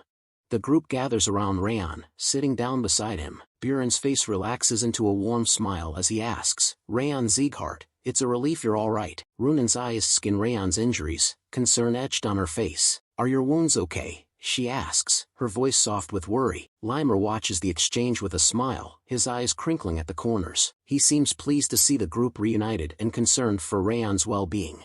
Limer's smile falters for a moment, and he thinks to himself, "Geez, feigning being alright is taking its toll." His mind begins to wander, and he starts to ponder the complexities of the sword field. There are a number of conditions that must be met in order for someone that is not a direct descendant of Sieghart to use the sword field, he thinks. Experience is a given, their affinity for the attribute, and on top of stamina, life force. Limer's thoughts trail off, his eyes refocusing on the group surrounding Raon. Limer's thoughts continue, his expression grim. Thus, they actually consume their own lifespan. He pauses, reflecting on his own situation. "On top of my energy core being damaged, I used a sword field, so just pretending to be okay is hard enough." Limer's eyes seem to cloud over, his exhaustion and pain momentarily visible beneath his calm exterior. Limer's thoughts shift, his expression softening as he gazes at Raon. "Well, not that I have any regrets. What Raon showed me after I entered the battle late was itself the birth of a new king." A small, enigmatic smile plays on Limer's lips. "At that moment, I formed my resolve. I will serve this child as my new lord." Limer's thoughts drift back to his past, a hint of melancholy in his eyes. "With my damaged energy core, living didn't feel like being alive." His expression warms, memories of happier times flooding his mind. "But as those children brought meaning to my life." Limer's eyes sparkle with a sense of gratitude and renewal. "I've been granted a new life." His thoughts seem to be filled with a sense of purpose and belonging, as if he's found a new reason to keep moving forward. Limer's gaze lingers on Raon and his friends with a smile on his face, a sense of contentment washing over him. I have regretted nothing about having my lifespan shortened. His eyes seemed to gleam with a sense of determination, his voice taking on a resolute tone in his thoughts. Of course, before my life comes to an end, I would like to see that lad become the king of the Siegharts. The scene shifts to the majestic Sieghart's palace. The patriarch of Sieghart's eyes lock onto Limer, a hint of surprise in his voice. Say that again. The patriarch's eyes widen in shock as he seeks clarification. Did you say Raon fought against Eden's mad blood demon? He asks, his gaze fixed intently on Limer. Limer's words have left the patriarch stunned. Limer bursts into laughter, clearly entertained by the patriarch's reaction. Ha! I knew you'd be surprised, my lord, Limer says with a grin. I hurriedly ran over here just to see this reaction. It was worth it, but the patriarch's shock quickly turns to anger. Shut up, he thunders. Get straight to the point. Limer's grin fades, and he begins to recount the events. I saw it with my own eyes. Raon, fighting against Eden's mad blood demon, Limer says, his tone serious. I couldn't believe it either even though it unfolded right before my eyes, he admits. However, I swear that I have spoken only the truth, without any deceit. Limer's eyes lock onto the patriarch, his expression unwavering. Limer presses on, his words painting a vivid picture. It wasn't just me, he says, his tone firm. The trainees from the 5th and 6th training grounds, who were carrying out the mission, and the Cebu villagers, they all saw it as well. He pauses for emphasis. How Raon fought the mad blood demon, on his own. The weight of Limer's testimony grows, as he reveals that multiple witnesses can attest to the unbelievable truth.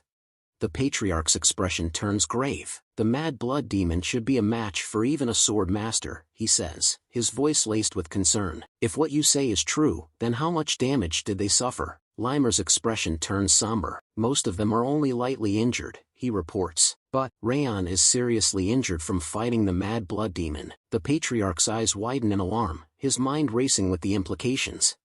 Limer's voice remains steady, yet he still managed to survive until my arrival, he says, emphasizing Raon's remarkable endurance. The patriarch's eyes narrow, his expression skeptical. Are you telling me to believe that? He asks, his tone incredulous, as if questioning the plausibility of Limer's words.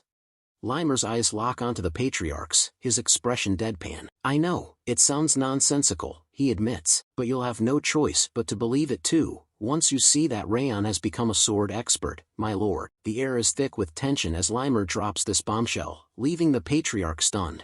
Limer's words continue to astonish the patriarch. He even managed to survive against the mad blood demon, whose prowess matches a master's, Limer says, emphasizing Raon's incredible feat. It didn't feel at all regrettable when we used the Elvern sap on him. The patriarch's eyes widen in shock. Elvern sap? He asks, his voice trembling with surprise. But that's the sap of the second world tree, a priceless treasure.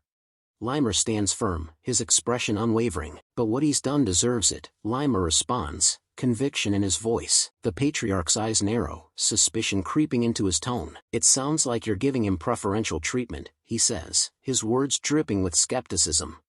Limer's eyes widen in surprise. Preferential, he echoes, taken aback. He pauses, taking a deep breath before continuing. Trying to help them, so that Raon and the others can grow, Limer explains, his voice filled with sincerity. The patriarch's gaze pierces through Limer, as if searching for any hidden intentions. I see, he says, his voice low and measured, leaving Limer wondering what thoughts are brewing behind his enigmatic expression.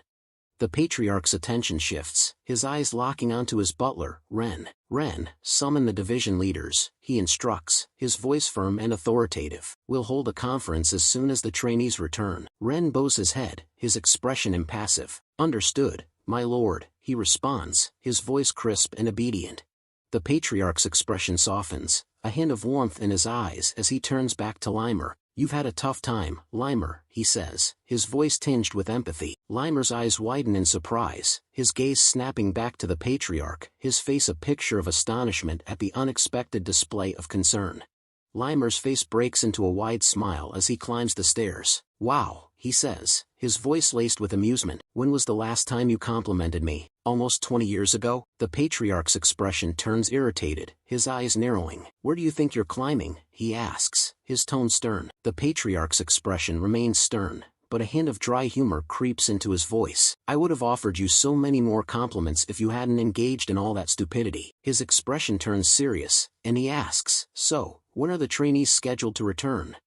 Limer's expression turns thoughtful as he responds, as for the trainees, they should. He trails off, pausing for a moment. Then the scene shows the trainees near the Sieghart's palace. Be about to arrive, he finishes, his eyes gazing into the distance, as if expecting their imminent return.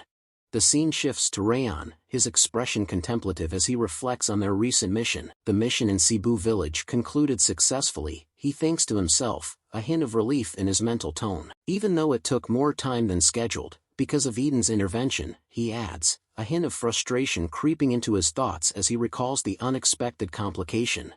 Raon's thoughts continue, a mix of responsibility and regret in his mental tone. Since the village ended up being damaged unexpectedly by the Mad Blood Demon's assault, we stayed a bit longer in order to restore the destroyed village, he recalls, his thoughts reflecting on the team's efforts to make things right. Raon's thoughts drift back to his recovery period in the chief's house. Since I was drastically injured, I stayed in the chief's house and focused on recovering. Raon's memories shift to the moment he regained consciousness. When I first opened my eyes, I checked the reward for winning my bet with Wrath. A hint of amusement crosses his mind. Of course, Wrath insisted that the bet should be nullified because Limer had slain the Mad Blood Demon, not me. Raon's expression turns slightly wistful. The stats I got from the bet were nice, but... Wrath's face contorts in frustration as he gazes at the system reward. Damn it, why did it have to be that one in particular? He exclaims in anger. Raon, meanwhile, is calm as he examines the system. His eyes scan the details before he asks, puzzled, what's this? The system reveals the reward for the bet, and Raon's eyes widen as he reads the details. A trait of Wrath's has been created as the second reward of the bet, the system announces. The trait is named Iron Will, and its effects are revealed. Iron Will reduces pain by momentarily increasing willpower upon receiving severe physical or mental damage. Raon's gaze lifts, and he looks at Wrath with a mixture of surprise and curiosity. Raon's eyes sparkle with intrigue as he thinks to himself, Iron Will, I didn't expect to obtain a trait through. A hint of a smile plays on his lips as he realizes the implications of this new trait. With this trait, I can resist like before even after receiving Wrath's wrath. Raon's thoughts are filled with a sense of anticipation and strategy, already thinking about how he can utilize Iron Will to his advantage. Wrath's gaze narrows as he looks at Raon, his thoughts seething with frustration. How could Iron Will go to a brat like him? He thinks to himself, disdain etched on his face. Wrath's expression twists in annoyance as he realizes the system's design is working against him. It's becoming an issue because the system is too well designed. The King of Essence's system is designed to prioritize creating the ability that the user needs most. Wrath's eyes flash with anger as he thinks about the implications. I'd be able to take over his body now if not for that trait.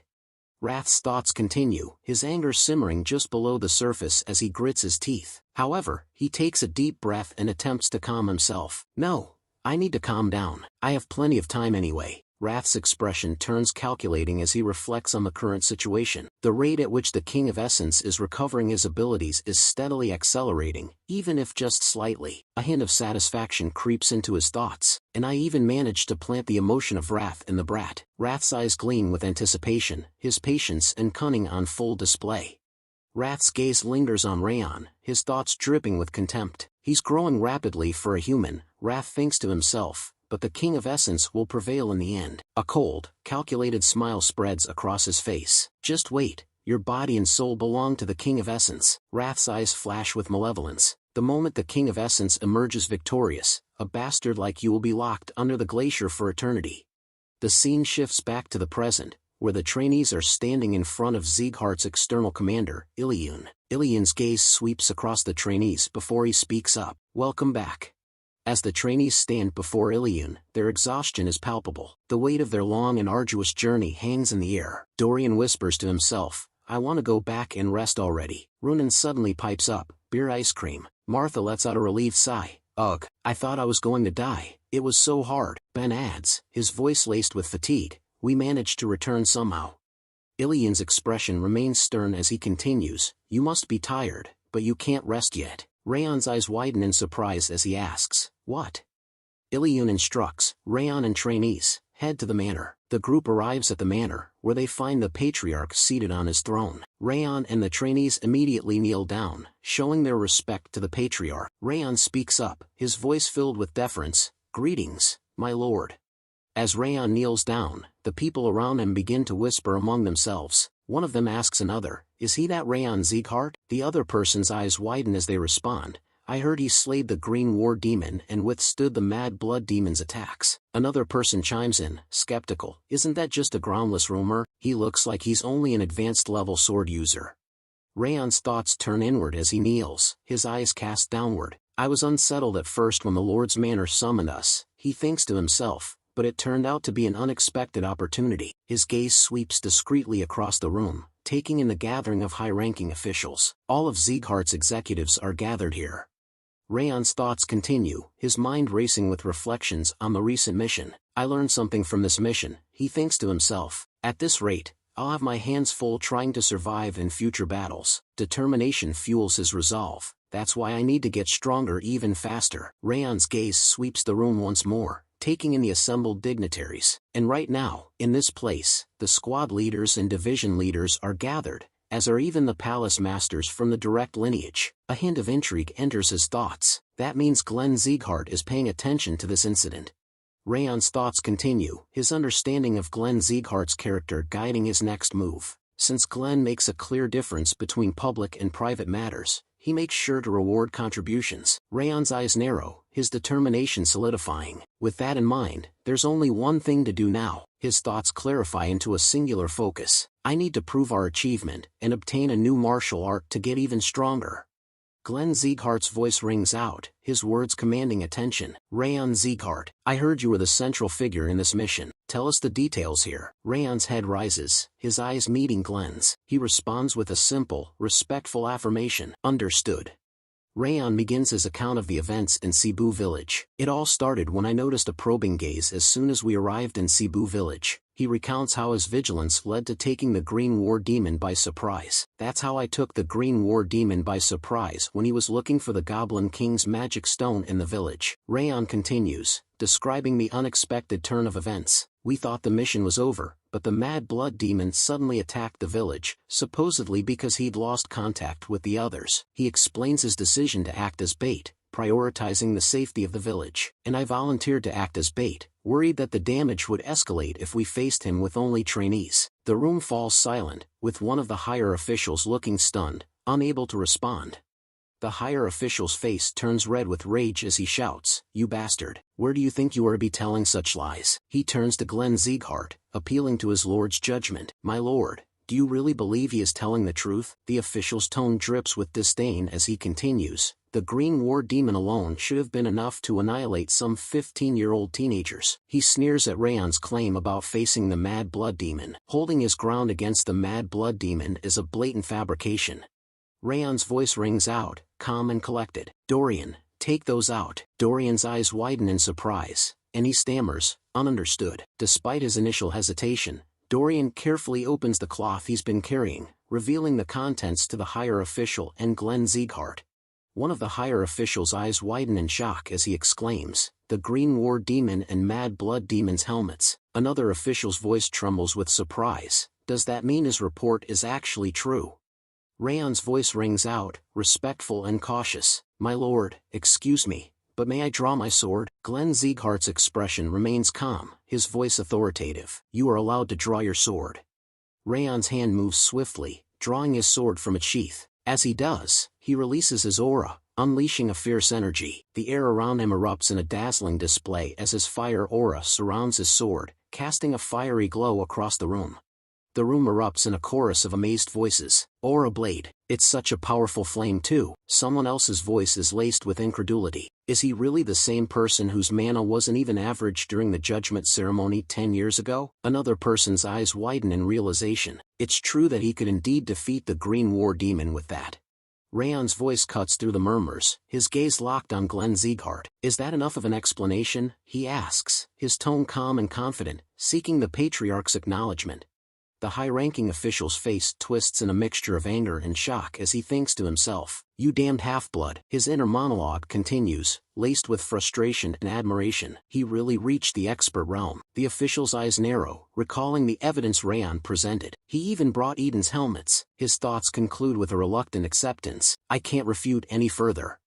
Glenn Sieghart's voice fills the room, his tone authoritative and approving. "Listen, Raon Sieghart, the top trainee, and all the trainees from the 5th and 6th training grounds." The patriarch's gaze sweeps across the room, his eyes meeting those of the trainees. "You did an excellent job."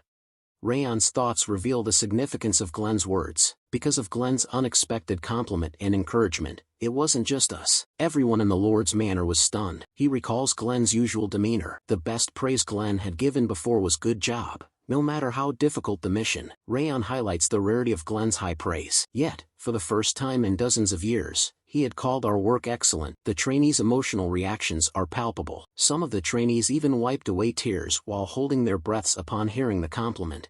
Raon reflects on the conclusion of the ceremony. "After that, I finished my report, showed the Goblin King's magic stone, and told him about Eden's goal, which I'd managed to discover. In the end, all the other trainees were bestowed with a bronze tablet, and a silver tablet was given to me." Before the ceremony concluded, Raon walks away from the patriarch, a hint of disappointment in his thoughts. "TSK, were my expectations too high?" He reflects on his unmet hopes. "I thought I'd be able to get a separate reward for figuring out Eden's goal." Raon's disappointment is palpable as he considers the consequences. "In the end, I'll have to give up on a new martial art." Wrath's voice cuts through Raon's thoughts, laced with criticism. "You didn't gain anything after giving him such important information. You can't get any more foolish." Raon's inner monologue reveals his disappointment and regret. "I started to trust Glenn a little after getting the 10,000 Flames cultivation, but I shouldn't have done that."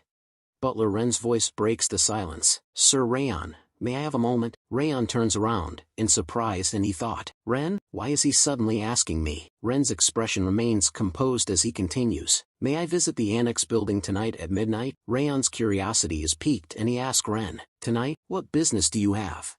Ren's smile hints at a hidden meaning. "The head of the house asked me to bring you, Sir Raon." Wrath's voice chimes in, offering an interpretation. "He must be planning to give you your second reward." The scene shifts to outside Raon's house, where Sylvia and one of her maids wait anxiously. Suddenly, the maid's voice rings out, "Ma'am, the young master is back." As Raon comes into view, Sylvia's expression turns to one of deep concern. "Raon, oh my goodness."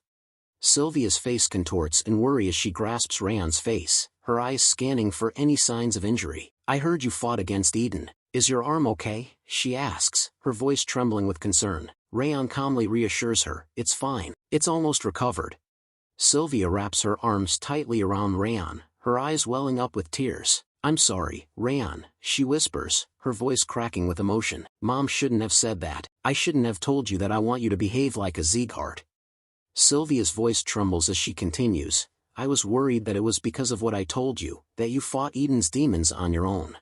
As Sylvia's tears flow freely, Raon's expression softens. He gently speaks up, his voice filled with warmth. "I'm rather grateful to you instead, Mom." Raon gently grasps Sylvia's hand, his eyes locked on hers as he continues to bare his soul. "I initially wanted to run away when I found myself facing the mad blood demon. I didn't feel like I could win at all. I even thought about using the other trainees as bait. That's how bad it was." Sylvia's eyes widen in shock, her face pale. "But then I heard your voice, Mom. You wanted me to at least lead a life befitting of Sieghart's swordsman." Sylvia's expression freezes, her eyes filled with a mix of surprise, guilt, and concern. With a proud smile, Raon continues, his voice filled with conviction. "Your words allowed me to stand there as a swordsman. The sole reason I can stand here as a proud swordsman is because you told me that back then, Mom." Raon's eyes shine with sincerity as he gazes at Sylvia. "That's why I'm really grateful to you." Sylvia's face contorts in a mix of shock, guilt, and self-anger. She grits her teeth in frustration. But her composure suddenly shatters. She collapses to the ground, overcome with emotion, and bursts into tears like a child. The maid, equally moved, covers her face with her hand and weeps beside Sylvia. "Why did you grow up so splendidly, young master?" the maid sobs, her voice trembling. Raon's eyes widen in shock as he stares at the two crying women. "Why are you crying, both of you?" he exclaims, confusion and concern etched on his face. In the quiet confines of Raon's room, he turns to maid Judiel with a curious expression. "Did anything special happen while I was away on a mission?" Raon asks. Judiel's eyes cloud over, her voice barely above a whisper. "The Central Martial Palace ordered me to return. It looks like they are planning to dispose of me." Raon's eyes narrow, his gaze intensifying as he processes Judiel's ominous words. Raon's eyes lock onto Judiel's, his mind racing with thoughts. Are they trying to punish her for being unable to inform them that I'd become a sword expert? And are they also venting their anger for what happened in the audience chamber? Raon's grip on his armrest tightens, his jaw clenched in determination. "I can't let Judiel die now. She's a double agent that I went out of my way to save."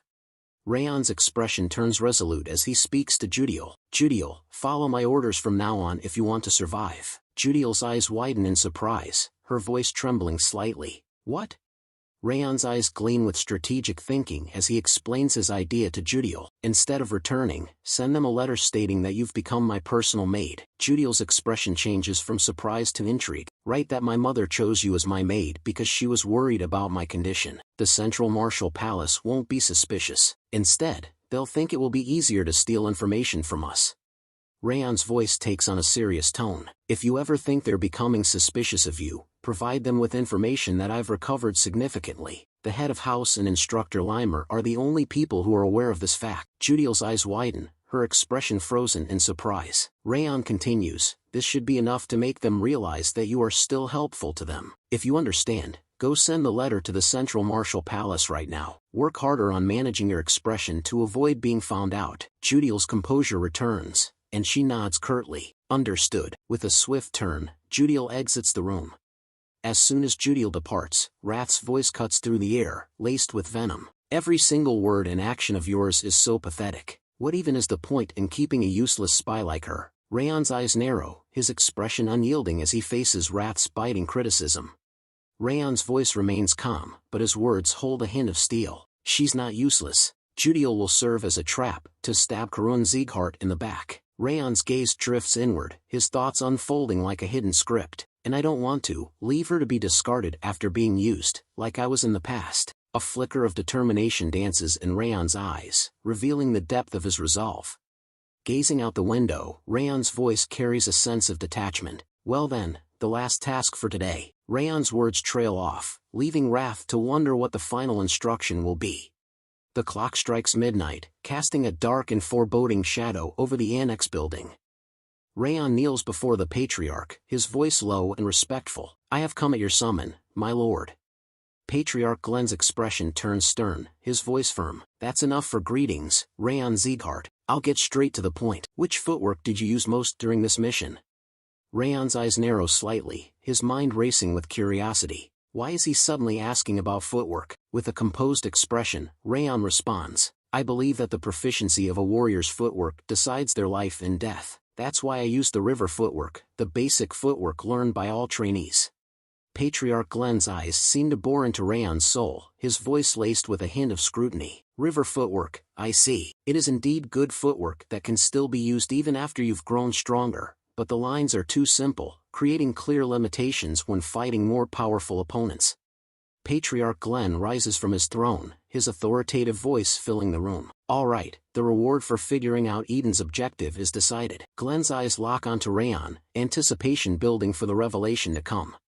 Patriarch Glenn descends from his throne, his footsteps echoing through the room as he approaches Raon. "I'll personally teach you a footwork suitable for you." Glenn's words hang in the air, heavy with significance, as he stands before Raon, his eyes gleaming with a hint of expectation.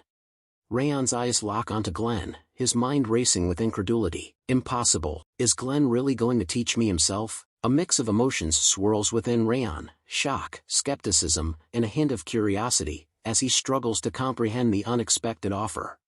Glenn's voice takes on a serious tone. "Focus and watch. You shall only get a single chance." Glenn's leg begins to glow with aura, and Raon's eyes widen in awe. The footsteps of the strongest warrior on the continent. This is a huge opportunity.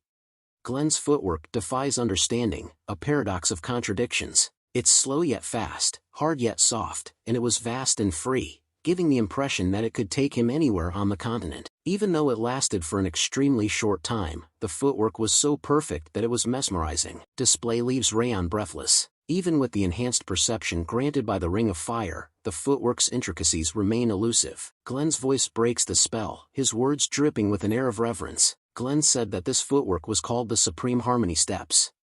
A holographic display flickers to life before Raon's eyes. Ring of Fire has observed the Supreme Harmony Steps in their perfect state. Learning the first of the Supreme Harmony Steps, Heavenly Advance, will be accelerated. The notification hangs in the air, its words glowing with an otherworldly light, as Raon's heart races with anticipation.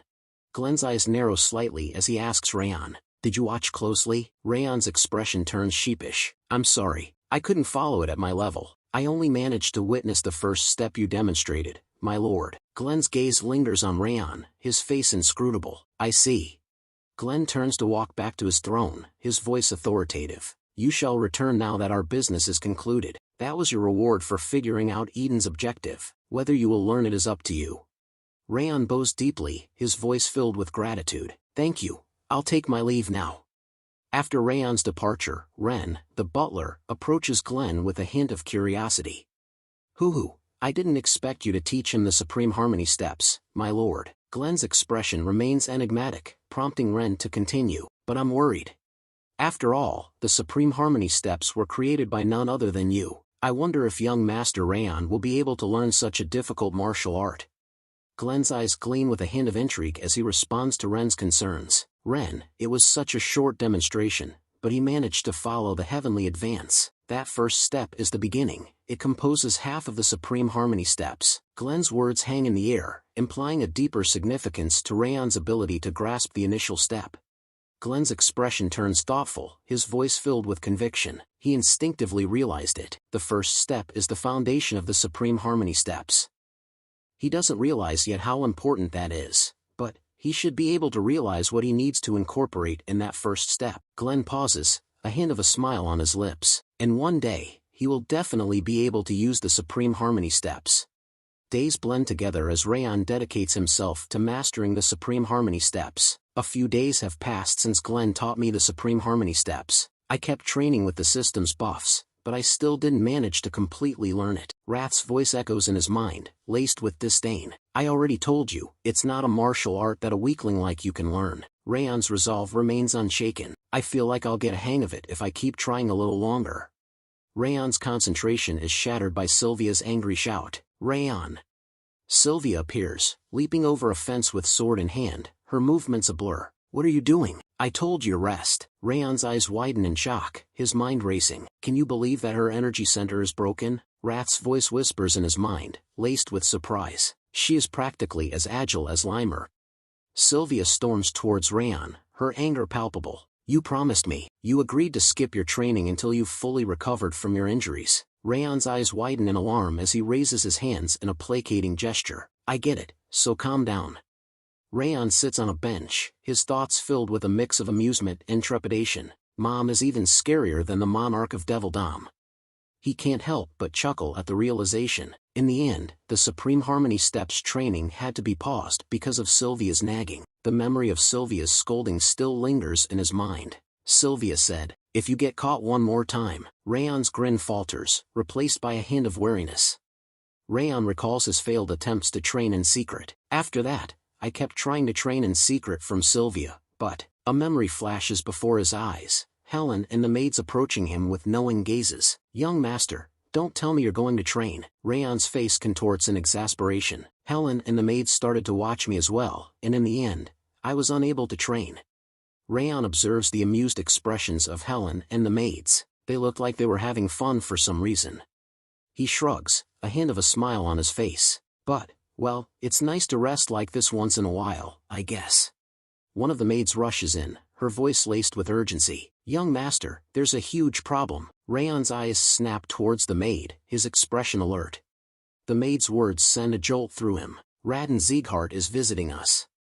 Raon's eyes narrow, his mind racing. "That's the son of Baldur Sieghart, Glenn's fourth son?" He turns to the maid, his voice firm. "He should have no reason to visit the annex building." "Why?" The maid's expression turns worried, her voice trembling. "We don't know the reason, but he became violent toward my lady and the maids as soon as he arrived." Raon's face darkens, his eyes flashing with anger. The scene shifts to Sylvia's location, where Raon Sieghart is confronting her about the state of the garden. Raon's tone is stern as he asks, "You left the garden messy when a guest was coming, and now, what?" Sylvia responds calmly, but with a hint of defensiveness, "We never received such a letter." Raon's expression darkens, his voice taking on a suspicious tone. "Did you just say that you never got the letter announcing my visit?" Raon's eyes narrow, implying that he doubts Sylvia's claim, and the atmosphere becomes increasingly tense. Raon's anger boils over, his voice rising. "Are you telling me that my butler made a mistake? Or are you trying to claim that I'm lying right now?" Sylvia's expression turns worried, and she hastens to placate Raon.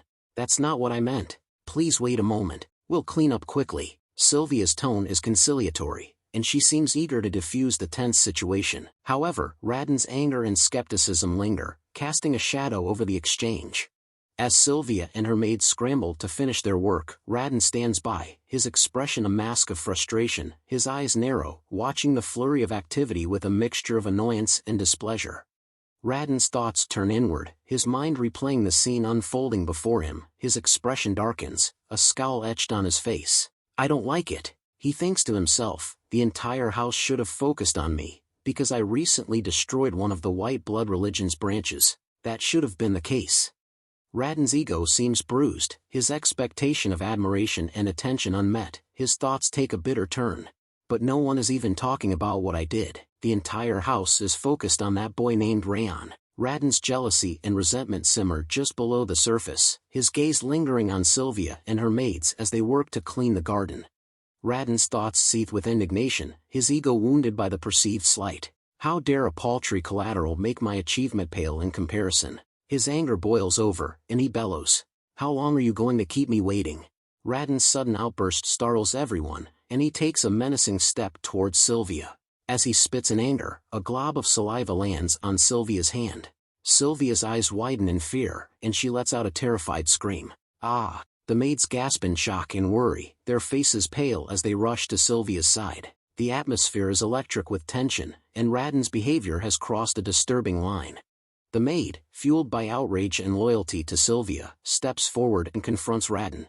"Young Master Raon, you are going too far, even for a part of the direct line." The maid's voice trembles with indignation, and her words hang in the air like a challenge. Raon's behavior has clearly crossed a line, and the maid's rebuke is a testament to the depth of her outrage. Raon's face twists in a snarl as he lashes out, slapping the maid across the face with a resounding crack. The maid's head jerks to the side, and she stumbles backward, clutching her cheek. Raon's voice drips with venom as he sneers. "Who do you think you're shouting at?" Sylvia's eyes widen in horror as she rushes to the maid's side, her face etched with worry. Raon's anger reaches a boiling point as he spits out the words. "Hey, I'm part of the direct line of this household, making me your master. Even if I kill you right now, I'll only need to stay in my room for 2 days." His voice drips with entitlement and contempt, as if he believes himself to be above the law. Raon's eyes flash with fury as he raises his leg, ready to kick the cowering maid. The maid trembles with fear, her eyes fixed on Raon's raised foot. Raon's voice rises to a shout. "But you dare to shout at me?" The air is thick with tension, and it seems that Raon's rage may soon boil over into violence. Sylvia's voice cuts through the air, shrill with urgency. "No, stop!" The maid's eyes widen in alarm as she sees Sylvia step forward, putting herself between Raon and the maid. The maid's heart skips a beat as she thinks, "Lady Sylvia, watch out!" In a flash, the maid's instincts take over, and she thinks to herself, "I can't let Lady Sylvia get hurt. I need to stop." Raon bursts into the scene, his sword at the ready, his eyes scanning the area for any signs of danger. His gaze falls on Raon, and his expression darkens. Raon's eyes light up with interest as he takes in Raon's appearance, his voice dripping with sarcasm. "Huh, could it be? Are you Raon? Perfect timing. I want to see you anyway." Raon's tone is laced with malice, and his eyes gleam with a sinister intent. The air is charged with tension as Raon's gaze locks onto Raon, his words hanging in the air like a challenge. Raon's gaze lingers on Raon's sword, a mixture of curiosity and amusement dancing in his eyes. He asks, his voice dripping with mockery, "But what's that thing you're holding in your hand? Don't tell me you're planning to swing that scary thing at me?" Raon's tone is laced with disdain, his words infused with a sense of superiority. He takes a step forward, his eyes glinting with confidence. "I'm part of the direct line, after all. You think a little sword like that could possibly harm me?" Raden's voice is a studied blend of contempt and arrogance, designed to intimidate and belittle Raon. Raden's eyes narrow, a sly smile spreading across his face as he repeats in a mocking tone. Quietly sheath it before you aggravate the matter. Raden's voice is laced with sarcasm, his words dripping with disdain. He takes a step closer to Raon. Raden's laughter echoes through the air, his eyes gleaming with arrogance as he introduces himself. I am Raon Sieghart. I'm the son of Baldur Sieghart, the true martial palace master. Raden's words are meant to intimidate, to establish his superiority over Raon. But Raon's response is far from intimidated. With a fierce battle cry, Raon swings his sword towards Raden, the blade flashing in the light. His voice is cold, detached, and dripping with anger. So what? Just as Raon's sword is about to strike Raden, a figure bursts into the scene, positioning himself between Raon and Raden. It's Raden's butler, his eyes fixed intently on Raon as he raises a sword to block the attack. Raden's eyes widen in fear as he stares at Raon, his confident facade crumbling in an instant. For a moment, he forgets his arrogance, his gaze frozen on Raon's sword, which hovers mere inches from his face. Raon's gaze lingers on Raden's butler for a moment, his eyes narrowing in calculation. Raden's eyes go wide with shock and outrage as he shouts, "You crazy bastard!" Then, in a swift and brutal motion, he punches the butler squarely in the face. The butler's head snaps back from the force of the blow, his eyes glazing over as he stumbles backward. Raden's face is purpling with rage as he shouts at Raon, "Hey, do you even realize who you're attacking right now?" His voice echoes through the area, heavy with indignation and a sense of entitlement, but Raon's response is calm, collected, and menacing. Looking Raden straight in the eye, Raon replies in a low, even tone. "I do." Raon's sword continues its upward arc, the blade glinting menacingly in the light. His voice remains calm, detached, as he explains, "A robber who intruded onto my domain." Raden's face contorts in fear, his eyes wide with terror. He takes a step back, his hands raised in a futile attempt to ward off the impending attack. "What kind of nonsense is that?" Raden exclaims, his voice trembling with fear. He attempts to regain his composure, drawing himself up to his full height as he declares, "I'm the legitimate master of this household." Raon's kick connects with Raden's stomach, the force of the blow sending Raden crashing to the ground. Raon's voice is cold, detached, as he declares, "No, you're wrong." Raden's scream of pain echoes through the area as he clutches his stomach, his face contorted in agony. "ACH." Raden's voice is laced with pain and venom as he speaks up, still clutching his stomach. "You bastard, you'll pay, ack." Raon's expression remains unyielding, his eyes cold and detached. He regards Raden with disdain, his voice firm and authoritative. "You aren't anything like our master. Moreover, the annex building isn't your home." Raon's words are a stark reminder of Raden's transgressions, and the fact that he has overstepped his bounds. Raon's sword flashes in the light as he raises it once more, the blade poised to deliver the final blow. His voice is low and deadly, his words dripping with a sense of ownership and protectiveness. "This is my home, my family's home." The air is heavy with the weight of Raon's words, the implication clear. Raden is an interloper, a trespasser who has overstayed his welcome. The sword hovers, ready to strike, as Raden cowers in fear, his eyes fixed on the blade that will soon end his life. Raon's sword slices through the air, its trajectory unwavering as it hurtles towards Raden. Raden's eyes widen in terror, his face frozen in a mask of fear as he screams, "Aya!" The sound of Raden's scream echoes through the area, a desperate cry for mercy that falls on deaf ears. Raon's expression remains unyielding, his sword mere inches from Raden's trembling form. Just as Raon's sword is about to make contact with Raden's face, a voice rings out, cutting through the air with authority. "Stand back, Sir Raon Sieghart." The voice is firm, commanding, and unmistakable. Raon's sword freezes, mere inches from Raden's trembling face. Raon's eyes flicker towards the speaker, his gaze narrowing slightly as he hesitates, his sword still poised for the kill. Raon's eyes narrow as he takes in the sight of the newcomer, his mind racing with questions. He thinks to himself, that outfit, is he from the Heavenly Blade Division? His gaze lingers on the intricate design and emblem on the newcomer's uniform, his mind making the connection. He continues to think, he's a swordsman working directly under the head of House. What is he doing here? As he ponders this, the newcomer steps forward, his presence commanding attention. Heavenly Blade Division. Raquel.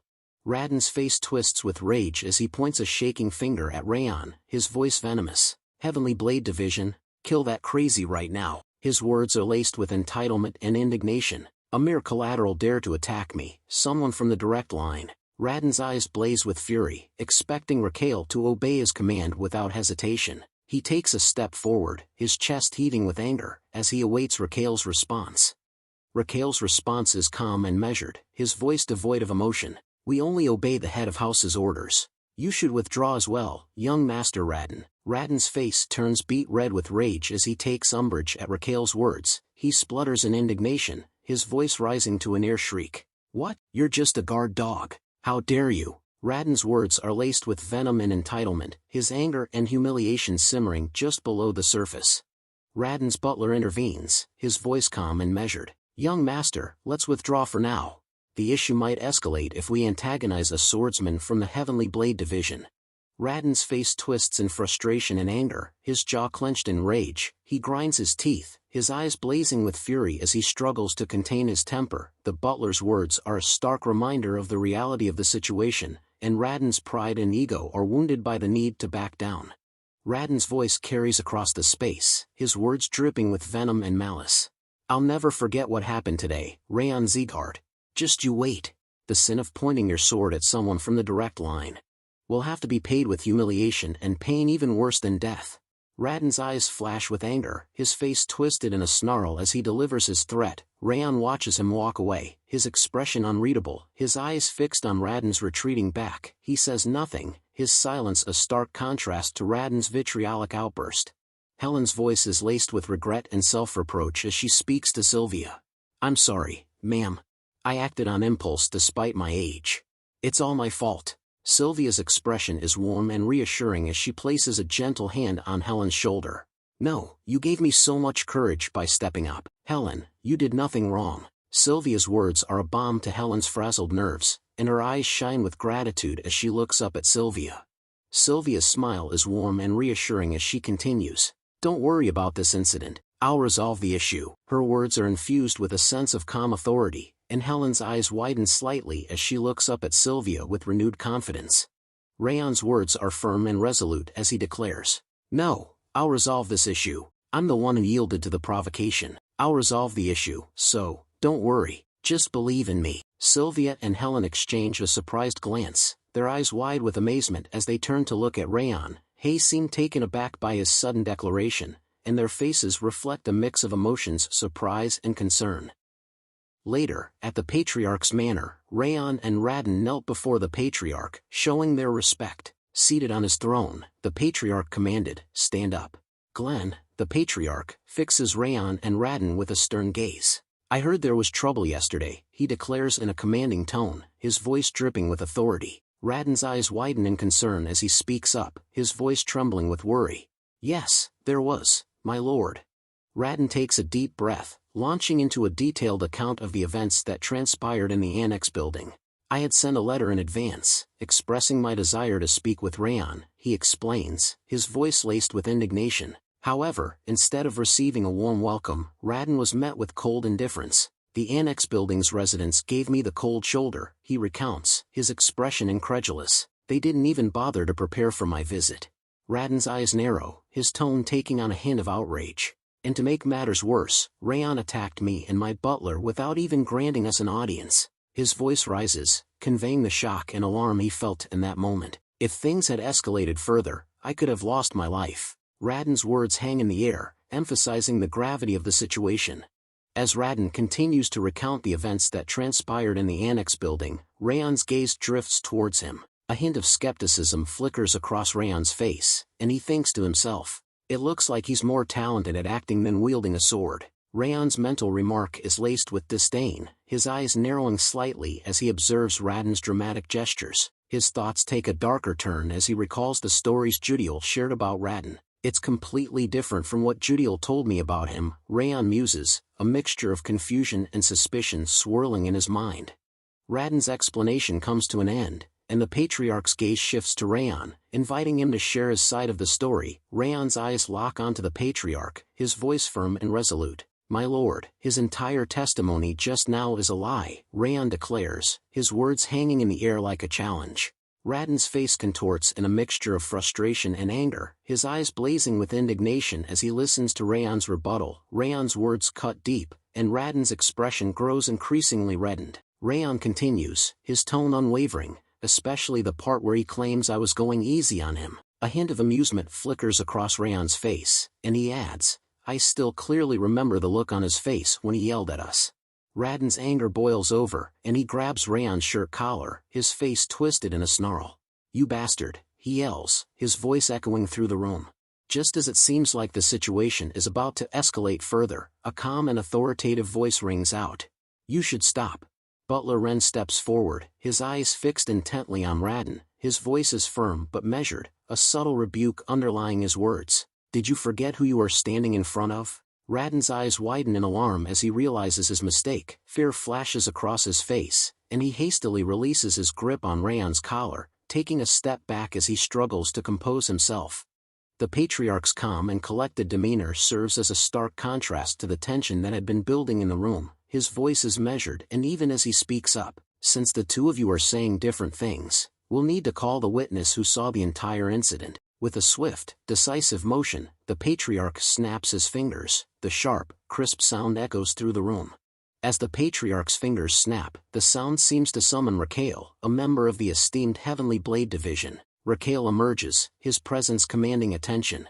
Raon and Raden's eyes widen in shock and worry as they gaze at Raquel, their faces reflecting their growing unease. Raquel's expression remains neutral, his voice steady as he greets the patriarch. Greetings, my lord. I am Raquel, from the Heavenly Blade Division. The patriarch's eyes narrow, his voice firm.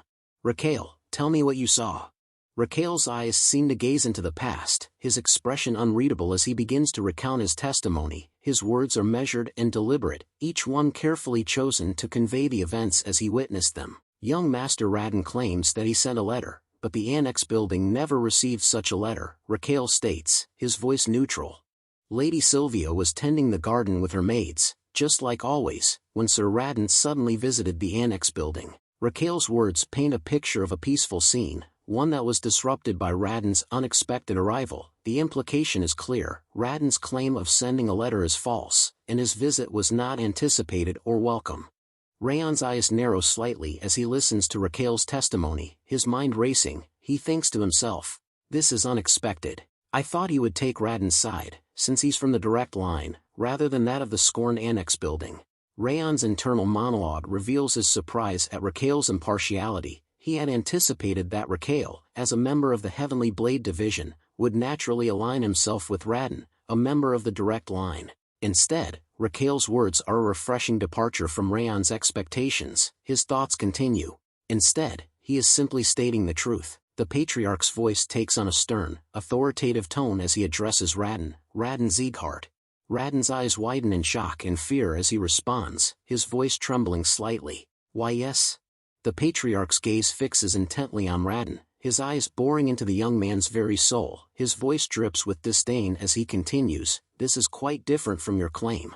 The patriarch's anger boils over, his voice thundering through the room as he demands, did you dare to lie in my presence? Raden's eyes widen in alarm, and he begins to speak in a defensive tone, but, my lord. However, instead of addressing the patriarch's accusation, Raden attempts to shift the focus to his original grievance. The important part is that a collateral attacked someone from the direct line, he exclaims, his voice laced with indignation. Raden's words are calculated to emphasize the perceived injustice, and he presses on, this is an important matter that can endanger the hierarchy of our house.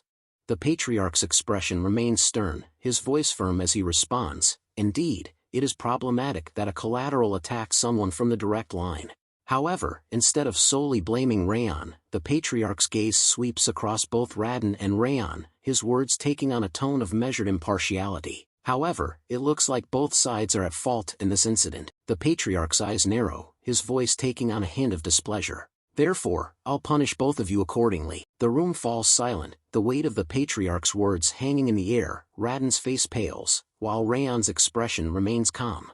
Raden's face reddens as he protests, my lord, a simple punishment won't do.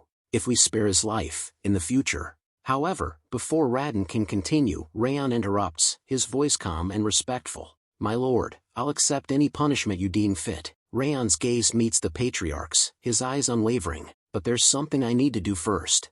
The Patriarch's gaze lingers on Raon, his eyes narrowing slightly as he regards the young man with interest. His voice is measured, his tone inquiring. Something you need to do? Raon's expression remains calm, his voice firm as he responds, yes. Raon's expression turns solemn, his voice taking on a hint of determination as he explains the situation. Raon Sieghart humiliated my mother in front of everyone, and used unreasonable violence against our mates.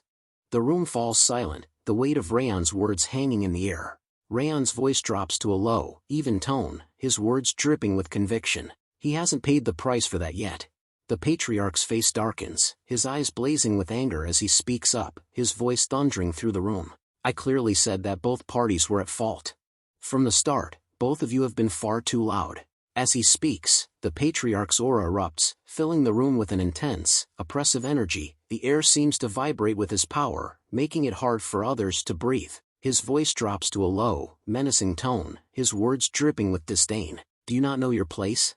Raon's and Raon's eyes widen in distress as the Patriarch's aura bears down on them, its crushing pressure forcing them to their knees. Raon struggles to breathe, his lungs feeling like they're being squeezed by an invisible vice. His thoughts are a jumbled mix of panic and desperation. I feel like my lungs are being crushed by his pressure. Despite the crushing pressure of the Patriarch's aura, Raon's voice rings out clear and strong, his words are laced with conviction, his determination palpable. That's exactly why. Previously, I heard you say that this house is the land of swordsmen, my lord. Raon says, his voice steady. I believe a swordsman's worth needs to be decided with their sword. Raon's gaze locks onto the Patriarch, his eyes burning with intensity. Please allow us a sword duel. The Patriarch's expression changes, a hint of amusement dancing in his eyes. He responds in a thoughtful tone. It could serve as a small bit of entertainment. All right. I'll allow a sword duel between the two of you. The Patriarch's aura suddenly dissipates, releasing Raon and Raon from its crushing pressure. The two young men gasp, their lungs expanding as they breathe in deeply. The Patriarch's voice rings out, his words formal and authoritative. The sword duel will be carried out in the great training ground, in a week. The room falls silent, the weight of the Patriarch's words hanging in the air. The stage is set for a clash of swords, and only time will tell who will emerge victorious. In the tranquil surroundings of the true martial palace, Balder, Raon's father, sits with a contemplative expression. His eyes seem to bore into the distance, as if lost in thought. I see, Balder says, his voice low and measured. So, there will be a sword duel in the end. Raon, standing before his father, flashes a confident smile. That's right, father, he replies, his voice laced with determination. Raon launches into a detailed explanation of the events that transpired, his voice filled with a mix of emotions. He arrogantly requested a sword duel in front of grandfather, Raon says, his tone laced with disdain. Balder's expression remains stoic, his eyes narrowing slightly as he listens intently to Raon's words. Raon continues, his voice steady. The conditions we set state that if I win, we'll break his energy center. A hint of a smile plays on Raon's lips, his confidence evident. Raon's expression turns serious once more, his voice taking on a note of determination. And if I lose, my butler and I will apologize to the Annex Building's people. On top of that, the true martial palace won't approach the Annex Building anymore.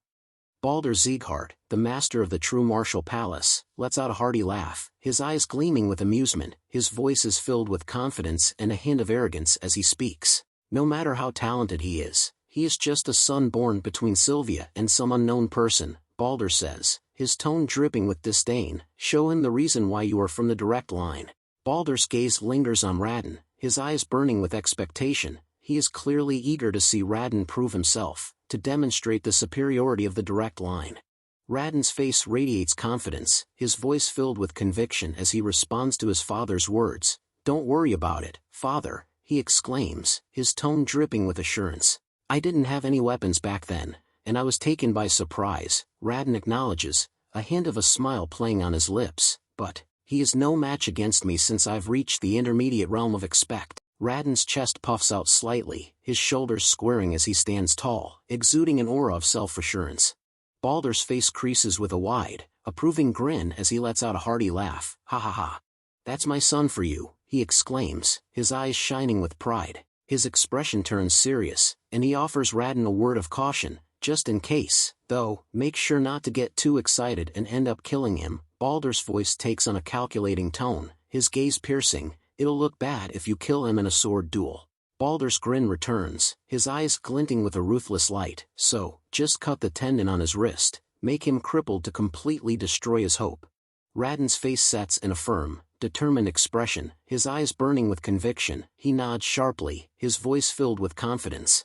Yes, understood, father, Raden replies, his tone resolute. The air seems to vibrate with Raden's determination, his words echoing with a sense of unyielding resolve. Meanwhile, outside the annex building, Sylvia and Helen, the loyal maid, stand concealed behind a window, their faces etched with worry as they gaze at Raon. They had been watching him train, their eyes fixed on his determined form. Helen's voice trembles slightly as she speaks, her eyes fixed on Sylvia with a mix of concern and uncertainty. Young master is going to have a sword duel against Sir Raden. Is it really fine to stay here and do nothing? Helen's voice is laced with worry, her tone trembling slightly as she continued. Sir Raden is an intermediate expect, but our young master has only managed to reach the novice level. She pauses, her eyes pleading with Sylvia. Perhaps it's not too late to stop him. Sylvia's expression remains calm, but a hint of concern flickers in her eyes. She gazes out the window, her mind racing with thoughts of the impending duel. Like Helen, she can't shake off the feeling that this sword duel is too dangerous.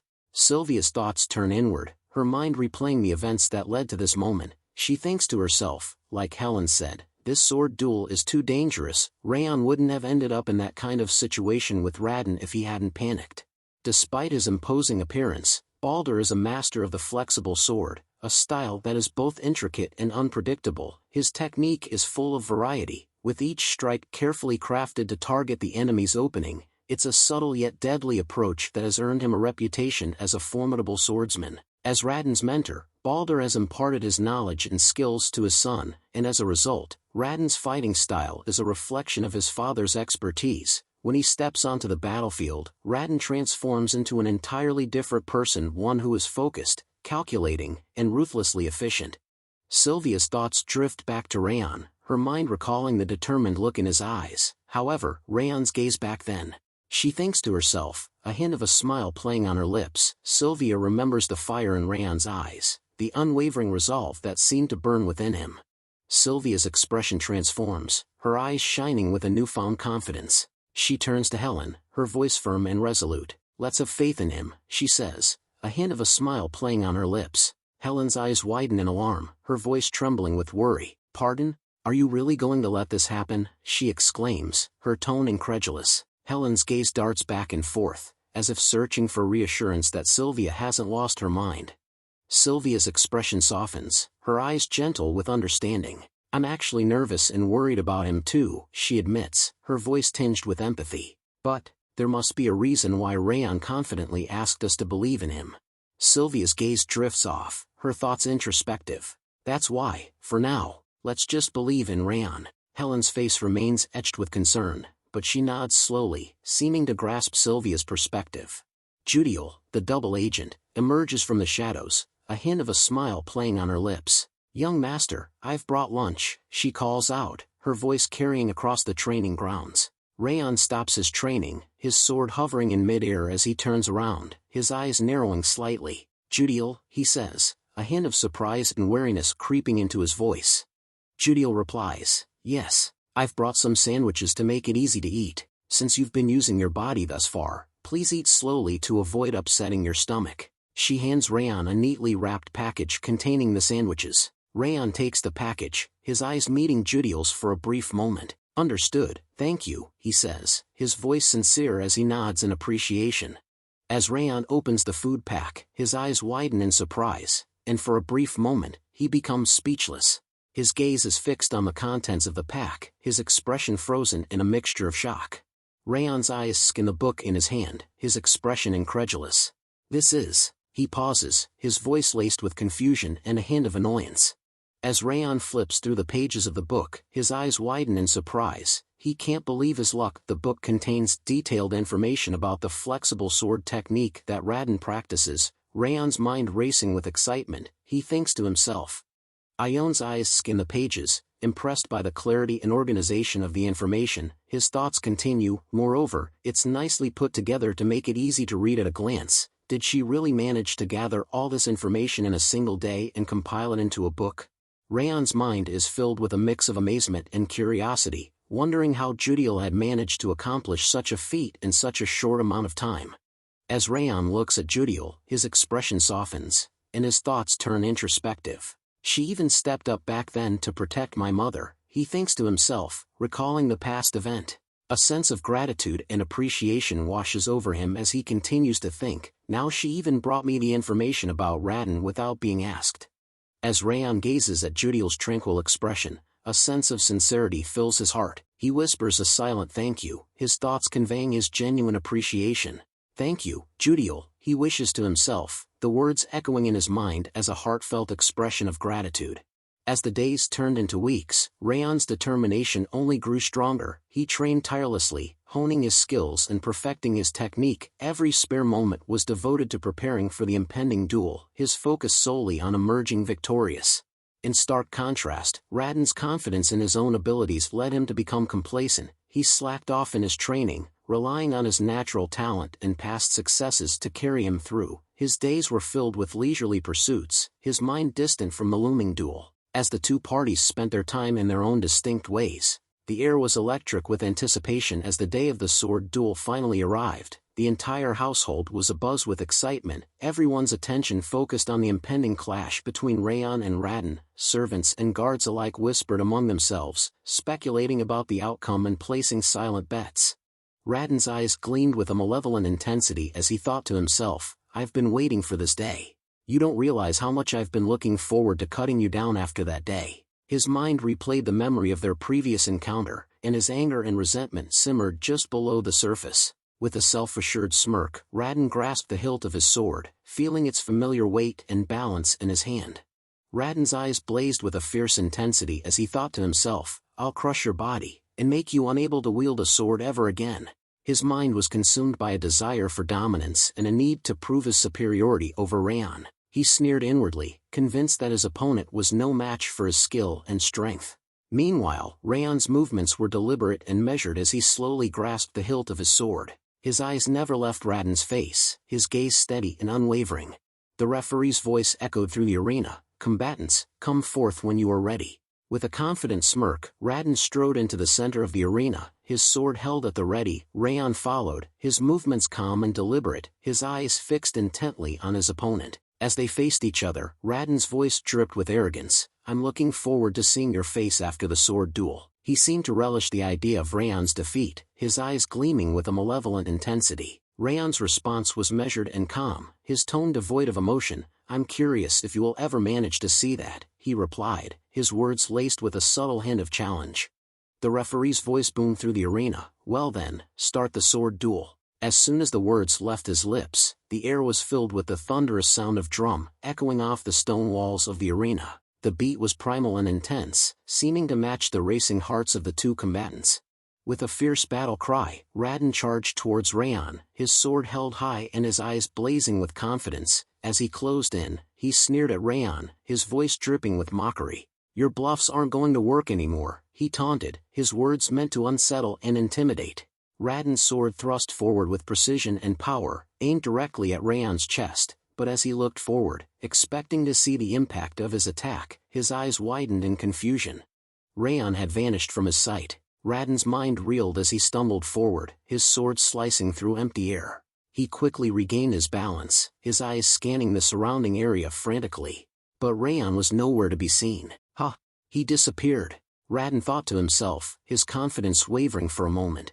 Raon's thoughts were still reeling from Raon's sudden disappearance when he felt a presence behind him. Before he could react, a cold, metallic sensation pressed against the back of his neck. Raon's eyes widened as he realized that Raon had somehow managed to move behind him undetected.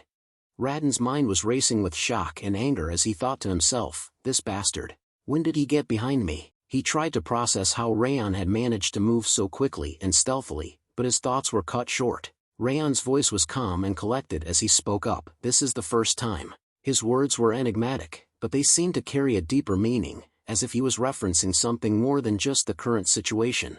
Raon's words were laced with a cold, calculated intensity. "You're going to die 8 times today." His eyes seemed to bore into Raden's very soul, as if daring him to try and escape his fate. With a swift and deadly motion, Raon raised his fist and punched towards Raden's face with full force. The impact was tremendous, and Raden's head snapped back as he stumbled backwards, his body crashing to the ground. Raden's scream of pain echoed through the arena. Gah! Raden's mind reeled as he struggled to process the sudden and devastating attack. He was still trying to catch his breath, his head spinning from the force of the blow. As he stumbled backwards, he couldn't help but think to himself, "What just happened?" I couldn't see his movements at all. Raden's eyes locked onto Raon's, his gaze searching for answers. He spat out another mouthful of blood, his voice shaking with anger and confusion. "What did you even do?" he demanded, his words barely above a whisper. Raon's expression remained calm and collected, his eyes gleaming with a hint of amusement. "Stand up already," he said, his voice firm and commanding. "What are you waiting for?" Raden's eyes blazed with determination as he stood tall, his sword at the ready. But before he could launch a counterattack, Raon continued to speak, his voice dripping with venom. "I told you, you're going to die 8 times today," Raon repeated, his eyes glinting with a cold intensity. "One for the price of your lie about sending a letter." Raden's face twisted in a fierce snarl as he unleashed a determinate battle cry. "You arrogant bastard," he bellowed, his voice echoing off the walls of the arena. "I'll make you regret that you didn't finish me off with that blow." With a fierce war cry, Raden and Raon charged forward, their swords at the ready. The air was electric with tension as they clashed in a flurry of steel and movement. But in an instant, Raon vanished, leaving Raden stumbling forward, his sword slicing through empty air. Raden's eyes widened in shock, his mouth hanging open in stunned silence. He stood there, frozen in place, his chest heaving with exertion. Raden's face contorted in worry, his eyes scanning the surrounding area frantically. He thought to himself, "He disappeared again. I thought I cut him down for sure this time though." His mind was racing with confusion and frustration, unable to comprehend how Raon could vanish into thin air once more. Suddenly, Raden felt a presence behind him, and before he could react, Raon's voice whispered in his ear, "I'm on your left." Raden's eyes widened in alarm as he tried to turn around, but it was too late. With a swift and deadly motion, Raon punched Raden's face with the hilt of his sword, the impact sending Raden stumbling forward. Raon's voice was low and menacing as he spoke up, his words dripping with venom. "This is the price for spitting on the flower raised by my mother." His eyes seemed to bore into Raden's soul, filled with a deep-seated anger and hurt. Raden, still kneeling on the ground, clutched his face in agony, his eyes screwed shut in pain. Raon's fist connected with Raden's face once more, the impact sending Raden's head snapping back. "This is for trampling on my mother's flower," Raon declared, his voice cold and detached. Raden's eyes were glazed over, his face a mess of blood and bruises. But Raon wasn't finished yet. With another swift punch, Raden's head jerked back again. "And this is for hitting Helen," Raon spat, his anger and contempt evident in every word. Raden's body crumpled to the ground, his limbs splayed out at awkward angles. As Raden lay on the ground, receiving punch after punch from Raon, his mind reeled in shock and confusion. "This can't be right," he thought to himself. "This can't be right. This can't be happening." He couldn't understand why he was losing so badly, why Raon's attacks seemed so effortless and devastating. Raden's eyes narrowed, his mind racing with questions. "He's only using star-connecting sword and river footwork," he thought. Raden's thoughts flashed back to his own training, his own mastery of the ancient arts. "I am higher realm expert, a master of the subtle and intricate techniques that only a select few could hope to achieve," and yet, despite all his training and experience, he was losing to Raon, a novice expert who was supposedly inferior to him. Raon's eyes blazed with anger, his face twisted in a snarl, and his fist connected with Raden's face once more, the impact sending Raden's head snapping back. As Raden thought continued, "So why am I losing against him?" Helen's voice trembled with amazement as she spoke up, "Young master." She and Sylvia watched in amazement as Raden struggled to defend himself against Raon's relentless attacks. Helen's eyes remained fixed on the duel, her mind racing with thoughts and concerns. As she watched Raon's deliberate and calculated movements, she couldn't help but think to herself, young Master Raon could have finished the match with that first strike. Yet he's going out of his way to give his opponent a chance and drive him into a corner. She furrowed her brow, her gaze intense as she analyzed Raon's actions. He isn't simply doing this for victory. Helen's hands scraped against the wall as she continued to think, her mind racing with the implications. Which means, she thought, her eyes widening in realization. He is taking revenge for the violent conduct against us. Tears pricked at the corners of her eyes as she looked at Raon, her gaze filled with a mix of sadness and understanding. She knew that Raon's actions were not just about winning a duel, but about seeking justice for the wrongs that had been done to them. Helen's thoughts swirled with a mix of emotions as she gazed at Raon, her eyes brimming with tears. Even though we are worthless mates, she thought, her voice barely above a whisper in her mind, even though we aren't even treated as human beings in this household where lineage dictates power. She felt a lump form in her throat as she continued to think, her heart overflowing with gratitude and admiration for Raon. He is fighting someone from the direct line for our sake, she thought, her mind struggling to comprehend the magnitude of Raon's actions, and destroying him on top. Sylvia's eyes were wide with amazement as she watched Raon duel, her voice barely above a whisper as she spoke up to herself, Raon. She couldn't believe what she was seeing. As Sylvia watched the duel, her mind began to wander back to her past, memories long buried rising to the surface. As my father only sought for power, she thought, her eyes clouding over with a mix of sadness and nostalgia, and the house gradually felt colder as time passed. She felt a pang in her chest as she recalled the emptiness and isolation she had felt growing up in the household. Despite being from the direct line, she had always felt out of place, like an outsider looking in. Sylvia's thoughts were tinged with regret as she reflected on her past. In the end, I couldn't stand it anymore, ran away from the house, and looked away from reality. But as she gazed at Raon, Sylvia realized that she had made a mistake. But I shouldn't have done that, she thought, a sense of resolve forming within her. Sylvia's eyes shone with a newfound sense of purpose as she watched Raon. I should have relied on my strength to overcome the unreasonable situations of this cruel land, she thought, her voice barely above a whisper. That is what he is showing us right now. As if to emphasize her thoughts, Raon unleashed a powerful slash, his brute strength propelling the attack forward with unyielding ferocity. The force of the blow was so great that it sent Radon's sword flying from his hand, the blade spinning through the air before clattering to the ground. Sylvia's eyes burned with a newfound sense of determination as she watched Raon. No matter how weak we are, we need to have a strong will, she thought, her voice echoing in her mind. And fight until the last moment, no matter who we are up against, so that they won't cross the line anymore. She felt a surge of admiration for Raon, who was showing her that the only way to truly protect oneself was to stand up and fight. He is showing us that we need to advance, instead of running away, she thought, her heart pounding with excitement. With a fierce battle cry, Raon tightened his fist and punched Radon squarely in the face. Raon's blow knocked Radon to the ground, rendering him unconscious. The referee's voice rang out, loud and clear, Raon Sieghart is incapacitated. The sword duel's outcome has been decided.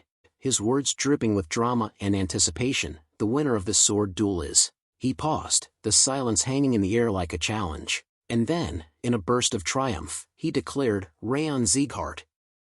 What a thrilling conclusion to this chapter. A huge thank you to everyone watching for joining us on this epic adventure. If you're eager to find out what happens next, be sure to comment below asking for more chapters. Don't forget to show your love by liking and subscribing. Until next time, stay tuned.